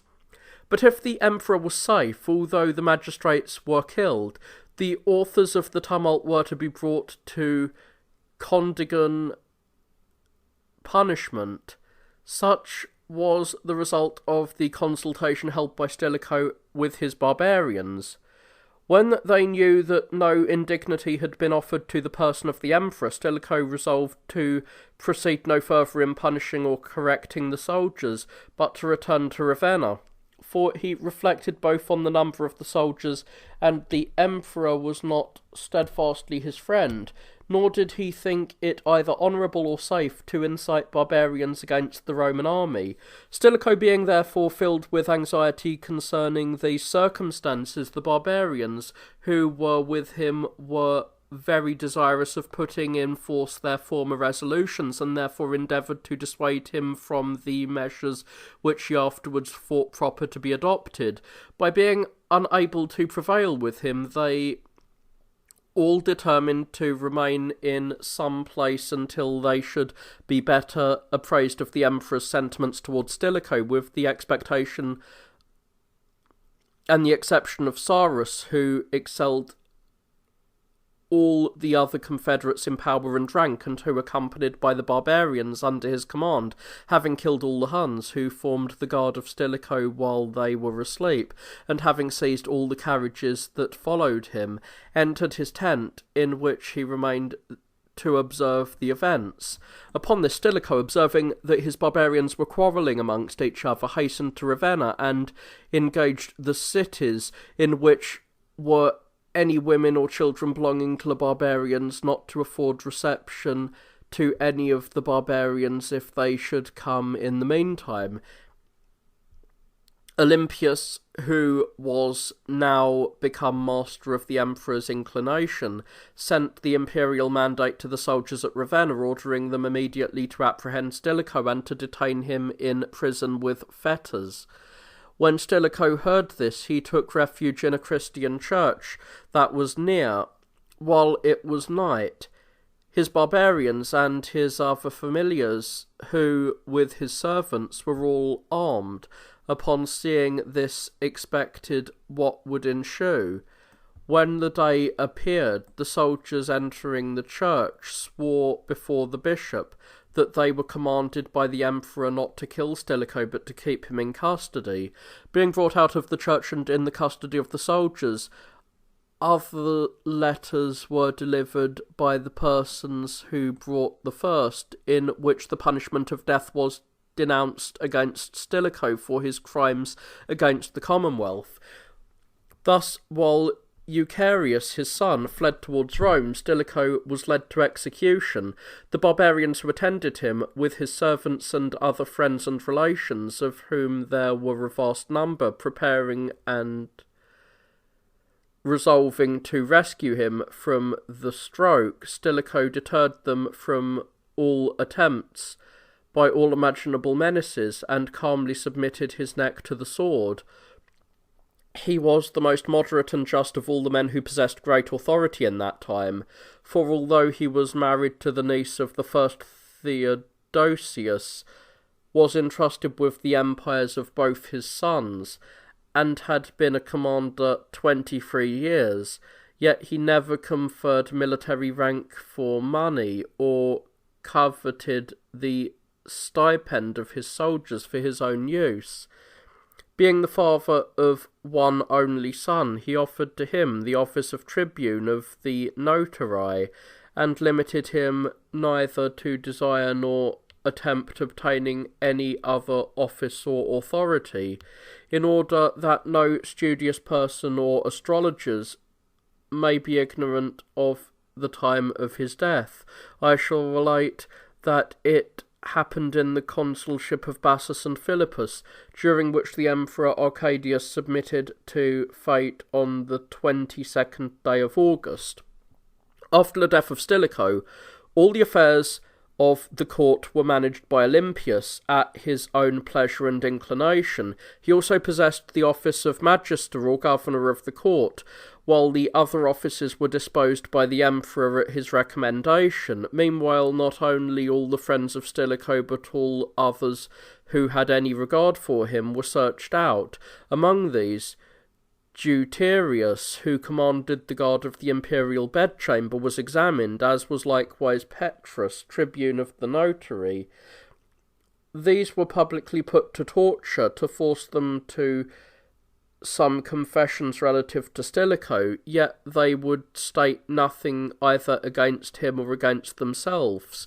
Olympius was disappointed of his views.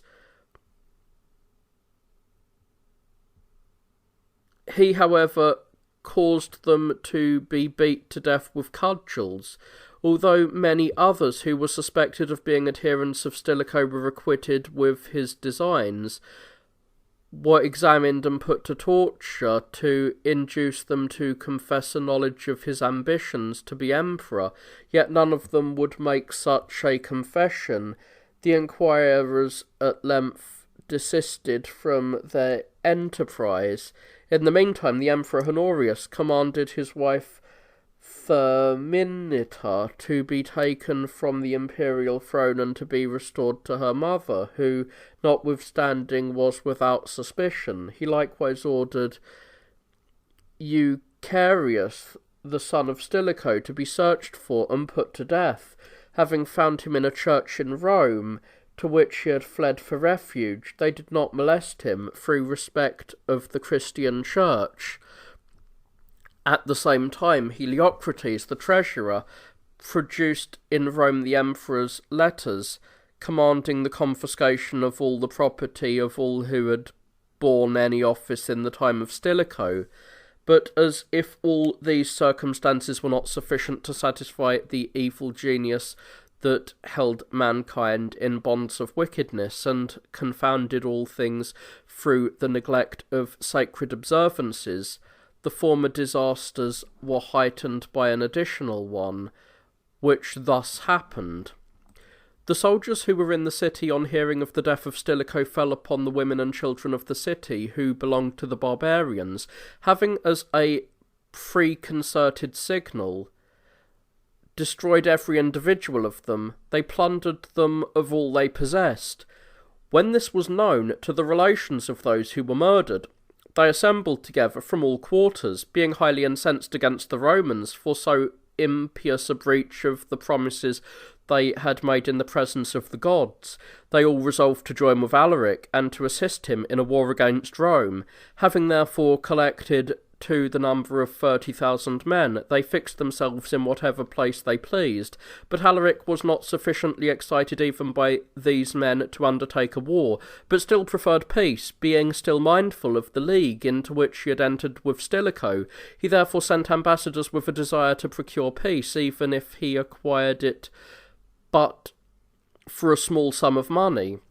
He likewise desired Aetius and Jason, the former sons of Jovius, and the later to Gaudentius, as hostages, and offered to send them too from among his own nobility under similar circumstances. A peace being made on those terms, he would lead an army out of Noricum into Pannonia. When Alaric demanded peace on these conditions, the emperor refused to grant it, although if he would have disposed his affairs with prudence, he must have chosen one of two alternatives that were before him. He ought either to have deferred the war and to have procured a peace by a small sum, or if he preferred to contend, he should have collected together as many legions as possible and have posted them in the route of the enemy, to obstruct the barbarians from advancing any further. He should likewise have chosen a proper person to lead them, and have conferred the command on Sarus, who alone was sufficient to strike terror into the enemy, both by means of his intrepidity and of his experience in warlike affairs, who had also under him a force of barbarians sufficient to make a good defence. The emperor, on the contrary, neither accepted the offer of peace, making Sarus his friend, nor collecting the Roman army, but placing all his dependence on Olympius, occasioned the innumerable calamities by which the Commonwealth was overwhelmed. For the command was bestowed on such persons as were contemptible in the opinion of the enemy. Turpilio was appointed commander of the cavalry, Varnes of the infantry, Vigilianus of the domestic force. For these reasons all persons were in despair, and thought the complete destruction of Italy even then before their eyes. As affairs were thus ordered, Alaric began his expedition against Rome, and ridiculed the preparations made by Honorius. Being unwilling to enter on so important an affair with not more than nearly equal forces to the enemy, he sent for Ataphilus, his wife's brother, from the Upper Pannonia, to share with him in the enterprise, he having under him a very considerable force of Goths and Huns. However, he did not wait for the arrival of his brother-in-law, but marched forward with the expedition, passed by Aquileia and the other cities beyond the Po, namely Concordia, Altium, and Cremona. When he had crossed that river, being as it were at some festival, and having no enemy to obstruct him, he arrived at a castle in Bononia called Ocuparia.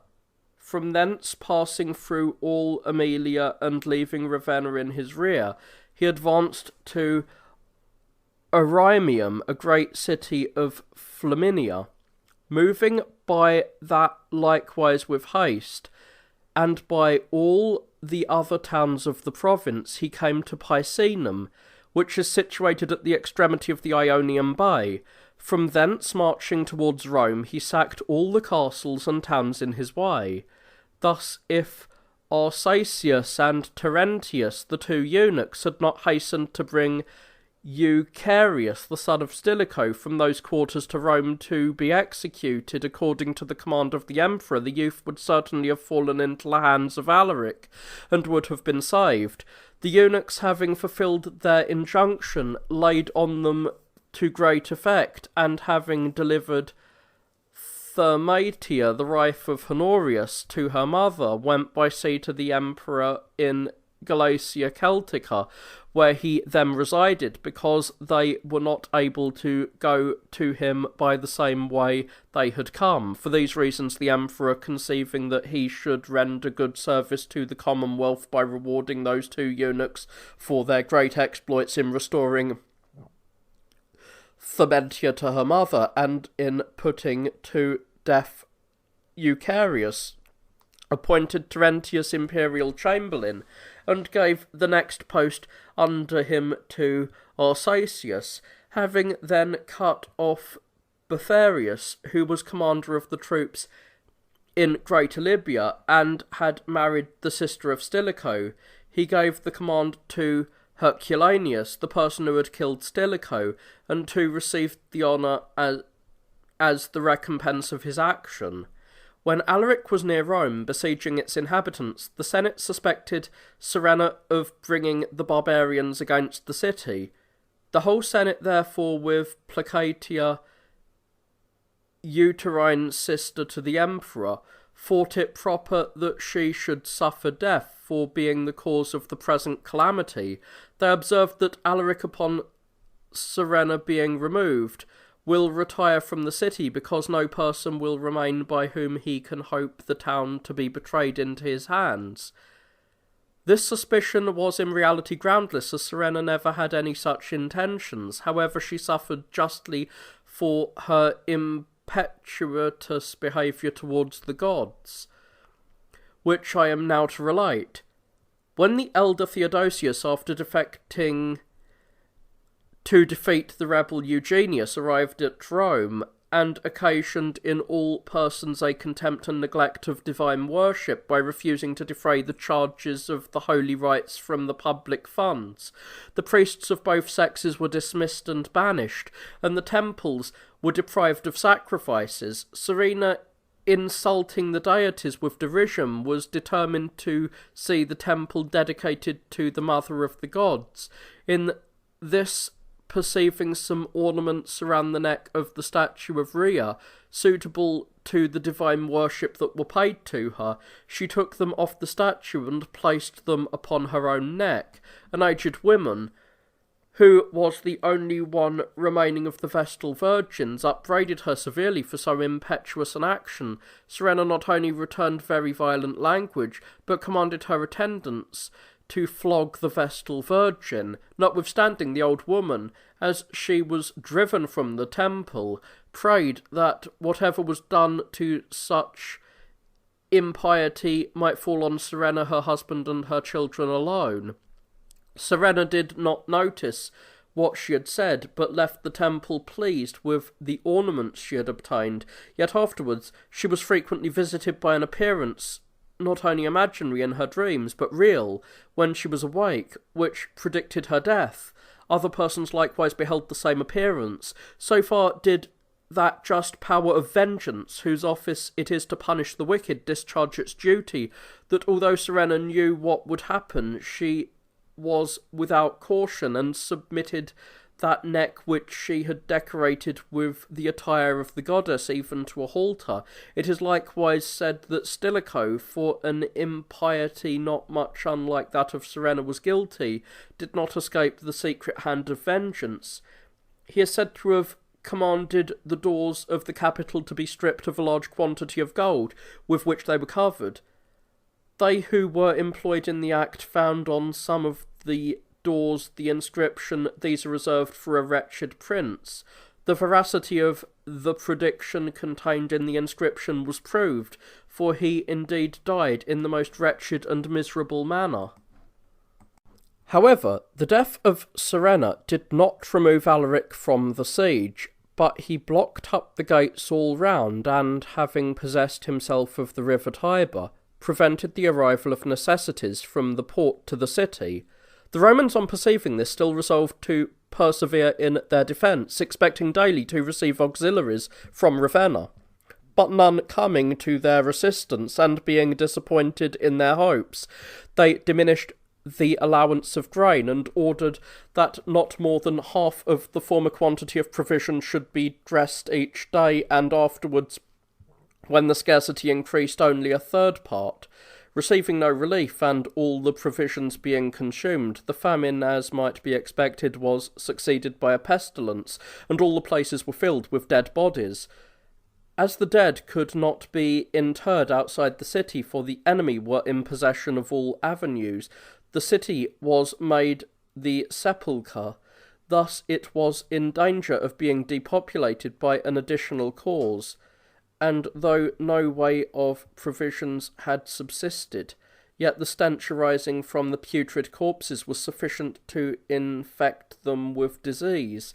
Later, the wife of the late Emperor Gratian and her mother Pissamina supplied great numbers with food for some time, for since they were allowed from the treasury the provision of an imperial table, through the generosity of Theodosius, who had conferred on them the privilege, many received the bounty of these two ladies, and obtained from their house what preserved them from famine. But the distress was arrived to such extremity that they were in danger of being eaten by each other. They tried all methods of support, which are abominable in the eyes of mankind. They then resolved on sending an embassy to the enemy to inform him that they were willing to accept any reasonable conditions of peace, and at the same time were ready for war, since the people of Rome had taken up arms, and by means of continual military exercise were become well disposed for action. Basilius was appointed their ambassador, who was a Spaniard and governor of a province. Jones, the chief of the imperial notaries, went with him because he was acquainted with Alaric and might be the cause of a reconciliation.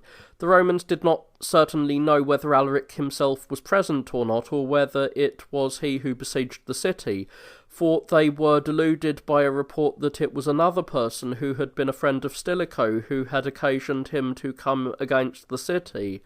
When the ambassadors came to him, they were ashamed of their ignorance in which the Romans had so long remained, but delivered the message of the Senate. When Alaric heard it, and that the people had been exercised to arms and were ready for war, he remarked, "The thickest grass is most easily cut than the thinnest."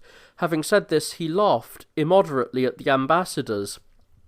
But when they spoke of peace, he used such expressions as were in the extreme of arrogance and presumption. He declared that he would not relinquish the siege on any condition, but that of receiving all of the gold and silver in the city, all the household goods, and the barbarian slaves. One of the ambassadors observing, "If you take all of these, what will you leave for the citizens?" he replied, "Their lives."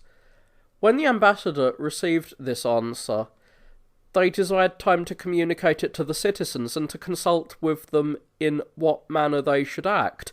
Having obtained that permission, they related all the conversation that had passed in the embassy. Of this, the Romans, being conceived that it was really Alaric who were attacking them, and despairing, therefore, of all things they conduced to human strength, calling to mind the aid which the city had formerly met with in emergencies, and that they, by transgressing their ancient institutions, were now left destitute of it.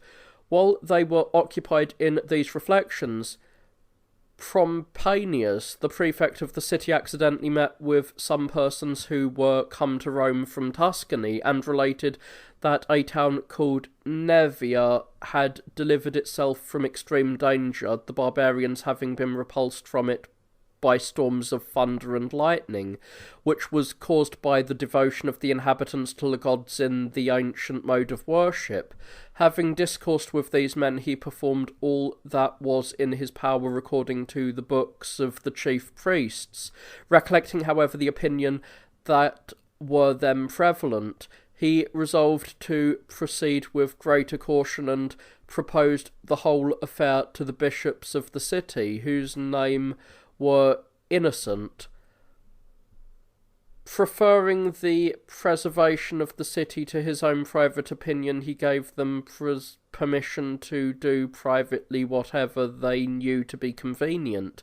They declared, however, that what they were about to do would be of no utility unless the public and customary sacrifices were performed, and unless the Senate acceded to the capital, performing there and in the different markets of the city all that was essential, but no person daring to join in the ancient religious ordinances, they dismissed the men who were from Tuscany, and applied themselves to the endeavour to appease the barbarians in the best possible manner.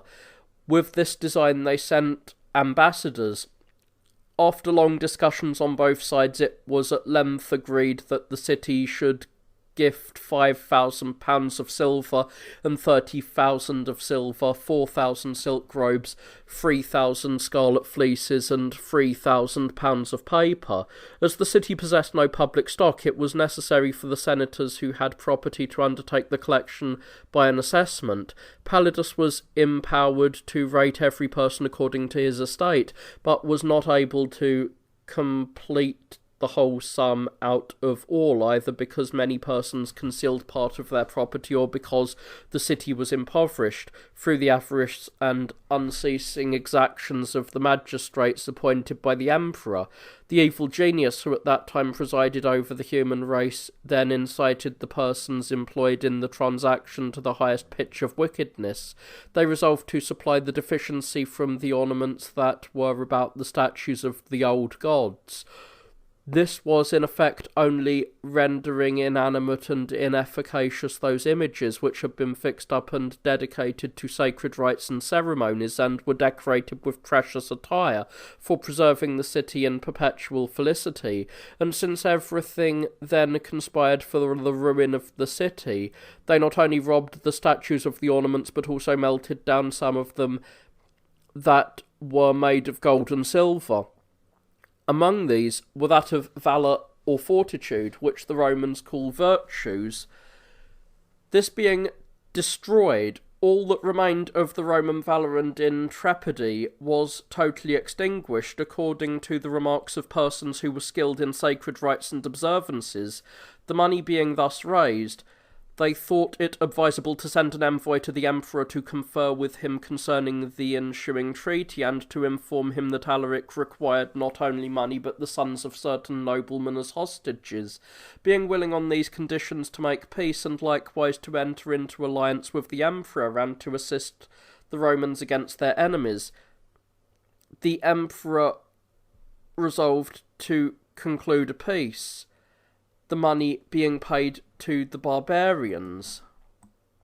The emperor resolving to conclude a peace, the money was paid to the barbarians. This being done, Alaric gave the citizens a free market for 3 successive days, with permission to pass securely through certain gates of the city, and to bring corn from the port. By these means, the citizens, having a little recovered their breath, by selling the remainder of their goods, or exchanging one article for another to purchase necessities, the barbarians departed from Rome and pitched their camps in several places in Tuscany.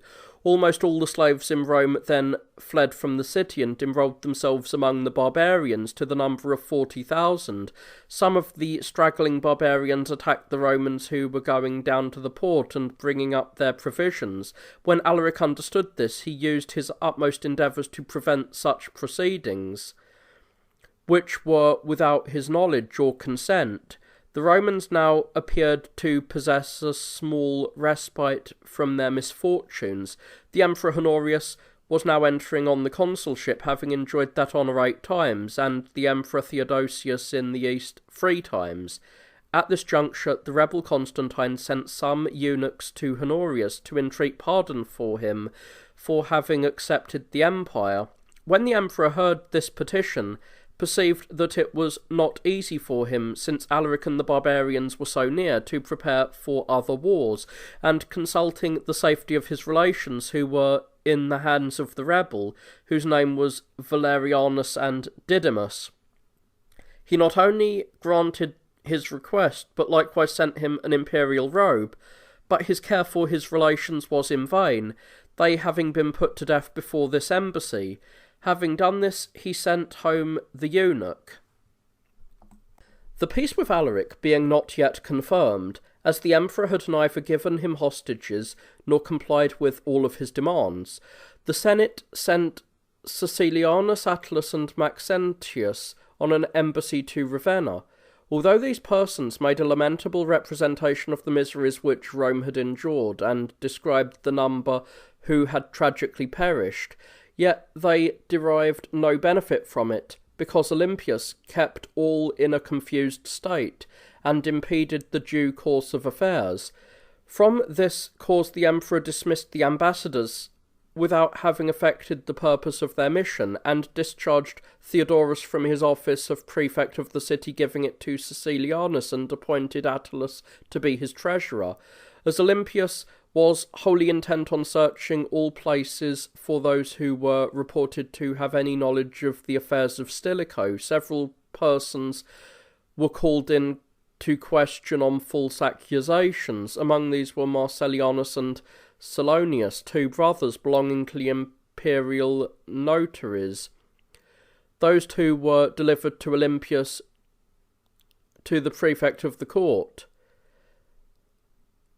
Though by his order they were beaten and used with every severity, yet they made not the smallest disclosure, such as Olympius was anxious to obtain from them. The affairs of Rome being now in no better condition than before, the emperor sent for 5 regiments of soldiers who were quartered in Dalmatia to guard the city of Rome. These regiments consisted of 6,000 men who for strength and discipline were the flower of the Roman army. Their general was Valens, a person ready for the greatest and most hazardous of enterprises.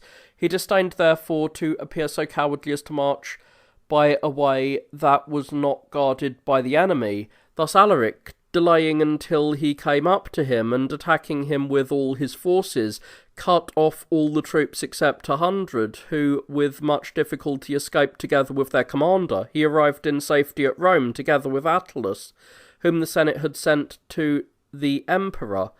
Perceiving that the public calamities were accumulating, Attalus, on his arrival in Rome, dismissed Heliocrates from the office which the emperor had been induced to confer upon him by the persuasion of Olympius. Heliocrates was employed to make an inquisition into the estates of those who were banished on account of their acquaintance with or relation to Stilicho, and to make a return of them to the treasury. But he, being a man of great moderation and of good disposition, considered it an impiety to insult the unfortunate, and therefore did not make strict inquiries, but on the contrary sent private notices to many of the parties to conceal what they had. Being for this reason considered a worthless person, he was seized and carried to Ravenna to suffer for his humanity towards the unfortunate. He would undoubtedly have died for it, through the cruelty which then prevailed, had he not wisely fled to a church belonging to the Christians. Maxentius, having fallen into the hands of the enemy, was redeemed by his father, Marenius, with 30,000 pieces of gold. For since the emperor deferred the peace, and did not fulfil what had been agreed on, the Romans could no longer pass freely out of the city. The Senate therefore a second time sent ambassadors to the emperor concerning the peace, along with whom the Bishop of Rome also went. These were in their retinue some barbarians whom Alaric sent to protect them from their enemies, who infested the different roads. When these ambassadors were arrived with the emperor, Ataephus, for whom Alaric had sent, as I before mentioned, had crossed the Alps between Pannonia and Venice.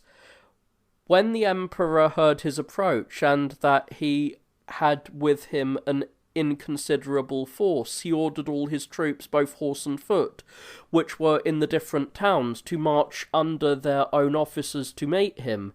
To Olympius, who was commander of the court guards, he gave the Huns, who were in Ravenna, amounting to 300. These, finding the enemy had arrived at Pisa, attacked them, killed 1,100 Goths, and returned in safety to Ravenna, with the loss of only 17 men. The eunuch of the court now laid before the emperor informations charging Olympius as the occasion of all the disasters which had happened to the Commonwealth, and thus procured his removal from the office he then held.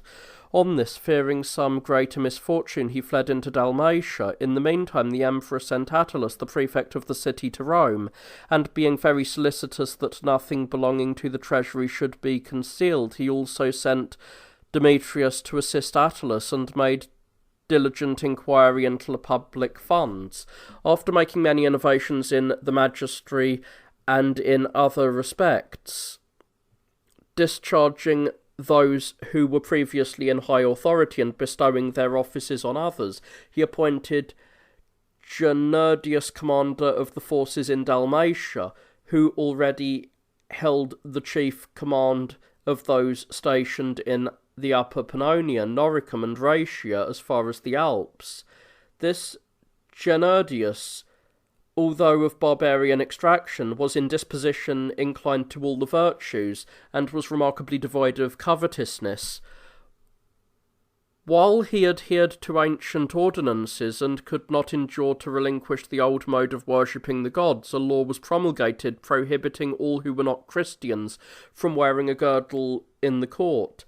This law being established, Gerondius, who was at that time a military officer in Rome, laid aside his girdle and remained in his own house, the emperor requiring him as one enrolled among the officers to attend court in his due course. He replied that there was a law which forbade him the use of a girdle, or that anyone should be reckoned among the officers who did not reverence the Christian religion. The emperor answered that the law, indeed, was obligatory on all others, except for him alone, who had undertaken such dangerous enterprises for the Commonwealth. Gerondius said in reply that he could not suffer himself to accept an honour that appeared to affront all who, by means of the law, had been put out of commission, nor did he execute his office until the emperor, compelled both by necessity and shame, completely abolished the law, and gave all persons liberty of enjoying their own sentiments in all offices, whether civil or military. Generidus, having commenced with this act of gallantry, employed and instructed the soldiers with continual labour and exercise. He distributed corn among them, suffering no person to deprive them of any part of it, as was formerly the practice. He likewise gave suitable recompenses out of his own public allowance to those who were most deserving. Appearing therefore thus great, he was not only a terror to the adjacent barbarians, but a security to the nations which were under his care. The soldiers at Ravenna, having mutinied, took possession of the port, and with rude clamours demanded the emperor to come before them. But he thought dread of the tumult, and secreted himself away. Jovius issued among them, who were prefect of the court, and honoured with the rank of a patrician. Pretending to be ignorant of the occasion for which they mutinied, although he himself was said to be the author of it, together with Beccius, who commanded the domestic cavalry, he asked them their reason for being so violent. On hearing the soldiers' reply that they must deliver into their hands Turpelio and Vigiliatus, the two generals, with Terentius the imperial chamberlain, and Arsacius next to him in dignity, the emperor, fearing an insurrection of the soldiers, condemned the two generals to perpetual exile. They, being thereafter placed on board a ship, were murdered by those who were appointed to carry them to the place of banishment. Jovius indeed had commanded them to do this, fearing lest, if they should remain and discover the intrigue that was formed against them, they might excite the emperor to punish him for it. Terentius was sent into the east, and Arsacius was ordered to reside in Milan, the emperor having made Eusebius chamberlain in lieu of Terentius, given the command which Turpelio had held in Velius, and appointed Ibellicus prefect instead of Vigiliatus, appeared in some measure to mitigate the rage of the soldiers. Jovius, having now transferred all the power of managing the emperor into his own hands, resolved to send ambassadors to Alaric to desire him to come even to Ravenna, and to tell him that they would there concede the peace. Alaric, being prevailed on by the letters he received both from the emperor and Jovius, and being advanced as far as Artemenium, 30 miles from Ravenna, Jovius hastened thither also, having been the friend and familiar acquaintance of Alaric in Epirus, to treat concerning the alliance. The demands of Alaric were a certain quantity of gold each year and a quantity of corn, and that himself and the barbarians who were with him should inhabit both the Venetias, Noricum, and Dalmatia. Jovius, having written these demands in the presence of Alaric, sent them to the emperor with other letters which he privately conveyed to him, to advise him to appoint Alaric commander of both armies, by which means he might be induced to relax the severity of his conditions and make peace on tolerably moderate terms. When the emperor received this letter, he condemned Jovius for his forward temerity, and wrote to him telling him that it was proper for him, as prefect of the court, and understanding what the public revenues were capable of, to assign the quantity of corn and gold, but that no dignity or command should ever be conferred on Alaric or any of his family. When Jovinus received this letter, he opened and read it in the hearing of Alaric, who thought he bore all the rest with patience, yet on finding the command denied him, and all his family, was so enraged that he immediately commanded his barbarians to march on Rome with the greatest expedients, and there revenge the affront offered to him and all his family. Jovinus, being disappointed on seeing the emperor's unexpected letter, returned to Ravenna. Being desirous to acquit himself of all blame, he bound Honorius under several oaths, never to make peace with Alaric, but to wage war against him continually, which he himself likewise swore by touching the head of the emperor, and caused all others who were in office to do the same.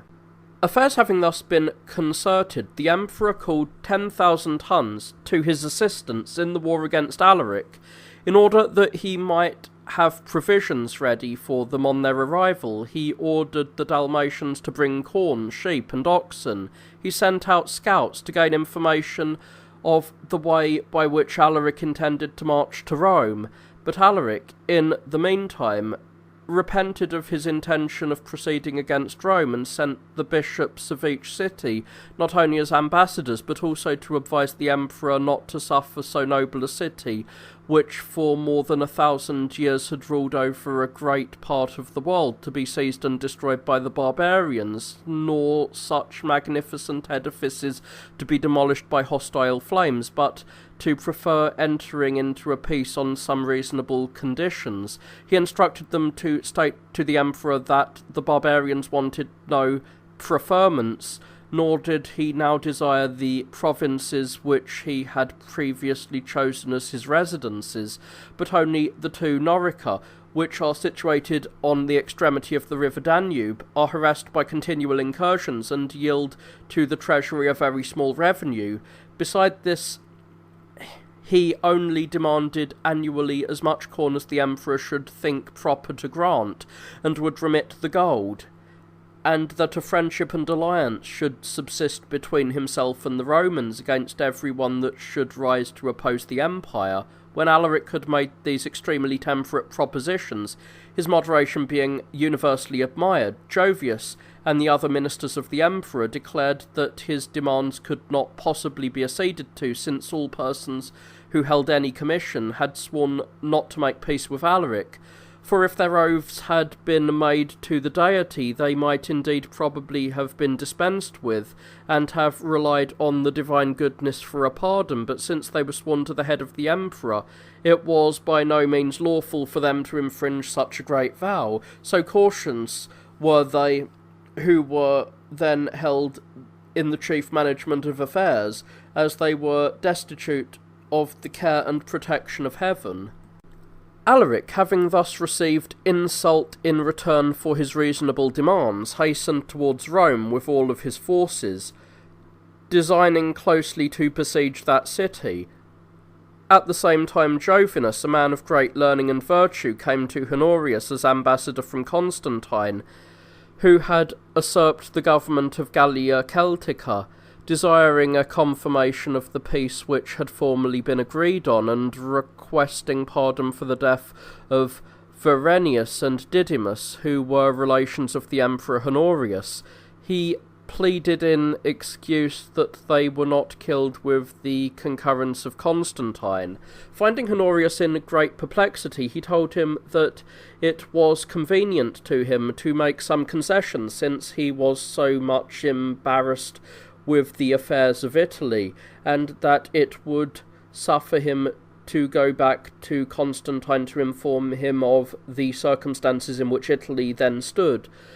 He would shortly return with all the forces of Celtica, Spain, and Britain to the relief of Italy and Rome. On these conditions, Jovinus was permitted to depart. Since I have not given a relation of the occurrences in Celtica, it would here be proper to notice what had previously taken place there. When Arcadius was reigning, Honorius being consul the 7th time and Theodosius the 2nd, the troop in Britain revolted and prompted the promotion of Marcus to the imperial throne, rendering obedience to him as their sovereign in those countries. Sometime subsequently, having put him to death for not complying with their inclinations, they set up Gratian, whom they presented with a diadem and purple robe, and attended him as an emperor. Being disgusted with him likewise, they 4 months afterwards disposed of and murdered him, delivering the empire to Constantine. He, having entrusted to Justinian and Nevigastes the command of the Celtic legions, crossed over from Britain, having arrived at Bononia, which is the nearest to the seaside, situated in Lower Germany, and continuing there for some days, he conciliated the attachment of all the troops between that place and the Alps, which separate Gaul from Italy, thus appearing now to secure the empire. At the same time, Stilicho and Sarus, at the head of an army against Constantine, having encountered with the division commanded by Justinian, he slew that general with the greater part of his soldiers. Having acquired great spoils, he advanced to besiege Valentia, which he understood that Constantine had placed himself in, it being a strong city, well fortified, and a secure residence. Nevigastes, the surviving commander, having made overtures of peace to Sarus, was received by him as a friend, but Sarus, although he had given and received an oath to the contrary, immediately put him to death without regard to what he had sworn. Constantine then conferred the command vacant by the death of Justinian and Nevigastes on Edo Basinus, a Frank by extraction but a native of Britain, and Gerontinus, a Briton. Sarus, being in dread of the courage and the military experience of these two, raised the siege of Valentia after he had continued it 7 days.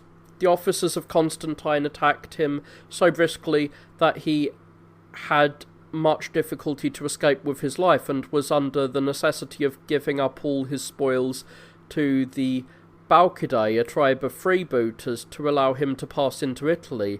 When Sarus was thus safely returned into Italy, Constantine, having mustered all his forces, resolved to place a sufficient guard on the Alps, in the free passes, from which the passage from Italy into Celtic are commonly termed the Cottian, the Pennine, and the Maritime Alps. This was the reason for his taking these precautions some years before, Arcadius being in his 6th consulate, and Probus was his colleague. The Vandals, uniting with the Alans and the Suevi, crossed in these places and plundered the countries beyond the Alps. Having there occasioned great slaughter, they likewise became so formidable even to the armies in Britain that they were compelled, through fear of their proceeding as far as that country, to choose several usurpers, as Marcus, Gratian, and after them Constantine. A furious engagement ensued between them, in which the Romans gained the victory and killed most of the barbarians, yet by not pursuing those who tried, by which means they might have put to death every man, they gave them opportunity to rally, and by collecting an additional number of barbarians to assume once more a fighting posture. For this cause Constantine placed guards in these places, that those tribes should not have so free access into Gaul. He likewise secured the Rhine, which had been neglected since the time of the Emperor Julian. Having thus arranged affairs throughout all of Gaul, he decorated his eldest son Constans with the habit of a Caesar and sent him into Spain, for he wished to obtain the absolute sovereignty of that country, not only through the desire of enlarging his own dominion, but of diminishing the power of the relations of Honorius. He was apprehensive lest when they had collected together an army of the soldiers who were in that quarter, they might on some occasion cross the Pyrenean mountains and attack him, while Honorius might send an army from Italy and by surrounding them on every side depose him from the throne. Constans therefore went into Spain, having with him Terentius as his general and Apollonius as prefect of his court. Having appointed all the officers, both civil and military, he sent his army under their conduct against the relations of the Emperor Honorius, while their Lusitanian soldiers who had thrown all of Spain into a state of disturbance. These having commenced the first assault against Constans, and finding themselves overpowered, collected an immense number of slaves and peasants, by whose assistance they had nearly reduced him to the most precarious danger. But even in this emergency their expectations were frustrated, and they, with their wives, fell into the hands of Constans, this disaster being made known to their brothers, Theodosius and Laegodius. One of them fled into Italy, and the other safely escaped to the east. After these achievements in Spain, Constans returned to his father, carrying with him Verenius and Didymus, and leaving there his general Gerontius with the Gallic troops to guard the pass from Celtica into Spain. Although the Spanish soldiers desired that change to be confided to them, as they formerly had been, and that the safety of their country might not be committed to the care of foreigners, Verentius and Didymus, being brought to Constantine, were immediately put to death. Constans was afterwards a second time sent into Spain, and took with him Justus as his general.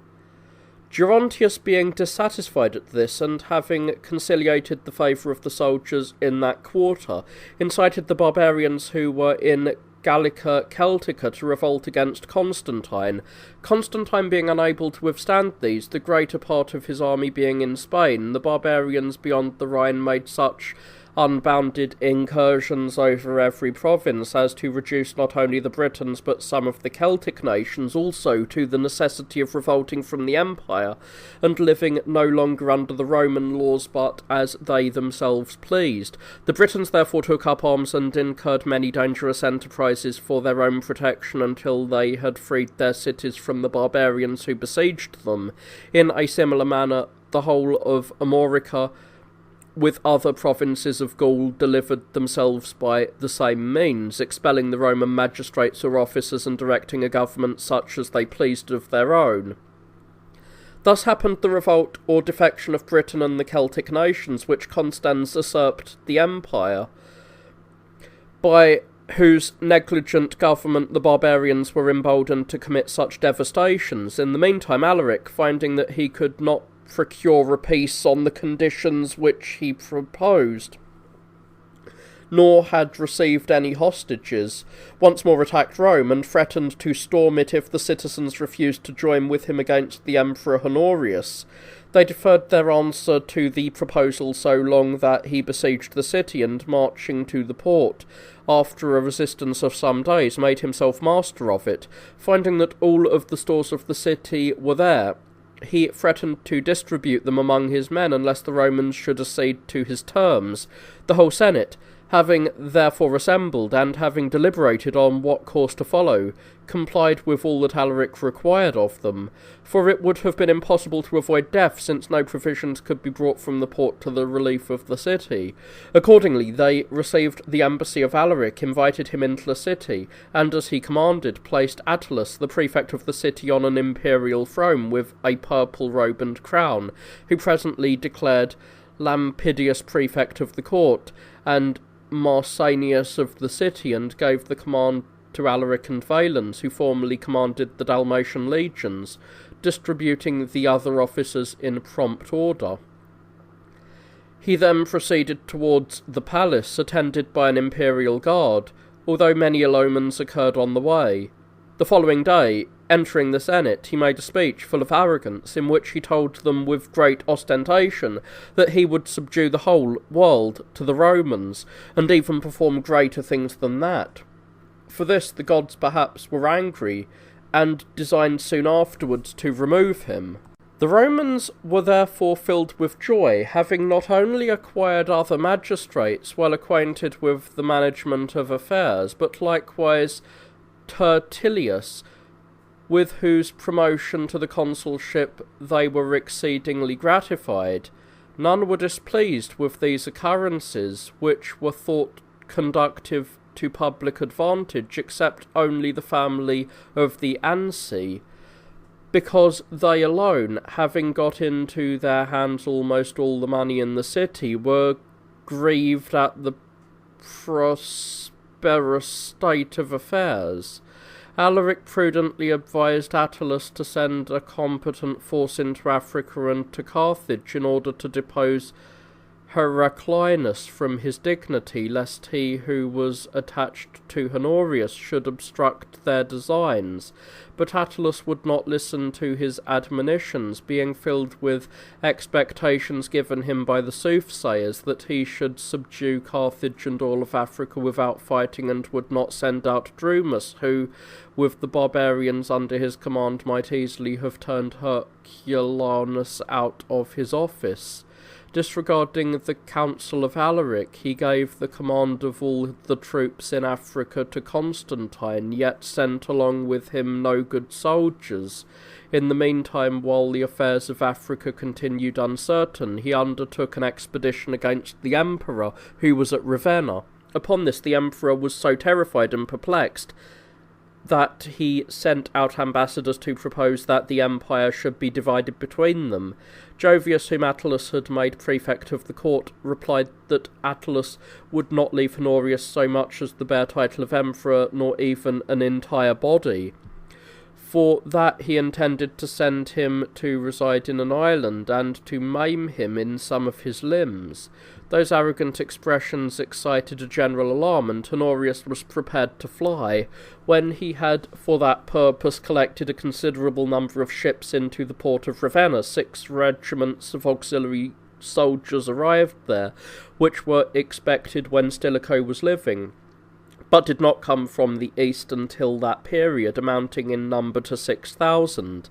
At their arrival, Honorius, as if awakened from a deep sleep, confided the defence of the walls to those who were come from the east, and resolved to remain at Ravenna until he should receive better intelligence of the affairs of Africa. He intended, indeed, if Heraclius obtained the ascendancy, when all was settled and secure in that quarter, to make war with all his forces against Alaric and Attalus.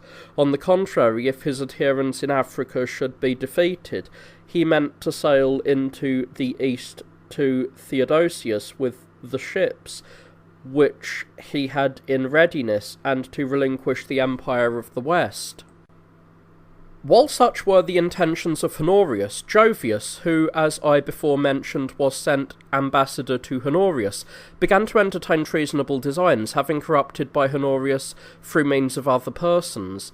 He therefore declared to the Senate that he would no longer act as an ambassador, and used reproachful expressions before them, telling them that since those whom they had sent into Africa had failed of success, they ought to send over barbarians against Herculanus, for Constantine being slain, their hopes from that part of the world were becoming very pernicious. Attalus being enraged, and having employed other persons to superintend the execution of his orders, others were sent into Africa with money to assist in their present exigencies there. When Alaric understood this, he was displeased at it, and began to despair of the affairs of Attalus, who formed his projects with the most foolish temerity, without either reason or prospect of advantage. Having therefore made these considerations, he resolved to relinquish the siege of Ravenna, although he had before determined to prosecute it until he took the place.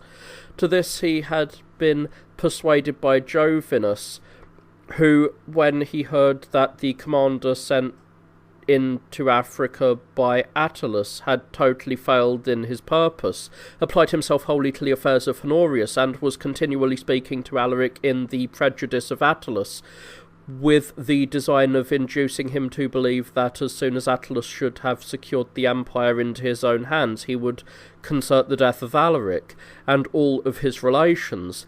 While Alaric continued faithful to the oath which he had given Attalus, Valens, the commander of the cavalry, was arrested on suspicion of treason. Alaric, in the meantime, proceeded with his army to all of the cities of Aemilia, which had refused to accept Attalus as their sovereign. Some of these he speedily reduced, but having besieged Bologna, which resisted him for many days, without being taken, he advanced towards Liguria to compel that country likewise to acknowledge Attalus as its emperor. Honorius having sent letters to the cities of Britain, counselling them to be watchful of their own security, and having rewarded his soldiers with the money sent by Herculinus, lived with all imaginable ease, since he had acquired the attachment of the soldiers in all places, Herculinus having guarded all the ports of Africa in the strictest manner, that neither corn nor oil nor any other provisions should be conveyed to the port of Rome. The city sustained a famine more grievous than the former. The vendors of provisions likewise concealed all their goods, in hope of gaining considerable profit, by fixing on their commodities what price they pleased.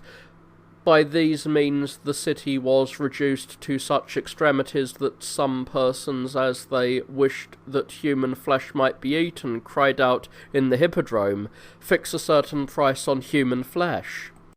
On this occasion Attalus went to Rome and convened the Senate. After some debate, most of them were of the opinion that the barbarians and the Roman soldiers ought to be sent into Africa, and that Drumus should be their commander, he being a person who had already given proofs of his fidelity and goodwill.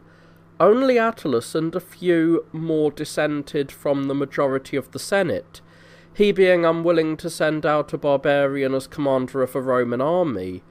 This was the first time that Alaric formed a design against Attalus to depose him or deprive him of life, although Jovius had previously instigated him to it by incessant calumnies and false accusations. In order therefore to put his design into execution, he led Attalus out before the city of Ariminum, where he then resided, and stripping him of his diadem and purple robe, sent him to the Emperor Honorius. But although he reduced Attalus to the condition of a private individual before all the people, he kept him and his son Ampelius at his own house until he had made peace with Honorius, when he procured their pardon.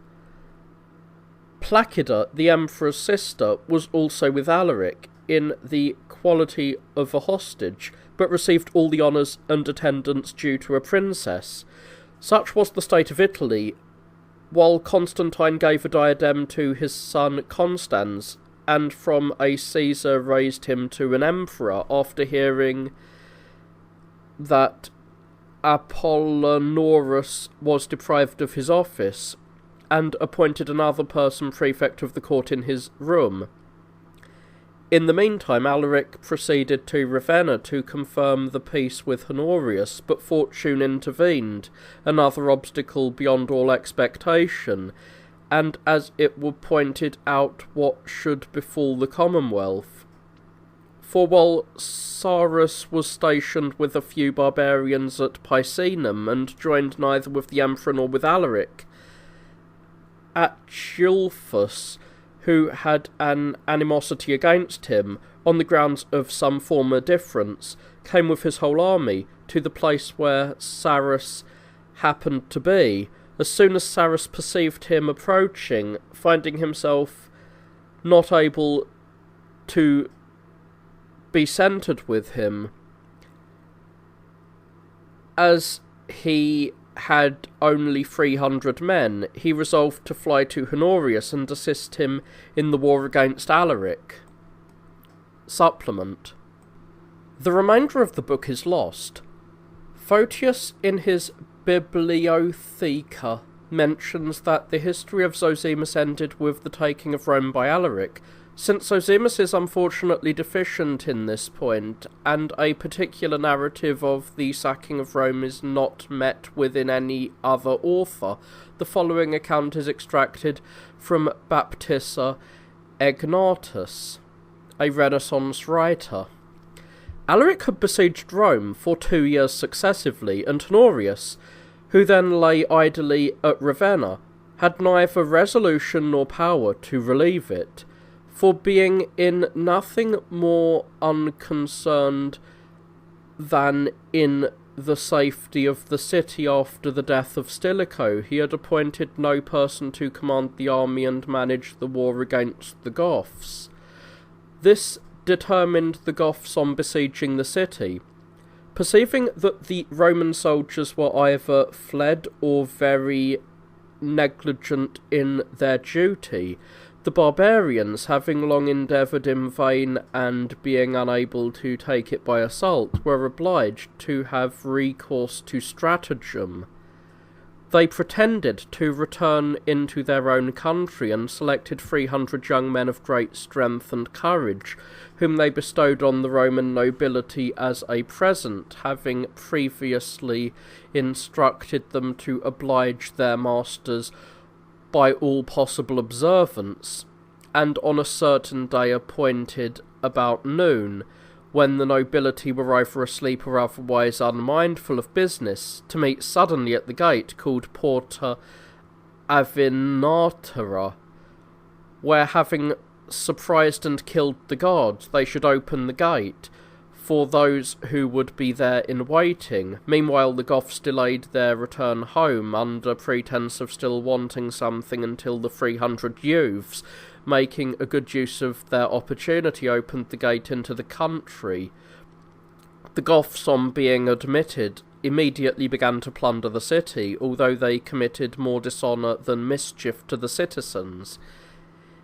It is the opinion of some that the gates were opened by the contrivance of Proba, a lady of great rank and wealth, who compassionated the people of Rome, who were dying of famine and of several distempers, like sheep. There are two circumstances relative to this occasion worthy of being noticed.